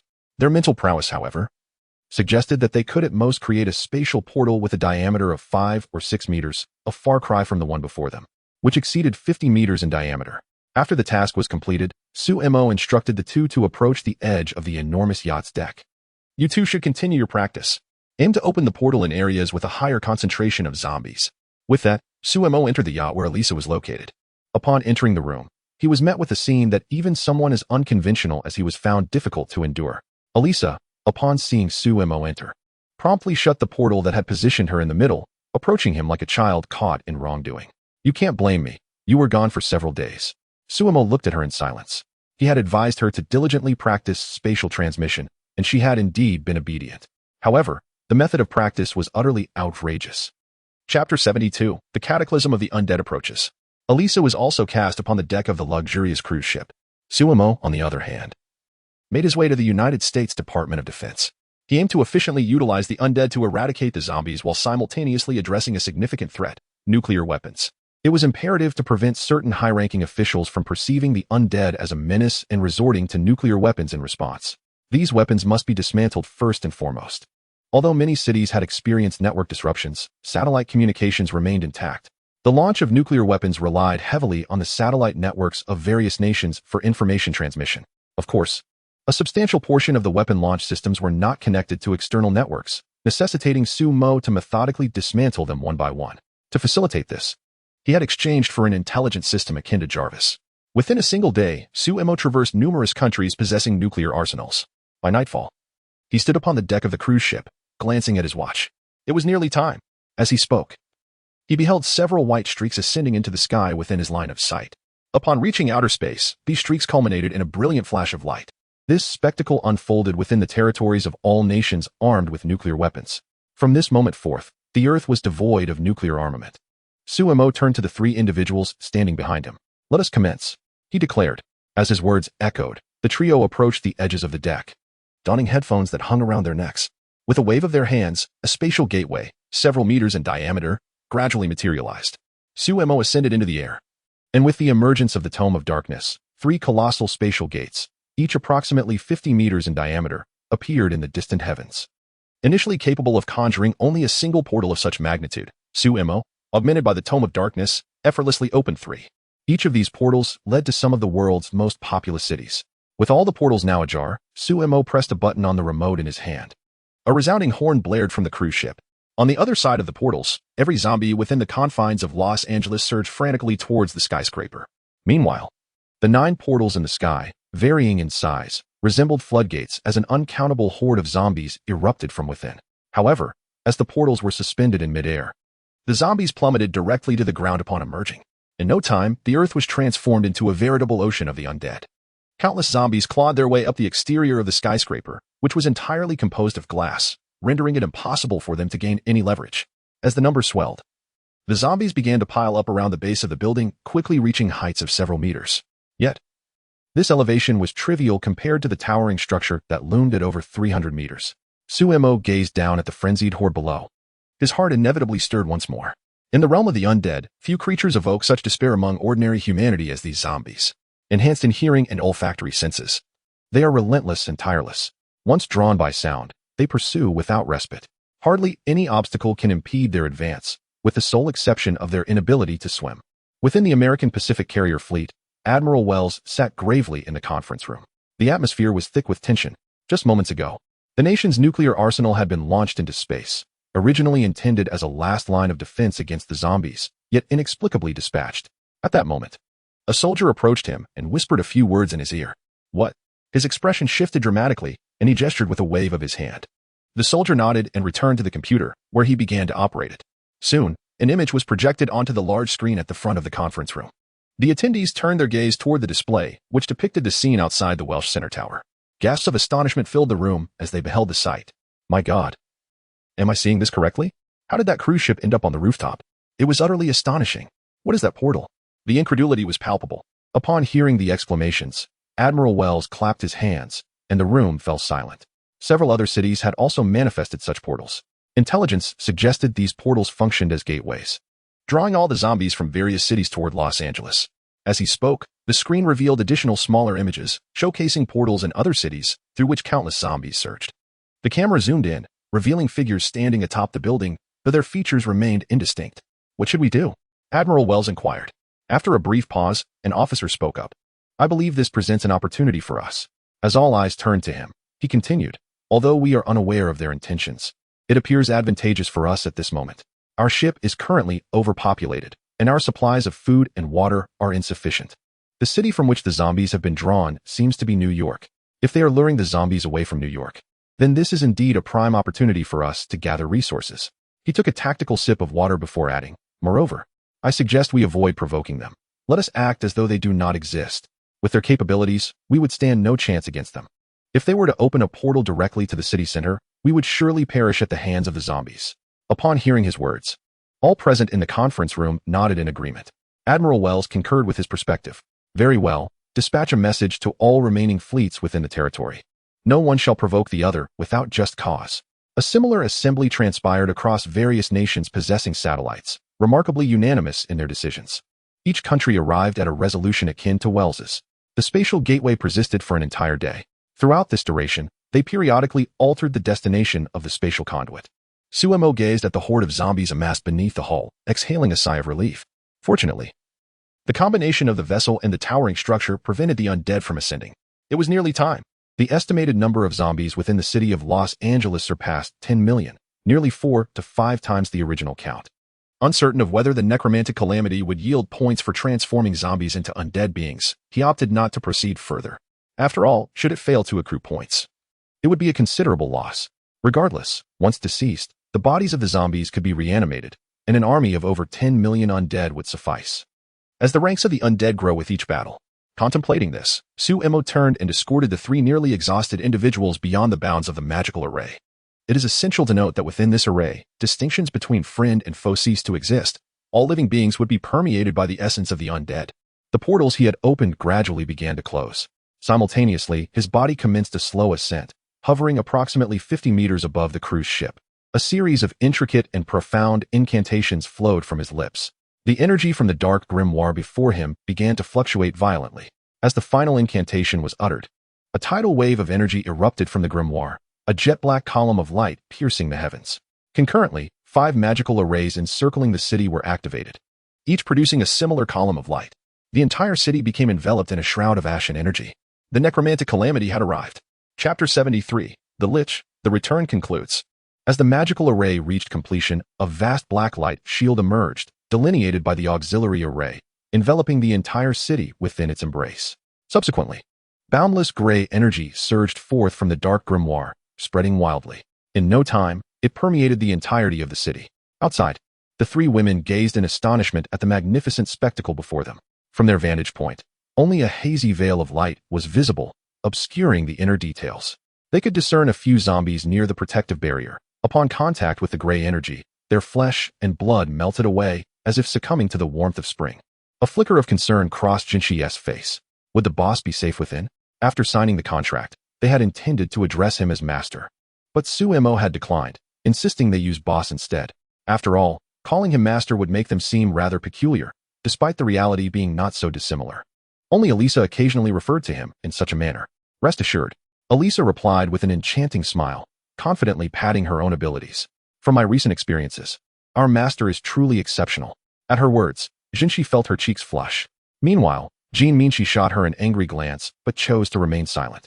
Through their interactions over the past few days, she had come to understand Elisa's nature. The term perverse scarcely captured a fraction of her essence. Compared to Elisa's recent antics aboard the ship, this behavior was already quite restrained. Within the shield, under the shroud of gray energy, the city had fallen into an utter stillness. All the zombies lay as if completely lifeless, their flesh and blood having vanished entirely. The streets were strewn with towering piles of bones. As each zombie's flesh dissolved completely, a barely perceptible thread escaped from the remains, coalescing into the sky. Gradually, it formed a swirling gray sphere above. The gray energy continued to seep into the bones, a process that lasted well over an hour. In the sky above the heart of the city, Sue-Emo sensed a growing chill enveloping him, causing his expression to darken. He had perhaps overestimated his mental prowess. Such an immense energy was beyond his complete control. Fortunately, with the assistance of the dark grimoire, he could approximate the energy's trajectory. However, lacking precise control allowed a portion of the energy to dissipate, gradually corroding his own body. In truth, this situation was nearly unavoidable. Only an exceptionally potent mental strength could mitigate such effects. Otherwise, it would explain why nearly all necromancers appeared as withered mummies, victims of the encroaching necrotic energy. Yet, once the arrow is loosed, there is no turning back. Sue-Emo could only grit his teeth and persevere. At that moment, the bones that lay piled upon the streets seemed to have absorbed sufficient energy. Flames of soul ignited within their skulls. Nearly half of these skeletons began to rise slowly from the ground, armed with various weapons, and commenced their march towards the outskirts of the city. The remaining skeletons, however, disintegrated entirely, only to reassemble into more formidable undead creatures. Countless bones gradually converged in various areas, giving rise to undead knights, skeletal kings, and bone dragons. Indeed, the variety of undead creatures is exceedingly vast: phantoms, corpse mages, and liches. However, these undead beings were formed from the transformation of souls, while the zombies themselves were evidently soulless cadavers. Consequently, the transformations resulted solely in skeletal undead. Nevertheless, to contend with these zombies, the skeletal undead, capable of physical attacks, sufficed. As time progressed, the gray energy in the space began to wane, largely absorbed by the skeletons. The transformation of various undead creatures was now complete. The city was teeming with a multitude of skeletal warriors. Near the center, nearly 100,000 undead knights and over 100 skeletal kings, each standing close to 30 meters tall, congregated. In the sky, dozens of bone dragons, each exceeding 100 meters in length, flapped their membranous wings, circling incessantly. Sumo's situation, however, appeared dire. His body had withered to a mere shell, devoid of sensation, resembling a skeleton draped in a thin layer of flesh, exuding an air of lifelessness. Only the glimmer in his eyes betrayed a flicker of vitality. Yet he understood that the spell had not yet concluded. The residual energy within the magical circle began to surge wildly towards the swirling gray energy sphere in the sky. As the accumulation of energy intensified, the sphere gradually split apart, ultimately forming 10 spheres of similar size to the original. At the instant of separation, the shapes of the spheres began to undergo dramatic transformation. In a brief moment, they morphed into humanoid forms. These entities appeared insubstantial, composed solely of pure energy. At the head, 2 crimson eyes emanated an eerie glow. Following their emergence, these 10 figures autonomously floated before Sumo, suspended in the air. Master, as he beheld their forms, a name of an undead creature surfaced in his mind, Lich. According to the accounts in the Tome of Darkness, Liches are divided into 2 categories. One is a necromancer who has transformed themselves into an undead being through some means, while the other is the type before him, a Lich born entirely from resentment. This kind of Lich possesses a greater affinity for necromantic magic than those transformed from necromancers, as if they were inherently destined to become necromancers themselves, capable of wielding nearly any form of necromantic magic. With the emergence of these Liches, the ability to ceaselessly cast necromantic summoning spells upon the cadavers of the undead has been granted, thereby augmenting the ranks of this Legion of the Dead. As 10 Liches came into existence, the radiant magic circle enveloping the entire city gradually dimmed until it ultimately vanished. Sumo's figure gently descended from the heavens, and at the very moment his corporeal form made contact with the ground, it was instantaneously reduced to ashes, dissipating into the ether. Witnessing this spectacle, Jean Minshi and her companions, who had returned through the spatial portal upon receiving his notification, were taken aback. "Boss," they exclaimed as they approached. As Sumo's physical form disintegrated, his soul, aglow with a cerulean light, manifested at the same location. He had not anticipated that casting this spell would obliterate his body. However, he found solace in the fact that the spell had ultimately succeeded. The remaining tasks could be accomplished by the 3 women and the 10 Liches. Moreover, should the need arise, he could traverse into this realm at any moment. Although his counterpart in this parallel world had perished, he could still utilize the power of the contract to enter the body of any of the 3 women as a conduit, thus manifesting in this world. Of course, this would entail a form of possession. Although an incompatible body would hinder his strength, with the presence of these undead legions, there was no necessity for him to intervene directly. He turned to impart instructions to the 3 women before gradually vanishing from sight.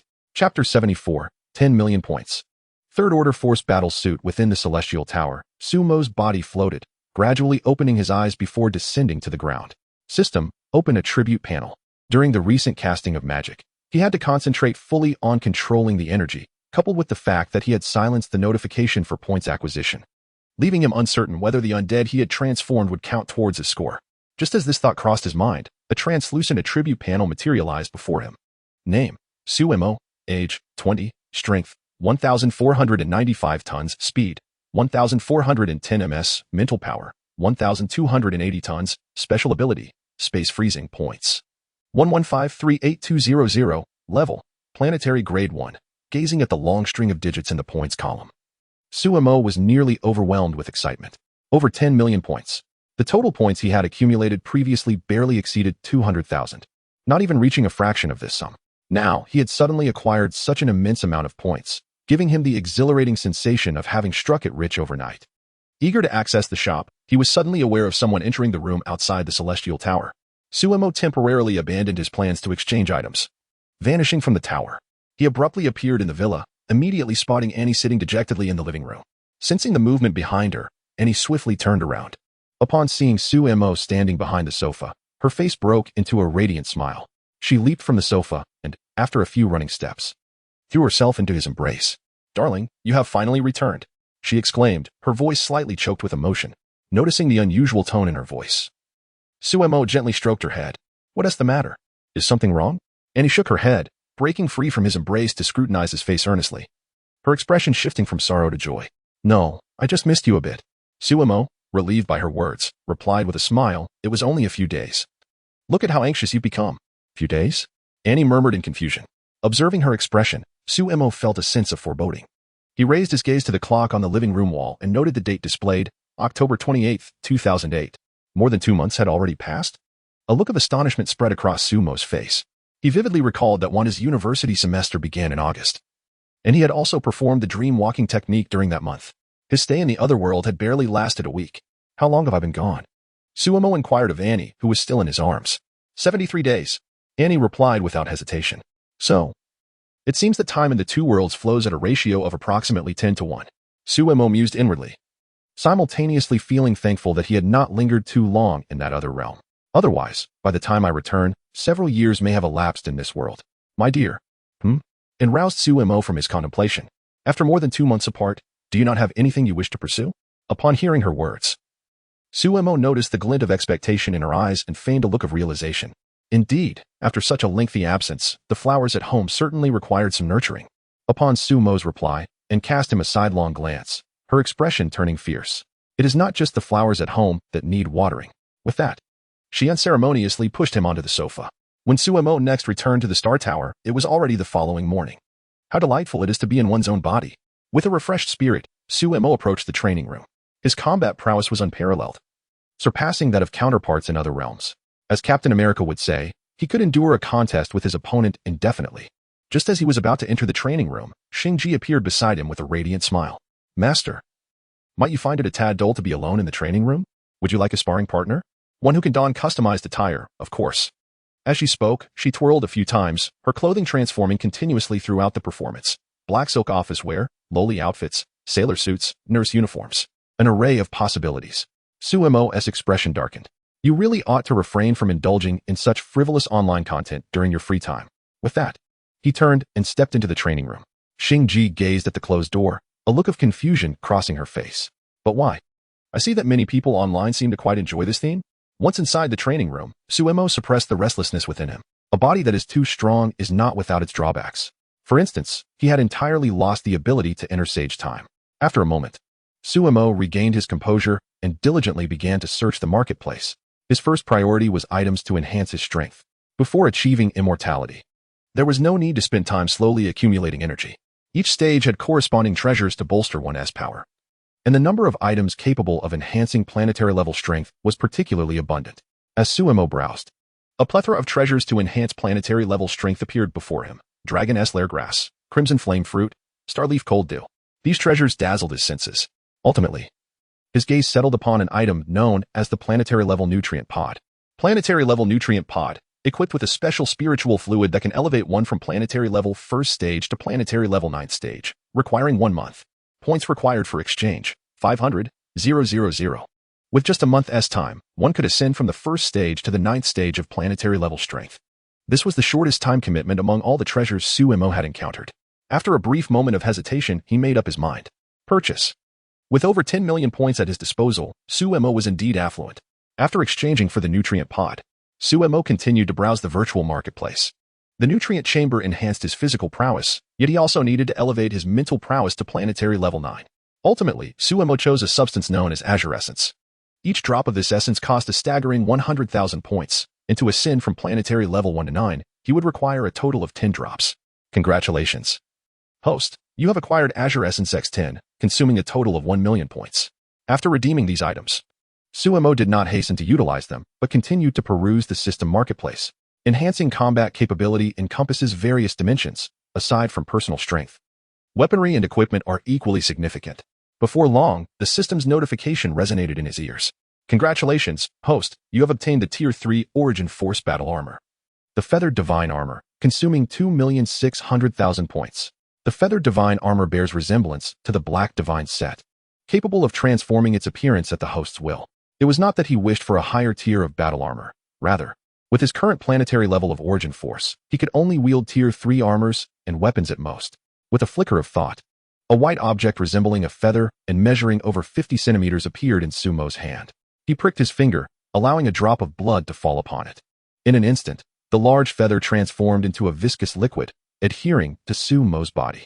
Gradually, it spread across his skin under his control, and before long, it metamorphosed into a suit that enveloped him entirely. Chapter 75, Fair Competition? The battle suit transformed in accordance with his thoughts, ultimately becoming a tailored suit that adorned his form. This feathered divine armor, akin to the Black God suit, was capable of diminishing power by 90%. The sole distinction lay in the higher threshold of the feathered divine armor. it could still mitigate 90% of the attack from a domain lord-level powerhouse. Conversely, the defensive limit of the Black God suit barely withstood assaults of stellar magnitude. Acquainted with the feathered divine armor, Su-mo refrained from hastily exchanging items. Most psychic weapons necessitated a specific amplitude of mental energy, and he intended to devote time to cultivation.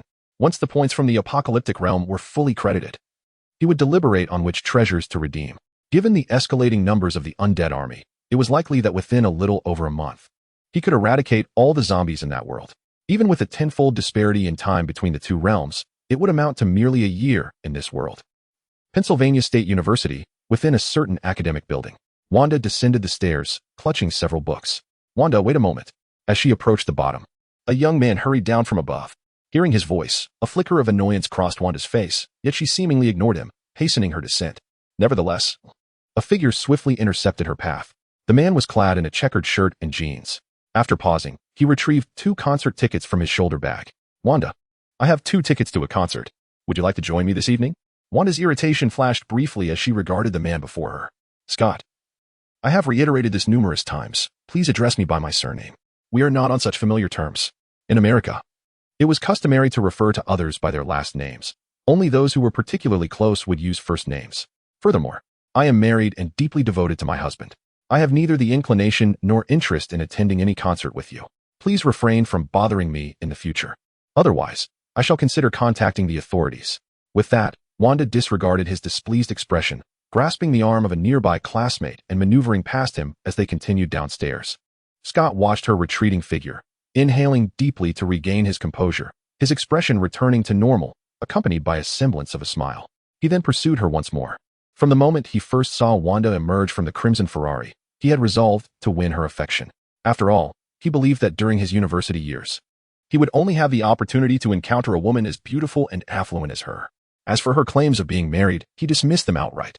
He had already conducted thorough inquiries and discovered that Wanda was merely a freshman this year. At her age, how could a woman so wealthy possibly have entered the institution of marriage? All of this merely serves as the other party's excuse for rejection. He firmly believes that if he perseveres, he will eventually touch the other's heart. As for the present moment's awkwardness, what does it truly matter? Should he fail to win them over in the end, he would have no choice but to resort to desperate measures. Downstairs, Wanda had just stepped out when she noticed a familiar figure not far away.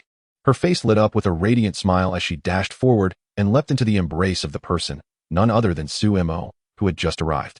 Darling, what brings you here? She exclaimed. Su-mo presented her with a bouquet of flowers. He had learned over the years that no matter a woman's age, receiving flowers elevates her spirits manifold. Of course, it's because I missed you, he said, gently stroking her head with a smile. In response, Wanda pecked Su-mo lightly on the cheek. Then, as if recalling something, she pulled over the girl who had been accompanying her. Let me introduce you. This is my dear friend Sky, she said, turning to Su-mo to make the introduction. At that moment, Su-mo turned to look at the girl beside them. As their eyes met, their expressions shifted simultaneously. Sky instantly recognized Su-mo as the person who had peered into her bathroom through a peculiar portal during her last bath. Indeed, I am Wanda's husband, Su-mo replied, recalling the situation and quickly grasping her outstretched hand. Sky had also come to terms with the encounter. Although she had been caught off guard last time, she sensed from Su-mo's demeanor that it was not intentional, given they had never met before. After all, who would create a peephole large enough for a person? Wanda, noticing the change in Sky's expression, inquired with curiosity, "Do you two know each other?" Sky snapped back to reality and quickly shook her head. No, he just looks somewhat familiar. Wanda laughed awkwardly, casting a glance at Su-mo, her tone tinged with mild annoyance. Indeed, my husband was quite the playboy in his younger years. Upon hearing Wanda's words, Su-mo chose not to defend himself, but instead shifted the subject. All right, let us not dwell on unpleasant matters. It's getting late. Let us grab something to eat. Wanda and Sky nodded in agreement. Just then, a figure approached from behind. Scott, having caught up, looked at Su-mo and the flower-bearing Wanda, his expression shifting dramatically. Who is this? He asked. Wanda, sensing Scott's persistent curiosity, displayed a hint of irritation. What is it to you? Are you two acquainted? With that, she wrapped her arms around Su-mo and prepared to leave. Su-mo cast a cold glance at the man. The events that had transpired upstairs were vividly etched in his mind through his telepathic abilities. Initially, I intended to send someone to handle the situation later. However, I was taken aback by the audacity of this individual. Contemplating this, he turned to Wanda and remarked, should you encounter such troublesome matters again, please inform me. Or you may reach out to Avril. She will assist you in resolving these issues. Upon hearing this, Wanda hastily began to explain. I merely thought it unnecessary to trouble you, and I assumed that after declining the other party, they would relinquish their pursuit. Suemo reached out to reassure her and approached the man. Upon noticing Suemo's advance, the man's face briefly displayed a flicker of panic. Yet he quickly regained his composure. Brother, fair competition. Upon hearing this, Suemo couldn't help but laugh in exasperation. He would not allow such an unstable element to linger near Wanda. If one is so fond of competition, perhaps an opportunity to compete for soap in prison would be more fitting. With that, a peculiar shade of purple flashed in Suemo's eyes. Opposite him, Scott's expression shifted in surprise, and he subsequently turned and departed in a daze. Chapter 76, Planetary Level 9th rank. Upon encountering each other, Wanda and Suemo both turned away, releasing a sigh of relief. However, she did not anticipate that Suemo would so easily let the other person depart. After all, based on their previous interactions, he did not seem to be a person who was easy to get along with. After bidding farewell to Sky, Wanda drove the Ferrari away, until the car vanished from sight. Do you know Sky already? Wanda inquired as she maneuvered the vehicle. No, of course not. Suemo denied. He was not lying, as he truly did not know her. Had it not been for the peculiar expression on the other person's face, he would not have recognized her at all. Wanda appeared somewhat skeptical, yet she refrained from pressing further. After dinner, in the villa's room, Suemo produced a palm-sized black glove and handed it to Wanda. What is this? Wanda asked, a puzzled expression on her face as she received it, looking at Suemo with curiosity. Just drop a drop of blood on it. Upon hearing Suemo's words, Wanda's eyes lit up. The last time a drop of blood was required, she had a storage ring still adorning her finger. It was evident that this was yet another similar treasure. Without a moment's hesitation, she retrieved a dagger from her storage ring and made a slight incision on her finger. As her brow furrowed gently, a drop of crimson blood fell onto the black glove, which absorbed it instantly. In an instant, the black glove transformed into a liquid that flowed towards her. Before long, a red trench coat materialized upon her form. Darling, this is simply extraordinary. After spending 2 days accompanying Wanda, Suemo finally took his leave. At the villa's entrance, Sonia observed Suemo's departure, rubbing her increasingly darkened circles under her eyes. Feeling a sense of relief wash over her. After Wanda's fervent persuasion, she had ultimately decided to stay. It was only later that she learned Wanda was a student at the same university. However, during these 2 days, she had endured considerable torment at night. The continuous sounds from next door made it nearly impossible for her to sleep. Coupled with the need to wash the sheets in the morning and attend classes during the day, she felt fortunate that the other party had only stayed for 2 days. Otherwise, she feared she might have reached a breaking point. Before long, Wanda returned from outside. As they re-entered the living room, Wanda noticed Sonia's dark circles and flushed with embarrassment, apologizing. I'm so sorry for keeping you from resting well these past 2 days. Upon hearing this, Sonia quickly waved her hand. No, it's your home, so I'm the one disturbing you. After speaking, Sonia glanced at Wanda's complexion, which had become somewhat rosy over the past 2 days, and she couldn't help but marvel inwardly. Could it truly be so miraculous? As a pure artisan, a flicker of curiosity began to stir within her. Should she delve into Wanda's memories to uncover the truth? Sonia harbored a secret of her own. She was, in fact, a mutant. Her ability lies in altering and reading the memories of others. She even adopted a moniker for herself in private, reminiscent of Magneto and Mystique, the Dreamweaver. As this thought flickered in her mind, she hastily dismissed it. No, Wanda had kindly taken her in. How could she so casually invade another's privacy? Just as her thoughts wandered, Wanda, seated across from her, gasped while holding her phone. Without waiting for a question, she thrust the device before her. Take a look at this. Sonia, upon hearing her, turned her gaze to the news displayed on the screen. A freshman from the state university, named Scott, had been arrested for bank robbery and was expected to face 25 years of imprisonment. Is this the person who was troubling you before? Sonia inquired, her expression one of astonishment. Wanda had mentioned this incident during their casual conversations, and thanks to her remarkable memory, Sonia immediately recognized the name. Wanda nodded in affirmation. On Death Island, Suemo returned to the seaside villa and directly entered the Star Tower.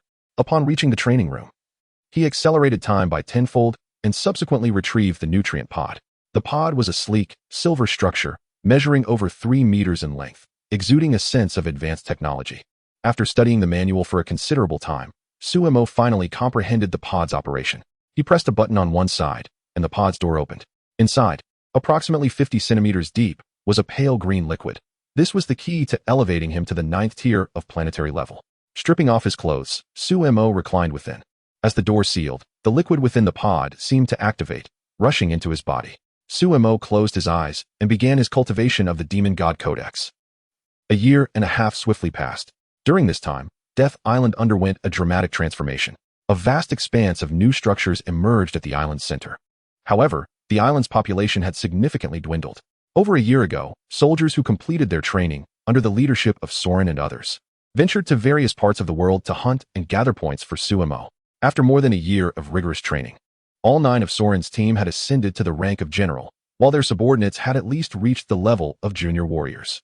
After all, the continuous consumption of beast meat had drastically enhanced their abilities. Even a teacup dog could now overpower a tiger. Currently, only about 10 mutants, including the White Queen, and a few researchers remained on the island, with sentry robots now assuming all security duties. In the training room of the Star Tower, Sumo slowly opened his eyes. Although only a year had passed in the outside world, due to the accelerated time within the Star Tower, he had experienced a full 15 to 16 years. In just 2 months, both his mental and physical prowess had reached the 9th tier of planetary level, after undergoing years of rigorous training. The Blade of Thunder has ascended to the 20th tier, while the Tome of Deities and Demons has reached the 40th tier. Yet, he remains ensnared at the pinnacle of planetary level, unable to make a breakthrough. This predicament is understandable, according to the principles of devouring. Relying solely on external forces for advancement inevitably leads to such a stalemate. The transition from the 9th tier of each level to the subsequent one proves exceedingly arduous. It is not uncommon to be ensnared for decades. Upon reaching the stellar level, barring unforeseen circumstances, one may find themselves incapable of advancing to the cosmic level for a lifetime. The reason Master Luo can swiftly elevate through the nutrient chamber lies in the existence of the Golden Horn avatar, with the Golden Horn as the foundation. As long as the inner world of the Golden Horn flourishes, the growth of the human form experiences no limitations. Sumo had long anticipated this scenario and had devised a corresponding strategy. After more than a year, the zombie threat in the other world has been entirely eradicated. With this thought in mind, Sumo murmured, "System, display the attribute panel." Chapter 77. 6 billion points. Cultivating the Beast God Avatar, as the words faded. A familiar attribute panel materialized before him. Name, Sumo. Age, 21. Strength, 300,000 tons. Speed, 100,000 ms. Psyche, 300,000 tons. Special ability, Spatial Freezing. Points, 6003, 538, 200. Level, Planetary Level 9. Gazing at the points section, Sumo's expression transformed into one of astonishment. 6 billion points. It far exceeded his expectations. According to the information obtained from that world, the global population at the outbreak of the zombie virus was merely around 6 billion. This implied that after the outbreak, 6 billion humans had succumbed to the virus and turned into zombies. Initially, he had worried about insufficient points to exchange for the abilities he had long desired. However, that concern was now alleviated. With this thought, he opened the marketplace and located the ability he had been eyeing. Talent ability, Avatar Creation, ignoring any rules. Cultivate 5 avatars. These avatars will be of the same level as the original, and as long as one avatar remains alive, the others can be rapidly reconstituted. Points required for exchange, 5 billion. This extraordinary talent required a staggering 5 billion points. Such points could almost be exchanged for an ordinary supreme treasure. Nevertheless, Sumo perceived this ability as immensely superior to those mundane treasures. The crux lay in its capacity to disregard any rules. Whether it be flesh, energy, or embodiments of rules, this ability could cultivate them all. Although the Golden Horn Behemoth possessed a talent for creating an avatar, it paled in comparison to this capability. Without a moment's hesitation, Sumo exchanged for the ability. Congratulations, host. You have acquired the talent Avatar Creation, consuming 5 billion points. In an instant, a peculiar wave enveloped Sumo. Within moments, this wave dissipated, yet he felt an innate understanding that he had indeed gained the ability to cultivate avatars. Having completed this exchange, Sumo did not pause, but instead searched the marketplace for a gene sample. Time-Space Beast God Gene Sample. The Time-Space Beast God, one of the innate beast gods, embodies the fusion of time and space laws. Points required for exchange, 1 billion. This was the combination he had long envisioned. With this avatar ability, he could cultivate the Time-Space Beast God, one of the innate divine beings. Upon reaching the stellar level, he would be able to initially comprehend the laws, coupled with the time and space gems present in this world. Sumo chose without hesitation the path of fusing the 2 laws of time and space. Although this path was relatively the most arduous, it was also the most potent. What significance does it hold to activate a cheat if it does not lead to ultimate strength? It is essential to recognize that the Time-Space Beast God is the embodiment of the inherent fusion of time and space laws. In the primordial universe, it is inherently the sovereign of the cosmos. Though it may emerge from the talent ability, it would be akin to him, merely at the planetary level. However, one can surmise that the counterpart's affinity for the dual laws of time and space is unlikely to waver. Furthermore, this unique life form within the cosmos, boasting an unparalleled genetic tier of 10,081 times, could potentially rival even cosmic-level entities with mere planetary capabilities.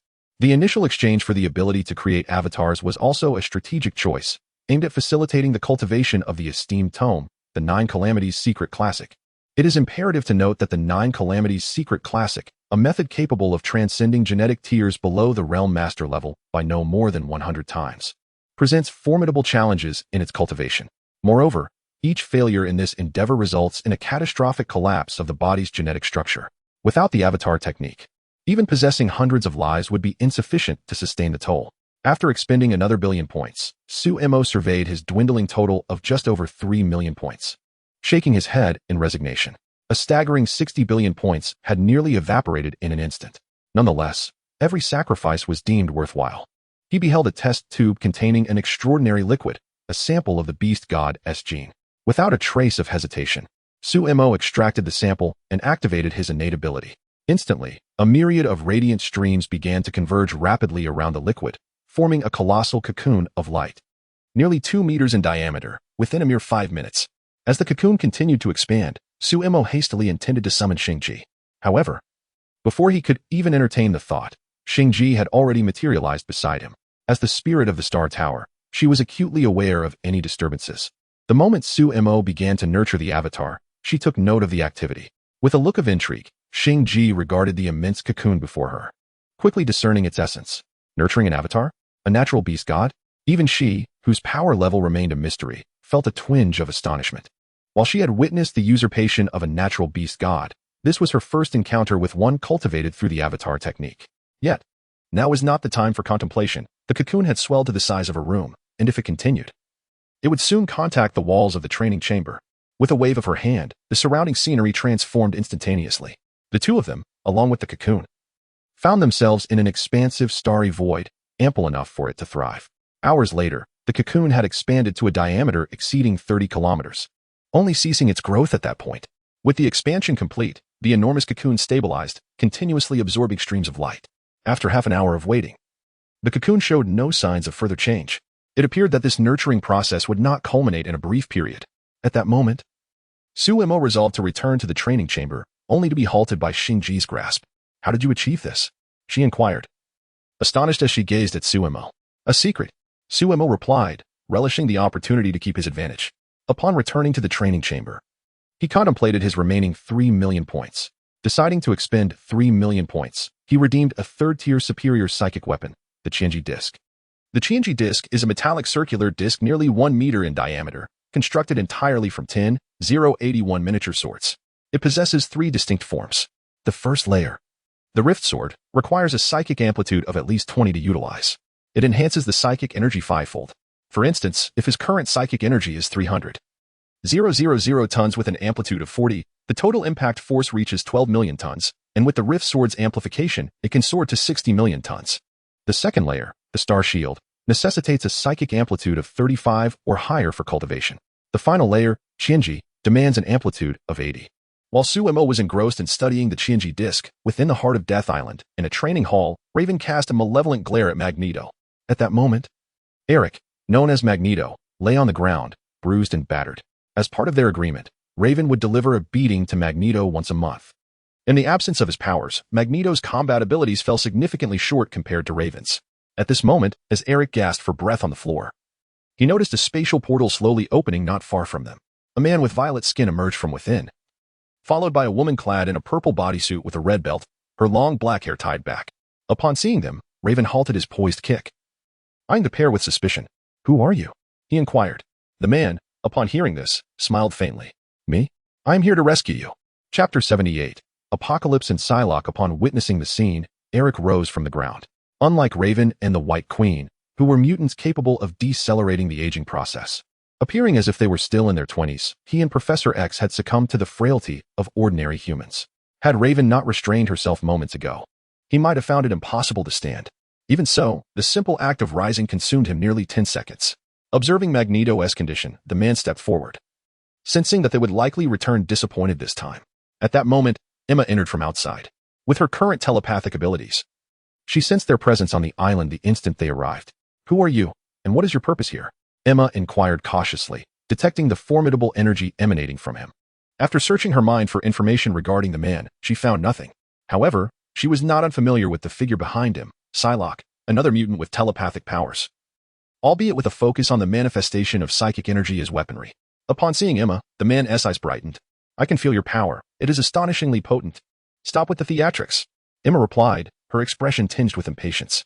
To her, the man seemed deranged, muttering to himself and responding nonsensically. A glimmer of silver crossed her eyes as her telepathic abilities activated instantaneously. Observing this, Psylocke, standing behind Apocalypse, also unleashed her psychic powers. Although their focuses differed, Psylocke was capable of resisting the White Queen's control, at least prior to the latter's mastery of the secret techniques gifted by Shuttle. Upon contact, Psylocke's expression shifted dramatically. The enhanced psychic capabilities of Apocalypse were overwhelming, rendering her unable to withstand the onslaught. She barely maintained her composure for less than half a minute before her visage grew vacant. Meanwhile, Apocalypse, the most ancient of mutants, stood momentarily stunned in place. In the realm of the mind, he regarded the White Queen's imposing presence, feeling the immense pressure she exuded. He began to explain, "We are not adversaries. I have come to guide you in reclaiming the world that has been usurped by those inferior humans." Listening to his bewildering words, the White Queen regarded him with a look of incredulity. "You should save those explanations for my superior." With that, strands of silver energy surged toward Apocalypse.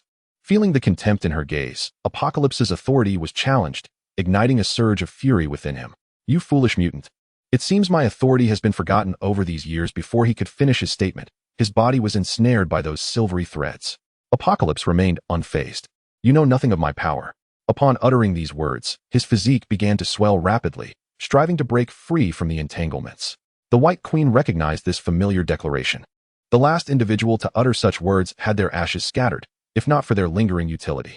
However, Apocalypse, having lived for millennia, was clearly not merely boasting. As his form expanded, the threads binding him began to fray and rupture. Emma, witnessing this spectacle, displayed a hint of surprise upon her countenance.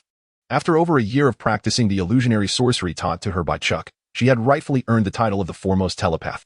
Even against Professor X, she had confidence in her ability to control him within 3 minutes. Yet, this mutant before her could extricate himself from her grasp. Nevertheless, judging by his method of liberation, it was evident that he lacked finesse, relying solely on his formidable psychic might. Observing this, Emma's expression grew serious. However, compared to her, Apocalypse was far more astounded.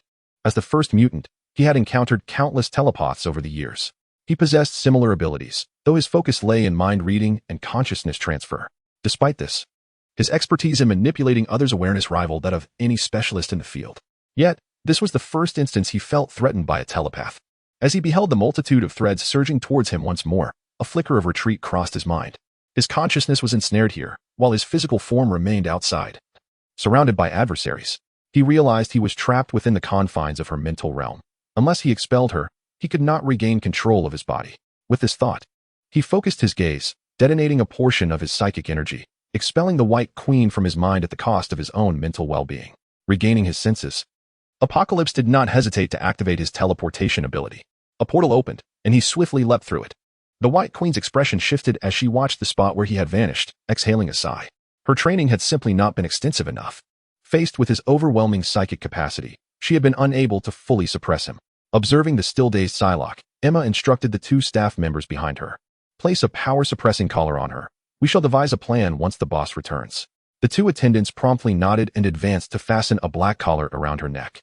"And make sure to apply restraints to her limbs as well. Her abilities are rather exceptional." The White Queen, about to exit, reiterated her command before turning to depart. Unbeknownst to her, Apocalypse possessed the capability to enhance other mutants, yet from their brief encounter, she sensed this was merely the beginning.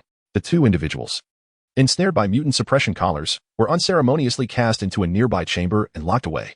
In the grand hall, only Raven and Eric remained. Raven, gazing at the elderly Eric with his flowing white hair, found no inclination to engage further. He turned and stepped towards the exit. A day later, Suemo emerged from the Celestial Tower. After nearly 10 days of rigorous practice, he had mastered the first layer of the Qianquan disc with remarkable proficiency. He could now also wield the second layer. With a swift movement, his figure appeared above the ocean, several kilometers from the island. He beheld a small isle, approximately 1 square kilometer in size, as the Qianquan disc manifested beside him. Channeling his mental energy within, the disc swiftly transformed into 10,081 diminutive swords, which then reassembled into a colossal sword exceeding 3 meters in length. As he exerted his mental prowess, the intricate patterns on the surface of the giant sword instantly activated, and with a flash, it vanished from sight. After a mere 2 seconds, a thunderous explosion erupted from the distant island, shattering it into countless fragments that cascaded within a 5-kilometer radius before gradually sinking into the depths. Chapter 79, Slave Chip. The commotion instantly startled the inhabitants of Death Island. However, with the White Queen's soothing presence, the islanders gradually regained their composure. It was evident to her that such a powerful force could be unleashed without her awareness. She was almost certain that this disturbance was orchestrated by Su-Imo. Su-Imo himself was taken aback by the magnitude of the impact. The first layer of the Crack Sky Sword possesses 2 distinct modes of attack, impact and penetration. Each approach emphasizes different aspects. The former, as demonstrated moments ago, produces a forceful collision. Upon contact with an object, the smaller blades arranged upon the massive sword stand erect like fish scales, increasing the resistance against the island and dispersing psychic energy outward, thereby generating tremendous shockwaves. This method primarily focuses on collective destructive capability. Conversely, the penetration mode maintains a streamlined form, concentrating power at the sword's tip, maximizing single-target damage. However, when faced with larger entities, it inflicts penetrating damage. Nodding in satisfaction, Su-Imo soon found himself in the White Queen's chamber on the island. Such a grand disturbance upon his return. Emma, holding a wine glass, gazed lazily at Su-Imo, her voice laced with nonchalance. By the way, 2 individuals, a man and a woman, intruded upon the island yesterday. She then handed Su-Imo a dossier. The woman is a mutant known as Ling Dai from our era. Previously, she was under the command of the mutant information broker Caliban, but for some unknown reason, she has ended up here. The other individual is also a mutant, yet we have been unable to uncover any information about him. Moreover, his power is formidable. Even I could not detain him. Upon hearing this, Su-Imo opened the document in his hand, gazing at the blue visage captured in the photograph. Apocalypse? In Egypt, within the ruins of a pyramid, Apocalypse wore an expression of profound skepticism. At that moment, a lingering weakness coursed through his consciousness, a remnant of being trapped beneath the pyramid for millennia. The entrance of a few archaeologists had finally granted him a chance to see the light of day again. He had initially believed he would reunite with the 4 horsemen and stage a triumphant return, yet before he could gather them, he found himself ensnared. A prisoner in this place. Once a paragon among mutants, almost invincible in his realm, he now realized that in this world of mutants, only the White Queen, who had mastered the illusionary demon secret art, seemed capable of subduing him. Unfortunately, upon his emergence, he had unwittingly sought out the White Queen first. It was not due to his lack of skill, but rather a twist of fate that had led him here. Nevertheless, he remained undaunted. Knowing the opponent possessed formidable psychic abilities, he could devise countermeasures accordingly. In the laboratory of Death Island, Su-Imo observed Ling Dai, restrained by several collars. Draped in a purple garment reminiscent of a ninja's attire, she undeniably captivated the gaze of men, compelling them to steal a second glance. For Su-Imo, there were no inquiries to be made regarding her. According to the narrative progression in the X-Men saga, Apocalypse was meant to be unearthed by an archaeological team following a timeline reset. Subsequently, he would seek out Storm, Psylocke, Angel, and Old Man, reassembling the 4 horsemen of the Apocalypse with the intent of reclaiming dominion over the world. However, it appeared that the adversary had emerged at this moment for some unknown reason. After recruiting Psylocke, he sought out Magneto, only to be repelled by the White Queen. With a swift motion, she produced a slave chip, extracting a drop of Psylocke's blood and allowing it to be absorbed by the device. The chip, upon receiving the blood, transformed into a stream of light that merged into Psylocke's brow. Slave chip, a creation of mechanical technology. Upon fusion, the individual will be completely controlled, retaining all original memories while being wholly loyal to the master. Required points for exchange, 1,000 points.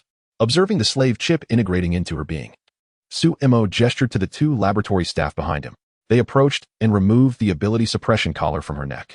Psylocke stood, stretching her limbs, and bowed respectfully to Su-Imo master. Witnessing this scene, the White Queen, Emma, who had been trailing Su-Imo, displayed a moment of astonishment. From the look in Psylocke's eyes, she could sense the genuine submission the latter held for Su-Imo. This was evidently a consequence of the chip. Su-Imo inquired about Psylocke, and as he had surmised, the reality aligned with his expectations. After instructing his subordinates to escort Psylocke away for arrangements, Su-Imo and the White Queen returned to their chamber. Upon entering, the White Queen eagerly inquired, "What exactly did you fuse with her?" Su-Imo casually replied, "A slave chip." Emma's expression shifted. Merely hearing the name, she grasped its implications. She couldn't help but marvel at the array of peculiar items Suemo possessed. After a moment's hesitation, she softly asked, "Then why not install such a device on me? After all, the entire faction is under my control. Do you truly have that much faith in me?" Observing her earnest demeanor, Suemo chuckled lightly. "As my woman, of course, I trust you." Yet, the primary reason remained that, in comparison to Suemo, their powers were significantly weaker. Coupled with his mental prowess, they posed no threat to him. A fleeting moment of emotion crossed the White Queen's face. 2 hours later, as Suemo emerged from the room, he spotted Annie standing a short distance away with an expression of displeasure. "I knew it wasn't so simple between you two," she muttered, though she chose not to elaborate further. Having been Sumo's girlfriend for several years, such situations were not unfamiliar to her. Moreover, these matters had been clarified in advance when the two became romantic partners, and she had long since grown accustomed to them. Suemo refrained from offering an explanation and instead inquired, "When will you return?" At this moment, anything he might say seemed rather inappropriate. The best course of action was to shift the topic. "The day before yesterday, I heard them mention that you were back, which prompted me to seek you out," Annie replied with a smile. Though in seclusion, Suemo would emerge approximately once a month. After all, under the 20-fold acceleration, nearly a year would pass outside for each month he spent in isolation. He needed to engage with others periodically. Once Annie discerned his pattern, she frequently visited Wanda during this time, often staying for nearly a month each time. Their relationship deepened significantly. Upon returning to the villa, after Suemo helped her claim a set of Black God armor, Annie, having tested the armor's myriad transformative abilities, could not conceal her delight. "How astonishing!" she exclaimed, unable to suppress her wonder. Chapter 80. Xavier's School for Gifted Youngsters. Xavier's School for Gifted Youngsters is nestled within a private estate on Staten Island, New York, encompassing over 300 acres of land. The central architectural complex is surrounded by lush gardens and verdant lawns. To the far east, there lies an expansive artificial lake spanning thousands of square meters. As the school bell rings, a diverse group of boys and girls emerges from the classroom building, clutching their books and making their way toward the shaded banks of the lake. At that moment, a portal materializes in the open space before the building, and from within it steps a figure adorned with a helmet, his skin a deep shade of purple. This is Apocalypse, having escaped from Death Island. To shield himself from the psychic influences of the White Queen, he has crafted a helmet specifically designed to isolate him from mental abilities. Nevertheless, he remains somewhat apprehensive and decides to seek additional subordinates to assist him. The existence of the X-Men in Xavier's school is not a significant secret in the world, and thus, he instinctively gravitates toward this place. The students gaze at the sudden appearance of Apocalypse with little surprise. After all, the majority of the students here are mutants, and peculiar appearances are not uncommon among them. At this juncture, a male teacher notices the unusual occurrence and approaches. "Excuse me, whom are you looking for?" he inquires. Apocalypse glances at him with a dismissive expression. Although the students are mutants, many of the teachers at Xavier's are ordinary individuals recruited by Professor X to instruct them in controlling their powers. Realizing that the man before him is an ordinary person, Apocalypse's face twists into a sneer. With a subtle movement of his gaze, the 30-something teacher suddenly finds himself sinking into the earth beneath him, leaving only an arm exposed. After a brief struggle, the arm falls limp, devoid of strength. Witnessing this scene, the surrounding students erupt into cries of alarm and scatter in all directions. Meanwhile, in the principal's office located on the top floor of the estate, Professor X sits in his wheelchair behind his desk, conversing with Aurora. At that moment, his expression shifts dramatically. As one of the most powerful mutants, he can keenly sense the emotions of the students within the academy. Maneuvering his wheelchair to the window, he gazes down below, locking eyes with Apocalypse. Upon seeing Professor X, Apocalypse's face lights up with excitement. He perceives a resemblance between Professor X's abilities and those of the woman he encountered before. Should he successfully usurp this mutant, leveraging his immense psychic power, defeating that woman would be a trivial task, although the helmet he wears protects him from her abilities. To rely on such a device in his self-proclaimed divinity feels like an affront to his pride. In the office, Aurora observes Professor X by the window and inquires with curiosity, "Is something amiss?" She walked towards the window, but before she could take more than a few steps, a portal appeared beside her, and the figure of Apocalypse emerged from within. Aurora was taken aback and swiftly turned to face Professor X, her expression filled with caution. "Who are you?" Apocalypse glanced at her and replied, "I am someone who can help you unleash your full potential." As he spoke, his eyes transformed into a brilliant white, signaling the activation of his powers. Aurora's demeanor shifted dramatically as she sensed an overwhelming surge of energy within her, causing her body to levitate uncontrollably amidst the tumult of power. Professor X's expression turned grave as he witnessed this scene unfold. The helmet worn by Apocalypse rendered him incapable of influencing her. Observing the escalating energy surrounding Aurora, He attempted to maneuver his wheelchair closer to intervene, but the tempestuous energy radiating from her rendered him unable to approach. It was not until a minute later that Aurora's body gently descended back to the ground. Coming to her senses, she displayed a look of astonishment. Within that brief span, she felt her abilities had amplified at least twofold. With a gaze filled with awe, she questioned, "Who are you truly? This world rightfully belongs to us mutants. It was taken from us by those humans. I intend to lead you in reclaiming it."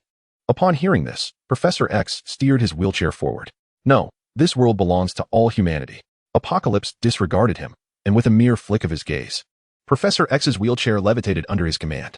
A portal opened behind Apocalypse. "Come with me," he urged Aurora, guiding the wheelchair and himself toward the portal. However, Apocalypse evidently overestimated his own allure. A bolt of lightning struck before him, halting his advance.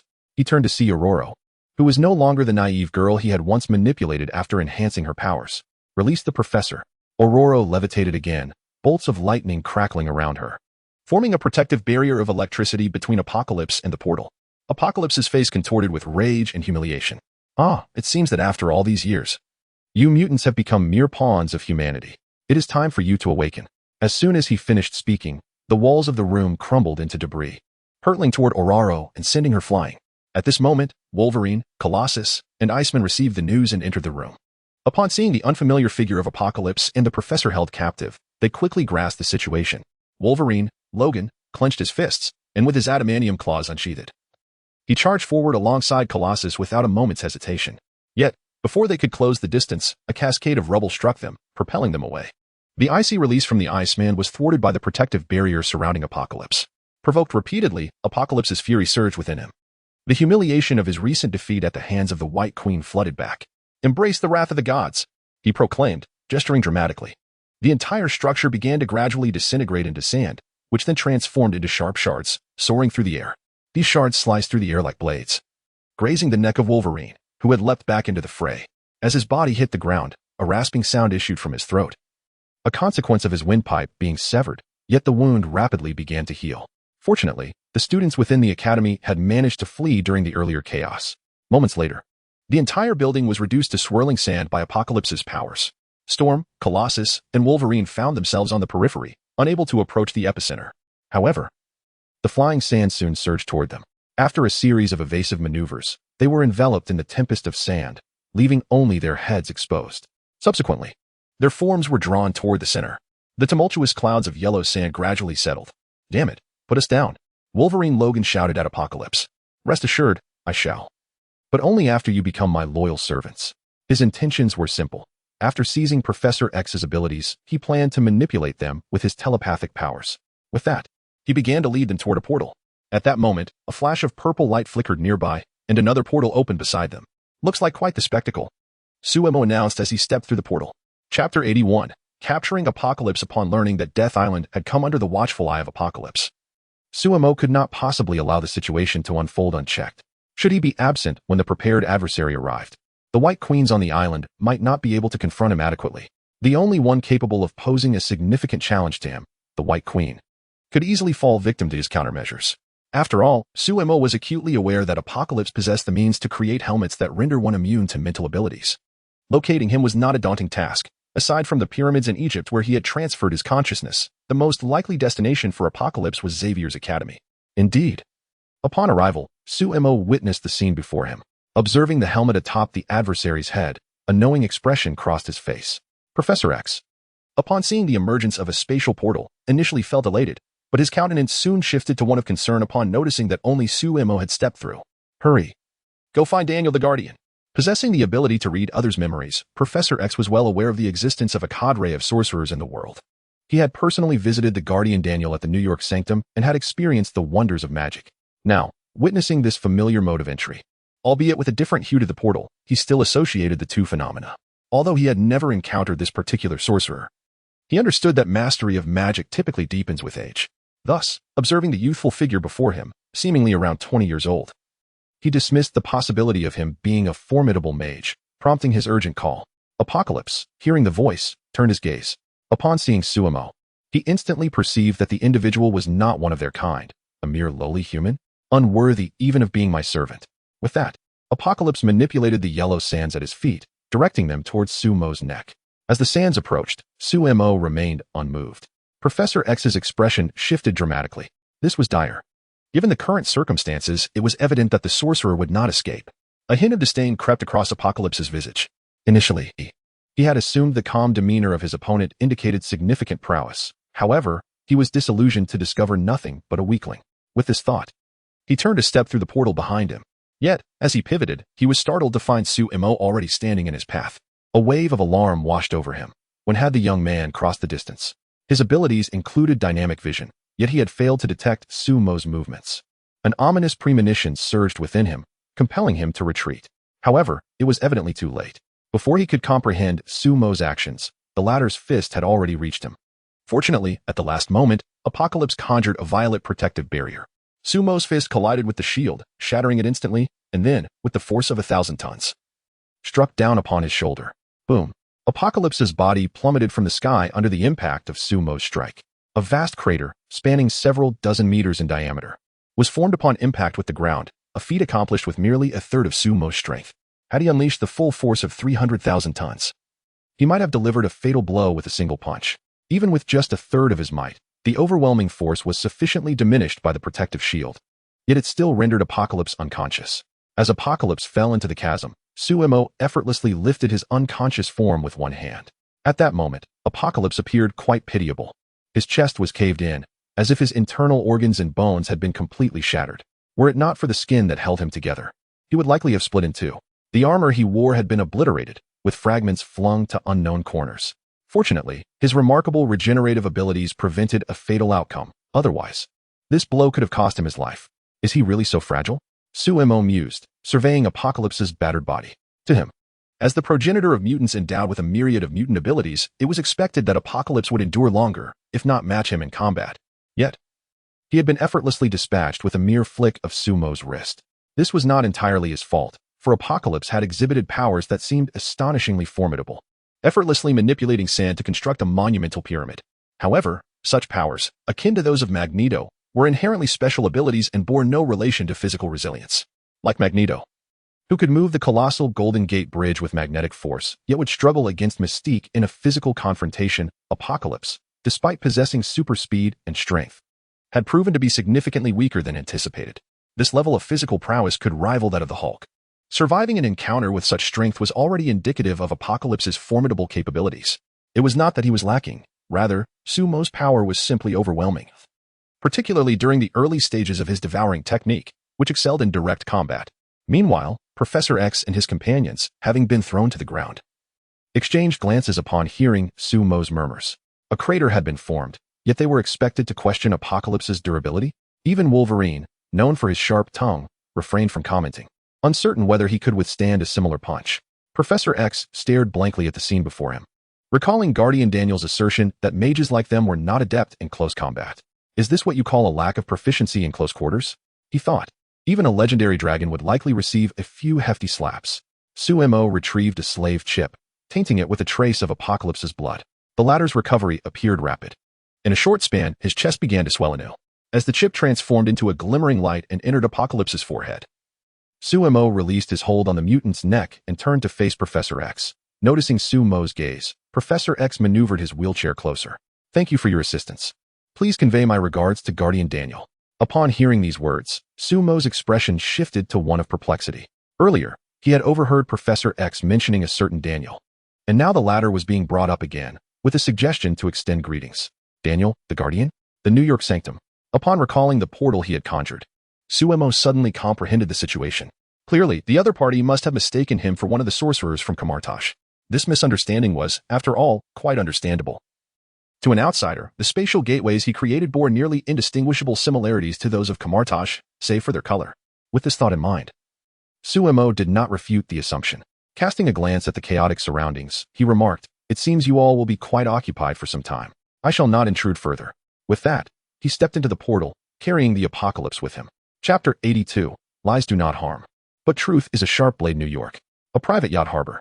The vehicle carrying Sumo and Tony came to a gradual halt. Upon spotting a short-haired woman waiting by the yacht, Sumo's expression shifted subtly. This individual was none other than the Black Widow, Natasha. Noticing the way Sumo gazed at Natasha, Tony smugly introduced, "This is my newly hired assistant." What do you think?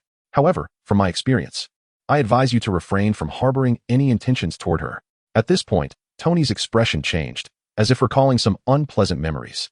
Assistant? A faint smile graced Sumo's face. It appeared that the plot of Iron Man 2 had commenced. Natasha's eyes brightened upon seeing Sumo alight from the vehicle. For over a year, Sumo had seemingly vanished, leaving no trace. After hearing about the Stark Industries assignment, she had eagerly taken it on, hoping to uncover Sumo's whereabouts. To her surprise, she truly encountered him here. Under Tony's guidance, the two made their way towards a lavish yacht docked at the harbor. As they passed by Natasha, Tony introduced them to one another. Sumo was already aware that, at this juncture, Nick Fury was plotting the formation of the Avengers. Natasha's concealment of her identity at Stark Industries primarily aimed to assess Tony's potential to become an Avenger, with no ill intentions behind it. Thus, he had no intention of exposing her true identity. As their hands gradually released each other, Natasha took the initiative to inquire, "Might I have the honor of dining with you this evening?" Before Sumo could respond, Tony interjected, "What? Why? Ms. Natasha, I have invited you 3 times. Yet you declined each time. Yet you would extend an invitation to Sue?" In that moment, Tony found himself questioning his existence. It was known that previously, he had effortlessly charmed various film stars and models with his charisma. Yet here, he found himself at a loss against this new assistant, whose repeated rejections had left him bewildered. What am I lacking? I built circuit boards at 4, engines at 6, and earned 2 PhDs by 17. Feeling his confidence wane, Tony stared at Natasha, rambling on. Natasha, however, regarded him with calmness. "Do you really want me to articulate it?" Upon hearing her composed words, Tony's speech faltered, and he lowered his hands. "All right then, I wish you both a pleasant dinner, but we truly have no time right now." With that, he unceremoniously took Sumo's arm and led him toward the yacht. Observing Tony's visibly crushed demeanor nearly made Sumo chuckle. Even as the yacht departed the harbor, a trace of indignation lingered on Tony's face. I must say, her taste in men seems to be somewhat flawed. Despite his inner acknowledgement of a certain disparity in appearance between himself and Sumo, he would never concede such a fact aloud. Would he? Sumo, holding a glass of champagne, displayed a hint of amusement on his face. "Have you ever heard the saying?" "What saying?" Tony raised his glass and took a sip. "Lies do not wound, but the truth is a sharp blade." Tony remained silent. As the yacht gradually glided into international waters, Tony's spirits lifted as he gazed upon a vessel filled with bikinis. The two of them sat on the observation deck of the yacht, surrounded by a dozen or so 20-something supermodels, laughing and frolicking in their swimwear. The yacht, naturally, was a perfect complement to the bikinis. These models appeared to be engaged in playful banter, yet they were intentionally, or perhaps inadvertently, showcasing their figures before the two men. It is worth noting that both Tony and Sumo were among the wealthiest in America. They did not aspire to be their girlfriends. Merely sharing a fleeting night of conversation with either of them could significantly alter their lives, potentially sparing them years of hardship.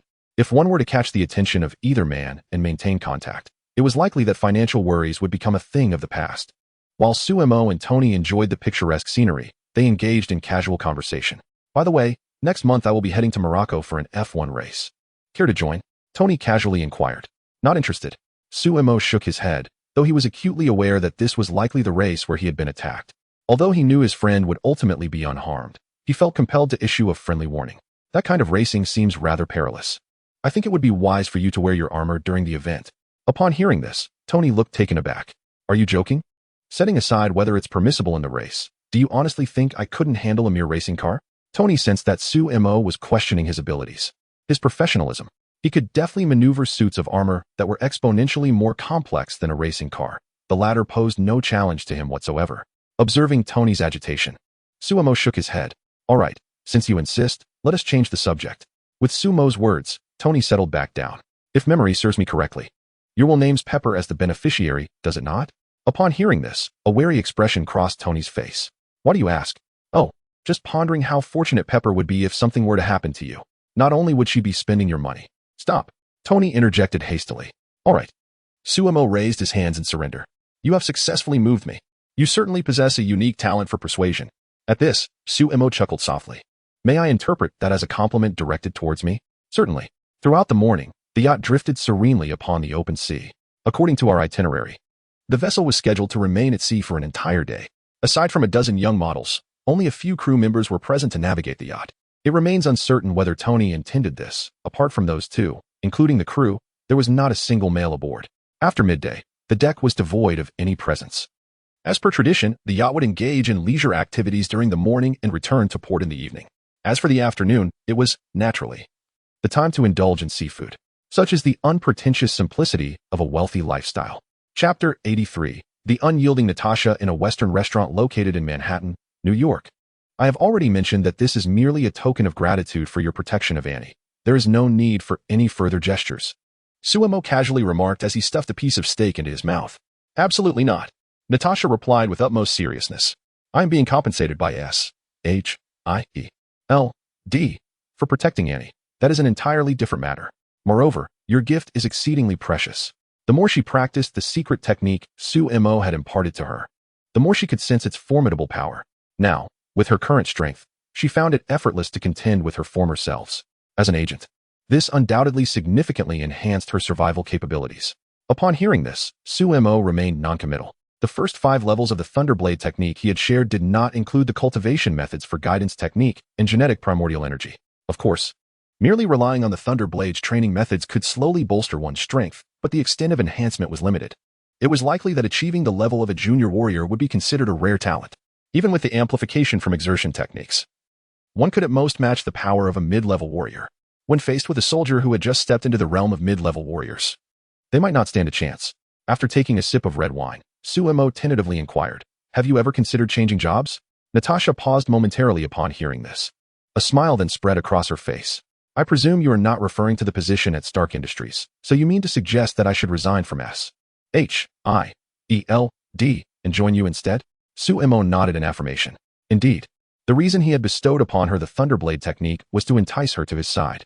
Although she was merely an ordinary person at present, her ability to penetrate the technologically advanced and mutated ranks of the Avengers as an ordinary individual indicated a significant potential. If she were to acquire a cultivation method, her strength would undoubtedly place her among the elite of her peers. Should she also receive the Super Soldier Serum, Captain America would certainly not be her match. Similarly, the Black Widow, endowed with Spider-Man's abilities, would undoubtedly overpower the young web-slinger. After all, the ruthless training conducted in the Red Room had molded them into innate combat machines. Noticing Suemo's earnest demeanor, the Black Widow began to reflect seriously. Her decision to join Shittle was largely influenced by Hawkeye, whose bond with her resembled that of siblings, rekindling a sense of familial warmth she had long missed.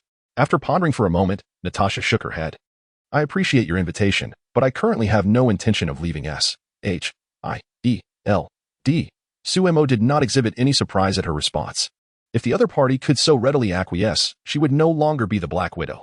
At present, he was merely planting a seed in her mind. Once Shittle is disbanded, she would inevitably contemplate this matter. After dinner, Suemo escorted Natasha back to her residence. Upon exiting the vehicle, Natasha gazed at Suemo, who remained in the driver's seat, hesitating momentarily before speaking. "Would you care to come in for a moment? Is it convenient?" Suemo feigned hesitation and inquired, "Of course, I am alone at home. There is nothing inconvenient about it." A glance at his watch revealed it was nearly 11 o'clock. Faced with this almost blatant invitation, Suemo found no reason to decline. Currently, she was covertly positioned near Tony, and thus could no longer reside in the Shittle dormitory. Consequently, she had rented a small apartment in Manhattan. While Suemo surveyed the tidy surroundings of the room, Natasha had already retrieved a bottle of red wine. "Would you care for another drink?" "Certainly." An hour later, after consuming 2 more bottles of wine, Natasha's cheeks were flushed, and her gaze towards Suemo held a hint of inscrutable meaning. Rising to sit beside him, she remarked, "I have come to learn quite a bit about your past exploits during this time. What, are you interested in me?" Suemo regarded her with an amused expression. Natasha smiled softly. There is indeed a flicker of interest, though merely a flicker. As she spoke, she brushed her fingers across Suemo's cheek. Suemo would not allow her provocation to go unchallenged. He swiftly pulled her onto his lap. "No worries, after tonight. It will be more than just a flicker." A sleepless night ensued. Only as the sun began to rise did the two finally fall into a deep slumber. However, their rest was brief, interrupted by the ringing of Suemo's phone. Groggily, he answered, "Who is it?" "Suemo?" The startled voice of Tony resonated from the other end. Atop Stark Tower, Tony stared incredulously at the number displayed on his phone. He had not dialed incorrectly. It was indeed Natasha's number. In a moment of realization, Tony understood. Suemo and Natasha must be together, and judging by Suemo's voice, he was evidently roused from slumber. Without needing to think further, Tony inferred what must have transpired the previous night. Initially, he intended to call and inquire why Natasha had yet to arrive at work at such an hour. but he had not anticipated that the call would lead to this revelation. He could easily imagine the wildness of the previous night, explaining why they were still asleep at this hour. With these thoughts, envy and jealousy surged within Tony, nearly spilling forth from his lips. Suemo, you are utterly outrageous. You still hold shares in the company. How can you let personal matters disrupt your employees' work? This severely hinders the company's normal operations. Before Tony could finish his sentence, he heard the unmistakable sound of the call disconnecting. Furious, he nearly hurled his phone across the room. Suemo ended the call and glanced at Natasha, who had been roused from her slumber. At that moment, fatigue was etched across her face. She picked up her phone and confirmed it was indeed 10 in the morning. Since the previous night, she had scarcely managed 2 hours of sleep. Were it not for her years of training and the enhanced physique gained from practicing the Thunderblade, she might have already succumbed to unconsciousness. Observing Suemo, who had awakened and appeared invigorated, a surge of anger welled up within Natasha. Her indomitable spirit compelled her to rise and pin Suemo beneath her. What do you intend to do? Suemo inquired, noticing her effort to keep her eyes open. Since you have taught me the technique of exertion, you must be quite proficient in it. Upon receiving a nod from Suemo, an inexplicable smile graced Natasha's face. Then you shall personally experience it and ascertain whether my technique is indeed correct. Chapter 84. The invitation from Kamar Taj. When Suemo departed from Natasha's residence, it was already well past 3 in the afternoon. He drove directly to the Empire State Building on 5th Avenue in Manhattan, where the New York branch of his Fox Film Company was located. After taking over the company, Suemo relocated its headquarters to Los Angeles. Upon reaching the appropriate floor, he encountered a young Asian girl at the reception desk. She stood nearly 5 feet 7 inches tall, with long silvery hair tied back in a ponytail, exuding an air of professionalism laced with youthful exuberance. Upon noticing Suemo's entrance, the girl rose and inquired, "Sir, whom are you looking for?" Hearing her question, Suemo stepped back to confirm the floor number and the signage outside, ensuring that he was indeed at his company's location. Before responding, "Are you new here?" The girl nodded in acknowledgement, her expression tinged with curiosity as she asked, "And you are?" "He is our boss." At that moment, a voice emerged from within. Avril, dressed in a sharp office attire, appeared to be on her way out. Upon hearing Avril's words, the girl quickly turned to Suemo. Her face flushed with embarrassment. "I'm so sorry, boss." As the receptionist, she felt mortified for having inadvertently barred the owner from entry. Suemo waved his hand dismissively. "It's quite all right. You performed your duties well." With that, he proceeded into the office, prompting Avril to follow him back inside. As he walked through the office, Suemo was greeted warmly by his employees. Upon entering his office, he sank into the chair by the floor-to-ceiling window and remarked, "It seems there are quite a few new faces around the company." Avril, slightly exasperated, replied, "You haven't set foot in the office for nearly 2 years. Apart from the receptionist, everyone has been here for at least a year. Has it truly been that long?" Suemo's face betrayed a hint of embarrassment. It dawned on him that since awakening the system, he had scarcely visited the office, leaving all matters in Avril's capable hands. Although he had previously made a point to visit the company occasionally once it was on stable footing, it was nothing compared to the current extent of his absence. Reminiscent of Tony Stark's notorious detachment, Avril and Suemo were college classmates. After graduation, she joined the company as his assistant, demonstrating meticulous dedication to her work. However, in private, they shared a camaraderie akin to close friends, often indulging in light-hearted banter, which was why Suemo felt at ease in trusting the company to her. While they were engaged in casual conversation, the receptionist from earlier knocked and entered. "Boss, there is someone outside who claims to be Daniel looking for you." "Daniel? That name sounds oddly familiar." Suemo paused for a moment, then suddenly recalled, "Wait, isn't that the name of the sorcerer mentioned by Professor X?" It seemed likely that he hailed from Kamar Taj. After all, it seems that in this world, the mages, aside from dark sorcerers like himself, predominantly hail from Kamar Taj. A few minutes later, in the company's reception room, Suemo encountered the mage named Daniel, a robust, bald black man clad in a gray sleeveless robe, exposing his muscular arms. Observing his formidable biceps, Suemo found it difficult to associate this imposing figure with the concept of a mage. Typically, when one thinks of a mage, an image of a refined, white-bearded elder springs to mind. Interestingly, it appears that mages in this world often possess a robust physique, which may relate to their magical attributes. After all, in the dimension governed by the Vishanti, practitioners primarily wield white magic, which lacks offensive capabilities, forcing these mages to resort to brawling in combat. Even the esteemed Sorcerer Supreme, Ancient One, is no exception. Only the later iterations of Doctor Strange seem somewhat more adept in this regard, perhaps due to his unconventional path and insufficient combat training. Nevertheless, this remains merely Suemo's speculation, albeit one he considers highly plausible. Who would prefer to engage in acrobatics when they could effortlessly vanquish foes with a mere gesture? Once the burly man settled across from Suemo, he extended his hand. I am Daniel, from the Sanctum of New York, a guardian of the Sanctum. Suemo grasped his hand, harboring no particular impression of this individual. As the memories of films from years past had become rather hazy, it did not surprise him that Daniel had managed to locate him during his visit to Xavier's academy. He had not concealed his identity. Given Professor X and his associates' capabilities, uncovering his identity would pose little challenge. Professor X is my closest friend. I appreciate your assistance to him last time. Daniel expressed his gratitude. No need for thanks. It was merely a matter of convenience. Suemo waved his hand dismissively and addressed the matter directly. Surely, the esteemed guardian of the sanctum did not come merely to extend gratitude. Suemo surmised the purpose of the visit, likely concerning his use of dark magic. Since Daniel had obtained accurate information from Professor X, he could not possibly be unaware that the spatial portal Suemo conjured was not of Kamartaj's magic. Indeed, Daniel replied with a smile.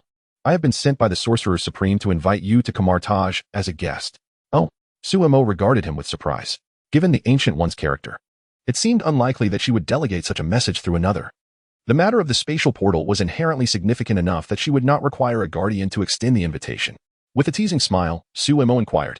The Ancient One invites me, and yet it necessitates a guardian of the sanctum to convey the message? In response to his skepticism, a fleeting glimmer of unease crossed Daniel's eyes, though he quickly suppressed it. Certainly not. I merely wish to express my gratitude to you in person. Is that so? A hint of amusement flickered across Sumo's face. He had effortlessly discerned the hint of panic in the other party's eyes. He was almost certain that the individual was being deceitful. Very well, I shall accompany you to Kamartaj. Sumo's tone shifted as he readily accepted the invitation. He intended to uncover the ulterior motives at play. With his current strength, there was little to fear, even if the Sorcerer Supreme were to intervene personally. He would not be apprehended. Even the arrival of the Ancient One posed no real threat to him. In fact, he would welcome such an encounter. As long as he could take refuge within the Sanctum Sanctorum, the opponent would be unaware of the true circumstances, potentially directing their efforts against the Sanctum itself. In that case, the Star Goddess would surely not remain indifferent. Should such a scenario arise, he might very well acquire a couple more volumes of the Book of Vashani, crafted from the materials belonging to the Ancient One. Moreover, he was eager to experience the mystical sanctuary of Kamartaj. Upon hearing Sumo's acquiescence, a glimmer of excitement graced Daniel's countenance. Following the other party's expression of doubt, he had anticipated a refusal from Suemo, yet to his surprise, the latter agreed despite his skepticism. This way, please. Daniel revealed the hovering ring in his hand, and with a graceful motion, a portal materialized within the room. Suemo did not hesitate and stepped through alongside him. Moments later, a secretary clad in black stockings entered the room, carrying coffee, only to find it utterly deserted. Where is everyone? Chapter 85, The Request of the Supreme Mage upon traversing the spatial portal. Suemo found himself within a courtyard adorned with the ancient architectural style of China. The structure stood majestically atop a mountain peak, surrounded by a series of similar edifices.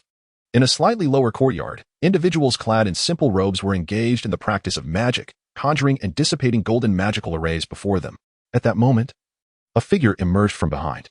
Master Daniel, is there a guest? Suemo turned to see a bald woman in a yellow robe, holding a small wooden fan, her face adorned with a warm smile. It was evident that she was the supreme mage, Gu Yi.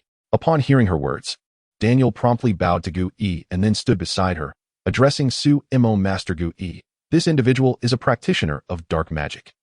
Gu Yi waved her hand dismissively, indicating that he need not elaborate further. As the supreme mage, she was well aware of Daniel's actions. Otherwise, she would not have been waiting for both of them. Master Daniel, I wish to speak with him privately. Upon hearing this, Daniel froze for a moment, then bowed to Gu Yi, casting a fierce glare at Suemo before turning to leave. However, Suemo could not allow him to depart so easily.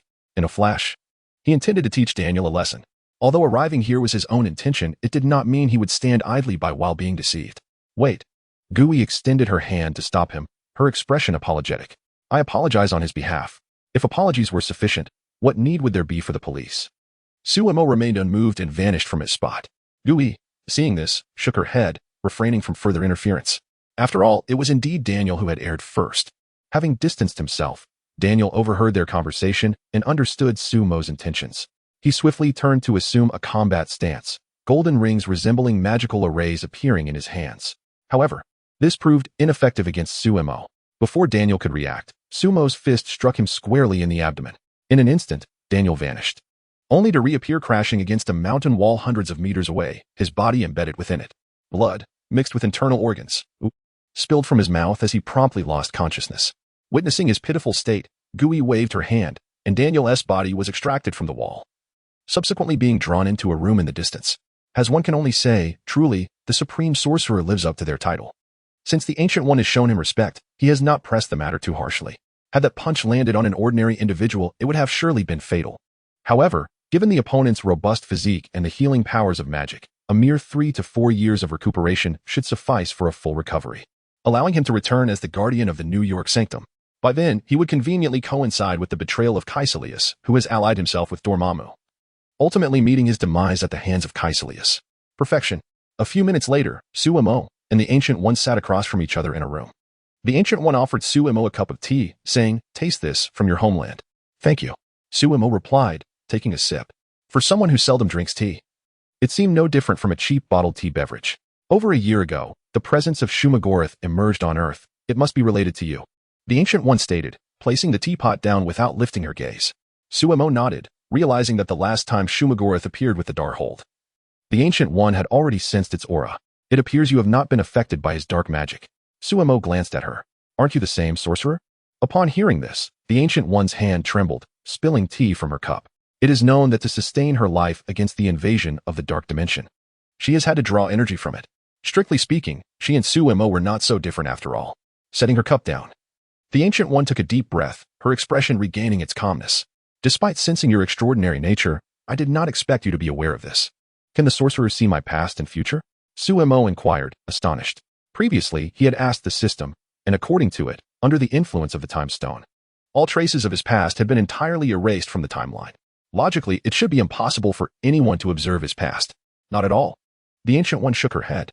But that is precisely the crux of the matter. Upon hearing this, Suemo finally understood. Indeed, with the Time Stone, the Ancient One could observe anyone's past and future, yet his remained elusive. This, in turn, underscored his uniqueness. "I wonder why the sorcerer sought me out in Kamartaj," he asked. "Oh," the Ancient One feigned a look of confusion. "In truth, are you not already aware? It was Daniel who deceived you into coming here." Sumo's lips curled into a slight smile. "Sorcerer, you must know I am the owner of a film company, with your acting skills. You are even inferior to our contracted background actors. Given the Ancient One's ability to perceive the timeline, she must have known that Daniel would trick him. Thus, if she had wished to intervene, it would have been effortlessly within her grasp. Although she could not foresee his subsequent reactions, it was clear that he would not let Daniel off easily. The other party, risking the possibility of Daniel's demise, allowed themselves to be deceived, firmly believing that the deception was not unintentional. Upon hearing this, Gui revealed a faint smile. "You are far more astute than I had anticipated. I indeed have matters for which I seek your assistance. Pray, speak on." Gui replenished the tea in their cups. "From my observations through the Time Stone, I have discerned that in a few years, this world will face an incursion from the Dark Dimension. However, due to my impending demise, I am unable to utilize the stone to foresee events beyond my death. If we fail to address this appropriately, it could very well lead to the annihilation of our world." At this juncture, Gui regarded Suemo with utmost seriousness. "Therefore I hope that, should you possess the capability, you might intervene to thwart this calamity." Upon hearing these words, Suemo was momentarily taken aback. "Are you suggesting that there is no means to observe events after your death?" Gui, with a hint of resignation, gazed at Suemo, noting that his focus seemed somewhat divergent. Indeed, the observational capacity of the Time Stone is not without its constraints. Through its power, one can only perceive events that pertain to oneself. Theoretically, if one wishes to observe another individual, that person must already be connected to oneself. This may give the impression of omniscience, yet in reality, one cannot foresee events that occur after their own demise, for all subsequent occurrences are no longer within their purview. Chapter 86. The astonishment of the Ancient One. "Such matters need not concern you, Master. I, too, reside in this world and would never allow it to descend into ruin." The Ancient One shook her head. "No, it is the solemn duty of every supreme sorcerer to safeguard this realm. Since you have acquiesced, I shall, of course, provide a suitable recompense. Pray tell, is there anything you desire?" The Ancient One regarded Suemo with utmost seriousness. Upon hearing this, Suemo was momentarily taken aback. He sensed something amiss. The Ancient One appeared rather eager to bestow gifts. However, he dismissed any thoughts of her ulterior motives, confident that with his strength, no one could compel him to undertake actions against his will. Anything at all. Sumo's eyes glimmered as he sought confirmation. "Let us see. I require the Time Stone." Having resolved to traverse the path of temporal laws, it was imperative that he acquire the space and time stones. These 2 gems would undoubtedly aid him in comprehending the laws. Upon hearing this, the Ancient One did not hesitate. Very well. However, it will require several years. As compensation, you shall be granted unrestricted access to Kamar Taj, allowing you to peruse all the magical tomes in the library. Su-Mo regarded the Ancient One with contemplative scrutiny. Surely, she did not intend to abandon her responsibilities and leave him to shoulder the burden. After all, in the original narrative, she met her demise rather carelessly, passing the mantle of Supreme Sorcerer to Dr. Strange. The esteemed Supreme Sorcerer fell in such a manner. Who would believe it? Surely, she would not attempt such a ruse with him, considering that she so readily offered the core of the artifact, the Time Stone. Su-Mo could not help but question her motives. Yet, after a moment's reflection, he found solace, regardless of her intentions. As long as the Time Stone ultimately fell into his possession, he would be content. Should her plan indeed be nefarious, he could always pass the position onward, or, if necessary, feign his own demise to escape. With this in mind, Su-Mo nodded in agreement without hesitation. After all, he was not yet capable of grasping the laws. Aside from the exceptional few, one needed to attain at least cosmic status to begin to understand the laws, especially those of time and space. Seeing Su-Mo's acquiescence, a look of relief washed over the Ancient One's face. She rose from her seat. Come, I shall escort you to the library. Soon, under the guidance of Master Ancient One, the two arrived at a building located at the far end of Kamar Taj. This was the library of Kamar Taj, housing all the tomes of the sanctuary. As they stepped into the room, Master Ancient One began to elucidate its significance. The chamber appeared somewhat dim, flanked by rows of bookshelves, each tome ensnared in a lock. In the center stood a wooden table, behind which sat a somewhat portly middle-aged Asian man, engrossed in a book. With such a distinctive appearance, Su-Mo quickly deduced that this individual must be the librarian, Wang. Upon hearing the sounds at the entrance, Wang looked up and, upon seeing Master Ancient One, promptly rose from his seat to pay his respects. Your Excellency, the Supreme Sorcerer. Master Ancient One nodded slightly and gestured towards Su-Mo, introducing him. This is Su-Mo. He may borrow and peruse any book in the library at his leisure. Wang, upon hearing this, regarded Su-Mo with curiosity and nodded in agreement. Naturally, he had no grounds to contest the Supreme Sorcerer's decision. Su-Mo approached the shelves and randomly selected a book entitled The Book of Kemutro. Master Ancient One explained that the powerful spells recorded within were derived from the Book of Vishanti. Su-Mo was quite familiar with this title, and Dr. Strange, Kaisalius had invoked a spell from its pages to communicate with Dormammu of the Dark Dimension, leading to the latter's invasion. Flipping through the pages, he discovered spells reliant on the Eye of Agamotto to manipulate time. One particular page, detailing the mirror dimension, caught his interest. This spell was undoubtedly one of the most spectacular among all, capable of generating a mirrored space where the caster could manipulate the terrain and rules at will, albeit limited to simple parameters such as gravitational direction. Upon finishing the contents of that page, Su-Mo closed the book and waved his right hand gently. The cosmic energy within him surged forth, enveloping both Master Ancient One and Wang, drawing them into a mirrored space. This realm bore no difference from the library outside. However, Su-Mo could now control the gravity and terrain within it at will.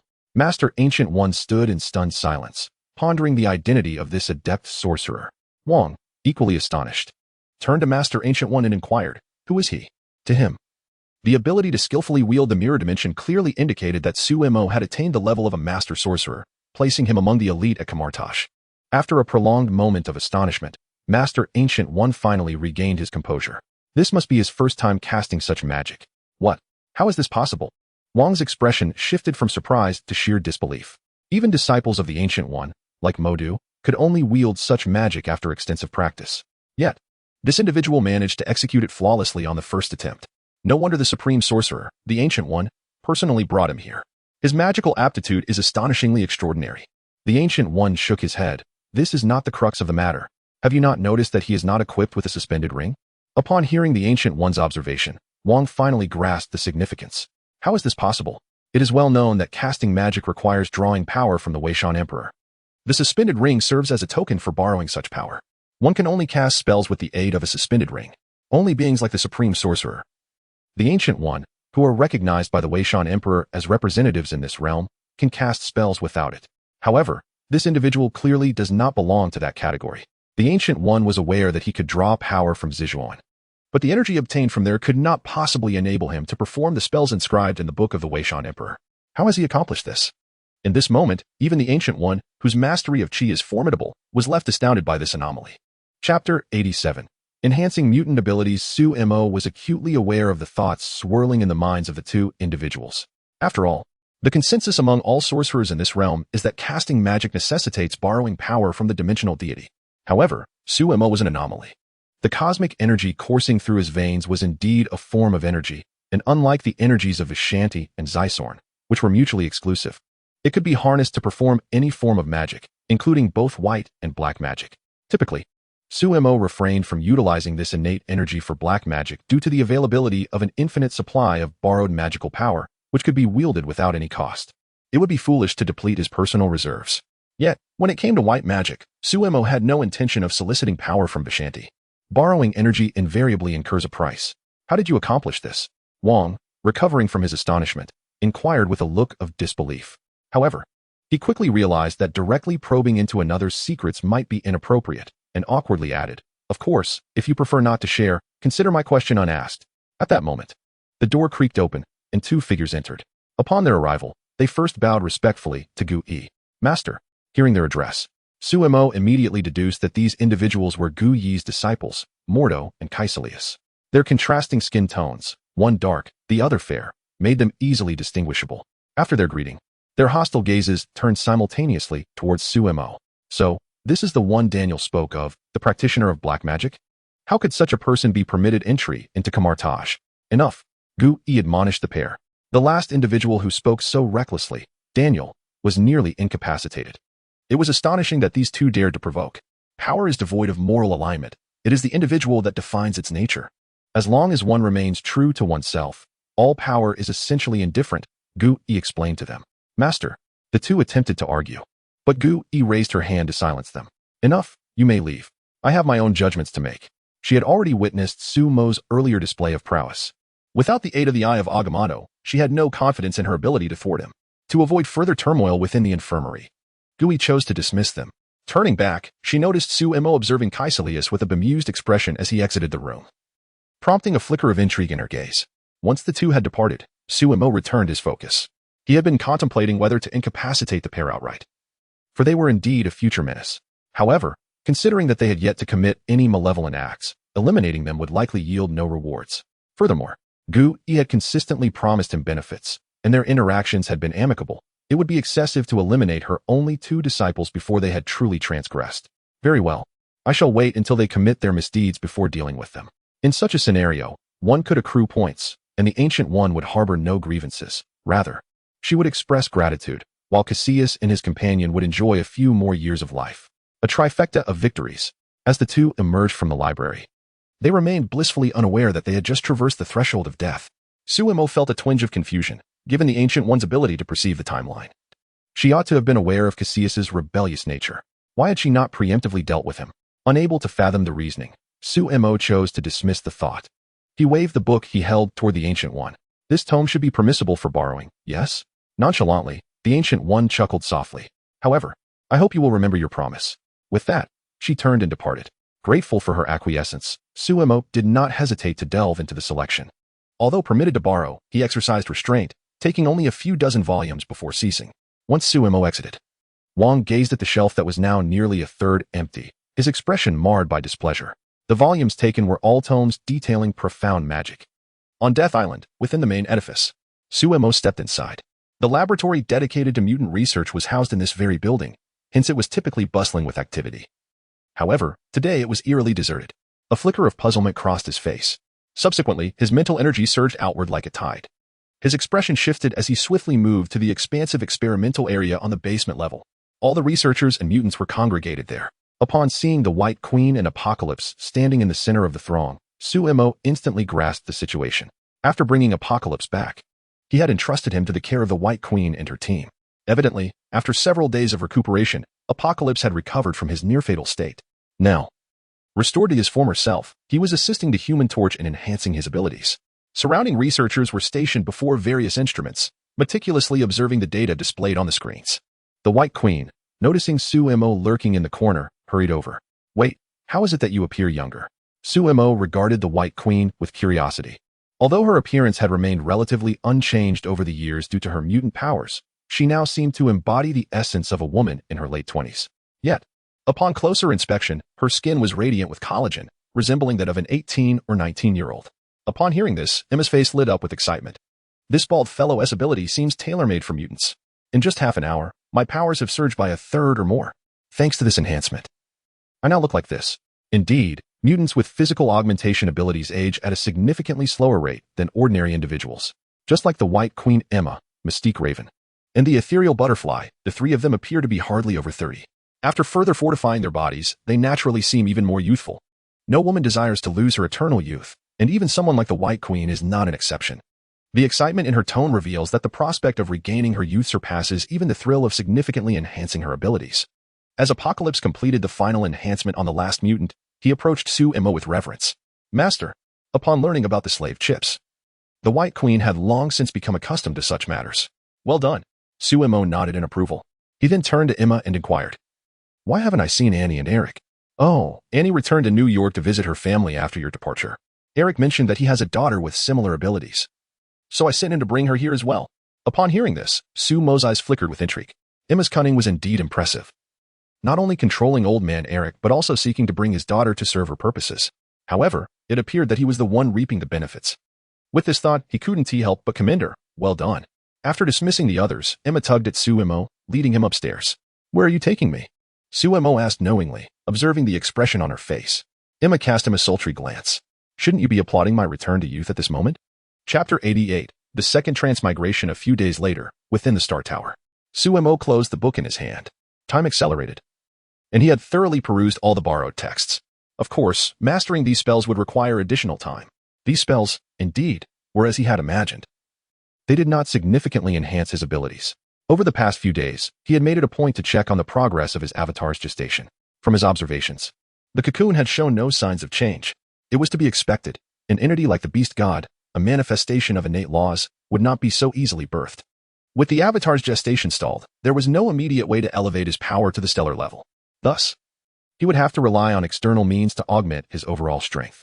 This involved exchanging for various technologically advanced weapons, such as laser cannons and spacecraft. A C9 level laser cannon could utterly obliterate a city with a single strike. Naturally, Su-Emo could achieve this through cunning. However, the laser cannon was not intended for stationary targets, but rather for moving ones. Once a target was locked, the energy it emitted traveled at the speed of light, leaving little chance for evasion. The most suitable approach would be to cultivate a plant life form. In terms of combat prowess, plant life forms overwhelmingly surpassed ordinary practitioners of the same level. A particularly formidable plant life form could even achieve a 1:100 ratio. Moreover, as long as resources were abundant, it was entirely feasible to nurture a plant life form to cosmic level or even domain lord level within a short span. However, this endeavor would likely cost an astronomical sum of points. Upon reviewing his attribute panel, he found his current points to be approximately 870,000. During this period, through the Special Operations Team, he had amassed around 300,000 to 400,000 points. The rate of point accumulation was not slow. Yet in comparison to the items he wished to exchange for, it was but a drop in the bucket. To illustrate, even the cheapest laser cannon, a C9 level, required over 3 million points for exchange. Relying solely on the Special Operations Team to earn points would necessitate a span of 2 to 3 months. Therefore, he resolved to initiate his second dream journey. Seated in the training chamber, his form began to rise slowly. In an instant, his soul found itself once again before the magnificent time tree. From the outside, one could not discern what world lay within. Su-Emo decisively chose a branch that was somewhat sturdier than the previous world and plunged into it. Judging by its robustness, this world was likely endowed with supernatural powers. After a brief moment of disorientation, Su-Emo gradually opened his eyes. Regaining his senses, he discovered himself in a cramped, dimly lit space. Glancing at the garments hanging nearby, he was momentarily taken aback. A wardrobe? Before he could fully process this, a woman's voice floated in from outside. Darling, you're back? Upon hearing this exchange, Su-Emo immediately grasped the situation. Was he caught in an affair? The most crucial part was that he was the seducer. Good grief. Su-Emo's expression turned to one of utter disbelief. The alternate selves across these parallel universes seemed to be plagued by their own issues. The last one had an affair with someone else's girlfriend, and this time, the transgressions are even more egregious, enticing another man's wife. How utterly disgraceful. They hardly resemble a decent individual, unlike myself. Reflecting on my actions over the past 20 years, Su-Emo was compelled to confront a disheartening truth. Perhaps I am not so virtuous myself. Upon grasping the gravity of his situation, Su-Emo resolved to depart at once. For now, It would be prudent to ascertain his identity and the fundamental circumstances surrounding him. The woman in the room ought to possess some knowledge about his existence in this world. However, directly inquiring would be rather inappropriate. It would be wiser to bide his time and return once her husband has left. Having made this decision, Suemo promptly sought to open a portal to leave. It was only then that he realized a significant issue. The wardrobe was brimming with clothes, leaving insufficient space to manifest the teleportation gateway. To proceed, he would need to clear a bit of room first. With this thought in mind, he began to shift the hanging garments aside while simultaneously probing the outside with his mental energy. As he did so, his expression darkened considerably. A man stood before the wardrobe, hands resting on the handles, clearly poised to open the door. Behind him, a blonde woman clad in a purple nightgown wielded a baseball bat. In the next moment, she swung the bat down towards the man's neck. The man, who was about to open the door, froze and collapsed unconscious. Good heavens! Witnessing her actions, Sumo's heart raced. This was no ordinary person, huh? Not only was she engaging in infidelity, but it seemed she was also contemplating murder. After knocking the man out, the woman hurriedly opened the wardrobe door and called out to the stunned Suemo, urging him to come out. It was only at this moment that Suemo regained his composure and stepped out. He appraised the woman's appearance. Though the counterparts in these worlds were hardly virtuous, they possessed remarkable allure. This lady, akin to the previous world's Eliza, would undoubtedly score above 90 in terms of beauty. With her cascading golden hair, large eyes, high nose, and fair complexion, complemented by her nearly 1.7-meter stature and slightly voluptuous figure, she exuded a captivating charm. Once outside, the woman wasted no time. She retrieved his clothes from the wardrobe and handed them to him. Hurry, you must leave. If he wakes up and sees you, it will be disastrous. Listening to her urgent pleas, Suemo sighed. A flash of violet light flickered in his eyes as he unleashed a tendril of dark energy that penetrated the unconscious man's mind. Before departing, it was imperative to ascertain his residence. Unlike in China, where one possesses an identity card, navigating America without clarity on his name, whether he even bore the name Suemo, would be impossible. The moment the woman's gaze met Sumo's, her expression became momentarily dazed. What is my name? Suemo. Half an hour later, Suemo emerged from the house. From the woman, he had gleaned his fundamental circumstances. To his astonishment, he discovered that he resided directly across from this very house. Upon receiving this revelation, Suemo was taken aback. A rabbit would not dare consume grass near its burrow. Yet this audacious fellow had the gall to entice the neighbor's young wife. If her husband were to find out, he might very well empty a magazine in Sumo's direction one day. Additionally, he learned of the identity of this body, a recently graduated orphan, fresh from college just last week. The institution of higher learning was none other than Pennsylvania State University, the very same university that Wanda attended.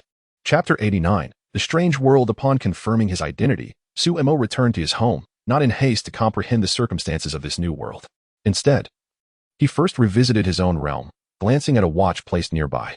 Drawing from his previous experience, he deemed it essential to ascertain the time differential between the two worlds. Should this new realm flow at a significantly slower pace, he would have no choice but to abandon it. Otherwise, before he could gather sufficient points here, the snap of Thanos in his original world might render his efforts futile.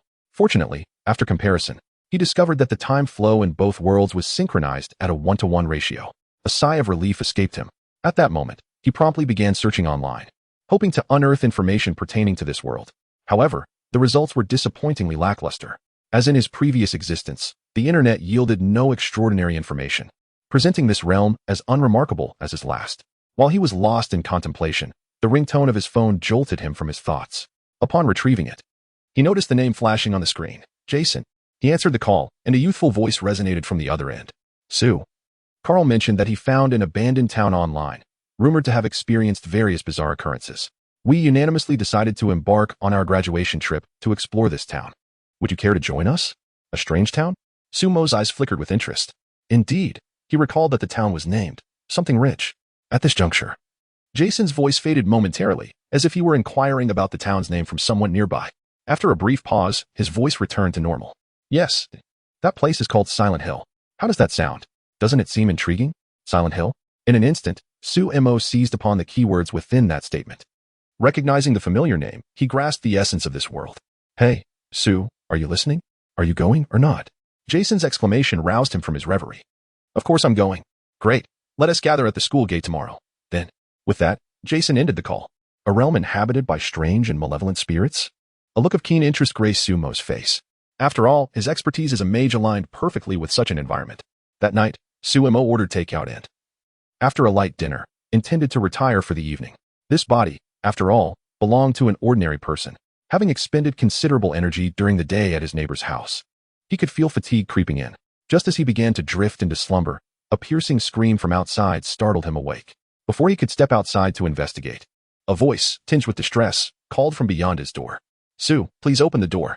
Recognizing the voice of the young woman residing across the hall, he opened the door to find her clad in nothing but a nightgown, her chest heaving as though she had just sprinted with great urgency. Upon encountering Sue, she suddenly threw herself into his embrace, tears streaming down her face like a breached dam.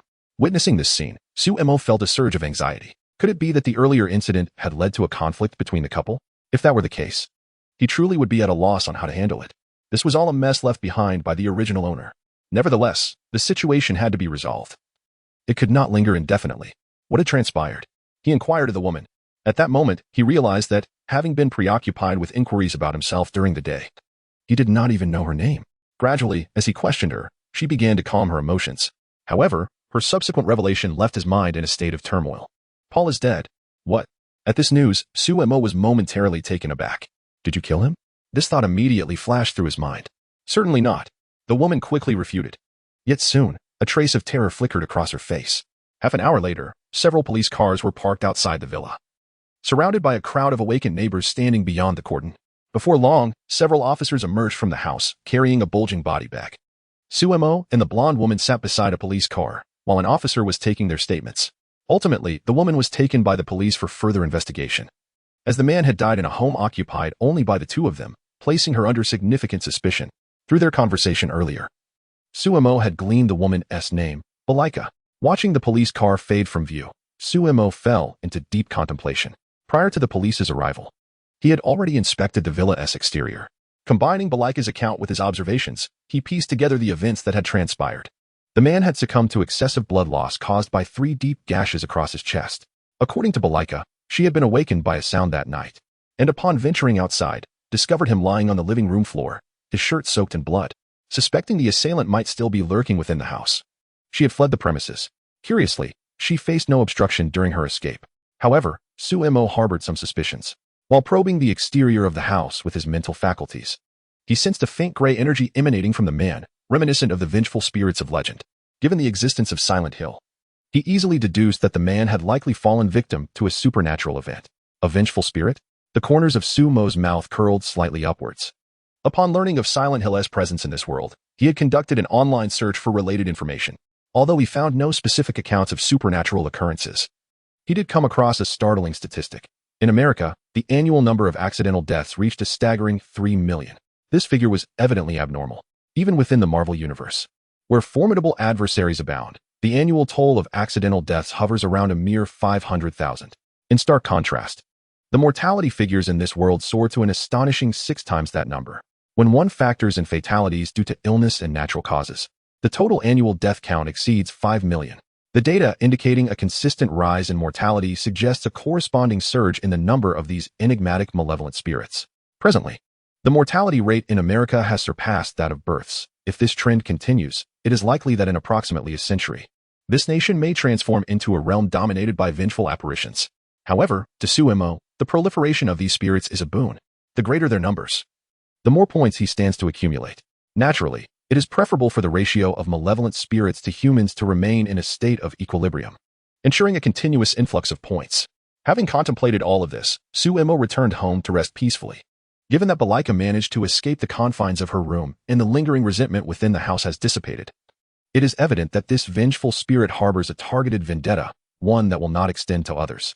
Of course, even if confronted by a spirit that indiscriminately wreaks havoc, Sue remains unfazed. It is worth noting that Zizaran governs the realm of the dead, although Sue acknowledges the vast disparity between himself and Zizaran. Armed with the Tome of Dark Knowledge, should he suffer harm from these malevolent spirits, he might as well choose to end it all in a headlong collision with fate. Chapter 90. Departure to Silent Hill. Early the next morning, Sue drove his second-hand Ford pickup towards the school entrance. Within 5 minutes, he arrived at his destination, where 2 vehicles were already waiting.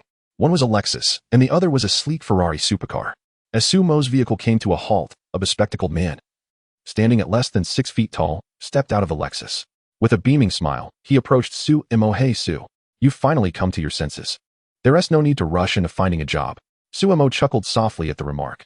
From the decor and furnishings in his room to the old Ford he was driving, it was evident that his circumstances in this world were not particularly affluent. Clearly, the original owner had chosen not to embark on a graduation trip with them, opting instead to seek employment. However, as the man drew closer, Suemo noticed a shift in his expression. He sensed an undercurrent of resentment emanating from him. This was a telltale sign of being targeted by malevolent spirits. Without delay, Suemo expanded his mental aura outward. As anticipated, both individuals in the Lexus and the pair in the Ferrari were shrouded in this ominous energy. Had the malevolent spirits proliferated to such an extent? Among all the people he had encountered from yesterday to now, 6 had already been marked by these dark forces. The probability was alarmingly high. The man before him was unmistakably Jason, the one who had spoken to him on the phone the previous night. After waiting a few more minutes, the final vehicle arrived, a red Subaru. With everyone present, the convoy officially set off. Jason chose to ride in Sumo's truck. And along the way, the two engaged in casual conversation. Jason appeared exceedingly enthusiastic, utterly unaware of the perilous world that lay ahead. Through their dialogue, Suemo gleaned valuable information about their group. There were a total of 7 members in the team. Aside from Suemo, Jason, and Carl, who drove the Lexus. Carl's sister, Lena, accompanied him in the vehicle. The Ferrari housed their classmate, Dana, and her affluent boyfriend, Blake. The last car carried another classmate, Julie. A few hours later, the ill-fated team stopped at a lonely gas station along the highway. While refueling, they also needed to procure some supplies at the supermarket. After all, their destination, Silent Hill, was a desolate and abandoned town. According to their plan, they intended to stay there for several days, so it was essential to stock up on necessary food and water. Once the vehicles were parked outside the supermarket, the group disembarked. Carl, towering at nearly 6'3" and possessing a robust physique, clearly had a penchant for fitness. In stark contrast stood his sister, Lena, who appeared to be around 18 or 19 years old, standing at approximately 5'3", with a slender frame. The two individuals standing together are a striking contrast, making it hard to believe they are siblings. Dana, a girl nearly 6 feet tall with porcelain skin, stands beside her boyfriend Blake, who sports dreadlocks. Both wear expressions tinged with anger, likely a result of some prior disagreement. However, Suemo quickly notices a flicker of animosity in Blake's gaze directed towards him. Could there be a history between them? Suemo muses silently, planning to subtly inquire Jason about it once they are in the vehicle. Lastly, there is Julie, with her long black hair and strikingly defined features. Her full, slightly upturned lips contribute to her unique allure. From Jason's words, Suemo learns that Julie is not only the most captivating woman in their class, but also an academic prodigy, with countless suitors throughout her university years. Yet, rumors of a boyfriend have never surfaced. From Jason's enthusiastic praises, it is evident that he is one of her many admirers, though his reticent nature confines his dreams to the realm of imagination. In summary, the eclectic group consists of the Beauty and the Beast siblings, the interracial couple, the campus beauty, and the duo of Suemo and Jason, this motley crew embarking on a reckless adventure. After Lena disembarks from the vehicle, she rushes over to Suemo and the others. Hey, why didn't you answer my call yesterday? I might have been in the shower and didn't hear it. Suemo hastily conjures a flimsy excuse. Upon returning home, he indeed saw a missed call from someone named Lena. However, considering the timeline, the original owner of this body was presumably hiding in a neighbor's closet at that time, leaving no opportunity to respond. Once he traversed into this world, being unaware of his identity, it was impossible for him to return her call. Upon hearing Sumo's fabricated excuse, Lena appears skeptical. Just as she is about to retort, her brother Carl approaches. All right, Lena, let's not make a scene. Hurry and grab some essentials. We need to set off soon. We must reach the last town leading to Silent Hill before nightfall. With a nod towards Suemo, he takes Lena and heads towards the supermarket. Seeing this, Suemo and Jason follow suit into the store. However, Suemo observes something peculiar throughout the entire gathering. The campus beauty, Julie, has scarcely interacted with anyone, only exchanging a brief greeting with Carl during the morning assembly. Contemplating this, Suemo turns to Jason and asks, Did Julie actively propose to join our team? Of course, she has always been fascinated by supernatural explorations.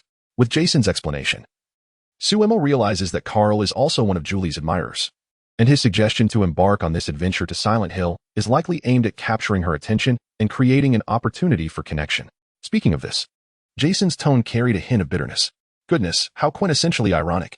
In an attempt to draw closer to a woman enamored with paranormal adventures, he had brought along a few close friends and his sister to court danger. Suemo could easily envision that had he not traversed into this realm, this group entering Silent Hill would likely have emerged without a single survivor. Yet, what could explain the resentment emanating from the others? Among the group, only Julie seemed untouched by such negativity. Earlier, during their journey, he had subtly inquired whether any of them had previously engaged in reckless escapades, such as visiting haunted houses or ancient estates. Jason had assured him that no such activities had occurred. Pondering this perplexity, Suemo chose to delve no further into the matter. A peculiar glimmer flickered in his eyes, lasting scarcely 2 seconds. When it faded, the resentment that clung to Jason and his sister Carl had now transferred to him. Consequently, with the deepest resentment now residing within him, it was evident that he would become the prime target for the malevolent spirits. All he needed to do was wait for them to approach him willingly.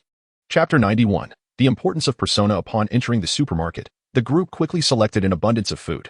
Suemo was no exception. However, when it came time to pay, he awkwardly discovered that all his cards displayed insufficient balance. Though he was aware of the original owner's precarious financial situation, he had not anticipated it would reach such a dire state. Gazing at the meager funds, Suemo felt a sense of incredulity. This amount would scarcely suffice for a simple lunch. No wonder the original owner had no intention of embarking on an adventure with them. Such paltry funds could very well lead to starvation in the town. Yet, he couldn't help but admire the original owner's audacity. Even in such dire circumstances, instead of urgently seeking ways to earn money, he still found time to pursue the neighbor's alluring wife. Remarkably, he had successfully entangled himself with her. Clearly, he possessed some skill. As Suemo innocently presented his credit card to the cashier, a hint of embarrassment crept across his face. Years of affluence had gradually dulled his awareness of financial matters. After all, given his wealth and status in the Marvel Universe, he had long since forgotten the sensation of spending money. Left with no other choice, he reached into his backpack. To the untrained eye, it appeared he was merely rummaging through it. In reality, his hand had traversed a dimensional portal, emerging within a concealed compartment behind the bookshelf of an American senator's home. Upon retrieving his hand, he found himself clutching a stack of cash exceeding $100,000. His knowledge of the senator's hidden stash stemmed from the existence of the same individual in the Marvel Universe. Furthermore, due to dealings related to the film industry, Suemo had previously interacted with him. It was from the senator's wife that he had learned the location of this vault. The reasons for her disclosure, however, remain unfit for elaboration. Last night, while perusing information online, he fortuitously stumbled upon the senator's details. With a spirit of experimentation, he decided to give it a try, only to discover that this universe's counterpart shared similar habits. Suemo whimsically pondered whether the senator's wife bore a similar mole on her thigh. After placing the cash into his backpack, he extracted several bills and handed them to the cashier. Due to the delay in checkout, by the time Suemo emerged, the rest of the group was already waiting outside. Noticing the gathering of members, Carl, the team leader, promptly declared, "Let us set off." Subsequently, everyone made their way to their respective vehicles. However, as Suemo approached his car, he noticed the strikingly dressed girl, Dana, seated in the Ferrari, had followed him. Upon meeting his gaze, Dana exclaimed, "I want to ride in your car." The others, who had initially intended to return to their vehicles, took note of the unfolding situation. Dana's boyfriend, Blake, appeared increasingly displeased. He stepped forward, his expression darkening as he glared at Suemo. "You are Sue?" In truth, the members of their team were not particularly familiar with Blake. It was merely because the individual in question was Dana's boyfriend. And since Dana was set to partake in this expedition, he had accompanied her. He held no belief in the supernatural occurrences surrounding them. Suemo observed the expression on the man's face, reminiscent of one who had been cuckolded. Wait. Upon this thought, Suemo's heart jolted. Could it truly be so? To be honest, given the actions of these two counterparts, there existed a plausible possibility. At that moment, Dana, standing behind him, stepped forward, placing herself directly in Suemo's path. "What do you intend to do?" Suemo sighed inwardly at her gesture. At present, there was at least a 60% chance that his suspicions were indeed accurate. Blake, witnessing the scene, visibly seethed with rage. "It seems I have not wronged you. You are indeed involved with him. How dare you say such things?" Dana retorted angrily. "If I speak falsely, then how is it that you called his name after dozing off in the car?" In a fit of anger, Blake shouted. Upon hearing this, everyone, including Suemo, was momentarily taken aback. Dana's expression shifted, as if she were both furious and humiliated. "Yes, we are involved. Not only have we been intimate, but it has occurred more than once. In my eyes, you are worth less than even a single finger of his. How do you like that? Furthermore, we are breaking up from this moment onward. There will be no connection between us henceforth." With that, she ceased her words and took a seat in the back of Suemo's vehicle. Blake, upon hearing this, found it difficult to process. After over a month of dating, you wouldn't even let me hold your hand, yet you've... Carl quickly approached. "Blake, you might be misunderstanding. Dana is merely speaking out of anger. She was previously Sue's girlfriend. Perhaps the memories he left her with are too profound." Suemo shot Carl a shocked glance. "Brother, if you cannot offer sound advice, then refrain from speaking at all." He too realized that the original owner had not joined this team solely for financial reasons. Witnessing his ex and her boyfriend flaunting their affection would be unbearable for any man. Sure enough, Blake's fury intensified upon hearing this. In a fit of rage, he charged towards Suemo with clenched fists. Suemo, however, was not one to stand idly by and take a beating. Although he was unsure of the truth, he found himself unfairly targeted. With a swift kick, he sent Blake sprawling to the ground. Suemo chose not to follow up with further blows. After all, until the matter was clarified, he could not ascertain whether he was indeed being wronged. With the crowd's mediation, Blake, still fuming, returned to the vehicle. Following such an incident, he had no intention of remaining and drove off directly. As he watched the car fade from sight, Suemo realized that Blake would likely harbor resentment towards him. And judging by the vehicle, it suggested that Blake's family possessed some influence. Nevertheless, Suemo felt no concern. Instead, he concealed the resentment that lingered within him. Judging by the intensity of the other's animosity, it was likely that he would not witness the dawn of another day. Observing this, the onlookers refrained from further comment. Only Julie cast a glance at Dana before returning to the vehicle. Meanwhile, Jason, seated in the front passenger seat, wisely returned to Carl's car, thereby allowing the space to remain for Suemo and Dana. After the vehicle was restarted, Suemo glanced at Dana in the front seat.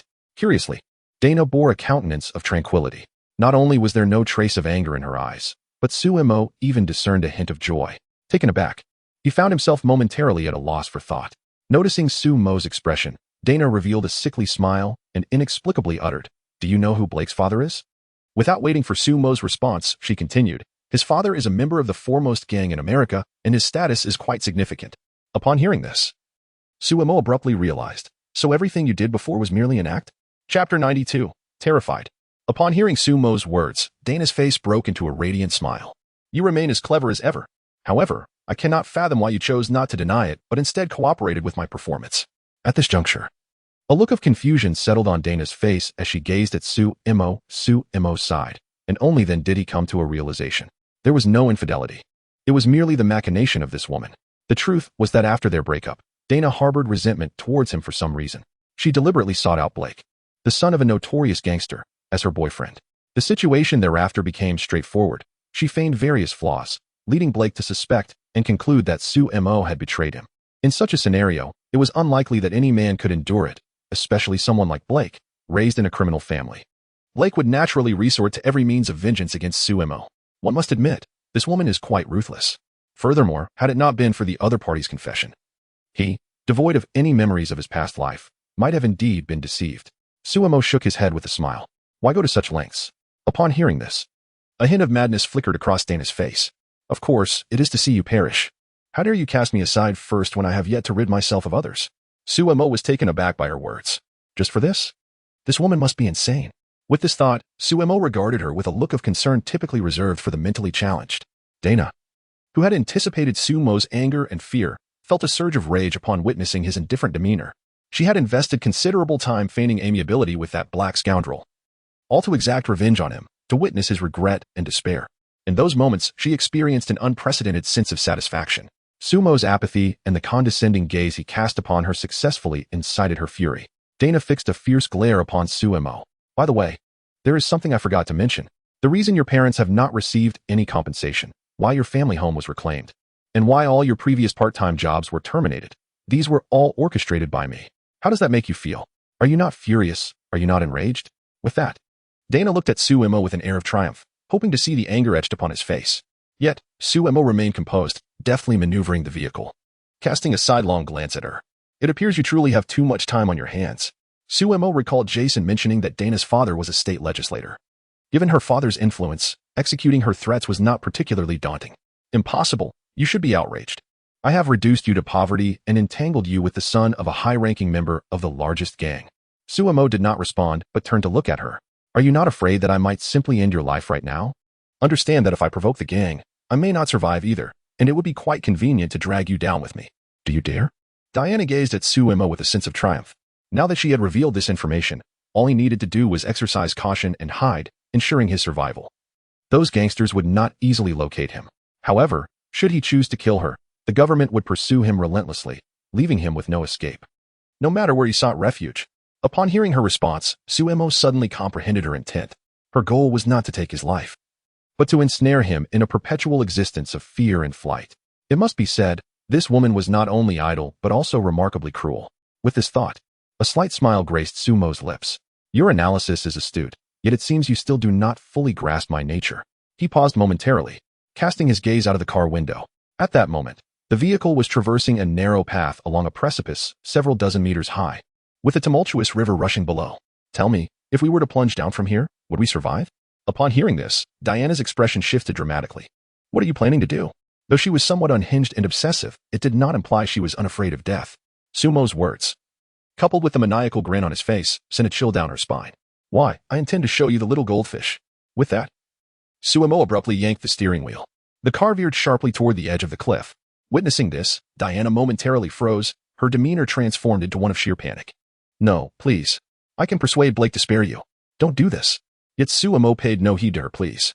As the right front wheel of the car lifted off the ground, Diana's pupils constricted, and she let out a piercing scream. She clutched the overhead handle tightly.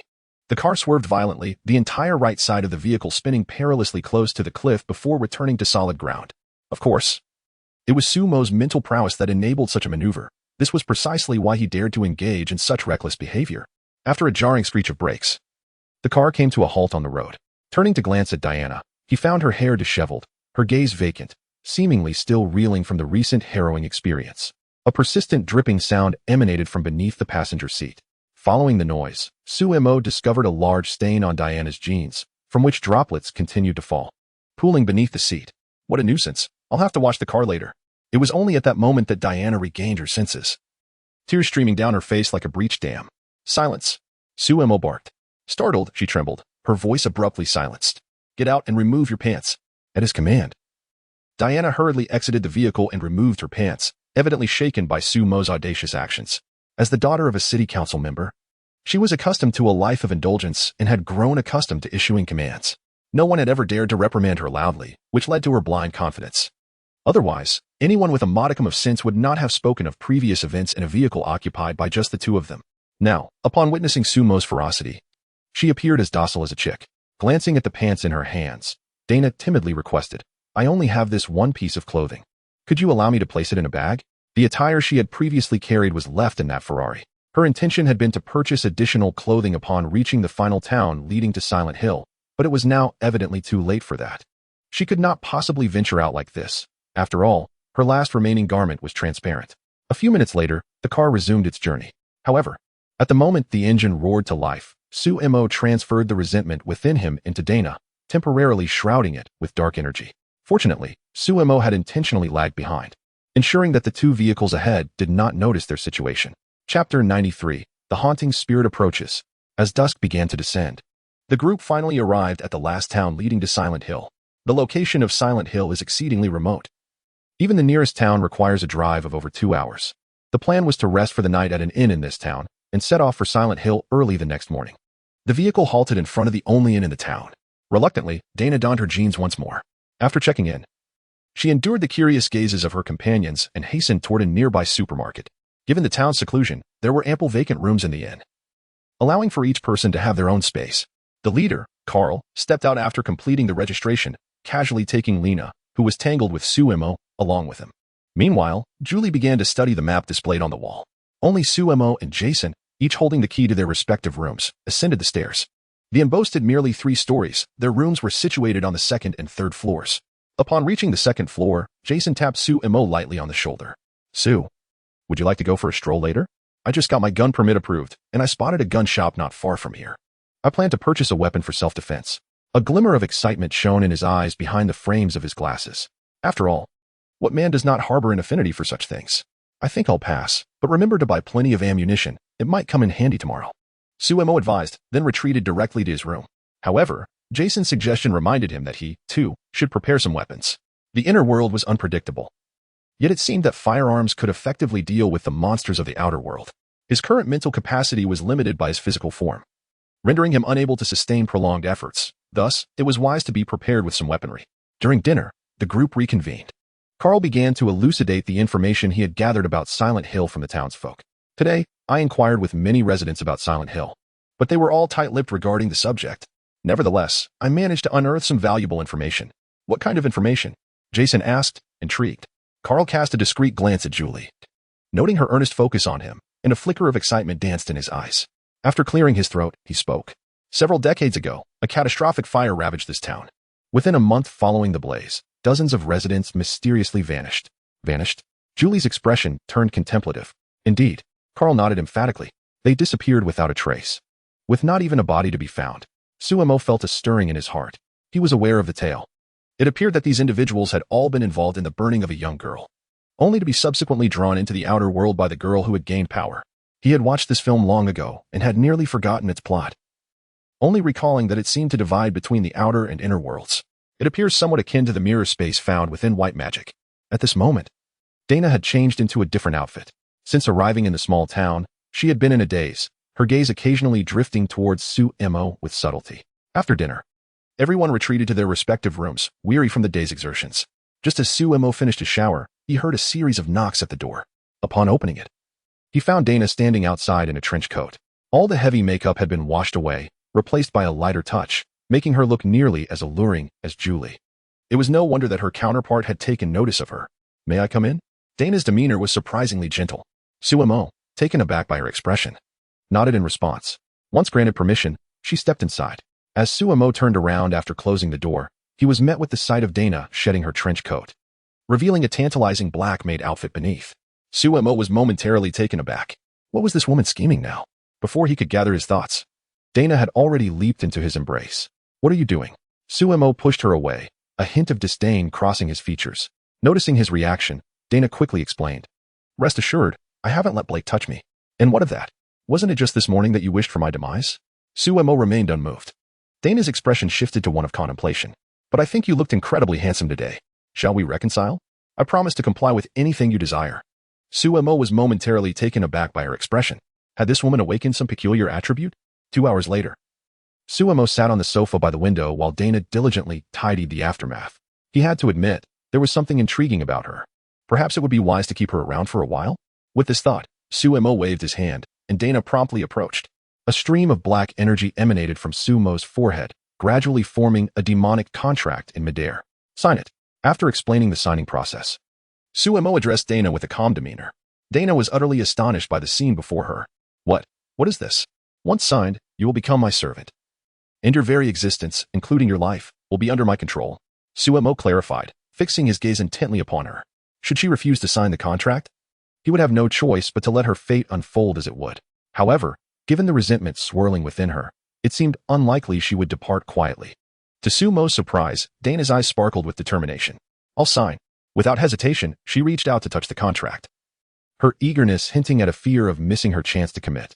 Suemo began to doubt whether he had failed to explain himself clearly. "From now on, I shall be yours." Dana's face lit up with excitement. Observing her reaction, Suemo gently rubbed his forehead. Indeed, her peculiar tendencies were evolving in an odd direction. Around 10 o'clock in the evening, the entire town succumbed to silence. In such a remote locale, nighttime entertainment was already scarce, compounded by the fact that the townspeople were somewhat influenced by the eerie atmosphere of Silent Hill. Consequently, the residents tended to retire early for the night. On the second floor of the inn, in Suemo's room, he gradually reabsorbed the dark energy imbued with Dana's resentful spirit, while drawing upon the resentment of several individuals. He noticed that the intensity of their negative emotions varied. He surmised that this intensity likely determined the order in which the vengeful spirits would target them. Among everyone, Blake harbored the highest concentration of resentment. Furthermore, as Suemo concealed the negative energy from the others, it was highly probable that the vengeful spirit would seek out Blake tonight. Perhaps he had already met his demise. As Suemo withdrew the energy that masked the resentment, the lights in the room began to flicker ominously. The crackling sounds echoed throughout the space. Suemo's gaze sharpened. The vengeful spirit had arrived.